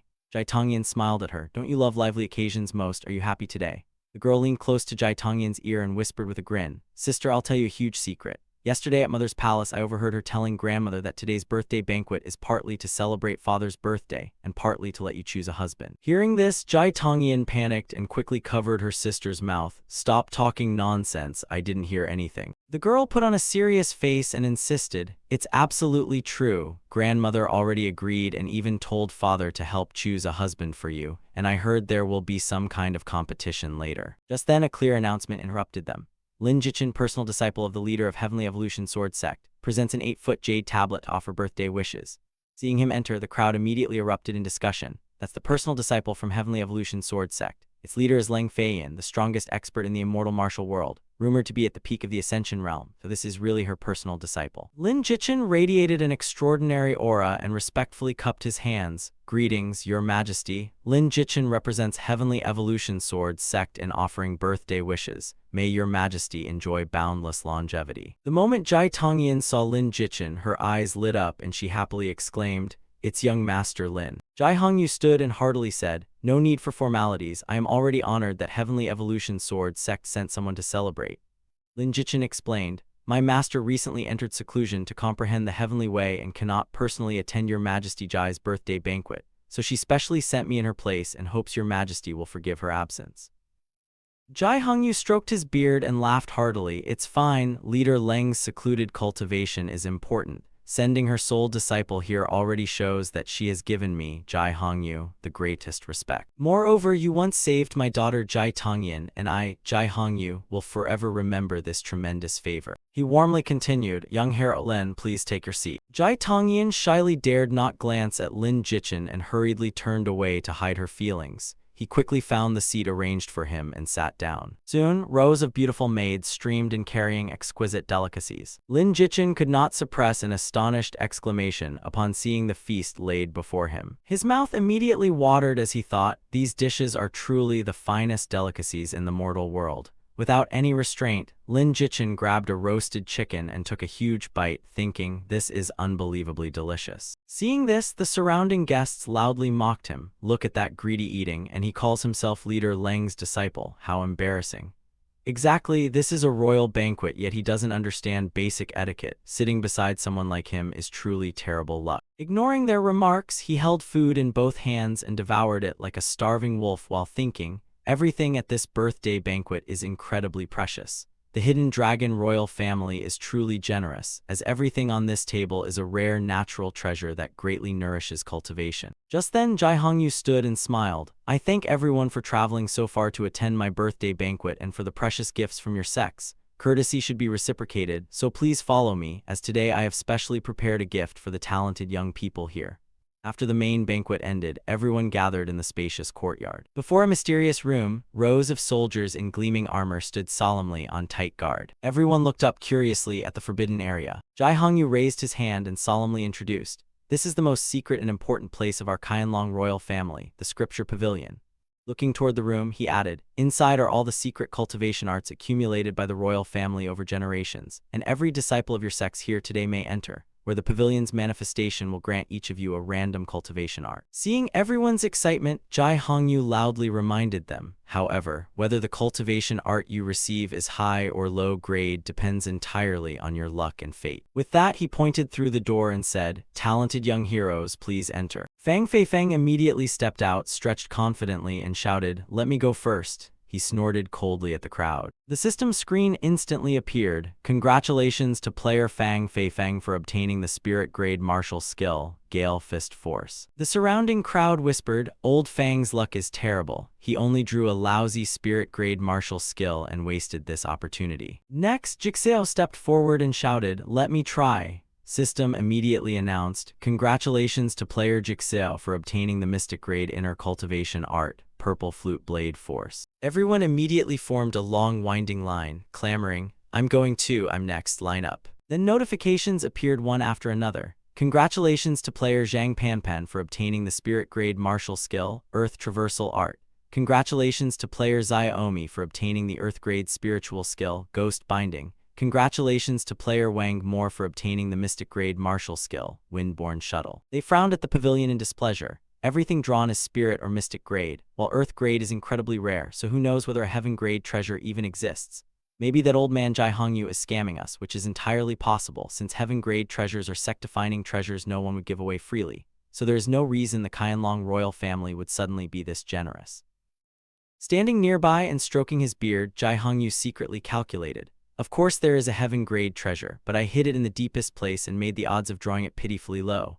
Once you all finish drawing, I will personally draw, proving the Qianlong royal family's generosity while silencing the world, truly killing two birds with one stone. Lin Jichin stood quietly at the back with his arms crossed, observing everything. His expression remained calm as he secretly chuckled, thinking, the more trash they draw first, the higher my chance of striking gold later, so I'll calmly watch for now. Seeing Lin Jichin standing at the back, Jai Hongyu marveled. As expected of sect leader Leng's disciple, his temperament is remarkably calm and patient. He walked over and said, "Young hero Lin, you're the only one left." Hearing this, Lin Jichin smiled and stepped forward. "Fine, then I'll test my luck too," while someone cheered, "Good luck, young hero Lin." The door suddenly burst open as fireworks exploded across the sky and a server-wide announcement appeared. Player Lin Jichin has obtained the first Heaven Grade movement secret skill in the 8 Wastes. For 7 days, any player who kills Lin Jichin will receive this secret skill. His real-time location will be revealed in the game lobby once daily. Countdown until location disclosure. 59 minutes 59 seconds. The crowd looked up in shock with their mouths agape. Damn, someone actually drew a Heaven Grade movement skill. That's definitely a hack. 59 minutes 48 seconds left. This really is a blessing hiding a disaster. Jichin tightly gripped the scroll as the notification sounded. Heaven Grade movement skill, Blood Burning Shadow Escape. Passive effect, evasion plus 15%, speed plus 20%. Active effect, burns 20% health to forcibly teleport to a random location 100 miles away, then inflicts weakness for 3 days, reducing all combat attributes by 30%. Staring at the item, he sighed in amazement, never expecting his luck stat to truly work and casually grant him a Heaven Grade movement skill, an excellent life-saving treasure. Lin Jichin tucked the scroll into his robe and thought, unfortunately, he had to survive these dangerous 7 days before he could learn it. He then quickly strode outside. A bright red warning appeared. Notice. While player Lin Jichin possesses the treasure, he cannot enter any city or sect. After 1 hour, you will be forcibly expelled from the city and your location automatically announced, making Lin Jichin sigh. Any Heaven Grade movement skill is priceless, so this trip outside will probably be extremely dangerous. Jiang Luoyu's worried face appeared on the screen. Expert Lin, I heard the news. Many players and guilds are preparing to kill you and seize the treasure, so hurry to me. With the Moon Shadow Guild protecting you, they probably won't dare act recklessly. Lin Jichin frowned as memories of his previous life resurfaced, recalling that the first owner of a Heaven Grade treasure was the leader of a major Yue Hua guild with tens of thousands of members, yet even they failed to protect it and were eventually surrounded by an alliance of major guilds and forced to surrender the treasure. Crossing his arms, Lin Jichin recalled that previous tragedy and thought, in the end the treasure was lost, the guild leader died, and the guild collapsed, so the only way to keep a Heaven Grade treasure is not to fight to the death but to flee unless completely cornered. He casually raised a hand and refused. It's useless. Even in reality, people risk everything and even die for profit, much less in a game, and if your guild helps me, you'll become everyone's target too, so I have my own solution and you don't need to worry. Just then, Ren Lan appeared on the screen. Little Lindsay, run. Lots of people in my sect want to catch you. Send me your coordinates and I'll come cover you. Lin Jichin frowned upon hearing this and thought, this girl really thinks too simply. He calmly closed his eyes and said, don't come, anyone helping would be useless, just do your own thing, I'll be fine. And she quietly asked, really? Lin Jichin immediately retorted, even if not, helping me would only be a waste of effort, silly woman. Lan could only warn, all right, I hope you can hold out. If things get desperate, just hand the item over so you don't die and lose a bunch of experience, understand? Lin Jichin smiled and agreed, got it. The surrounding crowd glared at him and snorted, this brat won't survive tomorrow, that's for sure. Once he teleports out of the city, those big shots will tear him apart. Suddenly, someone appeared before him and bowed respectfully, young hero Lin, please wait, His Majesty requests your presence. Lin Jichin frowned in confusion, what now? I desperately need somewhere to hide. He had no choice but to follow the servant and saw Jai Hongyu already waiting in the pavilion. Hearing footsteps, Jai Hongyu immediately turned around. Lin Jichin flinched and wondered, is this old man going back on his word and planning to kill me to reclaim the item? Because if so, even 10 lives wouldn't be enough. Cold sweat covered his forehead as he hurriedly raised the scroll and said, Emperor Jai, I'll return this to you. I don't want it anymore. Please show mercy. Jai Hongyu froze before laughing loudly. Brat, do you take me, Jai Hongyu, for some shameless scoundrel? Once something is bestowed, there's no reason to take it back. He stroked his beard and reassured him with a smile. Relax, I am not so petty. And Lin Jichin finally sighed in relief. It was just a misunderstanding. He pointed at himself and asked, then does Emperor Jai have another reason for calling me back? Jai Hongyu calmly replied, 2 matters. Emperor Jai raised a finger and explained. First is the siege against the demon cult. Those demons are plotting something major against the righteous sects in the imperial court. So I want the opinion of your master, sect master Lang. Jichin immediately clasped his hands and replied, Emperor Jai, rest assured, this goes without saying, all righteous sects will unite against the demon cult. And although master is in seclusion, I can assure you she will do everything possible to help if needed. Hearing this, he clasped his hands behind his back in satisfaction and said, then I can rest easy. Now for the second matter. And Lin Jichin smiled. Please go ahead. Jai Hongyu stared at him and asked, young hero Lin is sect master Lang's direct disciple, but are you already betrothed? Lin Jichin was startled and hurriedly replied, no. He looked toward his daughter Jai Tongyan behind him and asked, what does young hero Lin think of my daughter? You two already know each other, and you even saved Jai Tongyan before, so you must have some impression of her, right? Startled, he nervously glanced behind him and thought, good heavens, what does he mean? Does he want me to become the imperial son-in-law? Jai Hongyu stared at him expectantly and said, young hero Lin needn't overthink it. I only want your opinion. Are you willing to marry Jai Tongyan and become my imperial son-in-law? Lin Jichin raised his hand and glanced at Jai Tongyan beside him. Emperor Jai treats me generously, and Princess Jai Tongyan is as beautiful as a flower, so no one could refuse. But inwardly he thought, if I directly refuse now, I'll definitely anger Jai Hongyu and might not even leave the imperial palace alive. Hearing this, Jai Hongyu stroked his beard and laughed. Such praise is wonderful. He immediately clasped his hands and declined. However, I am still a sword sect disciple and the sect master's direct disciple, so I must ask master's opinion. While thinking he should make up an excuse for now, then Lin Jichin solemnly added, I hope Emperor Jai understands, a teacher for one day is a parent for life, and marriage follows the parent's wishes. Hearing this, he stroked his beard and agreed, very well, once your master leaves seclusion, tell her about this and see what she thinks. Jai Hongyu calmly said, the Hidden Dragon Imperial family has a good relationship with the Heavenly Flame Sword sect, so I doubt she will refuse, and Lin Jichin clasped his hands with a smile. I will certainly pass on your words. He then quickly turned and left, saying, in that case, I still have matters to handle. Let Jai Tongyan show you around the imperial palace and escort you out afterward. Jichin and Jai Tongyan silently stood looking at the lake. After a long while, he finally spoke first, Princess Jai Tongyan. Jai Tongyan turned around, raised her hands, and smiled awkwardly. Young master, actually, I know you may not like me, and I, Jai Tongyan, can understand that. She blushed and said, it's just that we both belong to great families and cannot decide our personal affairs ourselves. And Lin Jichin raised his hand. Thank you for understanding, Princess Jai Tongyan. I'll discuss this with master after returning. He frowned and thought, if I rashly agree to this marriage, won't master kill me once she leaves seclusion? She looked toward the lake and softly murmured. The system screen displayed a notification. Jai Tongyan's favorability toward you increased by 10. Current favorability is 35 points, reaching the constant companionship level. Seeing this, Lin Jichin smiled and thought, at this rate, it won't take long before I completely max out Princess Jai Tongyan's favorability.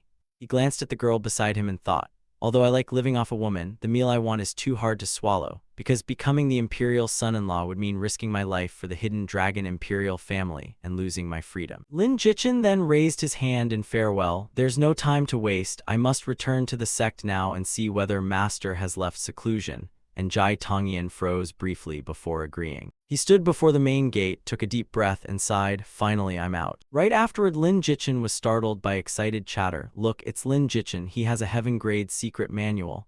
Yes, that's him. Don't let him escape. A crowd pointed at him and shouted. The whole server is searching for him, so he was hiding in the Hidden Dragon Imperial Palace. Right, he's here and can't escape now. Stop him. Quang Xiaoyan laughed at the surrounded Lin Jichin. Lin Jichin, never thought you'd see this day, huh? Today it isn't just our blood slaughter guild against you, it's the entire server. Lin Jichin crossed his arms and asked disdainfully, who do you think you are? He grinned broadly, call me your daddy, Quang Xiaoyan. Jichin gave him a thumbs down and mocked, "Good thing you're just a." He smiled brightly and added 2 words, "worthless scum." Quang Zioyan furiously gathered flames around his fist and charged forward, shouting, "You're courting death." Wreathed in flames, he struck down at Lin Jichin from above. Immediately, flames erupted and engulfed the entire ground ahead. The surrounding crowd exclaimed in surprise, "No wonder it's a powerful technique of the Blood Slaughter Guild." As the smoke cleared, Lin Jichin chuckled softly, and Quang Zioyan turned back in shock. "What?" Lin Jichin crossed his arms, glanced at the red glow on his hand, and cursed, "Idiot, don't you read the game instructions?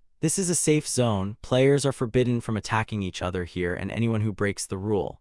Lin Jichin looked at the red name appearing above Quang Zioyan and added, "That's a red name." He turned to the people behind him and shouted, "So what if we're red named? Everyone attack and kill him." They excitedly agreed. At this critical moment, thunder suddenly rumbled across the sky as a commanding voice boomed, "Stop." Quang Zioyan exclaimed in confusion and hurriedly turned toward the mysterious dark figure behind him elsewhere. Jiang Luoyu raised her weapon and shouted, "Anyone who dares trouble Hero Lin will face the full force of our Moon Shadow Guild." Lin Jichin turned toward her and discreetly winked. Jiang Luoyu froze and thought, "Expert Lin is winking at me. Could he already have a plan?" She immediately spread her arms to stop Su Wanling and the others. "Wait, everyone, don't attack yet." Seeing this, Quang Zioyan laughed mockingly. "Lin Jichin, you're definitely dead today. No one can protect you." Lin Jichin remained calm with his arms crossed, coldly watching the crowd gathering before him. Suddenly, a violent gust swept through, making everyone exclaim, "What an overwhelmingly powerful aura."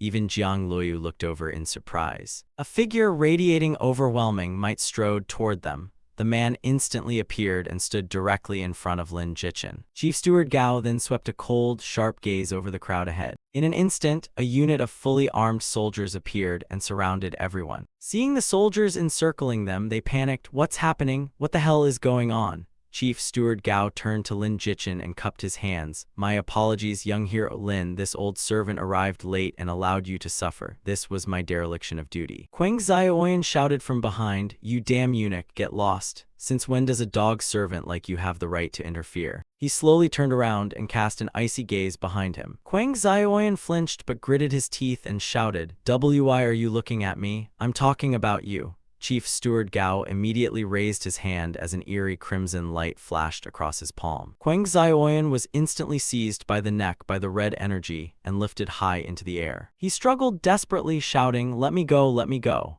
As notifications appeared, blood curse, health percent for 90 days, strength curse, strength percent for 90 days, beauty curse, appearance percent for 90 days, fate curse, luck percent for 90 days. Lin Jichin was startled and thought, so this old man is actually a curse master. The crowd stared in shock and shouted, "Damn, this game is ridiculous. How can NPCs interfere in player fights? Is there a bug in the 8 wastes, and why are NPCs protecting him?" Chief Steward Gao frowned and snorted, "You reckless fool, daring to cause trouble inside the Qianlong Imperial City. Killing you would only dirty my hands." He casually waved his hand and hurled him hard onto the ground. Without even turning around, Chief Steward Gao coldly ordered, "Take him to Qianlong Imperial Prison and lock him up for exactly 30 days. While Quang Zioyan lay sprawled on the ground with the words, "Health -50, strength -50, luck -50, appearance." Soldiers immediately came over and dragged him away, saying, "As you command, Chief Steward Gao." After dealing with the ringleader, he turned toward the gathered crowd and scolded,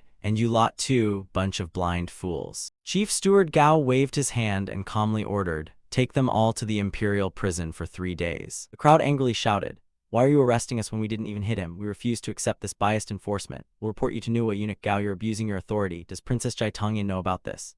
Chief Steward Gao clasped his hands toward the sky and shouted, "Oh my, you even dare mention Her Highness, so listen carefully. The Imperial City's iron law states that anyone who fights will be imprisoned. 1 day for minor offenses and 3 for serious ones." One player angrily pointed at him and shouted, "What gives you the right to imprison us for 3 days? And Lin Jichin clearly provoked us first, so why aren't you arresting him?" Chief Steward Gao frowned and barked coldly, "Idiots, the man you surrounded is an honored guest personally recognized by Her Highness the Princess." He pointed at the crowd and shouted, 3 days is already merciful, and if you keep making noise, I'll report this to the princess and see how Her Highness deals with your miserable lives." Locked by the soldiers, the crowd furiously shouted, Damn it, no wonder Lin Jichin didn't fight back. It was a trap. He deliberately provoked us into attacking, and 3 days in prison is unbearable. But it's only 3 days. I refuse to believe Lin Jichin can hide in the city for all 7 days. After settling the trouble, Chief Steward Gao respectfully clasped his hands and said, "Young hero Lin, please." While Lin Jichin returned the gesture, "Thank you, Eunuch Gao, for helping me out." Zhang Luoyu finally hurried over and called Expert Lin, while he looked at her and said, "See, listening to me was right. Luckily, you didn't attack." Hearing this, she sighed in relief and replied, "Right, luckily you were quick enough to wink and warn me beforehand."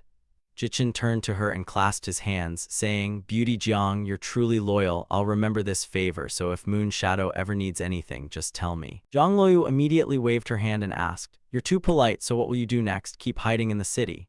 As he gazed into the distance and replied, "The city is safe but too passive. These 7 days are both a crisis and an opportunity. So I'll rest in the monster beast forest, where the terrain is complex enough that I can hide in any cave and they won't easily find me." Zhang Luoyu smiled lightly and confidently told Expert Lin, "If you encounter any danger, come to us anytime." Her face brightened as she firmly promised that the Moon Shadow Guild would always be his strongest support and stand by his side. Afterward, Lin Jichin clasped his hands behind his back and leisurely headed toward the deep forest. Standing straight, he rode his sword through the night and flew directly toward the monster beast forest. The system suddenly announced, "Last recorded location, Qianlong Imperial Palace Gate. Next location disclosure in 36 minutes 58 seconds, making Lin Jichin ponder. More than half those trying to kill me for the treasure have probably already been captured by the Qianlong royal family. In an instant, he appeared beside a gigantic ancient tree in the monster beast forest.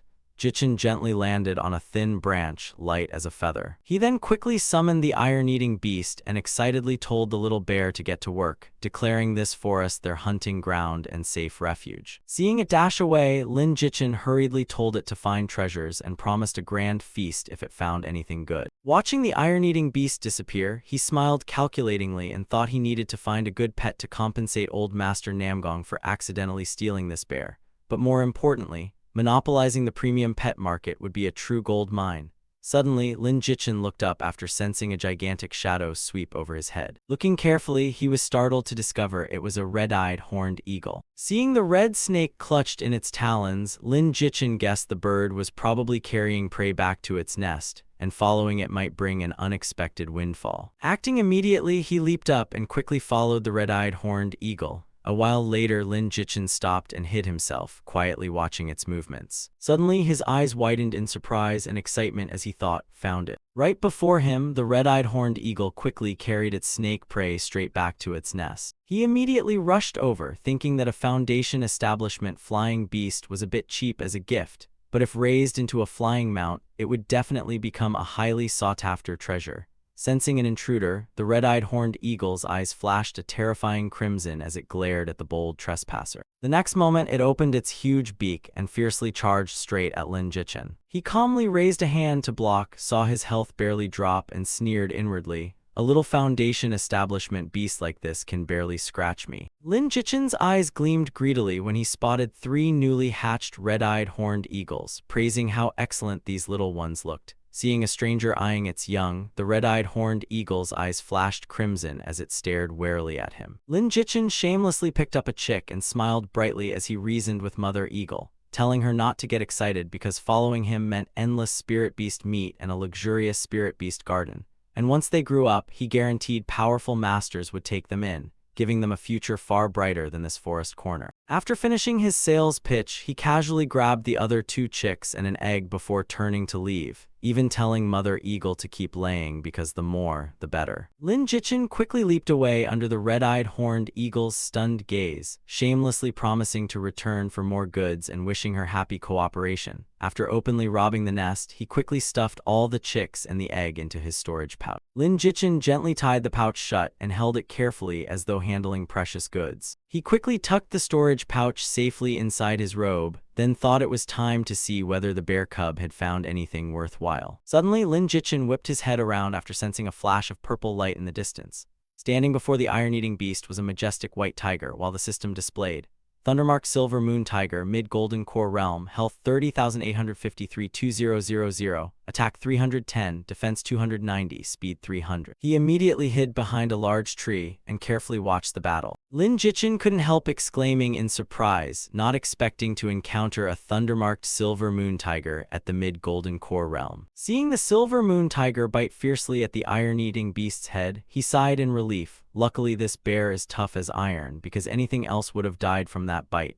Without hesitation, Lin Jichin raised his sword, unleashed Crescent Moon Slash, and rushed over to help. He slashed hard at the Silver Moon Tiger, landing a critical strike that dealt over 4,675 damage. Then blue light flashed and the tiger's entire body froze as a debuff appeared. The effect reduced movement speed by 30% and froze it stiff for 3 seconds. Lin Jichin raised his sword defensively and shouted for the bear cub to quickly hide behind him. Pressing his advantage, he swung his sword and charged at the Silver Moon Tiger again. Lin Jichin unleashed powerful slashes relentlessly as damage notifications kept appearing, with another critical strike dealing over 2,915 damage. Lin Jichin poured all his strength into his arms, gripped his sword tightly, and prepared to deliver the final blow. Suddenly, the Silver Moon Tiger's eyes flashed with an eerie purple light. The next moment, it raised its sharp claws and unleashed a swipe carrying a terrifying gale. The force was so powerful that Lin Jichin was knocked far backward. Before he could recover, another Silver Moon Tiger appeared behind him and let out an earth-shaking roar. His eyes widened in surprise when he realized this tiger was pregnant. Thinking, so these two are mates, the newly arrived Silver Moon Tiger immediately turned toward Lin Jichin and roared threateningly. Seeing its master threatened, the iron-eating beast roared back, but Lin Jichin quickly raised a hand to stop it. Bear cub, back off, don't touch her. This action startled both Silver Moon Tigers, making them stare at him in confusion. He then raised his hand and smiled gently. Brother tiger, sister tiger, don't be nervous, let's negotiate. Sending you both on your way would be easy, but I'm a very reasonable person. Jichin pointed at the tigress's belly and asked, when your cubs are born, could you give me one? Don't worry, I promise I won't take it for free. Hearing this, both tigers trembled and growled, staring at him warily. Seeing the tension rise, Lin Jichin hurriedly waved his hands. Hey, don't get worked up, can you hear me out first? He raised one finger and began boasting. Do you know Elder Tianyuan? He's the boss of Spirit Beast Mountain in our Heavenly Flame Sword sect, with endless spiritual herbs and fruits to eat and spiritual spring water to bathe in. If I take your cub to him, it'll be like sending it to the elite class of the finest aristocratic kindergarten in the cultivation world. Jichin raised his brows and added, following the elder means a boundless, immortal path, and once it transforms into a great demon in the future, returning home in glory is guaranteed. Hearing these sweet words, the Silver Moon Tiger couple fell silent and began pondering. 7 days later at Spirit Beast Mountain, Tianyuan was sweeping the courtyard garden with a broom. His expression was calm as he gently swept his courtyard. Just then, Lin Jichin hurried over and waved. Hello, Elder Tianyuan, how have you been lately? Namgong Yuan raised his brows and shouted, It's you, that slippery-tongued brat again. He immediately waved him away like warding off evil. Scram, scram, my Spirit Beast Mountain doesn't welcome you. Seeing you reminds me of my poor iron-eating beast that you tricked away. Lin Jichin carefully held up a Silver Moon Tiger cub with both hands and said aggrievedly, Elder, please calm down and look what this is. I risked my life and nearly got eaten alive by a core formation great demon just to find this apology gift for you. This lightning marked Silver Moon Tiger cub is extremely rare. Namgong Yuan's eyes instantly widened as he exclaimed excitedly, What? He rushed over like the wind, snatched the cub from Lin Jichin's hands and cried,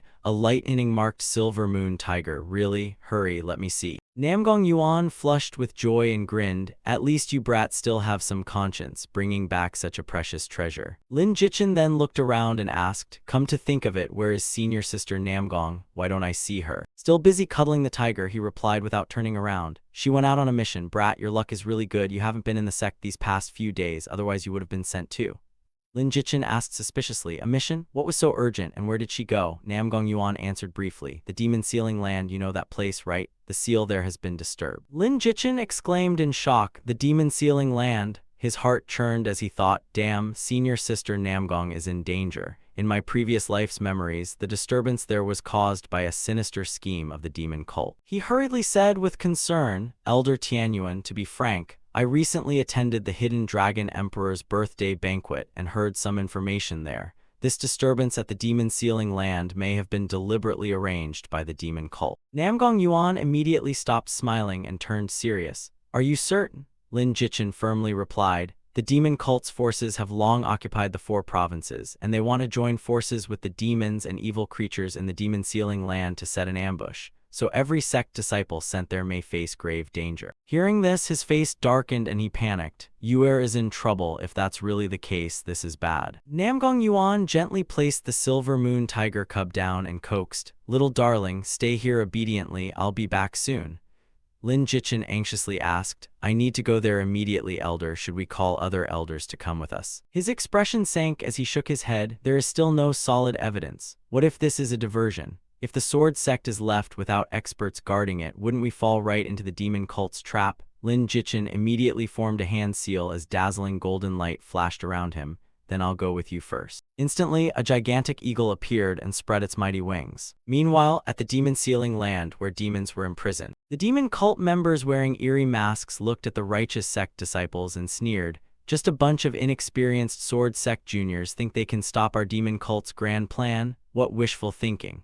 With that, they all raised their weapons and launched a frenzied assault on the sword sect disciples' formation. A heavenly evolution sword sect disciple shouted in panic, "Senior brother, think of something quickly. If this continues, we'll all be wiped out." On the other side, hearing the commotion, he swung his sword and cut down a demon cult member. Senior brother Chu Tianhin frowned and looked over. He turned back and asked with concern, "Junior sister Namgong, are you all right?" Namgong Yue replied, "Senior brother, I'm fine. Hurry and help the others." Chu Tianhin stepped in front of her again and said, "Of course I'll do everything I can to protect our fellow disciples, but I'm afraid you'll be in danger, junior sister Namgong, so I can't feel at ease." Namgong Yue frowned and cursed inwardly. "You hypocrite, are your fellow disciples' lives really so worthless to you? If junior brother Lin were here, this would never have happened." Just then, a burst of black energy suddenly flashed, accompanied by eerie laughter. Luo Muxian emerged from the black mist and said, "Isn't this the great genius Chu of the Heavenly Flame Sword Sect? Long time no see." Everyone from the Heavenly Flame Sword Sect looked up at her. Chu Tianhin cried out in shock, "Luo Muxian of the Nether Soul Hall."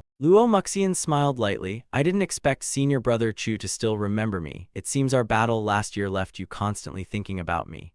Muxian pointed downward and mocked. "It seems the Heavenly Flame Sword Sect is declining to have so many pathetic disciples, or is Chu Tianhin the only one among you capable of fighting?" Hearing this, Namgong Yue gritted her teeth and remained speechless. Purple-black energy radiated from Luo Muxian as she sneered. "Judging by Genius Chu's expression, he surely doesn't dare fight a delicate woman like me, so you might as well surrender obediently." Cold sweat covered Chu Tianhin's face as he thought. Luo Muxian is the Nether Soul Hall's finest young demonic cultivator, powerful, ruthless, and extremely skilled at captivating hearts. When we fought 5 years ago, we had both just entered the Golden Core realm, yet now she has already reached the Spirit Gathering realm.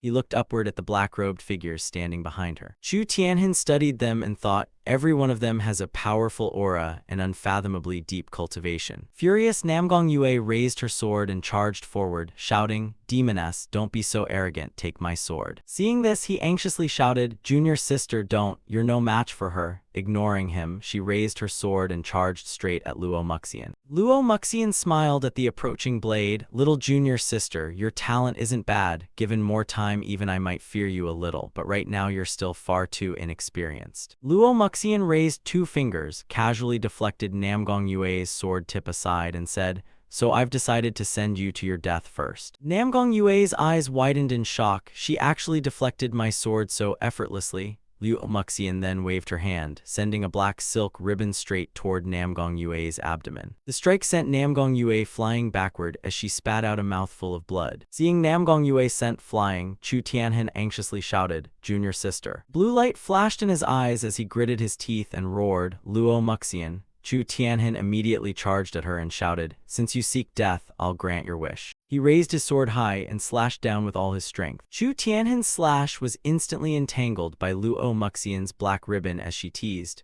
"Oh, forgotten your old love for the new one? I still remember how senior brother Chu was once captivated by my enchantress Shadow, and if not for the protective artifact your master left you, you would have long since fallen at my feet." Then she shouted, "Begone," and sent Chu Tianhin flying with a wave of her hand. Chu Tianhen roared, Luo Muxian, you demoness, I'll kill you. Hearing this, the disciples below exchanged glances and whispered, Senior brother actually has such a romantic past, how could that be? Embarrassed and furious, he shouted, why aren't you attacking yet? What are you standing there for? Luo Muxian immediately ordered, attack, leave no one alive. Her subordinates immediately obeyed and charged forward. The Heavenly Flame Sword sect disciples suffered repeated crushing defeats against Luo Muxian's subordinate. A black-robed man noticed Namgong Yue lying motionless on the ground. Without hesitation, he slashed down, intending to finish her off. Unexpectedly, a flash of sword light appeared and blocked his strike. Looking up, he immediately saw several people approaching atop a mighty giant eagle. They were none other than Lin Jichen's group. Seeing his beloved daughter gravely wounded, Namgong Yuan erupted in rage and roared, you fiends of the demonic cult, how dare you injure a disciple of my heavenly origin sect? The moment she saw Lin Jichen, Namgong Yue was overjoyed and cried, little junior brother, thank goodness. Her affection toward him also increased by 5 points. Namgong Yuan instantly shot forward like lightning and shouted, demon cult fiend die, before a thunderous palm strike pierced straight through the cultist's chest. Die! As the shout fell, a terrifying palm force instantly blasted through the demon cult member's chest. He collapsed to the ground, coughing up a mouthful of fresh blood. The old man hurried over to help Namgong Yue sit up and asked anxiously, Yue, are you all right? She opened her weary eyes and weakly called, Grandfather. Namgong Yuan quickly fed her a pill and instructed, don't speak yet, quickly swallow this pill. He then circulated his energy and placed a hand on her, channeling spiritual power to stabilize Namgong Yue's condition. Namgong Yuan looked deeply concerned and asked, how is it? Do you feel any better? Namgong Yue opened her eyes and let out a soft groan of pain. On the other side of the battlefield, brilliant blue light flashed, followed by miserable screams. Lin Jichen held his sword, his icy gaze fixed on the dense cloud of dust ahead. The moment Namgong Yue saw him, she immediately rushed over, junior brother. Namgong Yuan stood behind her with clenched fists and grumbled angrily, you heartless girl, is that brat the only one you see? I rushed here to save your life, yet you don't show your grandfather even a shred of gratitude. She looked at Lin Jichen with concern and scolded, junior brother, demonic energy here is surging and extremely dangerous, you shouldn't have come. But he frowned and firmly replied, precisely because it's dangerous, I had to come, how could I leave senior sister to face danger alone? Lin Jichen shouted solemnly, today, either I die or we return together, those demonic cultivators won't touch a single hair on senior sister's head. Hearing this, Namgong Yue blushed and affectionately scolded, silly junior brother. Suddenly, he snapped his head up and spotted a flash of light above. A group of black-clad men were using all their strength to slash downward. Lin Jichen quickly grabbed her hand and leaped away, shouting, careful. Namgong Yue tightened her grip on her sword and firmly said, junior brother, leave these small fry to me. She swept through the group with her sword, its sharp blade making them scream in pain, too fast. Watching from the side, Lin Jichen sighed inwardly, looks like senior sister has improved quite a lot while I was away. Just then, a black-clad man secretly raised his sword behind him and tried to launch a sneak attack. Lin Jichen reacted instantly, shifting sideways to evade the vicious strike. The next moment, he countered as his sword tip tore through the air and thrust straight forward. Lin Jichen decisively drove his sword through the black-clad man's chest. He swung his hand and unleashed Crescent Moon Slash toward the group of black-clad men. Suddenly, another black-clad man appeared and hurled throwing knives at Lin Jichen. Namgong Yue was startled and quickly turned around. She swung her sword and knocked away both throwing knives, shouting, careful, hidden weapons. Namgong Yue stood back to back with him and said firmly, junior brother, I'll guard your back, and Lin Jichen replied, all right, thank you, senior sister. Above the stone monument, purple and blue energies flashed brilliantly, fiercely intertwining again and again. Luo Muxian stepped back and mocked loudly, senior brother Chu, your attacks seem a little faster than usual. Why are you in such a hurry? She stared at Chu Tianhen and laughed, senior brother Chu, it seems your dream girl doesn't care much about her great senior brother. Luo Muxian glanced downward and gestured, just look at her. She stared at Lin Jichen and Namgong Yue below and mocked further. She's practically glued to that newly joined junior brother, and the two lovebirds coordinate so perfectly. Hearing those infuriating words, Chu Tianhen furiously unleashed a terrifying slash and roared, shut your filthy mouth. Seeing him slash fiercely at her, Luo Muxian hurriedly retreated to dodge. Seeing her retreat, Chu Tianhen immediately pursued closely with his sword. Where do you think you're going? He gritted his teeth, anger flashing in his eyes as he glanced aside and growled, it's Lin Jichen again.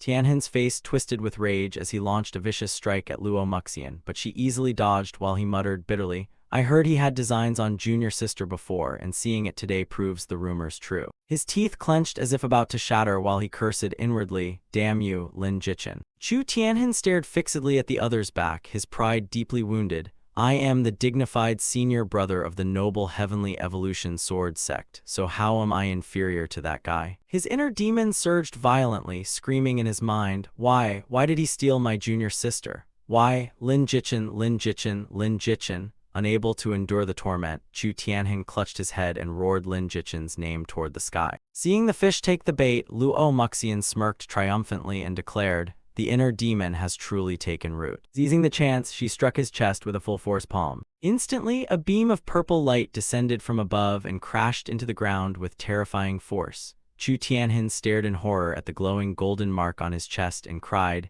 this is the legendary soul-seizing ghost seal. He threw his head back and screamed desperately, you. Luo Muxian approached and whispered enchantingly into Chu Tianhin's ear, see, he is taking everything that belongs to you, from your glory to the gaze of the woman you love. Chu Tianhin gasped heavily, his chest heaving as the haunting whisper echoed in his ears. Are you angry? Are you jealous? His eyes gradually turned pitch black as the voice urged, what are you waiting for? Kill him, wash away this humiliation with his blood, and take Yuer back, completely throwing Chu Tianhin's mind into chaos. Elsewhere, Lin Jichin swung his sword, the cold blade piercing straight into the black-clad man's chest. The black-clad man spat out blood and groaned painfully. Suddenly, a sharp golden beam shot over and pierced through the black-clad man's chest. Lin Jichin jolted in shock, looked upward, and exclaimed, what the hell is that? He immediately activated thunder armor, forming a lightning barrier to block the incoming golden energy. But he was stunned as the light easily pierced the barrier and shot straight toward him, making him grit his teeth in disbelief. Even thunder armor couldn't stop it. The energy slammed into his body and blasted a hole through Lin Jichin, instantly reducing his health by 1,034 points.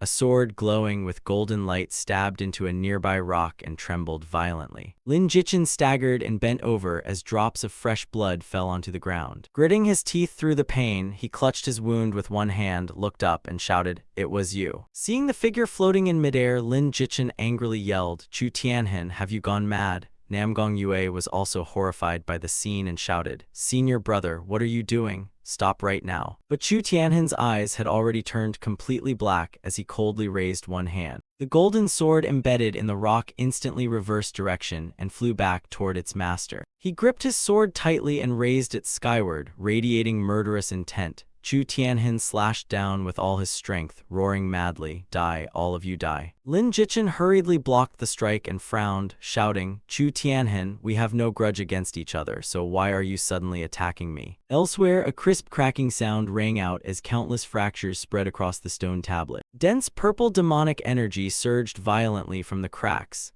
The energy quickly engulfed the entire stone tablet, violently destroying the surrounding seals. Namgong Yue looked over and paled, shouting, oh no, the seal. She stared blankly at the huge crack across the stone tablet and trembled. It's been broken. At the same time, the ground beneath them began shaking violently as enormous cracks appeared. Namgong Yuan immediately formed hand seals and commanded, all sword sect disciples, retreat immediately, do not linger in battle and return to the sect at once. The terrified disciples panicked and shouted, retreat, hurry and run. Amid the chaos, Luo Muxian remained motionless, coldly watching black smoke billow everywhere. Playing with her hair, she laughed, Namgong Yuan, the 1,000-year seal has finally shattered, your so-called righteous path is nearing its end, so I'll spare your life today.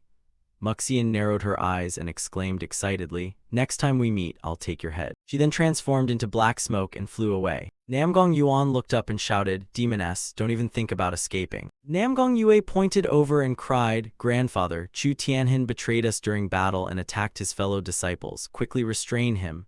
Nearby, Chu Tianhin kept wildly swinging his sword and shouting, die. Namgong Yuan's gaze fell upon the mark on his chest. He frowned and thought, soul-seizing mark, so that's what happened. Namgong Yuan quickly approached him from behind. he struck Chu Tianhen hard in the back with his palm. The inner demon immediately left his body, and Chu Tianhen instantly returned to normal. Chu Tianhen turned around and asked, "Elder, what am I doing? What happened?" Namgong Yuan grabbed him and shouted, "We can't stay here, go!" After they left, the ground violently exploded and clouds of dust surged upward. Inside the Great Hall, Namgong Yue looked at Lin Jichin and said, "Little junior brother, quickly take another recovery pill. That demoness Luo Muxian is truly vicious. She bewitched senior brother into attacking you," while he sat on the ground and replied, "Senior sister, cough, there's no need, I'll be fine after resting." Lin Jichin looked back and said, "Senior brother was also ambushed by them and couldn't control himself." Staring at him, Lin Jichin secretly thought, soul-seizing mark. How could Chu Tianhen at the peak of the Golden Core realm be so easily marked by Luo Muxian when they're at the same realm? Seeing the faint curl at the corner of Chu Tianhen's mouth, Lin Jichin cursed inwardly. What a fine excuse about losing control, using another's hand to kill me. Now I know his true nature. This senior brother wants me dead even more than the demonic cultivators do, so I must quickly grow stronger. Chu Tianhen immediately knelt and confessed, "Master, elder, this disciple deserves death 10,000 times over. I carelessly let those demonic cult fiends place an evil mark on me, nearly causing disaster and injuring junior brother Lin." Chu Tianhen looked up and shouted, "This disciple is willing to accept any punishment." Heavenly Sword Elder Yuan Gang Jian said sternly, "As the Sword Sect's senior brother, you were far too careless, and injuring a fellow disciple is unacceptable, but you were also ambushed by them, so there were mitigating circumstances." He solemnly ordered, "You are sentenced to 10 days at Reflection Cliff facing the wall and contemplating your mistakes," and Chu Tianhen bowed his head in acknowledgement. Chu Tianhen frowned deeply and secretly regretted, "I actually failed to kill him with that strike." Namgong Yue shouted from the side, "Elder Heavenly Sword, this punishment is far too light. Junior brother Lin was gravely injured and nearly died, yet senior brother only gets 10 days of confinement. You're clearly biased." Lin Jichin reached out and tugged at her sleeve to stop her. "Senior sister Namgong, say no more."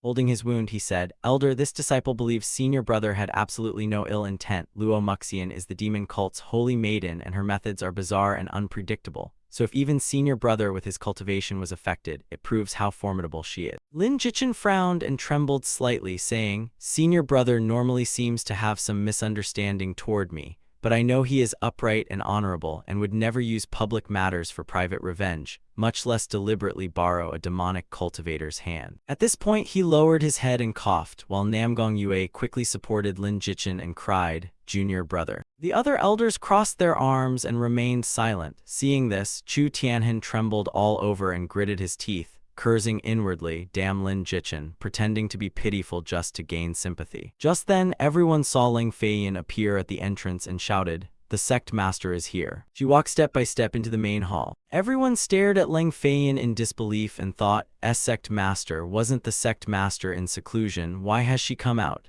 A faint purple glow radiated from her body. Ling Feiyin then turned and glanced at Lin Jichin nearby. She walked over and said with concern, "You were actually injured this badly?" And he covered his mouth and replied, "Ahem, master, I'm fine, sorry for worrying you." Killing intent radiated from Ling Feiyin as she coldly asked, "Chu Tianhen, you're telling me the demonic cultivator's soul-seizing seal made you lose your mind?" Her gaze sharpened as she continued, "Or did the jealousy in your heart make you willingly surrender your soul so you could openly attack my disciple?" Chu Tianhen was startled, panic appearing on his face. He immediately knelt and kowtowed, saying, "Sect master, please judge fairly. This disciple is innocent. I swear to heaven I never had such thoughts. That demoness's methods were truly too strange and I was careless for a moment." Hearing this, Ling Feiyin raised a small fruit and said, "Not long ago I obtained this truth fruit and today happens to be the perfect time to use it."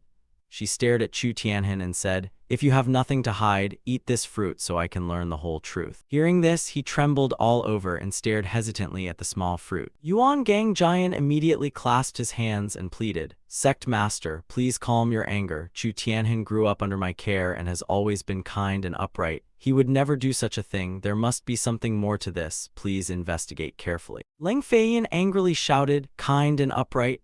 Elder Heavenly Sword, if your own direct disciple had been accidentally gravely injured today, would you still dismiss it like this because I only want the truth?" Yuan Gang Jian could only lower his head and answer, "Understood." She frowned and stared at him, shouting, "Chu Tianhen, will you eat it or not?" Chu Tianhen gritted his teeth and stared hesitantly at the fruit in her hand. After a long while, he had no choice but to swallow it. Chu Tianhen immediately threw his head back and let out a loud cry. Unable to control himself, he confessed, I saw junior sister Namgong being extremely close to Lin Jichin and became jealous, so when Luo Muxian cast her spell, I deliberately held back and willingly accepted the soul-seizing seal, then used the chaos to try to eliminate Lin Jichin. Chu Tianhen raised his head and continued, if I succeeded, I could blame the demonic cultivators and remove this thorn in my side, but unfortunately he was lucky enough to survive. Everyone around stared in disbelief and cried, Senior brother, we never expected you to be such a person.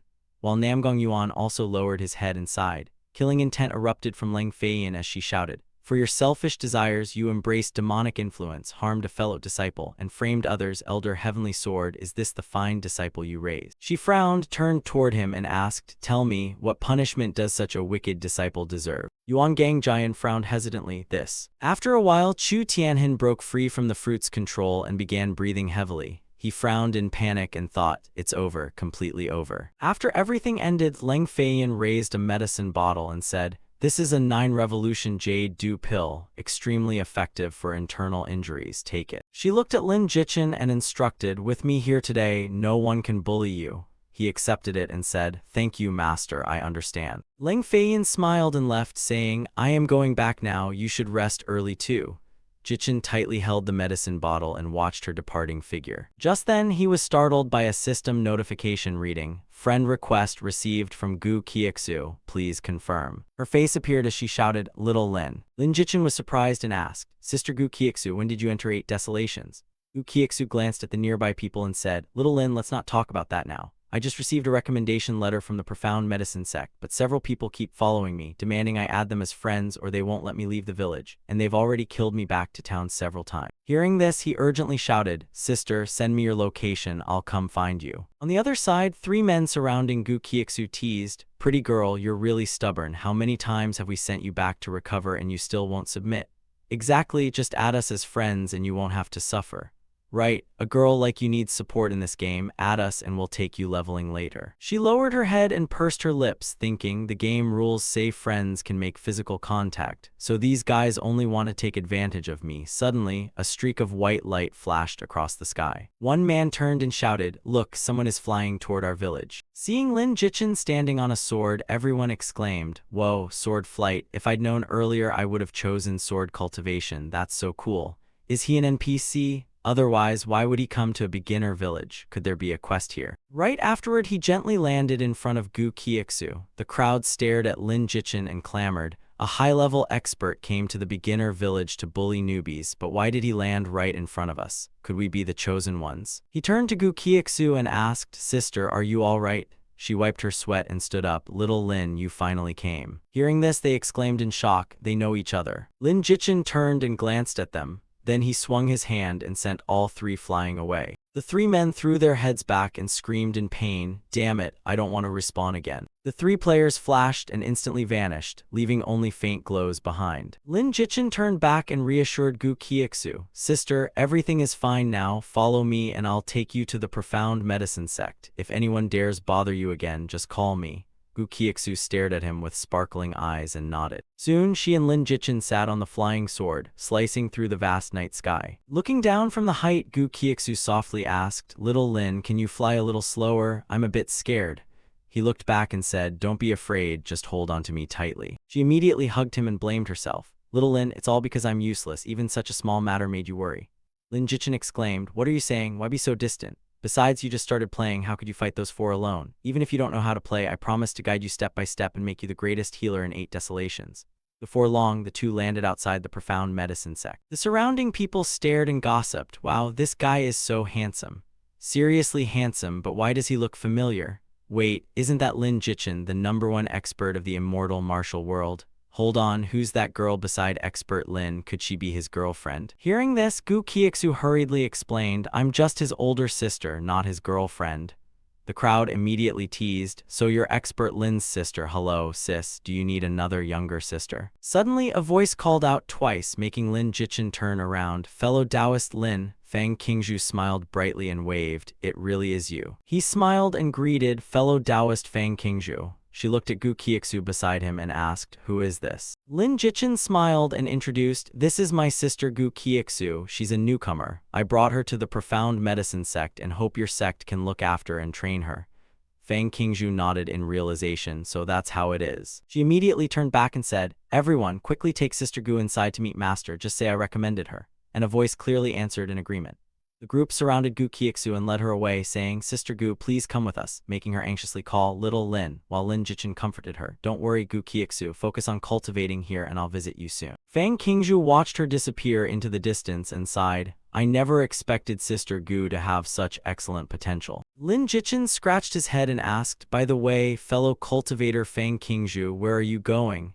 And Fang Qingzhu replied, "I'm heading out on a mission, want to come?" Prompting him to ask curiously what mission it was. She touched her chin and explained, "It's a mission to eliminate a pill demon." Jichin clapped his hands and exclaimed, "A pill demon? That's a profitable mission. Pill demons carry many treasures and their soul cores can even contain supreme-grade pills." He secretly thought, "In my previous life, I killed hundreds of pill demons and quickly advanced straight to a 6th-grade alchemist." Folding his arms, he said, "Finding a pill demon seems to require geomancy, right?" And Fang Qingzhu beckoned, "Yes, follow me." A golden glowing 8 trigrams formation suddenly appeared on the ground before them. Lin Jichin and Fang Qingzhu quickly stepped into the formation. Looking at his clenched hand, he thought, "So this is geomancy? What a strange sensation. It feels slightly different from ordinary teleportation." She looked up at the cave ahead and shouted, "Found it, it's inside." Inside the cave, hands reached from iron cages toward the figure on the platform and begged, "Immortal Master, please spare us. My parents, wife, and children are still waiting for me to earn money so they can survive. Please let me go, Immortal Master." Gripping his staff, the man shouted, "Parents, wife, and children. Such narrow thinking, helping me refine pills and becoming part of a heaven-grade pill is your honor." Suddenly, Kui Ping looked up suspiciously and gritted his teeth. Seeing the blue sword energy above his head, he shouted, "Such powerful sword energy." The sword energy immediately descended straight toward where Kui Ping had just been sitting. He hurriedly retreated beside the iron cage, vigilantly staring to the side. Kui Ping looked in that direction and let out a puzzled cry. He looked at Lin Jichin and demanded, "Who are you?" Lin Jichin raised his sword, quickly charged downward, and shouted, "Go die." Lin Jichin slashed down forcefully and said, "You don't need to know who I am," while Kui Ping hurriedly opened his umbrella to block the attack. The system displayed, Pill Demon Kui Ping, Mystic Medicine Sect, Late Core Formation Realm, Health 18,925 22000, Strength 285, Defense 240, Speed 255, Heart Protection 30. He forcefully thrust his umbrella forward, successfully knocking Lin Jichin backward. Lin Jichin frowned at Kui Ping and thought, "As expected, this Pill Demon isn't too strong. I can handle him alone." Jichin pointed toward the prison and said, "Fang Qingzhu, hurry and rescue those innocent people. Their safety matters more." He frowned with a fierce smile and said, "As for this pill demon, leave him to me." Lin Jichin immediately unleashed critical strikes repeatedly, bombarding Kui Ping without pause. Driven steadily backward, Kui Ping frowned deeply and roared furiously. Meanwhile, Fang Qingzhu slashed open the cages and urgently shouted, "You're safe now. Quickly follow me and I'll lead you outside." The civilians looked at her gratefully and trembled. Thank you, fairy. We're finally saved, young lady. We'll never forget your great kindness for the rest of our lives." The crowd quickly ran toward the exit, urging each other to hurry as freedom lay ahead, while Fang Qingzhu glanced back at the man risking his life for complete strangers. Seeing Lin Jichin still relentlessly attacking, she sighed, "Fellow cultivator Lin truly is someone worthy of trust." At the same time, he swung his sword toward Kui Ping and coldly declared, "It's over." A razor-sharp wave of sword energy swept forward and struck Kui Ping with terrifying force. Kui Ping screamed miserably before collapsing to the ground. The screen suddenly flashed and Kui Ping's body vanished into nothingness. Seeing this, Lin Jichin wiped away his sweat and sighed in relief. Done, this trip wasn't wasted. He waved away the dust as the system displayed Mystic-grade fire poison pill recipe, used to refine fire poison pills that can be applied to weapons, causing fire poison damage when hitting enemies. It deals 200 health damage per second, reduces the target's healing by 30%, lasts 10 seconds, and cannot stack. Lin Jichin gripped the recipe and smiled smugly. "This recipe is excellent. It not only increases damage but also counters healing, so it'll definitely sell extremely well." He looked at the nearby alchemy furnace and muttered, "This furnace is excellent too," as another notification appeared. Earth-grade exquisite phoenix pattern furnace, alchemy efficiency plus 30%, success rate plus 15%, finished product effectiveness plus 3 and 1 additional pill per batch. making Lin Jichin think that although he wasn't practicing alchemy yet, lending it to an alchemist would be worthwhile. Fang Qingzhu called out to him, "Fellow cultivator Lin, I've released everyone upstairs." Lin Jichin looked at her and nodded, "Thank you for your hard work." Fang Qingzhu frowned and muttered bitterly, "I never expected a fellow disciple to fall this far. Thank you for acting decisively, fellow cultivator Lin, because if I were alone, I might have hesitated because of our past ties." He walked over, placed a hand on her shoulder, and comforted her. Many people have unstable resolve and rush their cultivation. Every sect has people like that, so don't take it too hard. Suddenly, a piercing scream came from deep inside. "Help, what the hell is this?" Lin Jichin and Fang Qingzhu instantly became alert and rushed toward the source of the sound. The system displayed the enemy's information. Sinister Yin Wraith, Early Golden Core Realm, Health 45,004-5000, Attack 385, Defense 360, Speed 400, while the civilians caught by it screamed desperately, "Save me, I don't want to die." But the Sinister Yin Wraith immediately grabbed them and threw them into its mouth as weak pleas rang out, "No." Seeing this, Fang Qingzhu exclaimed in horror, recognizing it as a Sinister Yin Wraith that must have escaped from the demon sealing grounds, and she couldn't believe such evil could run rampant within the territory governed by the Mystic Unity sect, fearing the world was about to descend into chaos. She turned to him and said, "Fellow cultivator Lin, let's split up and deal with it," and Lin Jichin nodded briefly, "All right." He frowned and looked up at the monster with an icy gaze. A brilliant blue sword aura flashed and slashed fiercely into the Sinister Yin Wraith's hideous mouth. Lin Jichin decisively swung his sword down, instantly cutting its body in half. But suddenly he froze and widened his eyes in surprise. The Sinister Yin Wraith opened its mouth wide and unleashed a terrifying howl. The body that had just been cut in half quickly condensed again, transforming into human-like figures. Fang Qingzhu turned around, saw this, and cried out in shock, "What this is?" Hordes of Sinister Yin Wraiths surged forward, instantly forming an airtight encirclement around Lin Jichin and Fang Qingzhu. Fang Qingzhu looked around in confusion, wondering why there were so many, while Lin Jichin frowned and thought that 3 to 5 would be manageable, but with this many, being slowly worn down was only a matter of time. Lin Jichin suddenly turned and shouted, "Fang Qingzhu, leave now, I'll stay and hold them back." Hearing this unexpected proposal, she froze in shock and stared at him with wide eyes. Fang Qingzhu immediately frowned and firmly refused, insisting she wouldn't leave alone and that they would leave together or not at all. The system immediately displayed, Purifying Spirit Enhancement activated, Endurance plus 5% for 30 seconds and Resistance plus 5% for the same duration. Jichin closed his eyes and circulated his energy, activating the mental power technique, instantly increasing all combat attributes by 30 points for 30 seconds. Blue light radiated from his body as he activated Nightwind Evasion, increasing movement technique effectiveness by 10% for 30 seconds. Just then, the monsters charged together as the system displayed. Demonic Fiend Avatar, Boss Class, Early Spirit Manifestation Realm, Health 70,070,000, Attack 550, Defense 525, Speed 540, Critical 150, Heart Protection 100. Lin Jichin raised his sword high and shouted boldly, "Come at me!" He unleashed Frost Moon Slash, but the system mercilessly reported that not a single enemy was hit. Lin Jichin stared in shock, realizing these evil spirits possessed dual corporeal and incorporeal forms, making things much more troublesome. Seeing this, he quickly sprang into the air. Lin Jichin gathered his strength and dove down with a powerful kick, thinking, "Then try this move." He swung his sword and unleashed Phoenix Dance, creating the blazing phantom of a firebird that shot forward. The demon slaughter fiends merely stepped aside and easily dodged the entire powerful attack. Lin Jichin remained frozen in his downward slashing stance, unable to move. Seizing the chance, the monsters raised their sharp claws and slashed fiercely at him. Seeing this, Fang Qingzhu anxiously shouted, "Fellow Taoist Lin." Lin Jichin clutched his aching chest but still shouted, begging Fang Qingzhu to trust him and leave immediately, run as far as possible,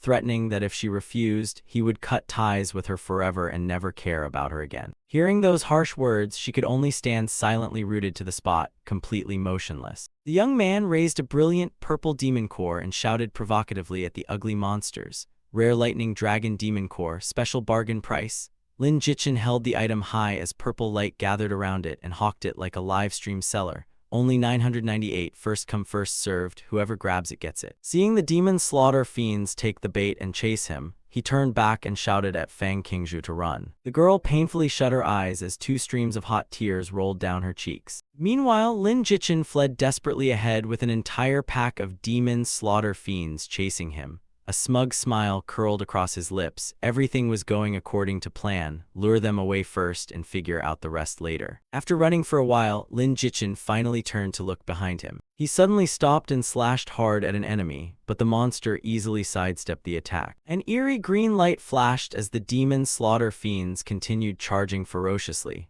One of them threw a tremendously powerful punch, sending Lin Jichin flying far away. His health dropped by 222 points, making him grit his teeth and curse inwardly, damn it. The demon slaughter fiend continued reaching its huge hand toward him. Lin Jichin hurriedly raised his sword defensively, staring warily at the surrounding monsters. He immediately unleashed multiple consecutive sword strikes while closely watching the system notifications appearing before him. Yet Lin Jichin still could not avoid being struck by the demon slaughter fiends. The screen turned crimson and warned that his health had fallen below 20%, signaling imminent death, making him grit his teeth and wonder, can I really not hold on anymore? Am I going to be drained of all life and die here? Lin Jichin sprang up, gripped his sword tightly, and shouted resolutely, damn it, I'll risk everything, worst case I'll die in battle and respawn. With that, he gathered all his strength and slashed fiercely down at the ground. At the same time, the demon slaughter fiends simultaneously launched powerful attacks at Lin Jichin. He immediately spat out a mouthful of blood as the system announced critical damage and warned that his health had fallen below 10%. The sword slipped from Lin Jichin's hand and stabbed firmly into the cold ground. He clung tightly to the sword hilt to support himself, lowering his head and panting heavily. Lin Jichin opened his mouth wide and stared blankly into the deep abyss below. He looked into the distance and thought, it seems I'll really fall here this time. I thought this was merely an ordinary demon core quest, never expecting it to become a death trap. Lin Jichin struggled to raise his head and stared helplessly at the approaching swarm of demon slaughter fiends. Suddenly, a brilliant green light flashed and completely enveloped his body. Lin Jichin looked up at the miraculous light and exclaimed, isn't this a healing technique? He stared at his hands in disbelief and cried, wait, I'm completely restored already, as the system displayed health full, mana full. The evil demons seemed to sense the overwhelming pressure and simultaneously looked upward.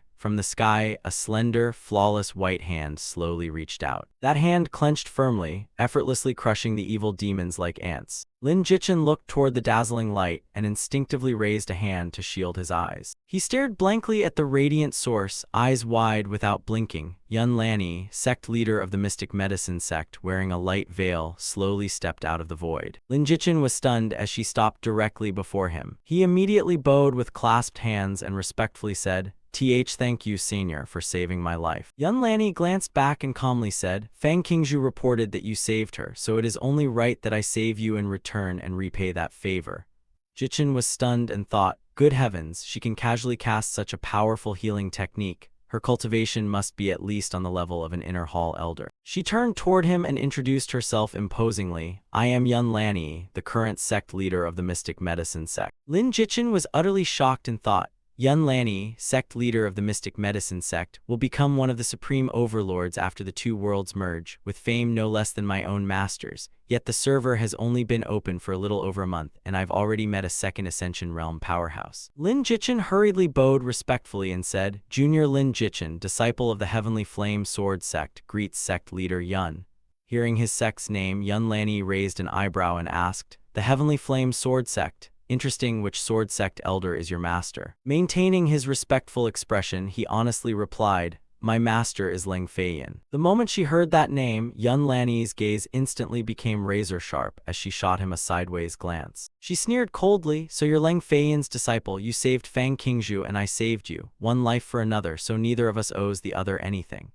Yun Lanny flicked her sleeve and turned away, coldly declaring, the mystic medicine sect does not welcome you. From now on you may not set foot inside, nor are you allowed to approach Fang Qingzhu. She waved her hand and unleashed a burst of spiritual power before him, warning, if you disobey, don't blame me for showing no mercy. Lin Jichin hurriedly raised a hand and shouted, wait, but she was already gone, leaving him baffled.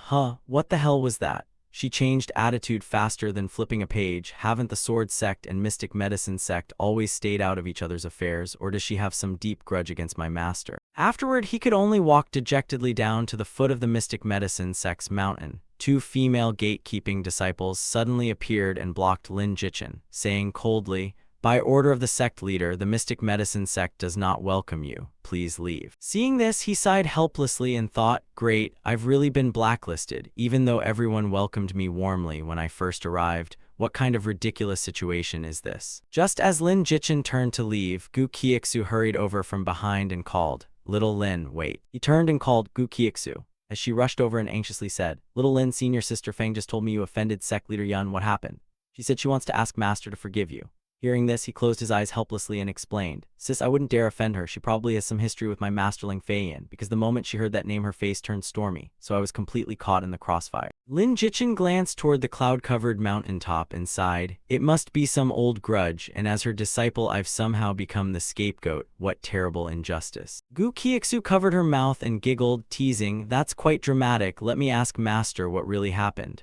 But he hurriedly stopped her. Don't, sis. We small-time players shouldn't pry into grudges between such powerful figures. Lin Jichin suddenly froze as he realized something strange and asked, Wait, your master, does that mean Yun Lanny has already accepted you as her disciple? She touched her chin and nodded. Yes, Master treats me especially well, I just don't know why her attitude toward you is so terrible. He spread his hands helplessly and sighed, what a miserable fate, you don't know this, but before I mentioned my master's name, she looked at me quite fondly, and maybe our relationship could have developed nicely. Hearing this, Gu Qiuxu grabbed Lin Jichin's ear and scolded, what are you thinking? This is a game and they're all NPCs, you won't even spare NPCs. Making him cry. Ow, I was only joking, building good relationships is how you get better missions, right? She turned to leave and said, but you can't enter the mystic medicine sect anymore, so maybe I should still talk to Master, and if that fails I'll quit the game and switch somewhere else since it's only a game anyway. Jichin covered his face and shouted, please don't, sis, being accepted as the sect master's direct disciple is a rare opportunity. So seize it, learn well from sect master Yun, because I'll still need you to protect me in the future. Gu Qiuxu then raised a jade bottle and said, right, senior sister Feng asked me to give this to you. He took the jade bottle and said, sis, stay in the Mystic Unity sect and build a good relationship with sect master Yun. Even a little guidance from her will benefit you greatly. But I can't stay at the Mystic Unity sect any longer, so I'm leaving first. One morning at Spirit Beast Mountain, Lin Jichin walked step by step up the towering stone stairs. Holding the jade bottle, he smiled and thought, helping Sister Gu Qiuxu join the sect counted as a mission, and I even earned a precious pill. What a profit. Namgong Yuan stood atop the mountain with his hands behind his back and shouted, Brat, what are you doing here again? Lin Jichin gave an awkward smile, Elder Heavenly Origin, why you're home? Hearing this, he frowned and shouted, nonsense, this is my territory, where else would I be? Follow me, I have something for you.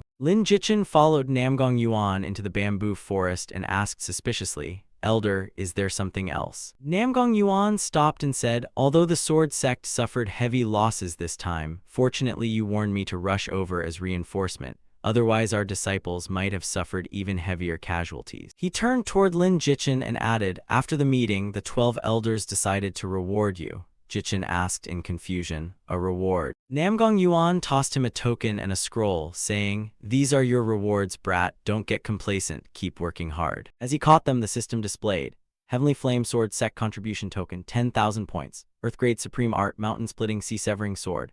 I wield a sword that can split mountains and sever seas, sweeping away all chaos like the tide, dealing 20,000 base skill damage and 50% range base skill damage to all targets within 200 meters, while severing their tendons for 30 seconds and preventing healing for 30 seconds. He covered his mouth and said, it's getting late, go back, Yuer is already asleep.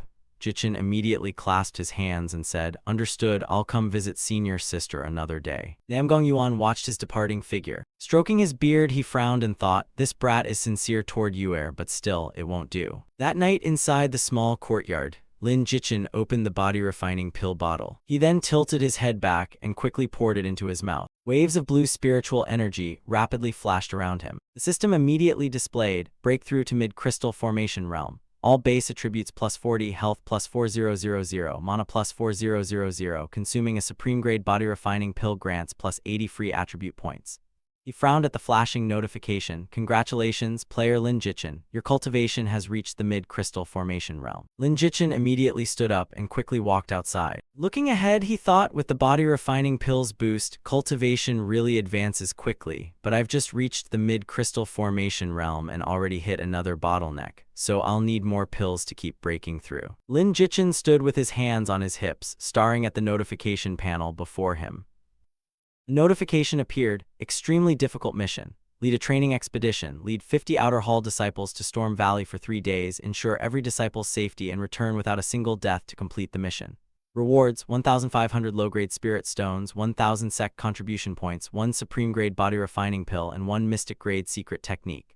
Warning: Storm Valley is extremely dangerous, with countless demonic beasts, frequent natural disasters, and recently many evil creatures from the demon sealing grounds hiding there, so proceed cautiously. Lin Jichin stared at it and calculated, leading a training expedition with 0 deaths and in Storm Valley no less. They're really pushing their luck, and if not for that supreme-grade body refining pill, I truly wouldn't want to accept it. Outside the outer hall of Heavenly Evolution Sword Sect, a crowd gathered noisily. We're going out to train again. Hopefully I can kill more demon beasts this time. I only need another 1,000 cultivation experience to level up. Wonder who will lead us. Hopefully a beautiful senior sister. Another disciple interrupted. Hopefully we get a stronger elder this time. Last time an inner hall disciple led us and that bastard ran first when danger came, getting me killed miserably and costing me loads of experience. A female disciple walked over and asked, Sister Su Wanling, who do you think will lead our training this time? She kept checking the papers and replied, whoever it is, just finish the mission. The male disciple guiding him looked at Lin Jichin and said, Junior brother Lin, these outer hall disciples are the group you'll lead for training.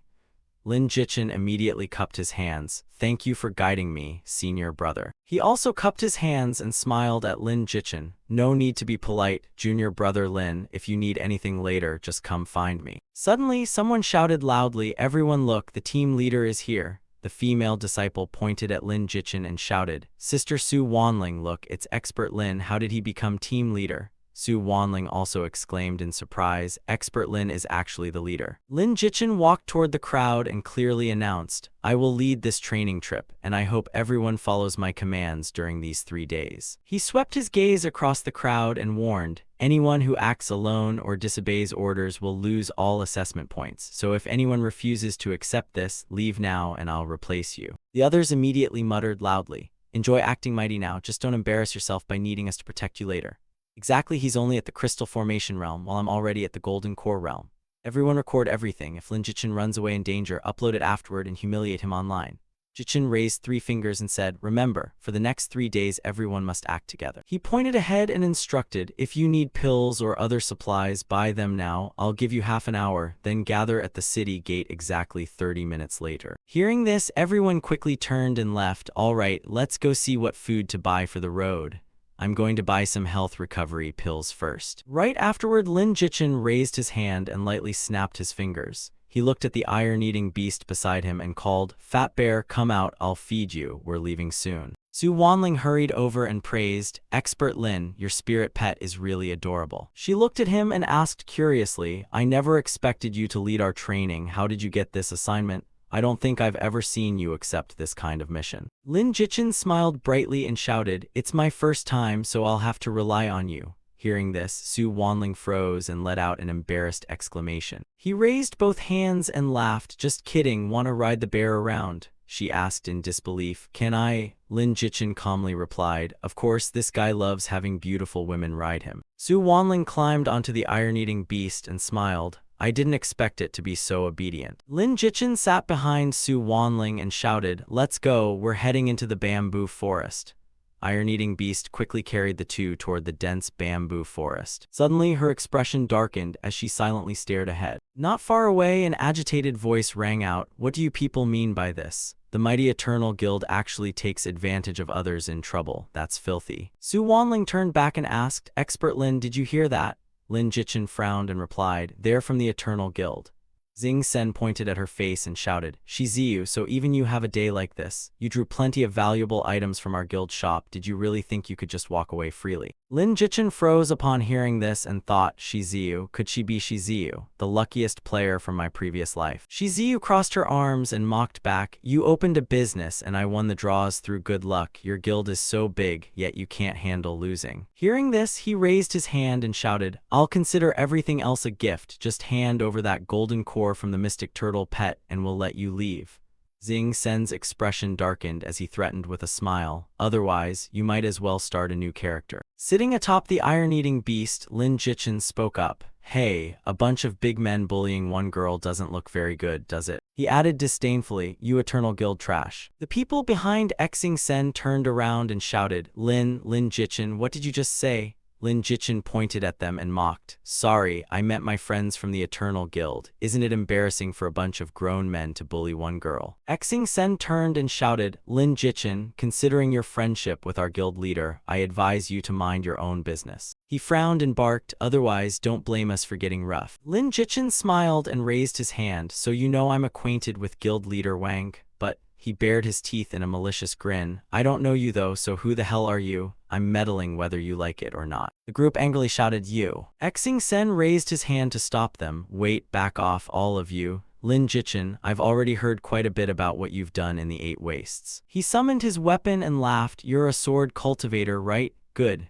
Xing Sen rested his battle axe on his shoulder and declared, Today I'll show you the skills of the 8 Wastes #1 axe cultivator. Lin Jichin climbed down from the iron-eating beast and said, Help me watch the panda, I'll deal with him. While Su Wanling warned, Expert Lin, be careful and stay safe. He immediately raised his sword and replied, Don't worry. Lin Jichin then forcefully drew his sword. His eyes flashed pale blue with murderous intent. Sharp waves of sword energy flashed and tore through the air toward Xing Sen. Bombarded by repeated sword strikes, Xing Sen hurriedly leaned backward to dodge and thought in shock. So fast. Lin Jichin showed no mercy, raising his sword high and slashing down at him. Xing Sen immediately raised his battle axe to meet the attack head-on. He unleashed mountain-splitting force, enlarging his battle axe into a gigantic weapon and counterattacking. Lin Jichin swiftly leaped upward and lightly stepped on a branch for momentum, recalling that Xing Sen had been recognized as the #1 axe cultivator in his previous life and later ranked extremely high on the 8 Wastes heavenly ranking. Looking down, he thought, I fought him in my previous life, and back then, whether in cultivation realm or combat skill, virtually no one could match him.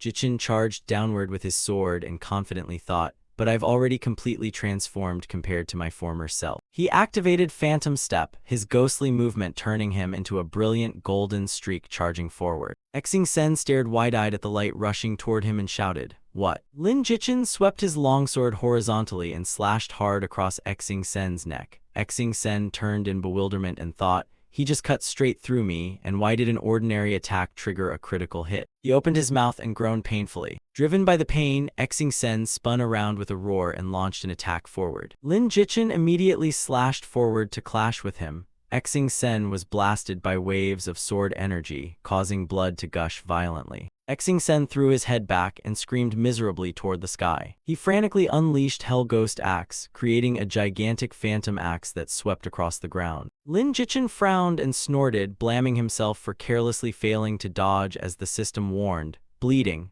100% activation chance, loses 5% of current health over 30 seconds.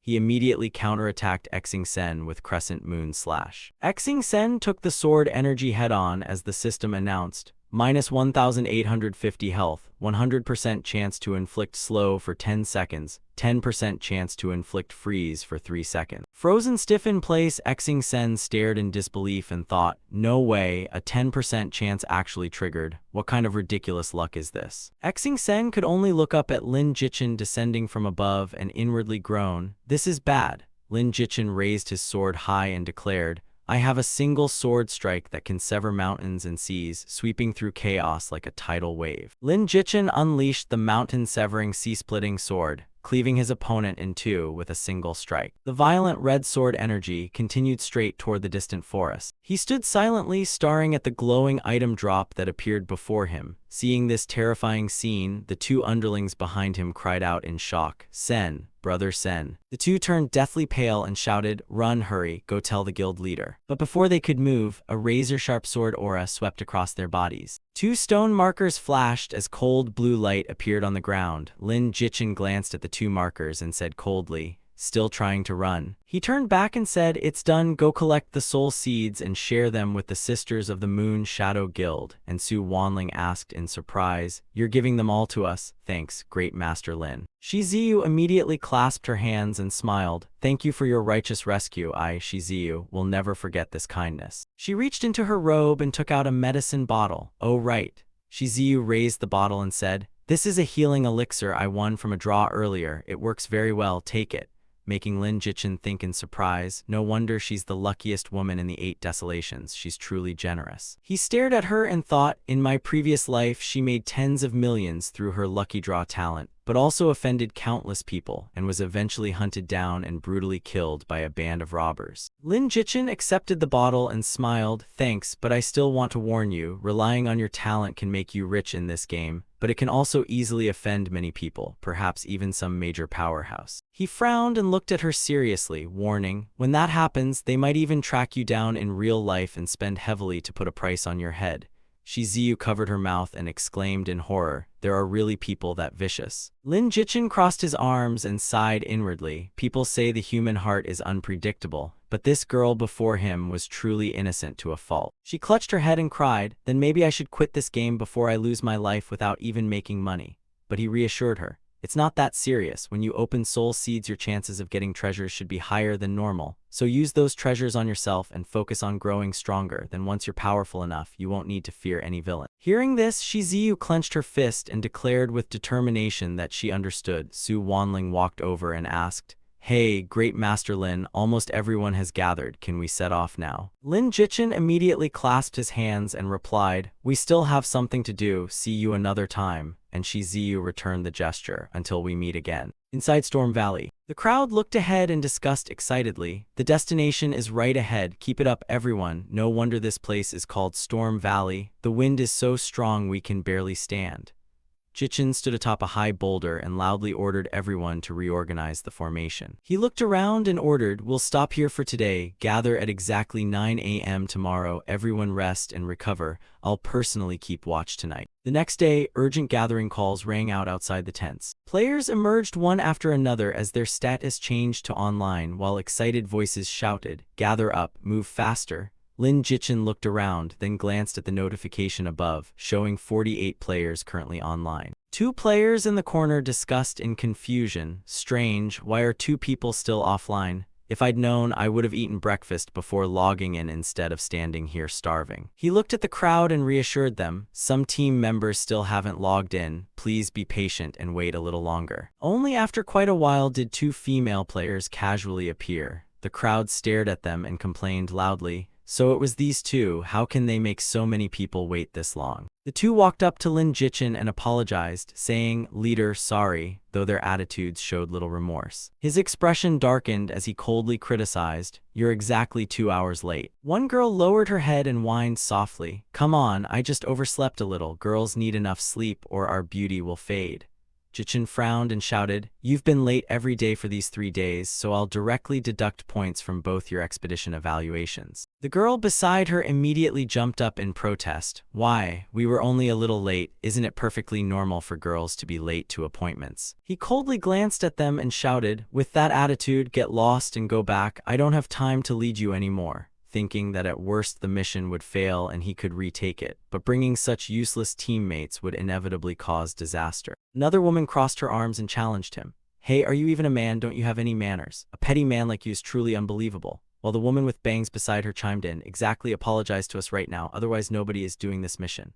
Su Wanling finally lost patience and angrily shouted, you're late and still arguing, keep talking nonsense and I'll send you straight back to the set. A girl approached her and sneered, who do you think you are, you big-chested great brain? Su Wanling frowned and shot her a razor-sharp glare, making the girl scream in fright. Right afterward, the 2 girls lowered their heads and stayed silent, not daring to say another word. Lin Jichin strode inside and ordered the entire team to stay close and never separate, warning that if anyone died, they couldn't blame him for not warning them. Leading everyone deeper inside, he recalled information about this place. Storm Valley lay south of the immortal martial world and got its name from the constant raging storms. Lin Jichin rushed forward, thinking the valley was narrow and extremely long, and even flying through the whole place would probably take several days. He surveyed the surroundings and calculated that their mission was to find wind spirit shards. 10 per person meant 500 for 50 people, and with everyone crowded together they'd find nothing, though he suddenly spotted one inside that despite his warning to stay together, they would definitely split up later. Lin Jichin flew ahead on his sword, thinking he needed to find many more shards to finish his own mission because this group could never truly work together. He closed his eyes slightly and sighed helplessly, knowing that once everyone split up, his workload would only become heavier. Suddenly, a desperate cry for help made Lin Jichin whip around in surprise. The long-haired girl from earlier had fallen to the ground and screamed in panic, "This demon beast is too strong, I'm going to die, someone please save me." Lin Jichin immediately descended from above and loudly encouraged her, "Hang in there." But right afterward, he stared wide-eyed in disbelief at the scene before him. Lin Jichin was stunned to see two Crystal Formation Realm girls trembling with swords in hand before an early Crystal Formation demon beast, screaming, "Don't come any closer." The girl with bangs wildly slashed the air and yelled, "Don't come here," while her companion warned that random attacks would anger it, but she ignored her and shouted, "I can't care about that now." Watching this, he could only hold his forehead and sigh helplessly, thinking their amateurish movements were exactly like Gyujai. Memories from the past suddenly flooded Lin Jichin's mind, along with Gyujai's voice cheering, "Darling, you can do it," as he recalled how countless times in his previous life he had diligently carried her through monster grinding and quests. Remembering those days, his face darkened, because all that devotion had been repaid with a fatal betrayal and an utterly tragic ending. At that moment, the long-haired girl spotted Lin Jichin and shouted excitedly, recognizing him as the expert leading the group.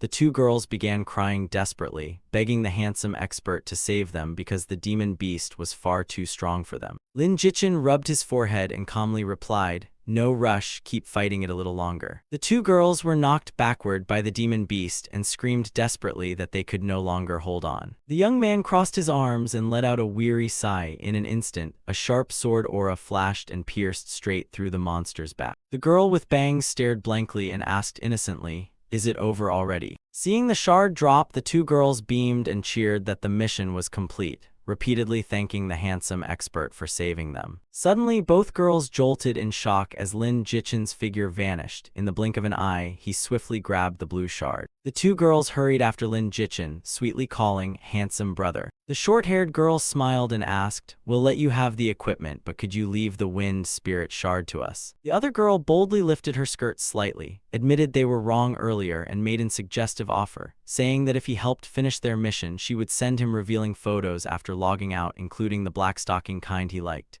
Hearing this, he decisively turned away, raised a hand to stop her, and flatly refused. Suddenly, Lin Jichin sharply raised his head and stared thoughtfully into the vast sky. A gigantic dark phantom swept across the heavens. The red-crested bird opened its huge beak and swooped down to attack the people below. Two unlucky men were seized by its claws and screamed desperately for help. The red-crested bird then carried its prey high into the sky before cruelly releasing its claws and letting them fall freely. Lin Jichin frowned and observed that it was a late golden core realm red-crested bird, a rare beast whose strength rivaled the thunder dragon from Thunder Marsh. The system displayed its stats. Rare beast red-crested bird, boss class, late golden core realm, health 58,560,000, attack 505, defense 450, speed 550, critical 105, heart protection 75, wind resistance 40%, skills: storm spiral, nether shadow claw, 9 winds, prairie blaze, heaven shaking, feather dance, featherfall, and wind spirit art.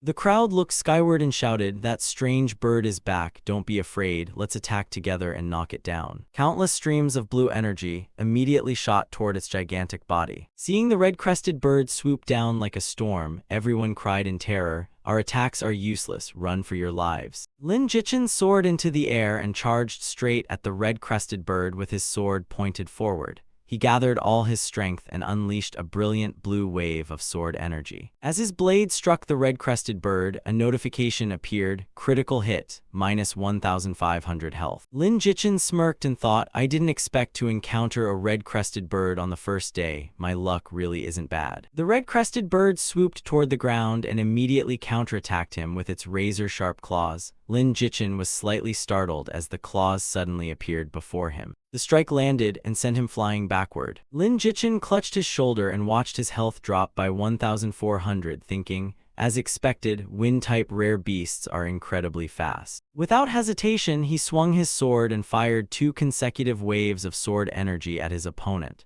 The red-crested bird effortlessly dodged both, then flapped its wings and quickly tried to escape. Lin Jichin transformed into a streak of light and pursued closely, determined not to let it escape. He raised his sword toward the beast and shouted, I'll pluck every feather off you and roast you. Lin Jichin immediately unleashed Wind Thunder Sword, slashing straight at the red-crested bird. He was shocked that it still dodged the attack, then the beast soared upward and beat its wings fiercely to unleash Storm Sweep. A blazing orange-red ring of energy that seemed capable of burning everything shot straight toward Lin Jichin. He frowned and shot upward thinking, I can't keep wasting energy fighting it like this, I need a way to restrain this monster. As the system displayed, Wind Thunder Sword, speed plus 70%. With raging winds swirling around him, Lin Jichin shot forward like an arrow tearing through the air. The next moment he swung his arm with tremendous force and unleashed the icy crescent bone slash. The scarlet whale bird reacted instantly, tightly folding its wings to block the attack. Giving it no chance to recover, Lin Jichin raised his sword as countless phantom sword energies gathered around him. Pouring in all his strength, he thrust forward and unleashed the ultimate skill, Sword Blade Storm. The crowd below stared in shock and cried out, now this is the true level of a real sword cultivator. Lin Jichin pointed his sword forward, controlling streams of razor-sharp sword energy that streaked through the air. Dozens of phantom sword energies flew toward the scarlet whale bird like a raging storm. The instant it was struck, crimson notifications flashed as its health dropped by 1,650 points. A dazzling golden seal began condensing in Lin Jichin's palm. He arrogantly raised one finger and pointed straight toward the sky. At once, a gigantic phantom Buddhist seal appeared above the scarlet whale bird. As the seal crashed down, a prompt instantly appeared on the screen, speed reduced by 40%. Lin Jichin frowned and decisively pointed his finger toward the ground. Streams of golden energy then bombarded it, causing its health to plunge by a terrifying 12,000 points. The scarlet whale bird raised its head in agony and let out a cry that shook the entire sky. Its battered feathers scattered wildly through the air. The scarlet whale bird soared upward as its feathers, glowing with an eerie red light, gradually gathered together. Lin Jichin looked up and thought, this is bad. If it unleashes that move, I'm definitely dead. He gripped his sword hilt with all his strength, knowing he could only risk everything now. Lin Jichin thrust his sword forward as his entire body erupted with a vast surge of blue energy. He roared loudly to gather momentum, then swung his sword down. A colossal wave of sword energy erupted from Lin Jichin, charging straight toward the scarlet whale bird with devastating power. The next moment, a notification appeared. Death Judgment triggered at 5% health, dealing 2,050 damage and successfully killing the target. Lin Jichin stood silently, watching the scarlet whale bird's bisected body plummet toward the ground. He wiped the sweat from his forehead and sighed in relief, thinking, finally, it's over. Seeing the monster's corpse crash down, everyone cheered, we won, awesome, the experience is ours, brothers, the leader is the best. Su Wanling merely gazed toward the mountaintop with her beautiful eyes, remaining completely silent. Seeing him descend from above, everyone rushed over and surrounded him, shouting, the leader is back. Leader, boss, you've worked hard. Su Wanling approached with a bright smile and praised him. Great expert Lin, you're really amazing. Another group crowded around the scarlet whale bird's corpse, excitedly saying, come on, the bird dropped loot, it must all be top-tier treasure. Let's grab a couple and we'll be rich. Hearing this, Lin Jichin shot a sharp glance in their direction. He stared at the backs of three people sneaking toward the scarlet whale bird's corpse. Without a word, Lin Jichin swung his arm and hurled his sword straight at them. The three jumped in fright as the sword stabbed into the ground before them, blocking their path. Lin Jichin slowly approached and said in a calm yet imposing voice, I'm talking to you three. He frowned at them and warned sternly, stealing someone else's spoils isn't a good idea.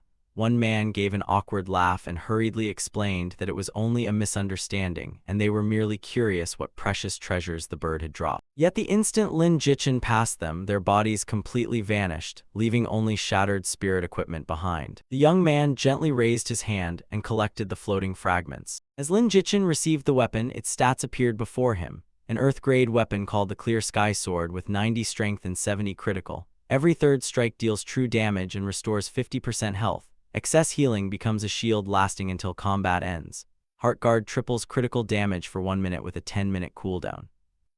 Desperate Stand activates below 30% health, raising strength and critical rate by 20% for 1 minute with a 30-minute cooldown. Shadow Sweep boosts sword control by 30%, and only sword cultivators above the Golden Core realm can use it. Staring at the sword, he marveled at its overwhelming stats and excellent passives, especially how every third strike dealt true damage and even drained health back. Lin Jichin then raised his hand and collected the soul seed pouch dropped by the scarlet crown bird. Another notification appeared. An Earth-grade snowflake brocade dress with +70 defense, +50 heart guard, and +2 endurance. It is immune to water, fire, and stains. Guardian negates one attack from a weapon or spiritual artifact below the golden core tier with a 2-hour cooldown. Recovery increases wound and health regeneration by 30%, and only female cultivators in the golden core realm can wear it. He studied the beautiful dress and smiled. This defensive item is really good, but unfortunately male characters can't wear it. Su Wanling quickly approached and asked, Master Lin, this outfit is only for female players, so why not sell it to me? Lin Jichin smiled and replied, Sorry, I'm not selling it, I plan to give it to someone else. She jumped in surprise and stammered, Gee, give it to someone else? Lin Jichin softly explained, It's for my older sister. Su Wanling patted her chest and exclaimed, Your sister? She plays this game too. What realm is she at? Why not invite her to join our Moonshadow Guild? He gently closed his eyes and replied, We'll talk about that later. She only recently started playing and hasn't even left the Chi refining realm yet. This outfit requires the Golden Core realm, and even with someone personally guiding her, it'll take over half a month before she can wear it. If the game updates by then, won't this item already be outdated? Lin Jichin found her argument somewhat convincing, since equipment prices changed quickly and rarity determined value, while this brocade dress was not difficult to find, and he could easily obtain similar gear while leveling. With that thought, he handed the dress to Su Wanling and said, Then I'll give it to you. Su Wanling froze and stammered, Gee, give it to me? No, this is too valuable, I can't accept it, I'll buy it, I'll pay for it. She dared not accept such an expensive gift for free and hurriedly checked its market price. She opened the system panel, thinking it was merely a pretty ordinary dress, but her face fell after checking the price. It was so expensive that even selling herself wouldn't cover it, as such fine earth-grade equipment would cost at least 10 million yuan or tens of thousands of spirit stones. And although Su Wanling earned tens of millions annually and could afford it, she couldn't bear spending 10 million on a single piece of equipment. She returned the dress to Lin Jichin and waved her hands, saying, No, forget it, this is too expensive, I can't accept or buy it. Though reluctant, she was rational and principled, never spending recklessly on impulse or casually accepting gifts from others. So she came up with another idea, but it's fine, our guild leader can definitely afford it, so why not sell it to her? That way you won't lose anything. Besides, this dress suits her perfectly and looks very elegant. Su Wanling sent the dress information to Jiang Luoyu, who ultimately bought it for 60,000 spirit stones. Meanwhile, outside the game, the video of Lin Jichin sending the Scarlet Crown Bird boss to its grave had gone viral online, showing Master Lin slash twice and instantly drop that damned bird to the ground, even making it drop a soul seed. Master Lin is seriously too awesome. Back with Lin Jichin, the training expedition had ended and everyone gathered again. Since everyone had completed their missions, Lin Jichin told the group to return to the sect. He breathed a sigh of relief, as aside from that scarlet crown bird, the entire training expedition had gone smoothly without any other unexpected incidents. Lin Jichin took out a teleportation talisman and everyone else had one too. Since the mission was complete, it was time to return to the sect. But when everyone used their teleportation talismans, they discovered the charms had stopped working and they stared blankly in confusion, wondering why there was no response. Lin Jichin also looked down at the teleportation talisman in his hand and found that it had completely lost its effect. Suddenly the sky darkened as black clouds covered everyone overhead, followed by an eerie, sinister laugh. Lin Jichin turned toward the sound and his expression abruptly changed. Countless black-robed figures instantly appeared around them, their numbers rapidly growing to nearly 100 as they tightly surrounded Lin Jichin's entire group. Lin Jichin's expression became extremely grave. It was the Nether Soul Hall, and he never expected them to appear here. A purple-robed woman slowly emerged from the black-robed crowd, making Lin Jichin's heart sink even further. He had seen her fight Chu Tianhen in the Demon Sealing Land, the demoness Luo Muxian who had nearly caused Chu Tianhen to kill him. This demoness had left a deep impression on Lin Jichin, and while Luo Muxian had only been at the peak of the Golden Core realm before, she had now entered the Spirit Manifestation realm, leaving him utterly hopeless because if she attacked, everyone here, himself included, would almost certainly die. Luo Muxian approached, carefully examined him, then laughed seductively. So you're the personal disciple of Lang Feiyan, sect master of the Sword Sect. Who would have thought we'd meet again? Looks like my Nether Soul Hall found quite a treasure this time. Luo Muxian raised her delicate hand and boldly stroked Lin Jichin's face, openly flirting with him as she admired his handsome appearance. Sect Master Ling accept you as her disciple just because you're handsome. She certainly knows how to choose. Luo Muxian leaned even closer to inspect him, but Lin Jichin coldly demanded, Demoness, what do you want? Such a gentle and charming young man, the more I look, the more captivated I become. why don't you come back to the Nether Soul Hall with me? I'll make you my male servant and have you practice dual cultivation with me every day. How about it? Luo Muxian pressed her soft body against Lin Jichin, breathing fragrantly near him while her revealing yet teasing appearance displayed her alluring beauty. Several male players behind him looked envious, desperately wanting to shout that they were willing, absolutely willing. Lin Jichin slapped her hand away and glared angrily. What exactly do you want? If you want to kill me, then do it. Lin Jichin won't even flinch. Luo Muxian teased, as expected of Sect Master Leng's disciple, you have backbone. Don't worry, I won't kill you. I only want to invite you to the Nether Soul Hall as a guest. You'll be served fine food and delicacies, and I'll even keep you company. Dream on, Lin Jichin flatly refused. Luo Muxian smiled mockingly. Do you think you're in any position to refuse me? Or do you think you can defeat my people? Lin Jichin's expression darkened as he pondered. He wasn't sure he could win, and if they fought, the trial disciples would surely die horribly, so it seemed he could only compromise. Fine, I'll go with you, but I have one condition. Young Master Lin, what makes you think you're in any position to negotiate with me? Luo Muxian mocked. Lin Jichin calmly replied, you're taking me to the Nether Soul Hall simply to use me against my sword sect, so if you want my cooperation, accept my condition, otherwise I'd rather kill myself than let you succeed. Players could commit suicide or even detonate their golden core, but the cost was far worse than being killed while red named, dropping at least 1 or 2 major realms.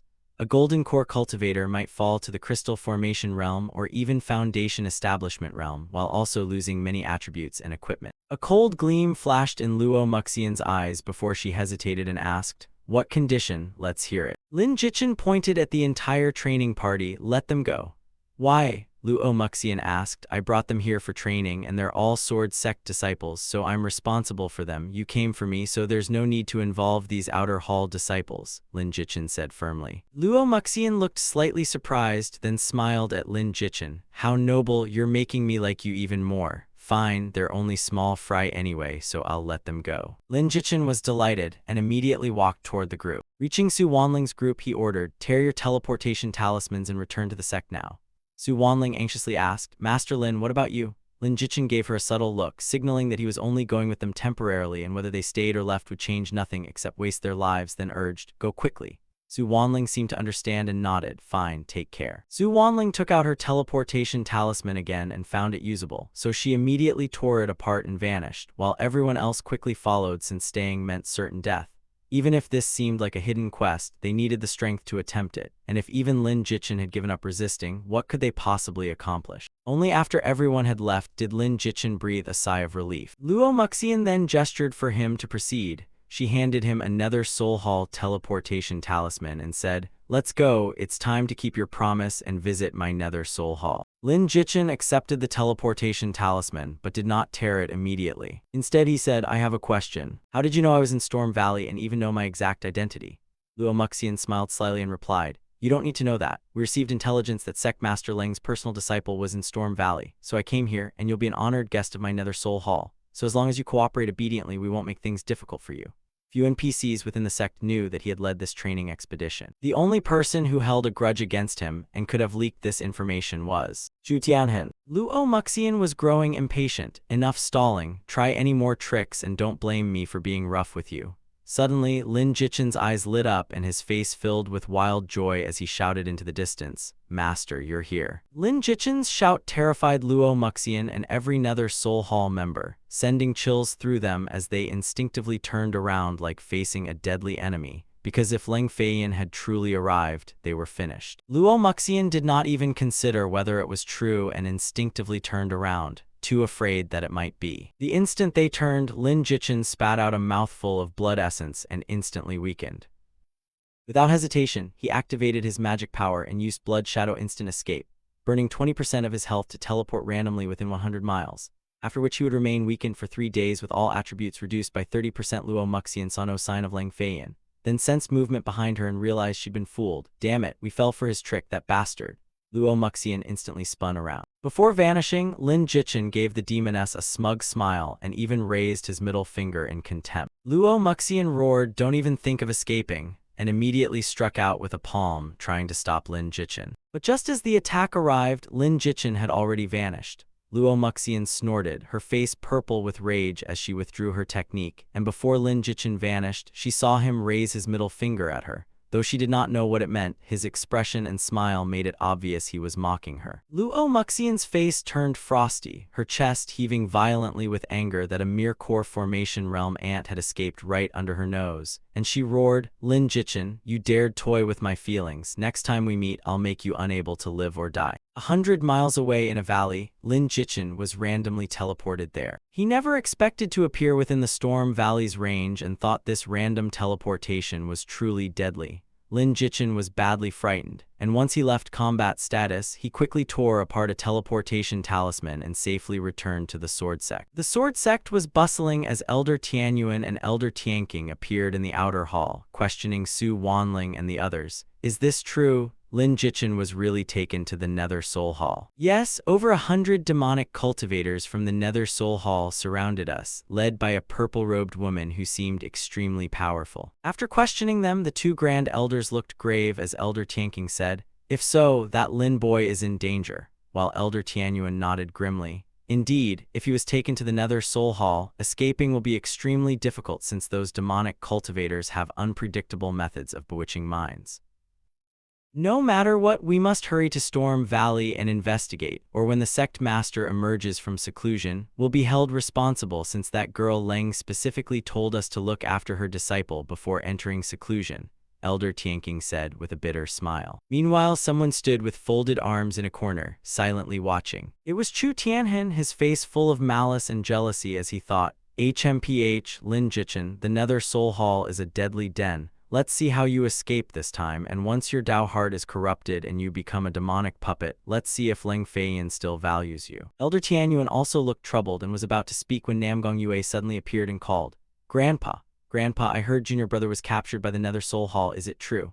Namgong Yue asked anxiously, but Elder Tianyuan frowned and ordered her back, yet she stubbornly refused, insisting on rescuing Lin Jichin because worry for his safety left her unable to listen to anything else. "Forget it, if Yue wants to go, let her come. Time is critical, and if we delay, I'm afraid it'll be too late," Elder Tianqing urged. Just as they were about to head to Storm Valley, a voice suddenly rang out, "Elders, senior sister, there's no need to worry, I'm back." Everyone followed the voice and saw Lin Jichin approaching with an exhausted expression, having returned to the Sword Sect. "Junior brother, you're okay, that's wonderful." Namgong Yue immediately rushed over, threw herself into Lin Jichin's arms, and anxiously asked how he was feeling. She carefully checked him all over, afraid he might be seriously injured somewhere. Seeing Lin Jichin return and even being embraced by his beloved left Chu Tianhen shocked and furious as he thought, "How is that possible? He actually escaped from Luo Muxian?" He clenched his fists and secretly cursed, "Those Nether Soul Hall fools are useless. Lin Jichin, you got lucky this time, but next time I'll make sure you're doomed forever." Back with Lin Jichin, after being questioned by the Sword Sect elders, he concealed nothing and recounted the entire Nether Soul Hall ambush, saying, "Disciple thanks the elders and senior sister for your concern. Using that secret art caused some backlash, but a few days of recovery will be enough." Elder Tianyuan wiped the sweat from Lin Jichin's face, patted his shoulder, and said, "Luckily, you reacted quickly and had a heaven-grade secret art. That move was called Golden Cicada Sheds Its Shell. Well done." Elder Tianqing laughed appreciatively. "Haha, you did far more than escape. You also rescued many fellow disciples and brought glory to our sword sect, a truly great achievement." And Lin Jichin modestly replied, "Elder, you flatter me." Suddenly, the system sounded. Grand Elder Tianqing's favorability toward you increased by 10 to 30 points, while Grand Elder Tianyuan's increased by 20 to 20 points, instantly earning Lin Jichin the favor of two powerful Grand Elders. Elder Tianqing then handed Lin Jichin a wooden box and said, "You completed this training mission, so this is the reward you deserve." Inside were a supreme-grade body tempering pill, a mystic-grade secret skill, 1,500 low-grade spirit stones, and 1,000 sect contribution points. Lin Jichin thought that was the end, but Grand Elder Tianyuan unexpectedly produced another reward and said, "You saved so many sword sect disciples this time, so you deserve this as well." Jichin examined what he received and found it was not a contribution token but an identity token. It was the Sword Sect Servant Hall Steward token, allowing him to command Servant Hall disciples and wield a steward's authority along with the powers of a Servant Hall elder, leaving Lin Jichin amused as he thought, "I actually got promoted. Servant Hall Steward? Does this mean I'm officially part of the cultivation world's establishment now?" Afterward, the Grand Elders told him to rest, and seeing this, Namgong Yue suggested, "Junior brother, your vitality is weak right now, so why not come with me to Spirit Beast Mountain for a few days to recover?" Under Tianyuan's fixed stare, Lin Jichin nervously stammered, That might not be appropriate." But Namgong Yue gave him no chance to refuse, grabbing Lin Jichin's hand and pulling him away. "Why be so polite? Let's go." Senior sister." Lin Jichin could only shamelessly follow, as he dared not return to Sword Palace because Namgong Yue would certainly follow him, and it was too close to where Ling Feiyan was in seclusion, so he feared being discovered. Seeing how close the two were, Elder Tianqing looked at Namgong Yue and laughed. "Brother Tianyuan, congratulations." Tianyuan frowned and snapped, "Shut up." Meanwhile, Chu Tianhen was consumed by rage and hatred, thinking, "Lin Jichin, enjoy yourself this one last time. Next time, I'll personally cripple you." The scene shifted to the door of a room where a clear female voice called, "Junior brother, may I come in?" Hearing her, Lin Jichin stopped cultivating and replied, "Come in." Namgong Yue pushed open the door and entered with a smile, saying, "Look, I made you some spirit grain porridge. I even added nourishing medicinal herbs, so it's very good for your recovery." Hearing this, Lin Jichin suddenly remembered Ling Feiyan's cooking and began doubting his life, wondering whether eating this would make him cough up blood. But seeing Namgong Yue watching him expectantly, Lin Jichin could only steel himself and start eating. After the first taste, Lin Jichin's earlier fear vanished and he happily praised, "Oh, this is delicious. Senior sister, did you really make this? It tastes amazing." Namgong Yue's red lips curled as she pretended to be offended. "What, don't I look like a cook?" "No, I'm just surprised. This porridge is truly delicious, definitely the best I've ever eaten." "Really?" Namgong Yue was overjoyed, and Lin Jichin firmly declared, "Absolutely, it's comparable to a rare treasure." She giggled, "Easy enough, I'll make you another bowl tonight," delighted that Lin Jichin liked it and willing to cook for him every day. Lin Jichin curiously asked, "Senior sister, who taught you such amazing cooking? You could practically host an immortal banquet." Namgong Yue replied, "My mother taught me. Back when I was at Orchid Star Sect helping her, she taught me cooking, embroidery, and other crafts, and I learned them all. Back when I lived with her at Orchid Star Sect, she always said girls should understand etiquette, cooking, embroidery, and such things, so she taught me all of them." Hearing this, he asked Orchid Star Sect, "Senior sister, may I ask which senior of the magic sect your mother is?" He secretly thought that Orchid Star Sect was his old base, so those 4 years in his previous life had not been wasted. She replied, "The Grand Elder of Orchid Star Sect, Ling Feiheng." Hearing this, Lin Jichin choked violently. Ling Feiheng, wasn't she Jiang Luoyu's master, and had he somehow stumbled into a den of major powerhouses? Seeing him choke, Namgong Yue worriedly patted his back and said, "Drink slowly, no one's going to steal it from you." She gently handed Lin Jichin a handkerchief and said, "Here, take this." Lin Jichin reached out and accepted it, saying, "Thank you, senior sister," but his hand accidentally touched hers. That brief contact made Namgong Yue blush as if shocked by electricity, and her affection increased by 10 points. Lin Jichin awkwardly turned away and stammered an apology to senior sister for his improper behavior, while Namgong Yue hurriedly waved her hands, cheeks flushed, and replied, "It's fine." Lin Jichin gave a knowing smile, secretly pleased that she had not avoided his touch. Her affection was nearly maxed out, so it seemed the title of the 8 Wastelands' greatest dual cultivator would soon be his. Namgong Yue lowered her head and placed a hand over her chest, feeling her heart pounding wildly as she wondered what was happening to her when merely touching junior brother made her heart race so fast. Unable to endure the ambiguous atmosphere any longer, Namgong Yue hurriedly stood up with a bright red face and stammered her farewell. "Well, it's getting late, so rest well and I'll visit you again tomorrow." Namgong Yue walked away covering her face, utterly embarrassed, yet delighted that junior brother liked the porridge she made. Even after the door closed, Lin Jichin could still clearly hear senior sister's hurried footsteps from inside the room. He opened the system panel and saw information on the Mystic Grade Spiritual Skill 3000 Thunder Slashes, an extremely powerful lightning sword technique that deals 4000 base damage to enemies within 100 meters and inflicts paralysis, preventing attacks for 10 seconds. Requiring a crystallization realm sword cultivator with at least 90 innate aptitude. Lin Jichin confidently smirked, thinking that the Thunder Spirit Heart could perfectly enhance this skill's power and that it would surely become one of his key trump cards in the future. He opened his palm and a blue energy orb appeared, spinning rapidly. Lin Jichin remembered he had nearly forgotten this treasure and eagerly wondered what good item it might reveal. Lin Jichin gripped the orb and crushed it with spiritual power. A system notification appeared. Heavenly Treasure Wind Spirit Heart, taken from the heart of the exotic beast Crimson Rhinoceros Bird in Storm Valley. a necessary material for breaking through any realm that can temper the body and increase wind resistance. Lin Jichin could not hide his joy, thinking that getting the Thunder Spirit Heart was already lucky, yet he had obtained a Wind Spirit Heart so soon. Even he envied his own incredible fortune. The next morning, Lin Jichin slowly walked down the stone steps. "I'm done for. Senior sister has fed me so much these past few days I can barely walk. Such tenderness truly buries heroes, but the food really is delicious. Master is already in seclusion, so I might as well take a mission and stretch my muscles." Lin Jichin stood before the sect mission board covered with papers listing various missions, determined to find a way to go alone this time and avoid dragging anyone else in. Suddenly, his gaze stopped on one notice, his pupils contracting as his face filled with surprise, as though he had discovered something extremely interesting. It was a hell-rank mission to find Violet Illusion Spirit Incense, an extremely rare Earth-grade herb. The generous rewards were 1,000 sect contribution points, 5,000 low-grade spirit stones, 1 Earth-grade pill, and 1 power transmission from the Grand Elder. But the warning stated that this herb usually grew in dark, frigid places guarded by powerful spirit beasts. Lin Jichin stroked his chin thoughtfully. 1,000 sect contribution points and 5,000 spirit stones. High risk, high reward, this is the one.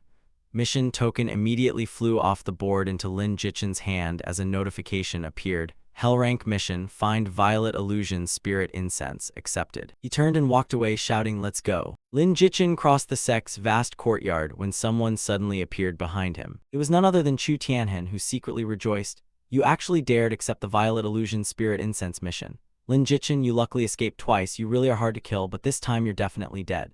Scene shifted to the 100,000 Mountains, where dark, treacherous forests stretched endlessly and the cries of birds and apes echoed everywhere, creating an eerie, murderous atmosphere. Zhu Tianhen continued tirelessly following Lin Jichin. Lin Jichin was currently riding the iron-eating beast, fortunate that his memories from his previous life told him where the Violet Illusion Spirit Incense was located. Otherwise, this mission would truly be difficult. "Can't walk anymore. I'm hungry too, so let's find somewhere to rest and get you some food." He pointed toward a pitch-black cave ahead and ordered, "See that cave ahead? There's no free meal, so go scout it out." Hearing there was food, the iron-eating beast immediately perked up, growled, and charged toward the cave while Lin Jichin stood behind and encouraged it. "Good luck, I'll wait for your good news." The chubby iron-eating beast waddled into the cave, shaking its round rear. A while later, strange sounds suddenly echoed from deep inside the cave, making the surrounding trees tremble. The iron-eating beast then burst from the cave, utterly terrified, running and screaming as though it had seen a ghost. Lin Jichin froze, his face filled with surprise and confusion. Immediately afterward, a swarm of enormous bees with razor-sharp venomous stingers flew from the cave, and a notification identified them as giant hornets, an extremely dangerous venomous species. Lin Jichin's expression changed as he exclaimed upon recognizing the giant hornets, finally understanding why the iron-eating beast was so terrified, since getting stung by them would make anyone swell up like a balloon. However, he quickly regained his composure, drew his sword, and took a stance, troublesome but also an opportunity. Lin Jichin immediately unleashed Frost Strike and swung his sword. The swarm was instantly frozen in place, then they dropped to the ground one after another. "There don't seem to be too many giant hornets, so I might as well eliminate them. The honey in their nest is a miraculous healing medicine worth taking the risk for." But just then, another swarm flew in from afar as reinforcements, far more numerous and ferocious than before. Finally, the last creature appeared, a gigantic venom-tailed giant hornet queen, common grade but already at early golden core realm, with 40,000 health and extremely high strength and defense. The hornet queen let out a piercing shriek, ordering the swarm to attack. Countless venomous stingers shot from their tails like pouring rain, hurtling toward Lin Jichin at terrifying speed as sharp whistles tore through the air. Lin Jichin moved swiftly, using his movement technique to dodge the venomous stingers. With a loud shout, he unleashed his ultimate skill, Blade Storm, blasting the venomous stingers away. He then swept his sword sideways, slicing a swarm of bees in half. Lin Jichin leaped high and unleashed Phoenix Dance, sending blazing red flames raining down from the sky and burning 7 bees. Without stopping, he gathered his strength and unleashed Heavenly Thunder Slash, his blade crackling with lightning. A massive bolt of lightning tore through the night sky and struck the queen bee with devastating force as blinding light engulfed everything.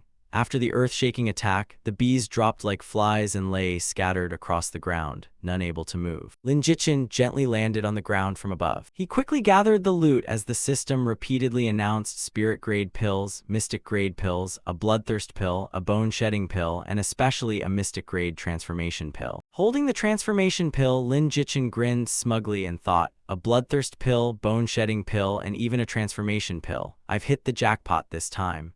Just as he prepared to leave, Lin Jichin suddenly sensed a familiar murderous aura approaching. This aura belongs to Chu Tianhen. How did he find this place? Nearby, Chu Tianhen was rushing over at tremendous speed. Lin Jichin, you think you can escape my grasp? With such beautiful scenery here, this will make the perfect grave for you. Holding the transformation pill, Lin Jichin weighed his options and decided it was still not wise to clash with Chu Tianhen. He sighed and swallowed the pill, thinking, forget it, you can't catch the mother wolf without sacrificing the cub. I'll have to use this plan. Lin Jichin's body began transforming as he smiled cunningly and thought, Chu Tianhen, come put on a show with me, while the system announced that the transformation was successful. Chu Tianhen arrived shortly afterward. He frowned, certain Lin Jichin was nearby because the lingering spiritual energy was still extremely dense, proving a battle had just occurred, yet no one was there, making him wonder if they had already escaped. Chu Tianhen closed his eyes and used his spiritual sense to investigate, determined to dig Lin Jichin out even if he had to search every inch of this deadly place. Suddenly, Lin Jichin, now transformed into a young woman, stood behind him and timidly said, fellow cultivator, I heard fighting here just now and was terrified. May I ask what happened? Chu Tianhen stared blankly at the unfamiliar girl, utterly confused. In his transformed appearance, Lin Jichin shyly lowered his head and looked so pitiful that anyone would want to protect him. Chu Tianhen softened his fierce expression and reassured him, young lady, don't be afraid, I'm merely chasing a petty thief, but why are you alone in such a dangerous place? Lin Jichin replied pitifully, my master ordered me to gather violet illusion spirit fragrance, but a powerful monster guards the herb and I'm too weak to handle it. So after witnessing your divine might just now, I wonder if you could help me. Once it's done, I will definitely repay you. Chu Tianhen laughed, haha, you're too polite, young lady, it's only a small favor, lead the way. While secretly thinking, HMPH, I'm also here for the Violet Illusion Spirit Fragrance mission. Lin Jichin will meet at the summit. The two then ventured deeper into the forest. After walking for a while, Lin Jichin pointed ahead and said, fellow cultivator, it's right over there. On the steep cliff, a glowing purple flower shimmered brightly, none other than the Violet Illusion Spirit Fragrance. Beside the flower, however, a gigantic ape clung to the cliff, baring its fangs and guarding it fiercely. Chu Tianhen drew his sword and confidently said, easy, just watch me kill it. He charged at the ape and shouted, beast, prepare to die. The ape was no pushover either, roaring furiously before charging into a fierce battle with Chu Tianhen as they clashed violently across the cliff. Lin Jichin watched from below with a cold, calculating expression, waiting for the perfect opportunity. He snorted softly as a sinister smile appeared on his lip. While Chu Tianhen was occupied fighting the ape, Lin Jichin shot up the cliff like lightning toward the precious flower. His slender hand quickly plucked the Violet Illusion Spirit Fragrance. He landed on a rock holding the flower, his robes fluttering in the night wind. Senior brother Chu, thanks, just wait and see how I'll repay you. Watching Chu Tianhen battle the ape fiercely, Lin Jichin could not help laughing. Hee hee, that's quite an intense fight, isn't it? Senior brother really is giving it his all. At that moment, the ape unleashed a crushing punch that sent Chu Tianhen flying backward. He dug his feet into the ground, desperately trying to stop himself from sliding back. The ape gave him no chance to catch his breath and charged forward with another relentless assault. Chu Tianhen flew into a rage, poured all his spiritual power into his sword, and cursed through gritted teeth, you damned beast. Immediately afterward, a razor-sharp sword strike pierced straight toward the ape. It instantly finished the beast off. He muttered smugly, Lin Jichin, you're still one step behind me. When you finally struggle your way here only to find the immortal herb already picked, I wonder how you'll feel, but don't worry, I won't let you leave empty-handed, because I'll make sure you never leave at all. He looked up at Lin Jichin and asked, young lady, I've defeated the mountain fiend, have you picked the Violet Illusory Spirit herb yet? He replied, I have, thank you, senior brother Tianhen, for generously helping me. I'm coming over. With that, Lin Jichin flew toward him. Senior brother Tianhen helped me so greatly. How could this little lady not repay you? He grinned from ear to ear and replied, you're too polite, young lady. It was merely a small favor, hardly worth mentioning. Then he suddenly realized something was wrong. Wait, senior brother Tianhen? I clearly never told her my name, so how does she know? Could it be? Before anyone knew whether he had figured it out, Lin Jichin had already kicked him square in the face. The powerful kick sent him crashing straight to the ground. Lin Jichin returned to his original appearance and burst out laughing. Ha ha ha, young lady, senior brother, are your eyes broken? You might as well donate them. Look carefully, it's Lin Jichin, your junior brother Lin. Seeing him return to his true appearance, Chu Tianhen ground his teeth in fury. Lin Jichin, it really is you. Lin Jichin activated a teleportation talisman while teasing him. Senior brother, thank you for helping me complete my mission. Your junior brother is endlessly grateful. Enraged, Chu Tianhen hurled his sword at Lin Jichin and roared, bastard, don't even think about escaping. The sword instantly tore through the air, but Lin Jichin's figure had already vanished. By then, Chu Tianhen's body had also reached its limit. He collapsed to his knees and mocked himself. Chu Tianhen, you're truly an idiot. Why would a female disciple suddenly appear in this desolate wilderness just to flatter you? You're hopelessly stupid. Lin Jichin, I Chu Tianhen swear to heaven. If I don't crush you, I swear I'm not a man. Meanwhile, Lin Jichin had safely returned to the sword sect. Remembering what had just happened, he couldn't help laughing in delight. Seeing Lin Jichin laughing like someone intoxicated, the people nearby whispered, "What's wrong with that guy? Did he find some treasure?" No idea, he looks like something really got him excited. He paid them no attention and continued walking. After reaching the mission turn-in area, Lin Jichin took out the illusory spirit herb. A notification immediately appeared, announcing that the mission was complete. Hell rank mission, find the violet illusory spirit herb completed. Rewards: 1,000 sect contribution points, 5,000 low-grade spirit stones, 1 earth-grade pill, plus a special opportunity to receive 1 personal power transmission from Grand Elder Tianjian. Proceed immediately to Spirit Sword Mountain. The surrounding people exclaimed in astonishment. He completed a hell rank mission.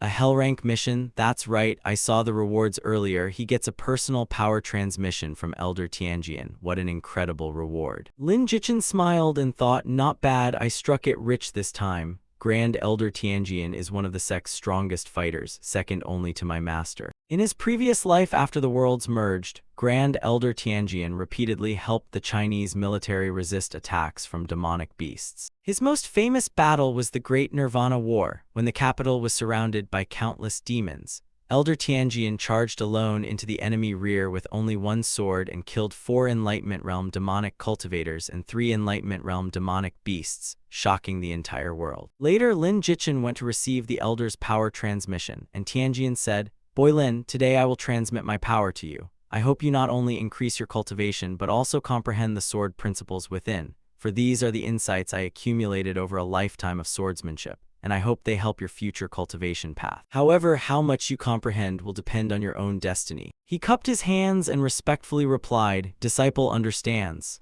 Grand Elder gathered spiritual power at his fingertip and transferred it into Lin Jichin. The system immediately announced, receiving a power transmission from Grand Elder Tianjian. Cultivation plus 10000, cultivation plus 10000, cultivation plus 10000. Swordsmanship aptitude plus 5, swordsmanship aptitude plus 5, swordsmanship aptitude plus 5. Cultivation has reached a bottleneck. Please break through soon. Comprehended heaven grade sword art, origin return sword art. One path returns to the origin and opens the heavenly road. Sword rain and autumn wind sever the mortal world. Effects: critical rate plus 100%, sword attack speed plus 100%, sword skill damage plus 50%, all sword skill cooldowns minus 20%. Passive combat effect. After using any skill, the next sword energy attack or normal attack deals plus 150% damage. Active effect: deals 10% of total damage to one target. After successfully receiving the power transmission, a dangerous gleam flashed in Lin Jichin's eyes as he thought, with this sword art, why fear the road ahead being blocked? Chu Tianhen will settle our debt slowly. He gratefully cupped his hands again. Thank you for your guidance, Elder Tianjian. Suddenly, the Grand Elder spoke. Oh, Tianhen, you're back. Where did you go? Master, Before Chu Tianhen could finish, he noticed Lin Jichin was also there. His entire body instantly erupted with murderous intent. Lin Jichin, he actually dared come back. Seeing him freeze, the Grand Elder stood and asked, "What's wrong?" He immediately replied, "Master, during this trip down the mountain, I meditated before the ancient sword scar for 7 days and gained some insights, allowing my state of mind to settle somewhat." Good, both of you are future pillars of our sword sect. Tianhen, as the senior disciple, you must work even harder. Chu Tianhin immediately acknowledged. He then turned to Lin Jichin and said, "Junior brother Lin is extraordinarily gifted. I truly admire you. If there's anything you don't understand about cultivation, just ask me and I'll tell you everything I know." Lin Jichin smiled back. "Senior brother flatters me. You're the true role model, not only profound in cultivation, but even more admirable for your willingness to help others. I'm sure senior brother enthusiastically helps others while training outside, such as clearing away troublesome mountain demons for them. Truly boundless merit." Hearing Lin Jichin's deeply sarcastic words, veins bulged across Chu Tianhin's face. The Grand Elder then turned to leave. "All right, you fellow disciples should spend more time bonding. This old man will go rest." Chu Tianhin respectfully replied, "Farewell, master." Once the Grand Elder disappeared, Chu Tianhin glared sideways at Lin Jichin and growled through clenched teeth, "Lin Jichin, you're courting death." Terrifying power erupted from his entire body. Yet just as his power surged, Lin Jichin remained fearless and calmly said, "Senior brother, what is this supposed to mean? You want to attack me now? Aren't you afraid of violating sect rules?" Chu Tianhin roared madly. "To hell with the damn sect rules. At worst they'll cripple my cultivation and expel me, but you, my dear junior brother, you won't live to see tomorrow." With that, he fired a sharp burst of spiritual power at Lin Jichin. The blue energy tore through the air toward him. Lin Jichin immediately used Origin Return Sword energy and effortlessly neutralized his attack. Chu Tianhin exclaimed inwardly in shock, "This is Origin Return Sword energy." Facing Chu Tianhin's astonishment, Lin Jichin said, "Senior brother, it seems I'm not fortunate enough to enjoy your guidance for now. How about you try taking one move from me first? Don't think I'll fear you just because you've mastered Origin Return Sword energy. I don't want to fight you today. This isn't over." Leaving behind that threatening remark, Chu Tianhin angrily turned and left. Watching his retreating figure, Lin Jichin thought, "Let him enjoy himself a little longer. If I kill him here now, even Master may struggle to protect me, and then my grand plan of becoming a sword cultivator will be ruined." Walking outside, Lin Jichin thought, "It's been a long time since I visited Master. I wonder if she's finished seclusion yet." Upon reaching Lang Feiyan's residence, he immediately saw a notice outside the door. "In seclusion, do not disturb without cause. All matters, major or minor, should be handled by the elders." Lin Jichin sighed softly and murmured, "Master is still in seclusion." The stunning and graceful figure of Lang Feiyan unconsciously surfaced in his mind. He thought that without her, the sword sect seemed to have lost much of its vitality. Lin Jichin then took out a sheet of paper. He quickly wrote a few lines on it. After sticking it to the door, he turned and left. "Forget it. I'll head to Wind Melody City first to check how the shop is doing and deliver the dress to Jiang Loyu while I'm there." Just as he reached the mountain gate of the Heavenly Flame Sword Sect, someone suddenly sprinted toward him while shouting, "Lin Jichin, wait for me, Lin Jichin. I finally found you." Unexpectedly, Lin Jichin decisively stepped aside, making the girl miss and crash painfully. Looking closely at her face, he immediately recognized Guo Jai. After being dumped by that rich heir, this woman had actually entered the game to find him and shamelessly followed him all the way to the sword sect. She truly haunted him like a ghost. In his previous life, she manipulated him until he died miserably, so this life he would never let her near him again, and with that thought, he turned and left without hesitation. Seeing Lin Jichin ignore her, Guo Jai immediately rushed forward and blocked his path, shouting, "Wait." She put on a sorrowful expression and sobbed, "Lin Jichin, I know I was wrong. Only after leaving you did I realize you were the only one who truly cared for me, while those others merely treated me like a disposable toy." She looked up at him with tears in her eyes and added, "Can we go back to how we were before? I swear I'll only love you from now on." Yet inwardly she schemed, he's far more desirable than before, and even a random set of equipment on him is worth millions. If I can hook him, I'll live comfortably for the rest of my life without worrying about anything. In response to her act, he merely glanced coldly at her and said two curt words, "Move aside." Refusing to give up, she grabbed Lin Jichin's arm and clung to him, whining, "No, I won't let you leave unless you forgive me." "Lin Jichin, don't you think I'm pitiful? I'm doing the hardest servant work in the sword sect, and I've endured all this just to be a little closer to you." Suddenly, he turned and called to two nearby disciples, "Hey, you two, come here." The two hurried over and asked curiously, "Senior brother Lin, what are your orders?" Pointing straight at Guo Jai, he sternly said, "This woman has wicked intentions and keeps pestering me relentlessly. I suspect she infiltrated the sword sect for ulterior motives, so according to sect rules, how should someone like her be handled?" The long-haired disciple smiled and replied, "Senior brother Lin is wise. Anyone disturbing the sect's peace must immediately be escorted to the disciplinary hall for interrogation." While the tied-haired disciple added, If ulterior motives are found, the light punishment is crippling her cultivation and expelling her, while the severe punishment could cost her life. Hearing this, Gyujai turned deathly pale and cried, "No, Lin Jichin, you can't treat me like this. I only like you too much." Lin Jichin handed the two disciples 2 bottles of pills and coldly ordered, "Take her away and guard her strictly. Without my permission, never let her come within a step of the sect gates." "Thanks for your trouble," he said before turning away, while the rewarded disciples eagerly replied, "We'll definitely handle this perfectly." Dragged away by the 2 disciples, she screamed desperately, "Lin Jichin, you can't do this to me. You'll definitely regret it someday." Today's repayment for the debt from his previous life was merely a little interest, and Lin Jichin thought, "Gyujai will settle our blood debt slowly." That evening, the scene shifted to Wind Melody City. "Young master, please enjoy your tea." Just then, Lin Jichin heard footsteps approaching. Jiang Luoyu appeared stunningly in a beautiful dress, turned around and asked, "Well, does it look good?" Admiring her gorgeous appearance, Lin Jichin stared blankly for a moment before finally uttering an impressed sound. After regaining his composure, he praised, "Not bad, it suits you perfectly." And Jiang Luoyu smiled brightly, "I'll take this dress, boss Lin, collect the payment." Once the money was in his pocket, Lin Jichin cupped his hands and said goodbye, "Thanks, then I'll be leaving." But Jiang Luoyu quickly stopped him, asking, "You're leaving just like that?" He innocently asked, "What's wrong? Is there something else?" "I've spent tens of thousands of spirit stones, so could you at least stay with me for a while?" "Fine, let's go to Drunken Immortal Restaurant, my treat." Before long, they were seated at Drunken Immortal Restaurant as Jiang Luoyu asked, "What have you been busy with lately? I haven't seen you anywhere." And Lin Jichin replied, "Just some missions that I recently finished." "Lin Jichin, I may be going to River Mausoleum soon." "You're going to River Mausoleum for business?" "Something like that. I'm planning to start a new company there." And Lin Jichin smiled, "That's great. President Jiang is warmly welcome to boost River Mausoleum's GDP. Then I'd like to meet you in real life. Will you come?" "Well, I rarely go out," he replied, thinking that it was not that he distrusted her, but he still needed to be cautious around capitalists. Jiang Luoyu did not force him and said, "Fine, I won't make things difficult for you. I don't have much time either." And he smiled, "Thanks for understanding. Your dishes are coming right up. By the way, the Eternal Guild still has it out for you, so be careful." Yu and Su Wanling ruined their plans last time and drove Wang Jinghao furious, and lately the Eternal Guild has also been constantly provoking Moon Shadow. "Is your guild still okay? Need my help?" Jiang Luoyu replied, "It's just minor friction. Our Moon Shadow isn't afraid of them." "Good, call me if you need anything, though I may be traveling somewhere far away for the next day or 2, so message me if anything urgent happens."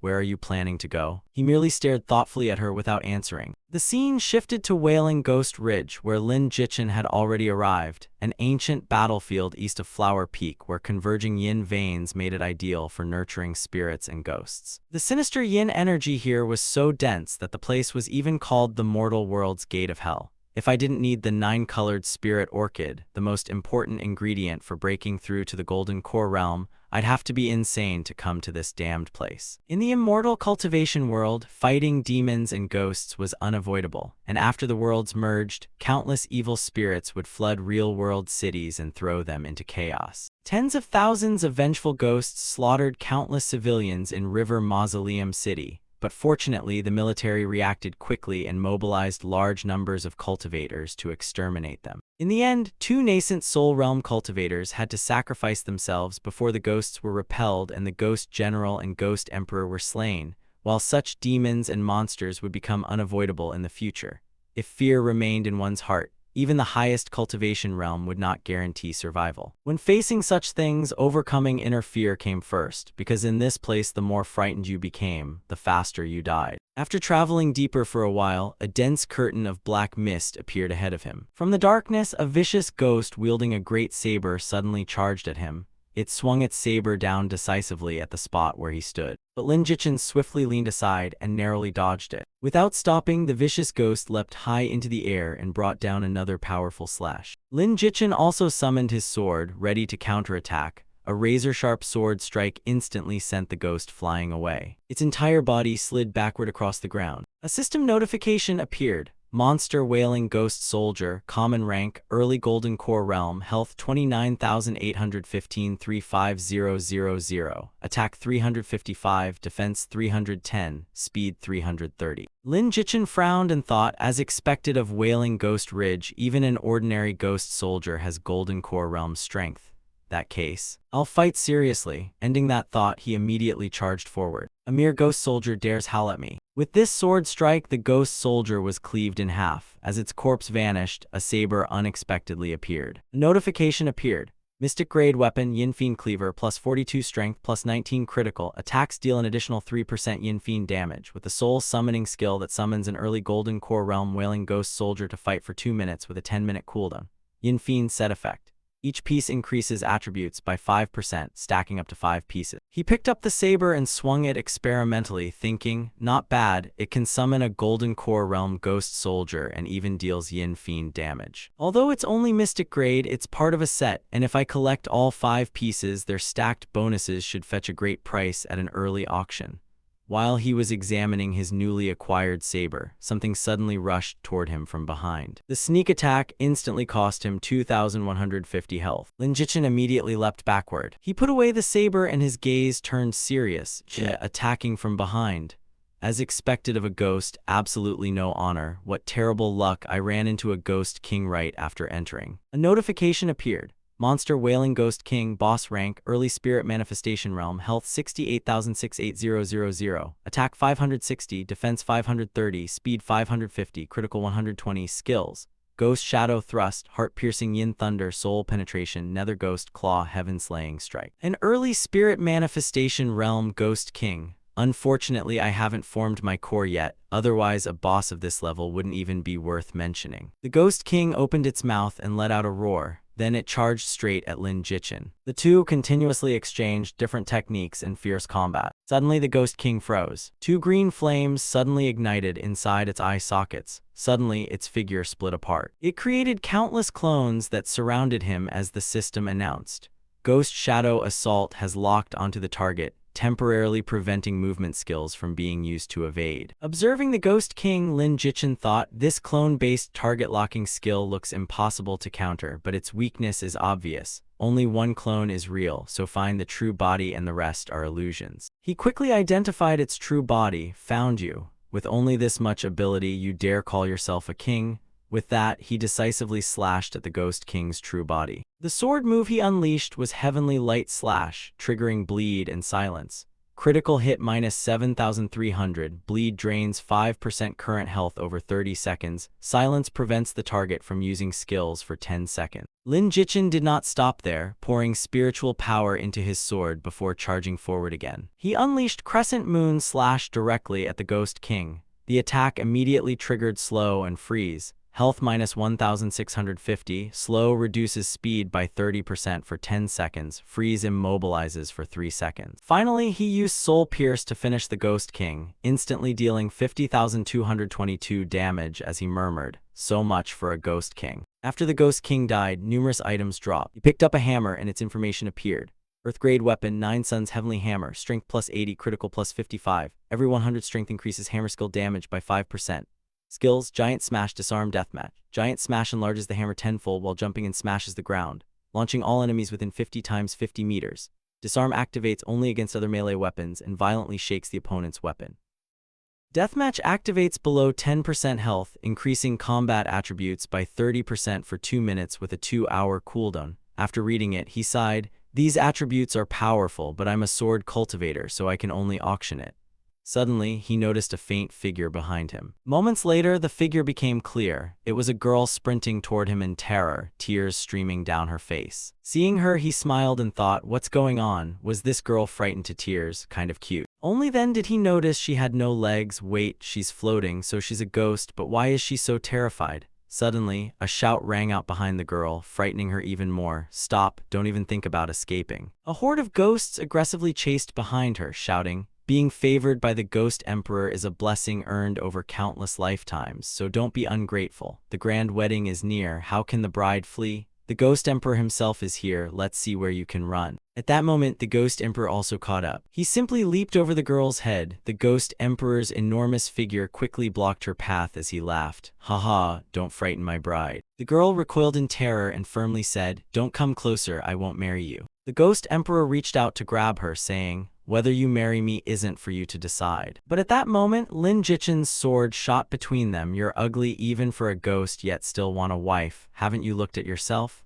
a filthy toad craving swan meat, ugly yet still chasing beauties. A mere crystal formation cultivator dares enter my wailing ghost ridge. Today you'll enter but never leave. Sensing something, Lin Jichin thought, what I need is on him. The Ghost Emperor roared, Ant die, and charged at Lin Jichin as his information appeared. Soul Refining Ghost Emperor Boss Class Ghost Mid-Spirit Gathering Realm Health 90,90000. Attack 630, Defense 580, Speed 610, Critical 180, Critical Resistance 110, Skills. Freezing Incondensation, Phantom Prison, Netherworld Hell, Soul Refining Heart Devour, Soul Refining Prison Lock.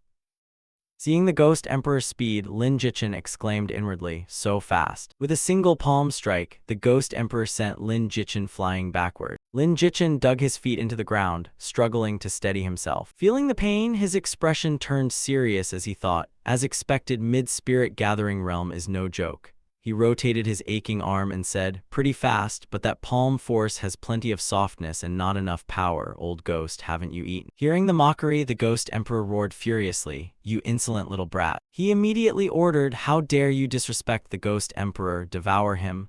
At his command, skulls appeared and charged toward Lin Jichin. Seeing the Ghost Emperor gang up on him, Lin Jichin immediately summoned the iron-eating beast. Little bear, stop playing dead and get to. Upon seeing the ghost's hideous appearances, the iron-eating beast froze for 3 full seconds. Then it simply turned around and fled as fast as it could. Seeing its cowardice, Lin Jichin angrily kicked its rear and cursed, look at your pathetic self after all the good food I've fed you. If you don't behave, I'll roast you tonight and feed you to these little ghosts. Hearing his threat, the iron-eating beast reluctantly charged forward to attack. Seeing Lin Jichin help her, the female ghost gratefully shouted, Benefactor, I will never forget your great kindness. Beat this Ghost Emperor to death, come on. Actually, I just happened to pass by and wanted to hunt a boss. Suddenly, the Ghost Emperor vanished. He immediately realized he disappeared again. Jichin closed his eyes and sensed his surroundings, thinking, I can't match his speed, so I'll rely on prediction. Behind me. I've been waiting for you, Lin Jichin said as he swung his sword straight behind him. Caught by Lin Jichin's powerful sword strike, the Ghost Emperor was instantly sent flying. The Ghost Emperor stared in disbelief but quickly recovered and unleashed freezing yin condensation. Die, let's see where you can run, he shouted as countless sharp ice blades appeared and shot toward Lin Jichin. Lin Jichin reacted instantly and activated thunder armor to defend himself, thinking, lightning techniques really are the perfect counter to these sinister creatures. But at that moment, countless gigantic flaming skulls suddenly appeared before him. Seeing this, Lin Jichin frowned tensely. After a moment of thought, he decided to risk everything and charge straight through. Thanks to his decisive move, he escaped the encirclement and thought, that was close, I almost got trapped. I can't keep passively taking attacks, I need to strike first. Acting immediately, he leaped high and shouted, now you can taste what it's like to be trapped. With that, he instantly unleashed Sword Blade Storm. Countless swords formed from spiritual energy rapidly spun around the Ghost Emperor, trapping him at the center of the sword formation. Sword Blade Storm creates a circular sword formation covering 100 by 100 meters ahead, dealing 1,200 base damage per second for 7 seconds to trapped enemies, and each enemy killed refreshes its duration. The Ghost Emperor stubbornly refused to surrender and threatened, I'll devour every bit of your flesh, enslave your soul, and torment you for eternity. Lin Jichin sneered, anyone can boast, but if you're so capable, why am I still standing here? Before taking a Mystic Grade Bloodthirst pill granting 15% damage and 2% life steal for 30 seconds, then a Mystic Grade Bone Shedding pill granting 15% resistance and 2% defense for 30 seconds, each usable only once per hour. The Ghost Emperor roared furiously, Netherworld Hell, 10,000 ghosts, heed my command and emerge, as countless ghosts immediately surged from underground. Still hovering in the air, Lin Jichin remained calm and snorted, HMPH, trying to overwhelm me with numbers? Perfect, today I'll wipe out all you ghosts at once and send you to your deaths. He raised one hand and majestically unleashed Rebirth Buddhist Seal. A gigantic cross-shaped seal appeared in the sky. Golden light shone from the seal onto the ghosts, making them scream in unbearable agony. Watching his body gradually disintegrate, the Ghost Emperor finally panicked and cried, is this a Buddhist seal? Impossible. The soul-refining Ghost Emperor screamed in agony as his body violently swelled under the Buddhist seal's pressure, letting out a terrified and desperate howl.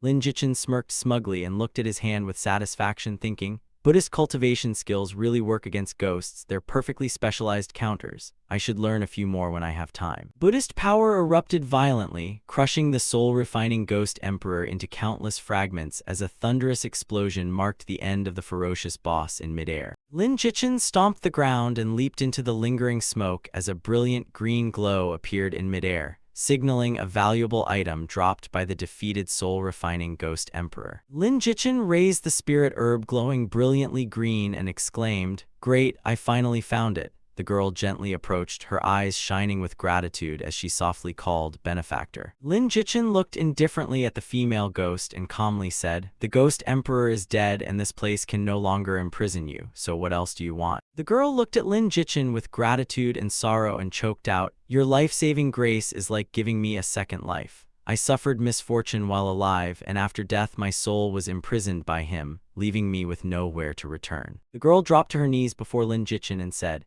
"If Benefactor does not despise me, I am willing to follow and serve you as a slave and servant to repay your kindness."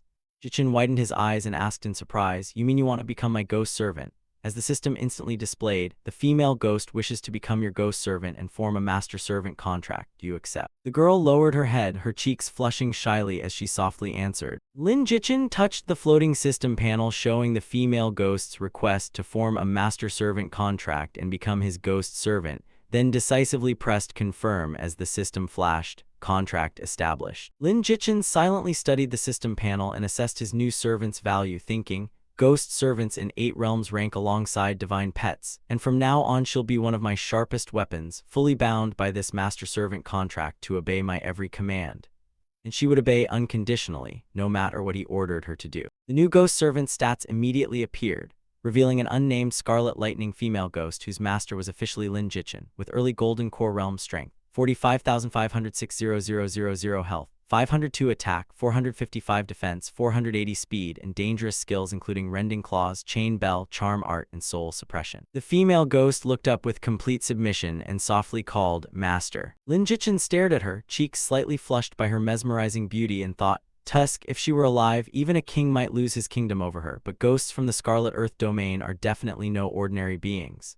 Seeing Lin Jichin staring blankly at her without blinking, the female ghost blushed shyly and asked anxiously, "Master, what's wrong?" When he did not answer, she called "Master" again, snapping Lin Jichin out of his thoughts. Lin Jichin raised a hand to his chin, closed his eyes, and instructed her, "Return to the ghost servant space for now. We can't stay here long. I'll take you back to the sword sect first." The female ghost obediently replied, "Yes, master," and Lin Jichin immediately rode his sword into the sky, transforming into a brilliant streak of swordlight that tore through the gloomy heavens. Lin Jichin smiled confidently, thinking, "I've obtained the 9-colored spirit orchid, so it's time to return to the sword sect and break through to the Golden Core Realm." Lin Jichin soared through layers of rolling clouds and returned to the Heavenly Flame Sword Sect, its majestic grounds rising among magnificent mountains. Lin Jichin returned to his residence within the Heavenly Flame Sword Sect. Lin Jichin opened his palm as faint spiritual power crystallized in the air, then ordered softly, "Ghost servant, come out."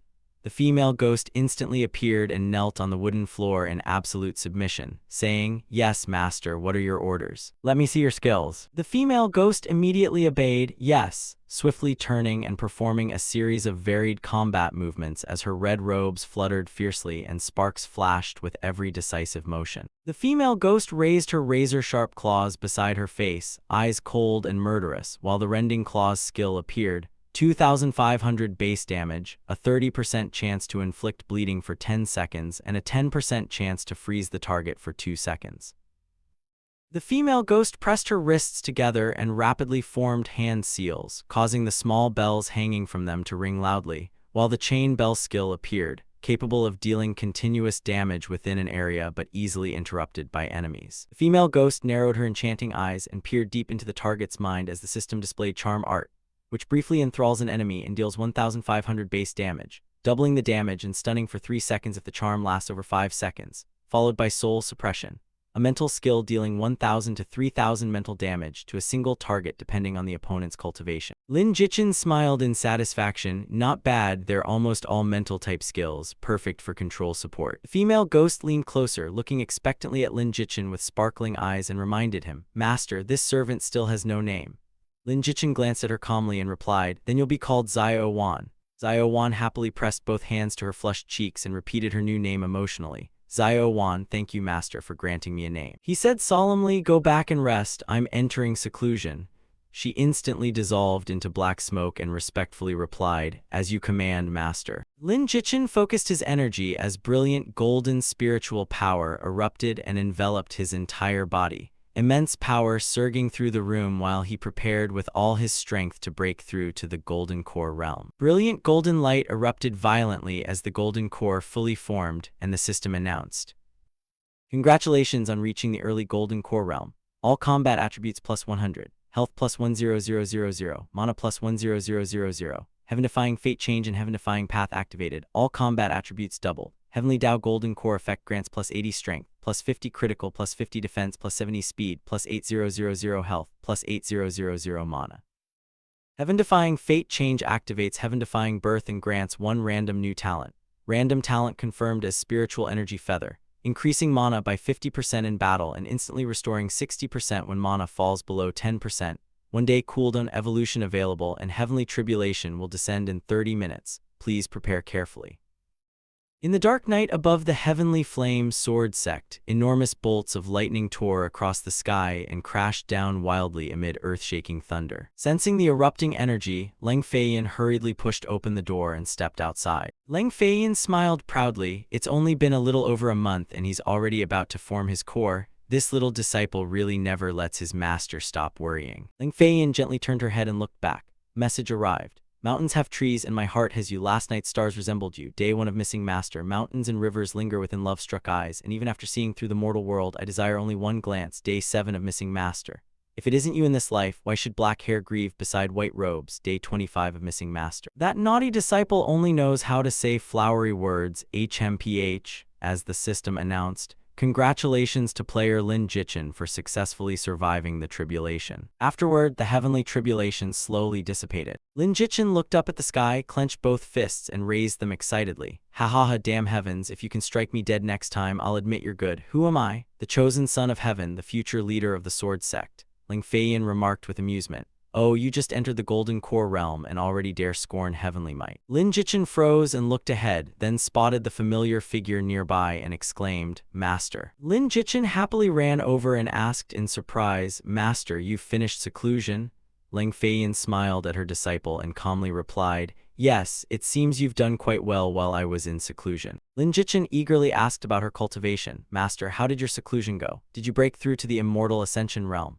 Leng Feiyan shook her head at his naivety and replied, Do you think the immortal ascension realm is like qi refining or foundation establishment? How could it be so easy to break through? This seclusion only gave me some insight into my state of mind, nothing more. That's fine, there's no rush as long as you're safe. I don't need you to reach immortal ascension, I only want you to be happy, and in the future, leave reaching immortal ascension and protecting you to me. Enough sweet talk, you looked quite relaxed during your tribulation just now, so why are you pretending now? Those 4 minor lightning tribulations were incredibly difficult. I truly hovered between life and death several times.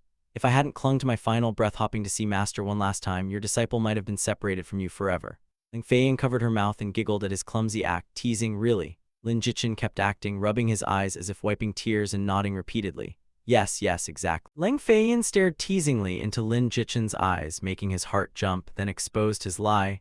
But I was watching you just now and you weren't like this at all. 4 lightning tribulations struck you without leaving a single wound, and you even shamelessly mocked the heavens. Well, wasn't that you? Lin Jichin flushed with embarrassment and hurriedly cleared his throat. I was only joking, Master, don't take it seriously. Leng Feiyan suddenly remembered something and asked, Right, did you write these?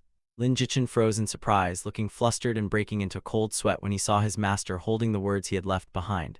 Leng Feiyan raised the wooden plaque, her eyes widening angrily. You even dare write such flirtatious words to me. Do you know what it means to respect your master and uphold the way? Lin Jichin broke into a cold sweat at his master's sudden harshness and anxiously thought, No way, did master change after seclusion? She clearly never rejected my feelings before. Did she decide to sever worldly attachments and pursue the path of emotionless cultivation? Leng Feiyan raised the plaque to cover half her face, hiding her tenderness and smile. Lin Jichin carefully observed her expression and noticed the faint joy hidden in her eyes, thinking smugly, Master's eyes are clearly happy. Is she deliberately teasing me?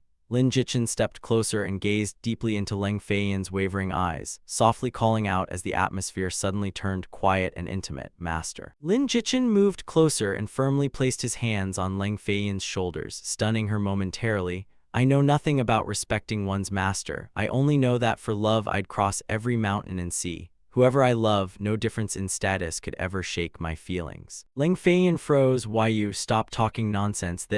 This violates morality. Lin Jichin suddenly reached out and tightly held Leng Feiyan's soft hand. Master, do you know that during the months you were in seclusion, I worried about you day and night?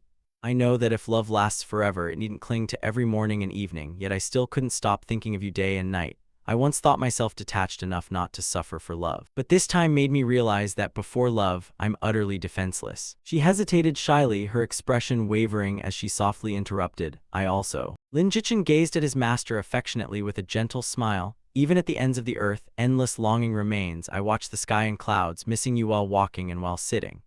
Leng Feiyan blushed slightly and gazed uncertainly at her disciple. My longing goes unseen as I gaze toward the cool breeze. The breeze rises from the horizon, but what does my beloved feel? Lin Jichin decisively reached out and embraced Leng Feiyan tightly, their figures merging in a passionate embrace beneath the vast heavens. A system notification immediately appeared. Leng Feiyan's affection toward you +5, current affection 65 points, mutual affection. Lin Jichin cheered inwardly while looking at the status panel. Excellent, 85 points counts as mutual affection.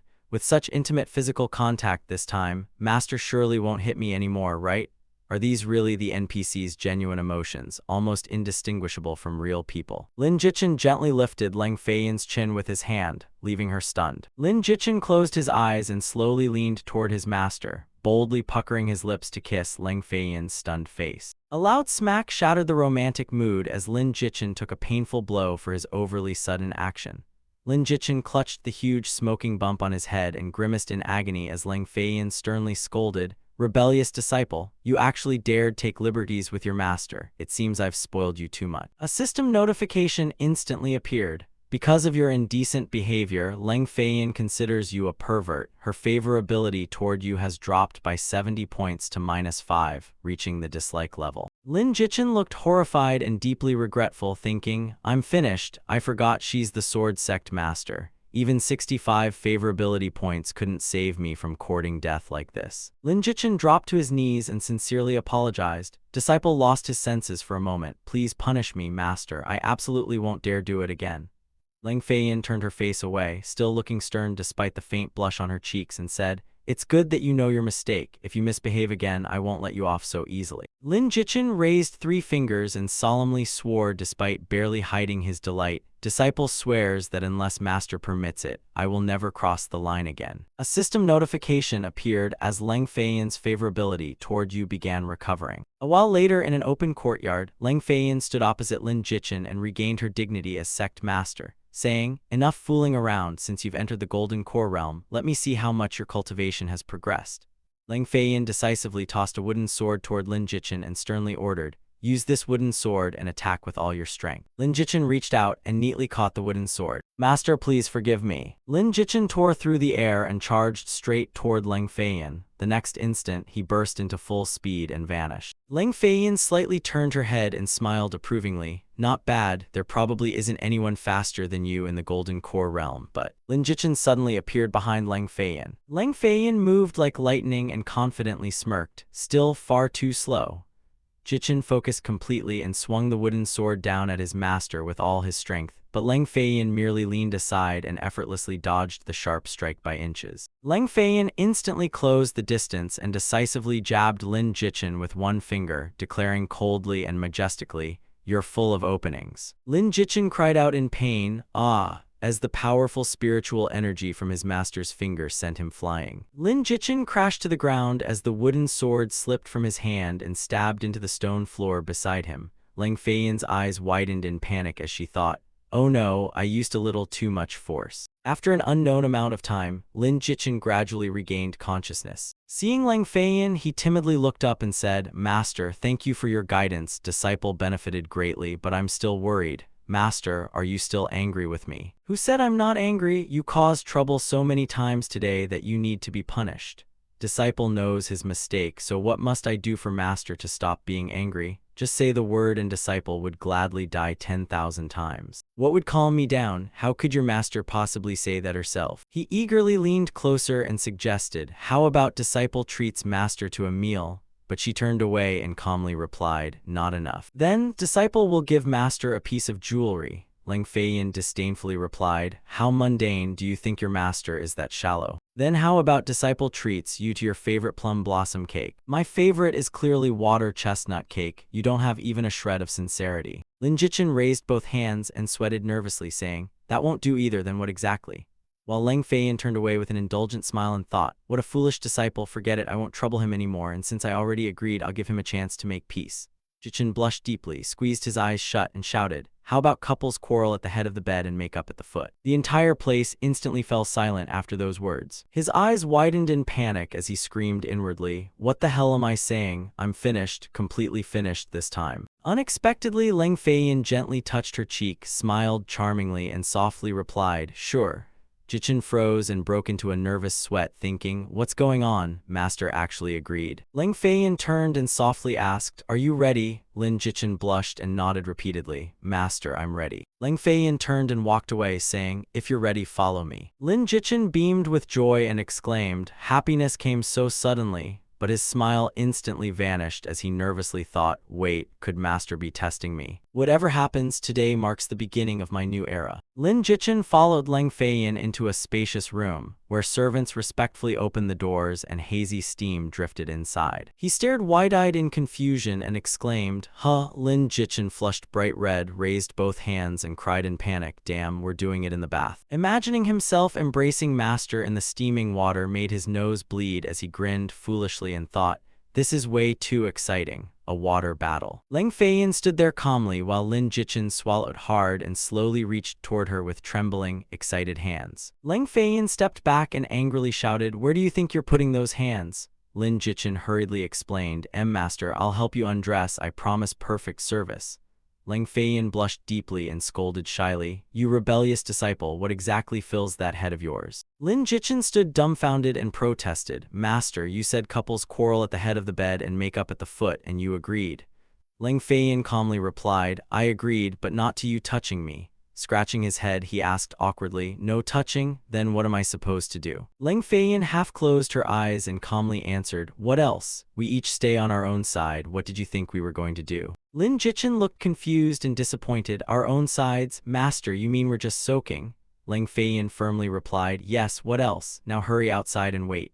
Jichin stood outside with folded arms and sighed in realization. Ah, no wonder master agreed so readily, so that's what she meant. Forget it, being able to bathe with master still means our relationship has taken another step forward. Pink flower petals gently floated across the surface of the clear hot spring. Lin Jichin soaked in the water and quietly gazed at master's hazy silhouette behind the white screen. Lang Feiyin blushed and sweated nervously, thinking, this is so embarrassing, if I'd known, I wouldn't have agreed to that rebellious disciple. We're only soaking, so relax, nothing will happen. Lin Jichin leaned against the pool's edge with a smug smile, thinking, master has such an amazing figure, it's hard not to let my imagination wander. The atmosphere suddenly became awkward as both blushed and secretly glanced at each other. Immediately afterward, both shyly turned their faces away. Lang Feiyin broke the silence. This is a spiritual spring, and since you just broke through, it's very beneficial to your body.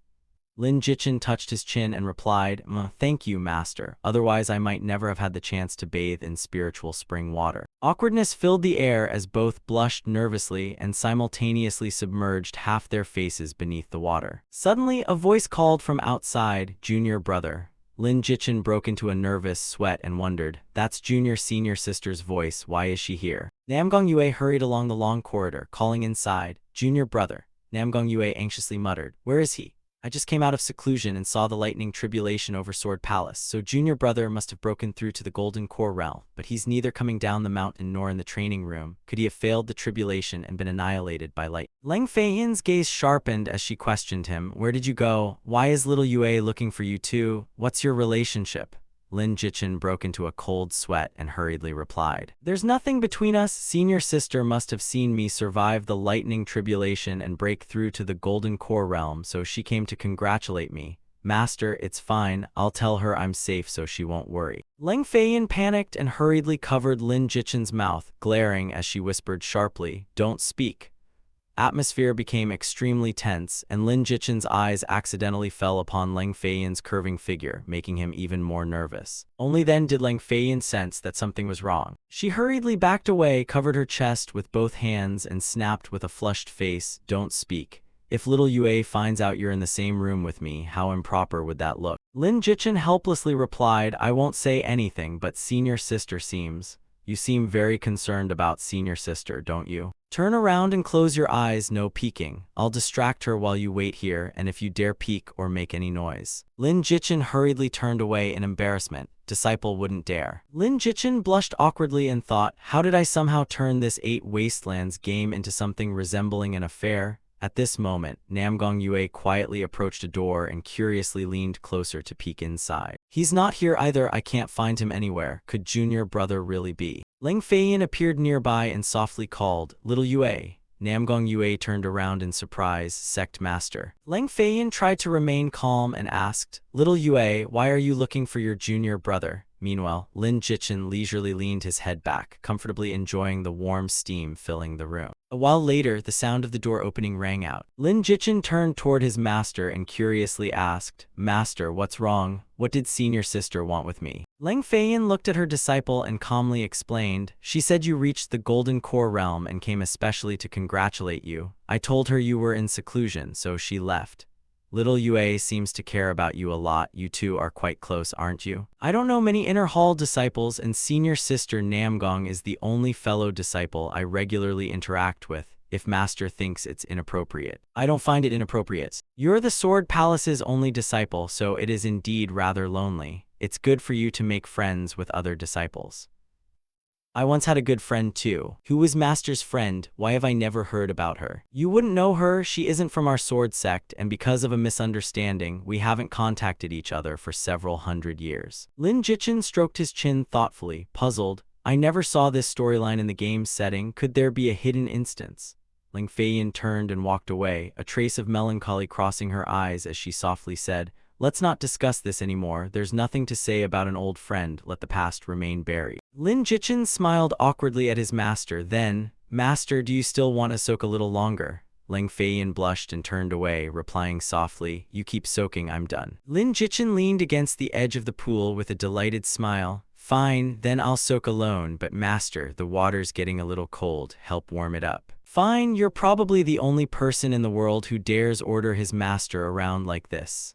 "Master, my back is a little itchy. Could you scratch it for me?" Leng Feiyin frowned slightly. "Scratch it yourself." Lin Jichen awkwardly reached behind his back and helplessly protested, "I really can't reach it." Leng Feiyin blushed shyly and slowly reached out to scratch her disciple's back. Leng Feiyin extended her hand and asked softly, "Where?" Lin Jichen pointed his thumb toward his shoulder blade and casually replied, "Here." Leng Feiyin gently touched her slender fingers to his bare back and nervously asked, "H here?" Lin Jichen thoroughly enjoyed it and smiled contentedly. "Oh yes, yes, a little to the left, right there, a little more." Leng Feiyin flushed deeply, quickly turned away, and softly snapped, "Enough." Leng Feiyin sternly instructed, "Come out once you're done, don't soak too long." Lin Jichen smiled and obediently nodded, "Yes, master." Lin Jichen leisurely strode through the streets with the bearing of an expert as the surrounding crowd excitedly pointed at him. "Everyone look, who's that?" Someone suddenly exclaimed, "Damn, it's Lin Jichen. I heard he's formed his golden core." Others immediately cheered, "Legend." Two excited players rushed over, one raising a camera while shouting, "Master, look here, let's take a picture," while the other pleaded, "Legend, please form a party with us to clear an instance." Amid the cheering crowd, Gyujai hurriedly squeezed through, her eyes lighting up when she spotted the familiar figure as she waved excitedly. "Lin Jichen, I finally found you." Gyujai blocked his path and apologetically said, "I've waited for you for ages. Are you free today? I want to treat you to a meal to make amends." Lin Jichen narrowed his eyes contemptuously. Gyujai really is impossible to shake off. She has to clean filthy manure every day in the servant hall, yet she still has the nerve to come looking for me. Why? A calculating and sinister look crossed her face as she thought, I never expected Lin Jichen to become such a top player. Selling just a few pieces of equipment could buy several houses in a major city, and if I make him kneel before me again, all that money will surely become mine. He casually asked with complete indifference, "Do we know each other?" Yu Jai looked heartbroken, gently placed a hand on her chest, and pretended to choke up. "Are you still angry with me?" Yu Jai suddenly dropped to her knees and pleaded miserably, "I know I was wrong, really. For you, I even dropped out of school and cut ties with everyone pursuing me. I only want to start over with you." Lin Jichin looked at Yu Jai contemptuously, thinking, this woman's shamelessness is unbelievable. Getting expelled becomes dropping out, and getting dumped becomes cutting ties voluntarily. She's truly shameless beyond compare. Crowd whispered, could she be the expert's ex-girlfriend? While others mocked, did he get successful and abandon his old love for someone new? Who knew the gaming legend was this kind of person? Lin Jichin remained cold and firmly denied any relationship with Yu Jai, declaring before everyone, "Miss, you've mistaken me for someone else. I, Lin Jichin, swear I've never dated any woman." Lin Jichin said coldly, "If you keep harassing me, I'll have to call the city's law enforcement guards." Yu Jai rushed forward and clutched his robe, pleading miserably, "Lin Jichin, don't do this." Just then, sudden news spread. Fighting has broken out on Wild Goose Rain Plain. As the crowd erupted, Moon Shadow and Eternal Dynasty are at full-scale war. Jiang Luoyu and Su Wanling are surrounded, and Moon Shadow is losing. Hearing that Moon Shadow and Eternal Dynasty were fiercely battling, Lin Jichin frowned with concern for his allies and thought, Beauty Jiang is in trouble. I need to go take a look. Lin Jichin cupped his hands and said, "Everyone, I have something to handle, so I'll leave first, until we meet again." Yu Jai panicked and reached out after him, shouting, "Lin Jichin, wait." Lin Jichin decisively sped away, leaving Yu Jai kneeling on the ground and calling desperately, "Lin Jichin." On Wild Goose Rain Plain, gigantic pillars of fire bombarded the battlefield as terrified players watched the destructive power sweep across it. A girl gritted her teeth and gathered spiritual energy, swinging both hands to create countless razor-sharp wind blades around her. A man charged aggressively toward the girl. He then coldly cleaved her in half. The crowd screamed in panic. Something seems to be charging this way, watch out. A burly red-bearded man fiercely swung his great saber downward. A girl stared anxiously at the smoke-filled battlefield and said, "Can everyone see this? Moon Shadow and Eternal Dynasty are at full-scale war. Eternal Dynasty has the numerical advantage, and although Moon Shadow's girls are skilled, they can't withstand so many enemies." Suddenly, a beam of light plunged from the sky as someone shouted, "Wait, what's that?" A gigantic bolt of blue lightning crashed down as Lin Jichin landed majestically. Lin Jichin stood proudly amid the battlefield, his white hair and robes fluttering gently in the wind. The girl holding the camera excitedly exclaimed, "Idol, you're here too. Did you come to help Moon Shadow?" And Lin Jichin smirked, casually replying, "I'm just passing by to watch the show."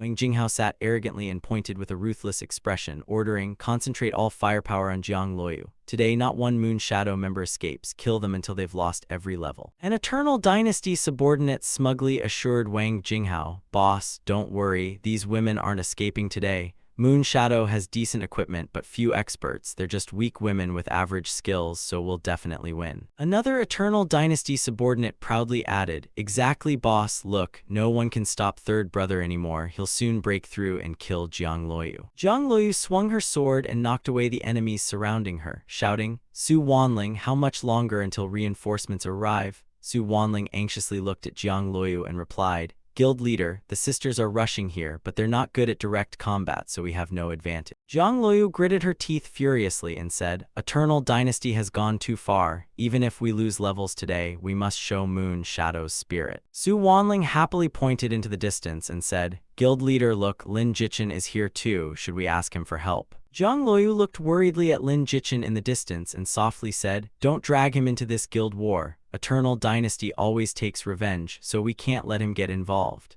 Smoke and dust filled the battlefield as Moon Shadow's girls were struck one after another, screaming in agony. A group of masked figures suddenly rushed out as someone shouted in alarm, "Assassins!" Su Wanling spun around in panic and warned, "Guild leader, Eternal Dynasty's assassins are attacking from behind." And Jiang Luoyu exclaimed, "What?" Wang Jinghao waved his hand and roared fiercely, "Brothers, charge, full assault, 50,000 for killing Jiang Luoyu and 2,000 for everyone who joins the battle." Hearing this, Eternal Dynasty's army surged forward like a broken dam as battle cries shook the sky, "Charge, kill them all." Suddenly, a heavy sword plunged from the sky and landed directly before the Eternal Dynasty forces. Two Eternal Dynasty members stared at the fallen sword in shock and exclaimed, "A sword, who is it?" Lin Jichin leisurely walked through the smoke with a mocking smile and said, "Guild leader Wang, so many people bullying a group of women, aren't you afraid of losing face if word gets out?" Wang Jinghao's eyes widened as he stared ahead in shock. Lin Jichin. Wang Jinghao laughed delightedly and invited him. Brother Lin, perfect timing. This is between Eternal Dynasty and Moon Shadow, so why interfere? Why not join us in destroying Moon Shadow, and I'll give you 30% of the dropped equipment. Lin Jichin smirked mockingly and said, 30%. Guild leader Wang is truly generous, but I. Lin Jichin stood before Jiang Luoyu and declared loudly across the battlefield, can't betray my girlfriend.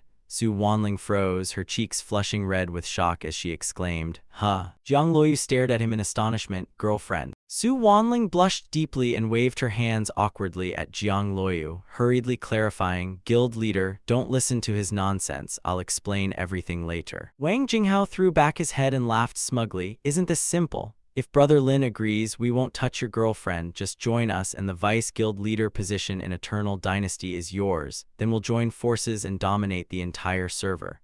Jichin lowered his head and laughed mockingly at the offer. Brother Wang, you're so good to me that I'm embarrassed. I truly wasn't human for cooperating with you before. Wang Jinghao laughed smugly, looking self-satisfied. A wise man knows when to yield. It's good that you understand, so now. Lin Jichin firmly gripped his sword hilt. So I've decided.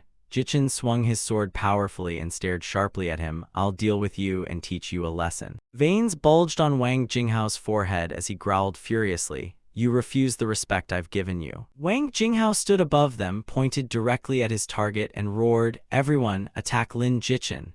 The Eternal Dynasty members immediately surged forward like a broken flood, roaring murderously, kill. Eternal Dynasty surrounded him from all sides and unleashed countless techniques, including blazing fireball, sky-sealing art, formation art, and icebone binding. Lin Jichin charged straight forward and swung his sword. The Eternal Dynasty members recoiled in terror before the overwhelming sword energy, screaming, what is that?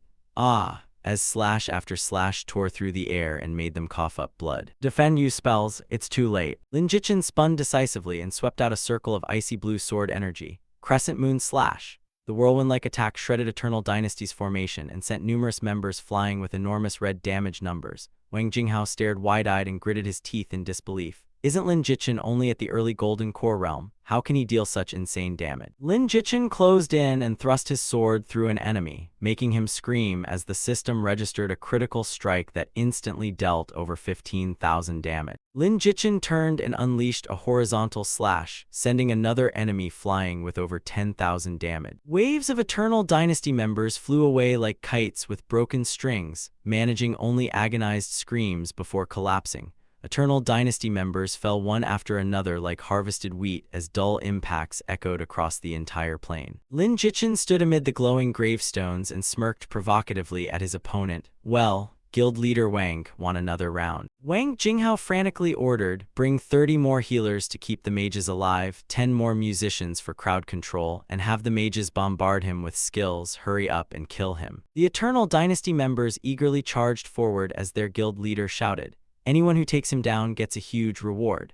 Lin Jichin stood firmly amid the smoky battlefield, facing the massive enemy force rushing toward him as the sky suddenly turned crimson and countless fiery projectiles from torrential fire lotus rained down like a waterfall. Wang Jinghao laughed sinisterly and taunted smugly, Lin Jichin, you can fight, but can you withstand human wave tactics? Even if it's you, we'll grind you to death today. Lin Jichin darted nimbly between the exploding fire lotuses, skillfully weaving through blazing pillars of flame. An Eternal Dynasty member stared wide-eyed in terror and screamed helplessly. Lin Jichin flashed past like lightning and swept his sword across two Eternal Dynasty members, making their eyes widen in horror. Lin Jichin narrowed his eyes toward the sky, his face turning wary and puzzled. That is. A terrifying explosion erupted in the center of the formation, blasting Eternal Dynasty members into the sky like leaves in a storm. The Eternal Dynasty members stared in terror and screamed frantically, he's too fast, we can't hit him at all. Lin Jichin gathered his spiritual power, his sharp eyes radiating killing intent. He decisively unleashed a devastating attack that blasted enemies in every direction, saying, go home and train some more, as the Eternal Dynasty members screamed in agony under its terrifying power. Lin Jichin suddenly stopped and narrowed his eyes warily toward the sky. A burst of dark purple spiritual power erupted, forming a vicious serpent head as shadow assault.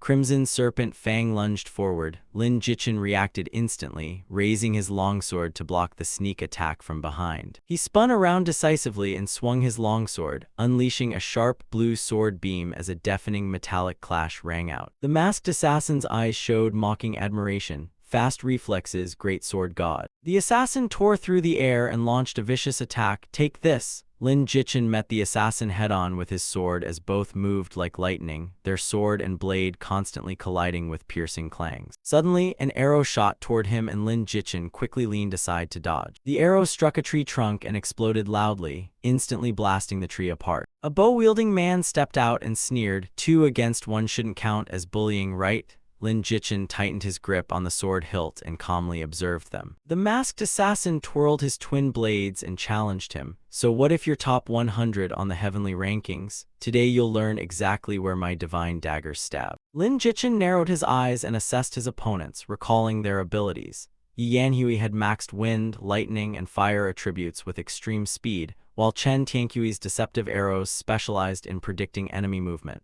Lin Jichin smirked, perfect, I'll use you two to test my new sword intent. Yi Yanhui charged straight in, swinging his icy twin blades with a deadly roar. Chen Tianqiu drew his bowstring tight and released, sending a barrage of flaming arrows tearing through the air. Lin Jichin shot into the air and smoothly slipped past the incoming arrow. Lin Jichin swiftly twisted aside, evading both the arrow and the blade slashing toward him. Lin Jichin calmly reached out and caught the arrow. He decisively snapped the captured arrow with one hand, a crisp crack ringing through the air. A gigantic serpent radiating dark purple killing intent suddenly appeared, opening its fang-filled maw as if to swallow Lin Jichin whole. Wang Jinghao folded his arms smugly with a sinister grin. HMPH, Lin Jichin, aren't you supposed to be strong? Let's see how you handle this. The pink-haired girl raised her livestream stick angrily. Shameless. Does the Eternal Guild have no dignity? 2 heavenly ranking experts are ganging up on Master Lin. The giant serpent hissed viciously, opening its mouth to reveal razor-sharp fangs and blazing crimson killing intent. Lin Jichin gently closed his eyes and slowly exhaled. Then he swung his spirit sword, creating a brilliant blue arc that slashed fiercely into the serpent's body. Yi Yanhui's eyes widened in terror as he hurriedly retreated when a gigantic blue sword energy wave suddenly tore through space toward his face.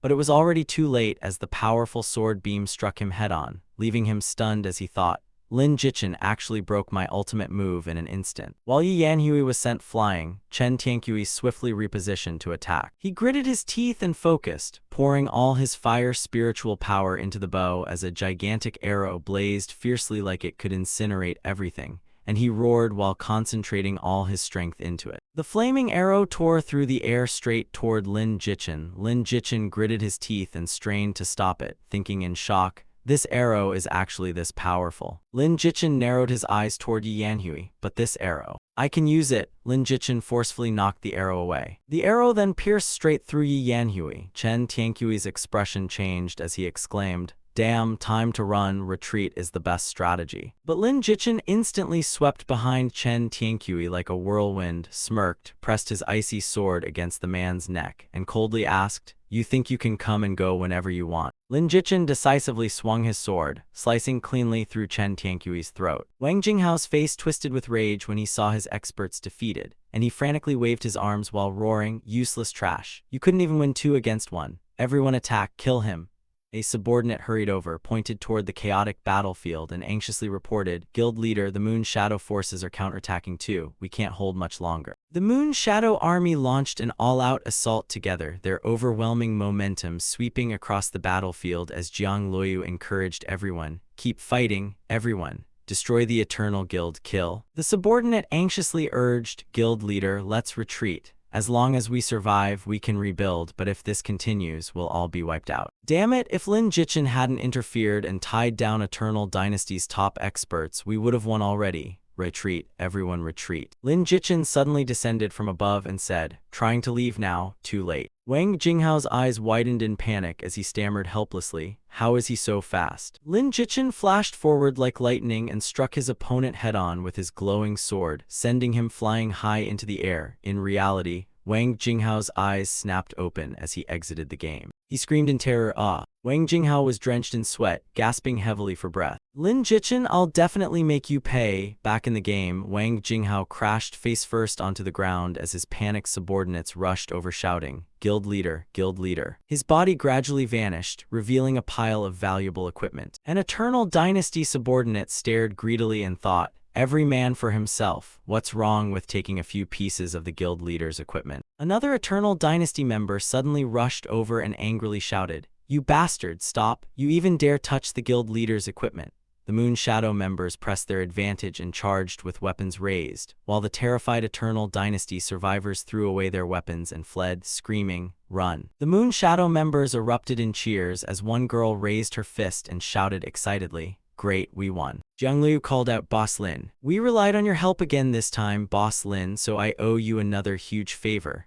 Everyone fought well, I just came to join the fun." "Join the fun? You practically handled half their force by yourself." Jiang Liu looked at him seriously and warned, "Anyway, helping us this time means you've completely offended Eternal Dynasty, and Wang Jinghao holds grudges, so be careful he doesn't cause trouble for you in real life." While Lin Jichin calmly smiled, "Don't worry, I'll be careful." Jiang Liu smiled brightly and generously declared, "All the equipment dropped by Eternal Dynasty belongs to you. Consider it Moon Shadow's thanks."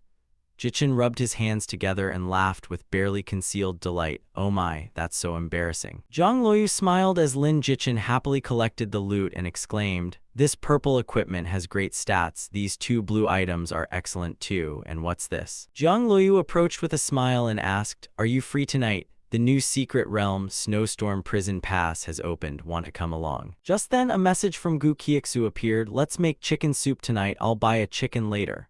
Jichin smiled and asked Jiang Liu, "Can I bring family? I'd like to bring my sister and friends," and she nodded. "Sure, meet at the entrance to Snowstorm Prison Pass at 8:00 tonight." Afterward, Lin Jichin logged out of the game and went to the supermarket with Gu Qiuxu. Gu Qiuxu excitedly held up a Gastrodia root and smiled, "Little Lin, let's buy some Gastrodia for chicken stew. Little Lan will definitely love it when she comes over later." And Lin Jichin nodded, "Whatever you say, everything you cook tastes good." Granny Yang suddenly appeared with her silver hair and warmly greeted them. "Oh my, isn't this little Zhu? Are you shopping for food too?" And Gu Qiuxu looked slightly surprised before greeting her, Granny Yang.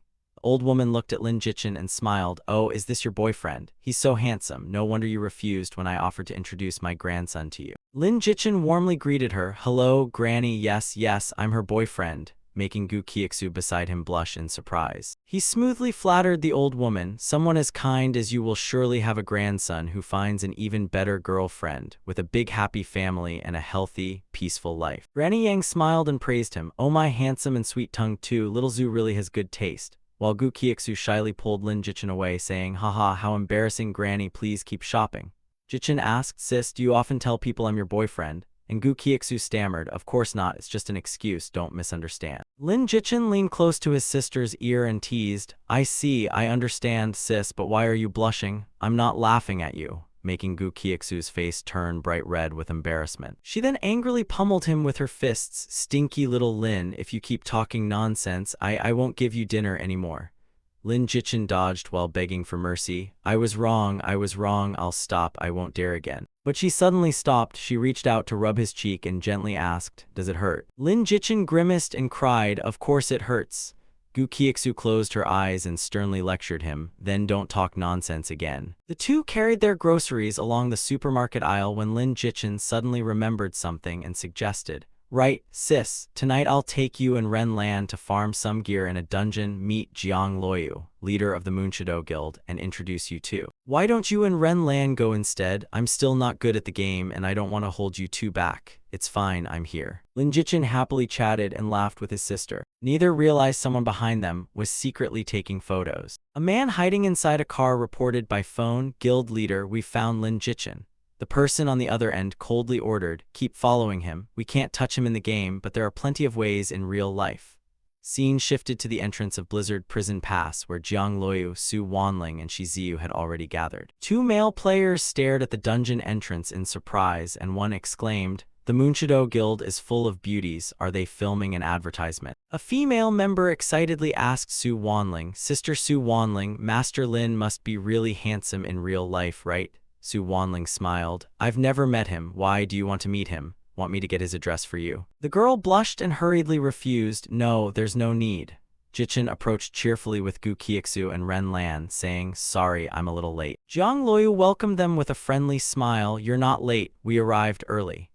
Lin Jichin calmly introduced his companions. Let me introduce them. This is my sister Gu Qiuxu, and this is my roommate Ren Lan. Gu Qiuxu stepped forward and shook her hand. Hello, guild leader Jiang. Jiang Luoyu nodded in greeting. Hello. Lin Jichin decisively confirmed hell difficulty for this dungeon on the notification panel. 2 male players watched mockingly from afar. He's bringing a whole group of girls and dares choose hell mode. The other sneered. Let him show off. The more he does, the faster he'll die. Lin Jichin and his teammates hurried through the snowy forest amid the howling, freezing wind. Blizzard Prison Pass appeared majestically ahead, its long corridors buried beneath endless white snow. Suddenly, an arrow pierced through a bird and sent it falling through the snow. The bird's corpse landed directly before Lin Jichin and Jiang Luoyu. Ren Lan anxiously looked at the structure ahead. Is this dungeon a siege? How can so few of us possibly manage? Lin Jichin firmly replied, this isn't a city. It's a prison. The Blizzard Prison Pass dungeon is a prison built by a demonic cultivation sect with many righteous cultivators imprisoned inside.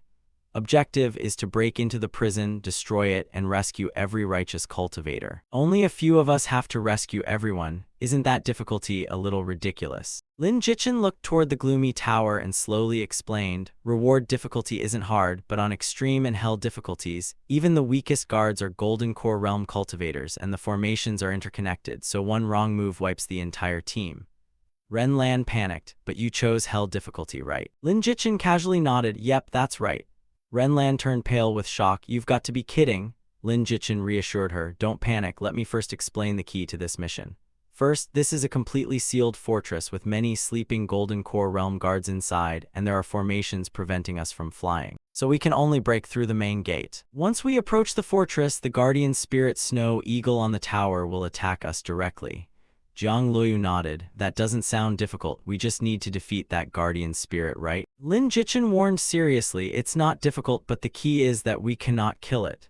Jiang Luoyu asked in confusion. Why? He looked toward the distant gloomy tower and solemnly replied, because that eagle is also one of the targets we need to rescue. Jiang Luoyu exclaimed. Huh, Lin Jichin explained. This bird only appears on hell difficulty. It's a spirit beast controlled by demonic cultivators, and killing it will fail the mission. Su Wanling exclaimed. No wonder nobody has cleared Blizzard Prison Pass on extreme difficulty, so that's why. Shi Ziyu worriedly asked, but if we don't kill it, how do we get inside? Lin Jichin smiled confidently. Simple, tame it. Lin Jichin decisively took the lead and charged toward the towering fortress gate through the endless snow. Suddenly, a piercing screech tore through the air as the vicious red-eyed Snow Eagle appeared, opening its beak and roaring furiously. Lin Jichin looked up as the Snow Eagle flapped its wings and released a shrill cry. Lin Jichin turned and told the girls, wait here, come up after I open the gate. By then, the Snow Eagle had already closed in on Lin Jichin. He quickly grabbed the giant bird's legs as it tried to soar into the sky. Lin Jichin's eyes sharpened confidently. This Snow Eagle is indeed fast, but it can't beat my vast experience. He skillfully flipped through the air and landed on the Snow Eagle's back. When it comes to riding birds, I'm a professional. Standing atop the Snowfield Flying Eagle, he said, if you don't want to die, behave. A notification appeared. Spirit Beast, Snowfield Flying Eagle, Boss Rank, Early Golden Core Realm, HP 50,50000, Strength 435, Defense 400, Speed 465, Dodge 12%, Skills. Eagle Strike across the sky, Iron Claw Destruction, Sky-filling Feather Barrage, Desperate Strike. The Snow Eagle shrieked and flapped its wings, creating wind blades to throw him off. Lin Jichin punched the Snow Eagle, dealing 4,155 damage. I told you to behave. Snow Eagle violently rolled over and began plummeting uncontrollably through the snowy sky. Lin Jichin slammed another heavy punch into the spirit beast's head and snapped irritably. Do you stubborn bird really have to force me to use violence? The blow made the Snow Eagle reel as blue light erupted across its body, and the spirit beast screamed while falling unsteadily through the air as another large amount of health was deducted. The group below continued watching intently. Ren Lan narrowed her eyes tensely. Lin Jichin anxiously shouted downward, help lower its health but don't kill it. I don't dare hit it anymore. I'm afraid another heavy blow will finish it. Tianqian decisively raised her bow and aimed upward. Leave it to me. Zhang Luoyu and the others coordinated their ranged attacks and shouted, "Me too!" As arrows tore through the air toward the target. The arrows struck, making the snow eagle scream in pain as the system displayed consecutive damage of 1,744 and 2,105. Lin Jichin clung tightly to the bird's back and shouted excitedly, "Great job, everyone wait for me outside. Go fly me inside." The snow eagle crashed heavily into the ground amid the white snow. Lin Jichin jumped down from the bird's back. Lin Jichin looked inside and frowned cautiously. Fiery figures appeared, revealed as demon cultivator guards, their information displayed.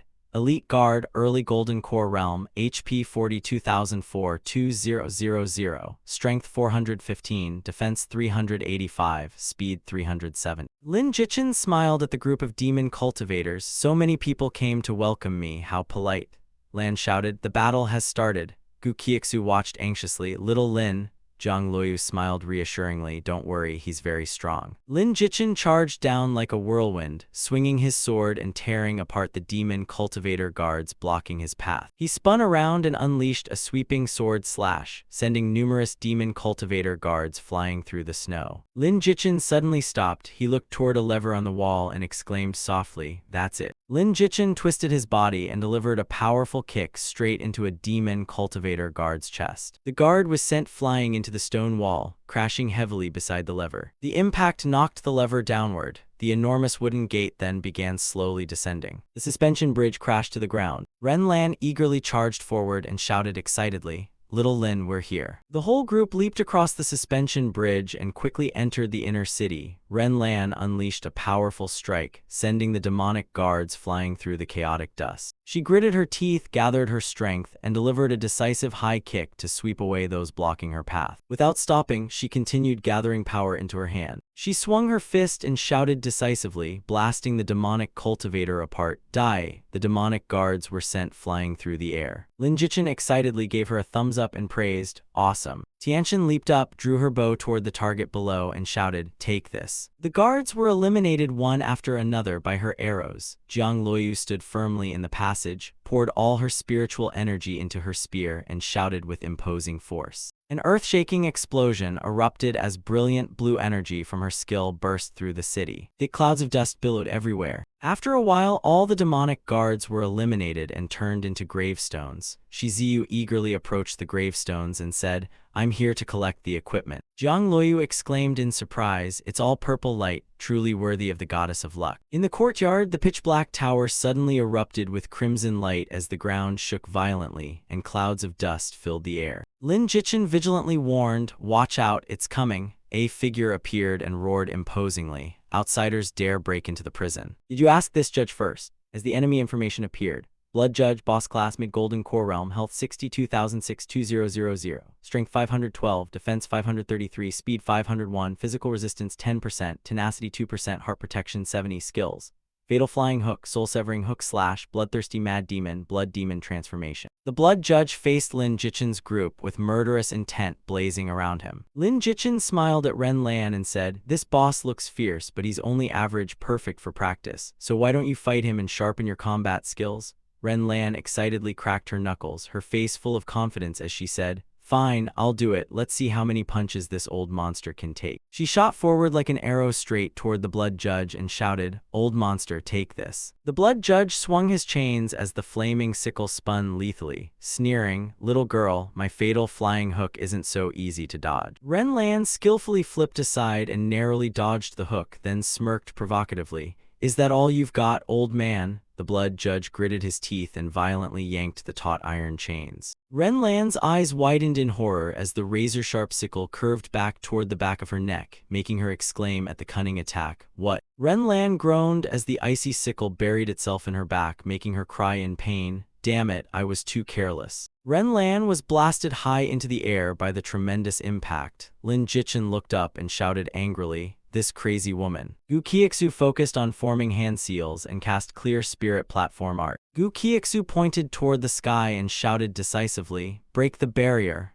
as her spirit umbrella radiated powerful blue light. Spiritual light rapidly spread outward. It then flowed into Renlan's body. The system displayed Protection Art Health plus 3000, as Renlan said. "Thank you, Sister Gu Kiexu," and Gu Kiexu replied, "My cultivation is still shallow, so I can only provide some support." Lin Jichin gave her a thumbs up and smiled brightly. "Sis, your healing is incredible. You're only at foundation establishment and already this strong. Just how powerful will you become later?" Renlan gritted her teeth and erupted with power, her eyes blazing as she shouted, "Old monster, come at me again. How dare you ambush me?" Renlan gathered her strength and plunged from the air with a clenched fist, shouting, "Take my punch." Renlan unleashed her ultimate skill, Flowing Chinese letter demon suppressing fist, and shouted, "Flowing Chinese letter demon suppressing fist, shatter." Renlan's crushing punch struck the Blood Judge squarely in the face. A thunderous explosion rang out as the Blood Judge was blasted backward, shattering the surrounding stonework. Renlan charged down again like a whirlwind, her murderous gaze fixed on the Blood Judge. Renlan's crushing punch smashed the Blood Judge amid shattered stone, officially finishing off the final enemy. The Blood Judge's corpse vanished, leaving behind a glowing soul seed tablet. The girl smiled and sighed in relief. "It's over."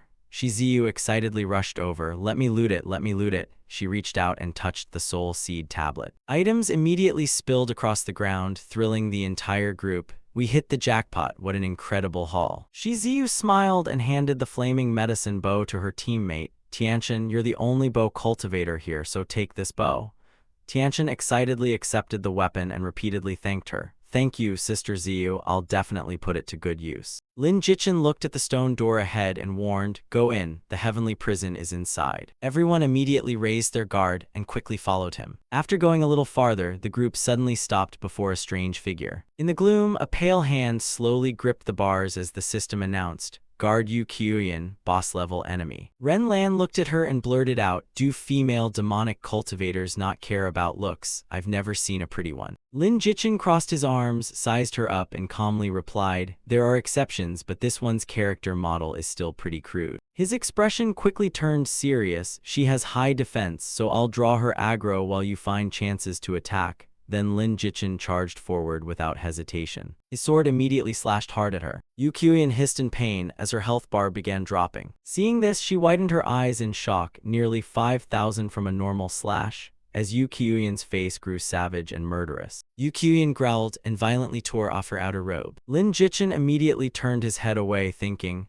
"I almost forgot this stage has adult content. It's over, I'm getting a sty, this crazy hag has lost it. You take over, I really can't handle this anymore." Lin Jichin cried as Renlan laughed and charged forward. "Little Lin, relax, leave this stage to us." Lucy quickly raised a hand and cast the support spell Gravity. A massive pressure instantly crushed down on Yu Kyuyan's body. Just as Yu Kyuyan barely struggled up, Renlan appeared before her and mercilessly unleashed a barrage of punches and kicks. Yu Kyuyan staggered in pain as blood kept streaming from her nose. Just then, Tianchen drew her bowstring tight and aimed at the target, shouting, "Take my arrow." Each sharp arrow tore through the air at tremendous speed, landing a critical hit and instantly sending Yu Kyuyan crashing to the ground. As soon as the boss was defeated, the stone door ahead slowly opened. Lin Jichin looked into the deep corridor and warned, "The heavenly prison has 3 floors, each with many cells holding cultivators, and rescuing them clears the stage." He continued explaining the stage mechanics. "The cells require keys carried by the guards, so be careful after entering."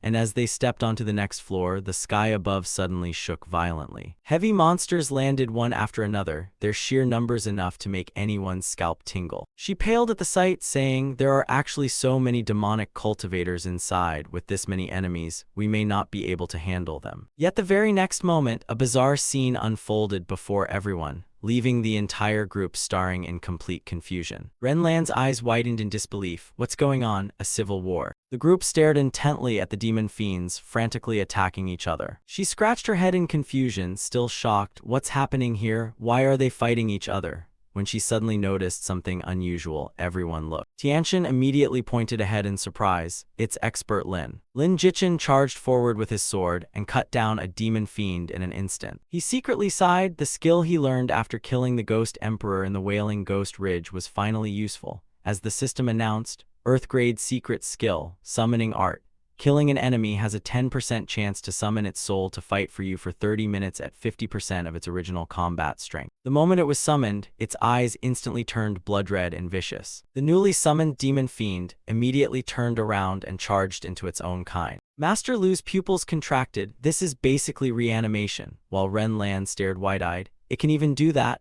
That's insane. Then watched the fighting souls and murmured, "This reminds me of a necromancer," as her heart stirred even more while looking at Lin Jichen's back, wondering how many more trump cards he had. He calmly stood at the front watching the battlefield. "Take this chance to recover. I've got this." She immediately turned to everyone and urged them on. Just then, a cold gleam flashed in the distant darkness, and Ren Lan sensed danger and instantly looked behind her. She instinctively leaped backward to dodge the attack. Lin Jichen's face instantly darkened at the sight. Crazy old hag. The old man did not stop and kept swinging his blade at Ren Lan, while Lin Jichen's eyes turned icy with killing intent as he charged forward, courting death. The ghost-faced general slowly raised his head and stared gloomily at Lin Jichen. Lin Jichen did not hesitate and swung his sword fiercely forward. The tremendous impact knocked the old man to the ground, but the ghost-faced general planted his blade firmly into the ground and slowly forced himself back up. The system warning quickly sounded. Guardian Ghost-Faced General Boss Class. Lin Jichen glanced at everyone behind him and said quietly, "Leave this old man to me, deal with the others, and be careful." Seeing his opponent charge at him, Lin Jichen smirked, perfect timing,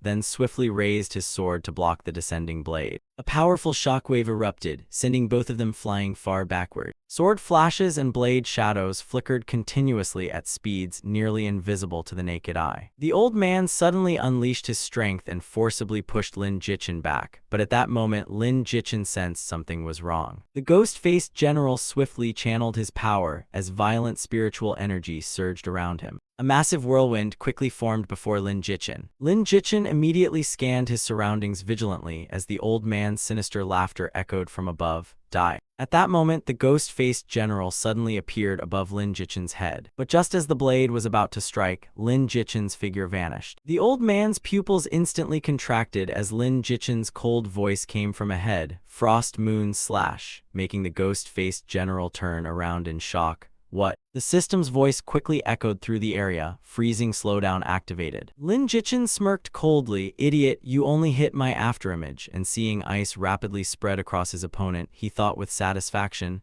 "My luck isn't bad today." The first strike already triggered crowd control. Lin Jichen tightened his grip on his sword and immediately charged forward. The old man gritted his teeth and glared at him with murderous intent. Immediately afterwards, spiritual energy violently erupted from the ghost-faced general, and the moment he broke free from the restraint, he swung his blade fiercely forward. A deep voice filled with killing intent came from the ghost-masked general. "If I can't deal with you." His gaze suddenly shifted toward the others behind him. Then, Lin Jichen instantly saw through his intent and his gaze turned cold. "You want to hurt them right in front of me? You clearly don't know what death means." As the ghost-masked general suddenly changed direction and charged madly at Ren Lan and Tianchen. But in the very next instant, a sword pierced straight through his body. Lin Jichen's face turned cold as he used all his strength to force the blade downward. She looked at the figure shielding her and blushed slightly, while the ghost-masked general gritted his teeth unwillingly as his killing intent surged. "Don't think this is over." The spiritual power around him suddenly erupted far more violently. "Taste this old man's strongest ultimate move." Streams of black energy frantically gathered around the ghost-masked general. "Death Shield Hell Slaughter." Lin Jichen merely sneered at the attack forming before him. "Is that all your strongest ultimate move has?"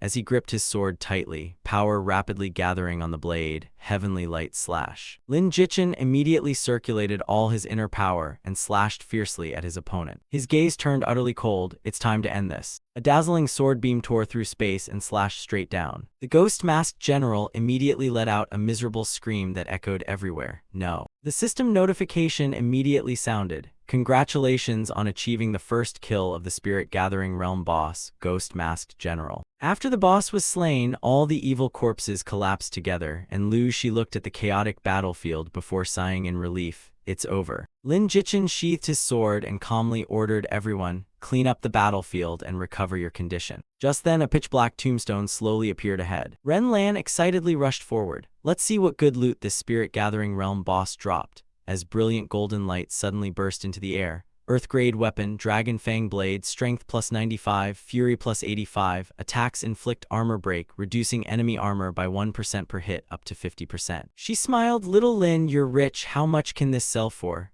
Wanling beside her also smiled. Congratulations, another divine weapon, while another girl happily added, Little Lin is amazing. He looked around and asked, has everyone recovered? While Lin Jichin was also somewhat surprised that golden equipment had actually dropped. Ren Lan happily nodded repeatedly, unable to hide her excitement, and seeing this, Lin Jichin nodded slightly as his tense expression eased. Good. Lin Jichin turned toward the passage leading deeper inside. Let's continue. The group quickly followed behind him and ventured deeper inside. Just as they were about to reach the exit, an icy, sinister wind suddenly blew over, so powerful that the group could barely remain standing. Before anyone could react, they were sent flying into the air. Immediately afterward, everyone lost their balance and crashed hard onto the cold ground.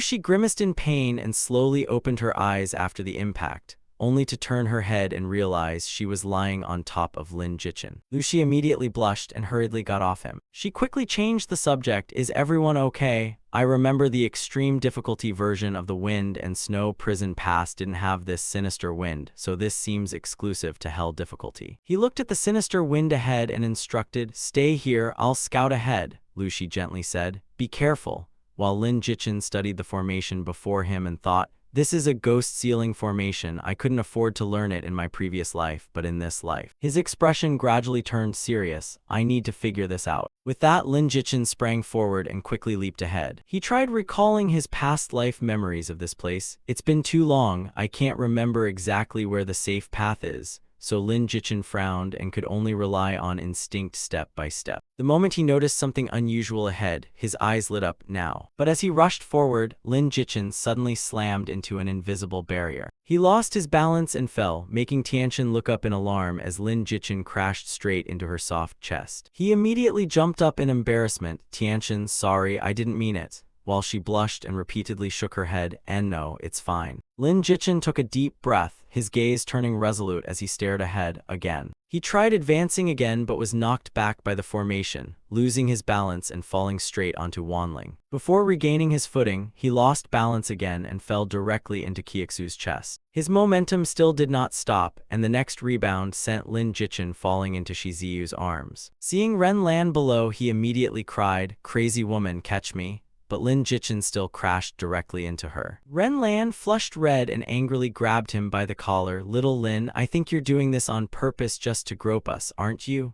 While Lin Jichin hurriedly waved his hands. I really wasn't. Calm down, this formation is too bizarre. Suddenly remembering something, his expression changed. Wait, the flames, when I stepped on the wrong stair earlier, they all went out. Lin Jichin quickly surveyed the entire formation and laughed. I got it, follow me, this formation is solved. Then immediately quickened his pace and continued upward. She stared suspiciously at Lin Jichin's back. He hasn't actually gone crazy, has he? Under his guidance, the group finally made it safely to the upper level. Ren Lan stared wide-eyed at the gloomy space ahead and murmured, so this is the second floor. In the distance, a huge figure slowly turned toward them. His cold, sharp gaze swept across everyone before him. Gangli quickly pivoted his massive body, raised his giant hammer high, and frantically gathered spiritual power around himself. Seeing the incoming attack, Lin Jichin immediately shouted, dodge. Everyone instantly scattered, hurriedly dodging to both sides. Looking at the enormous hammer and sensing the pressure from the body cultivator, Ren Lan frowned in shock.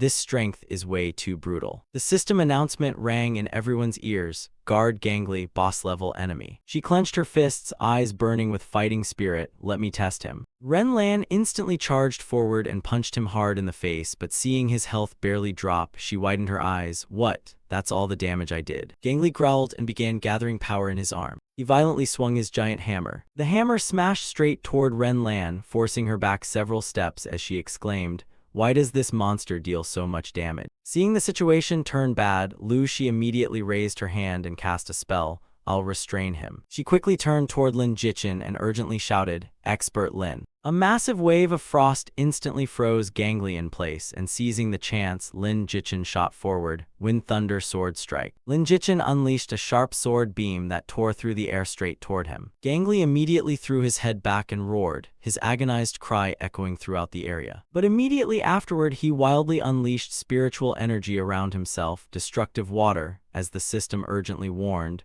Paralysis activated. Basic attacks are disabled for 10 seconds, and Lin Jichin's expression changed when his body stiffened. Damn, I got hit. He growled, tensed every muscle, and slowly raised the massive hammer. Lin Jichin gritted his teeth at the descending attack. Damn it, I can't dodge this one. His pupils contracted as the massive figure closed in, while Kiexu anxiously cheered from behind. Little Lin, you can do it, I believe in you. And a gust of wind enveloped Lin Jichin as wind, blessing increased speed and abnormal status removal by 50%. The massive hammer slammed into the ground, causing a deafening explosion throughout the area. But the moment Gangly looked up, his expression instantly changed in shock. Lin Jichin's teasing voice came from afar. Try again, you damn fatty, did you really think you hit me? Then he dodged while smiling back at her. Sis, watch how I crush him. Gangly gritted his teeth in fury and glared murderously. You little bastard. Lin Jichin felt his spiritual energy recovering faster, and although some paralysis remained, Kiexu's buff was enough. Gangly repeatedly swung his hammer, but every attack missed by inches. Lin Jichin swiftly slipped through every opening and smirked. What's wrong? Can't hit me. Gangly finally went completely berserk, raising his head and roaring with savage fury. Immediately afterward, Gangly's muscles swelled terrifyingly as the system announced, Butcher State. Body size increased by 100%, strength increased by 100%. His bloodshot eyes stared murderously at Lin Jichin. Die. The massive hammer slammed down again, violently shaking the entire dungeon. She was blasted aside by the shockwave and struggled to keep her balance, while Tianqian hurriedly raised her hands against the terrifying pressure. Master Lu stared ahead grimly. The hammer's attack range is too wide, we can't get in. Kiexu clenched her fists and stared anxiously at the battlefield. Little Lin.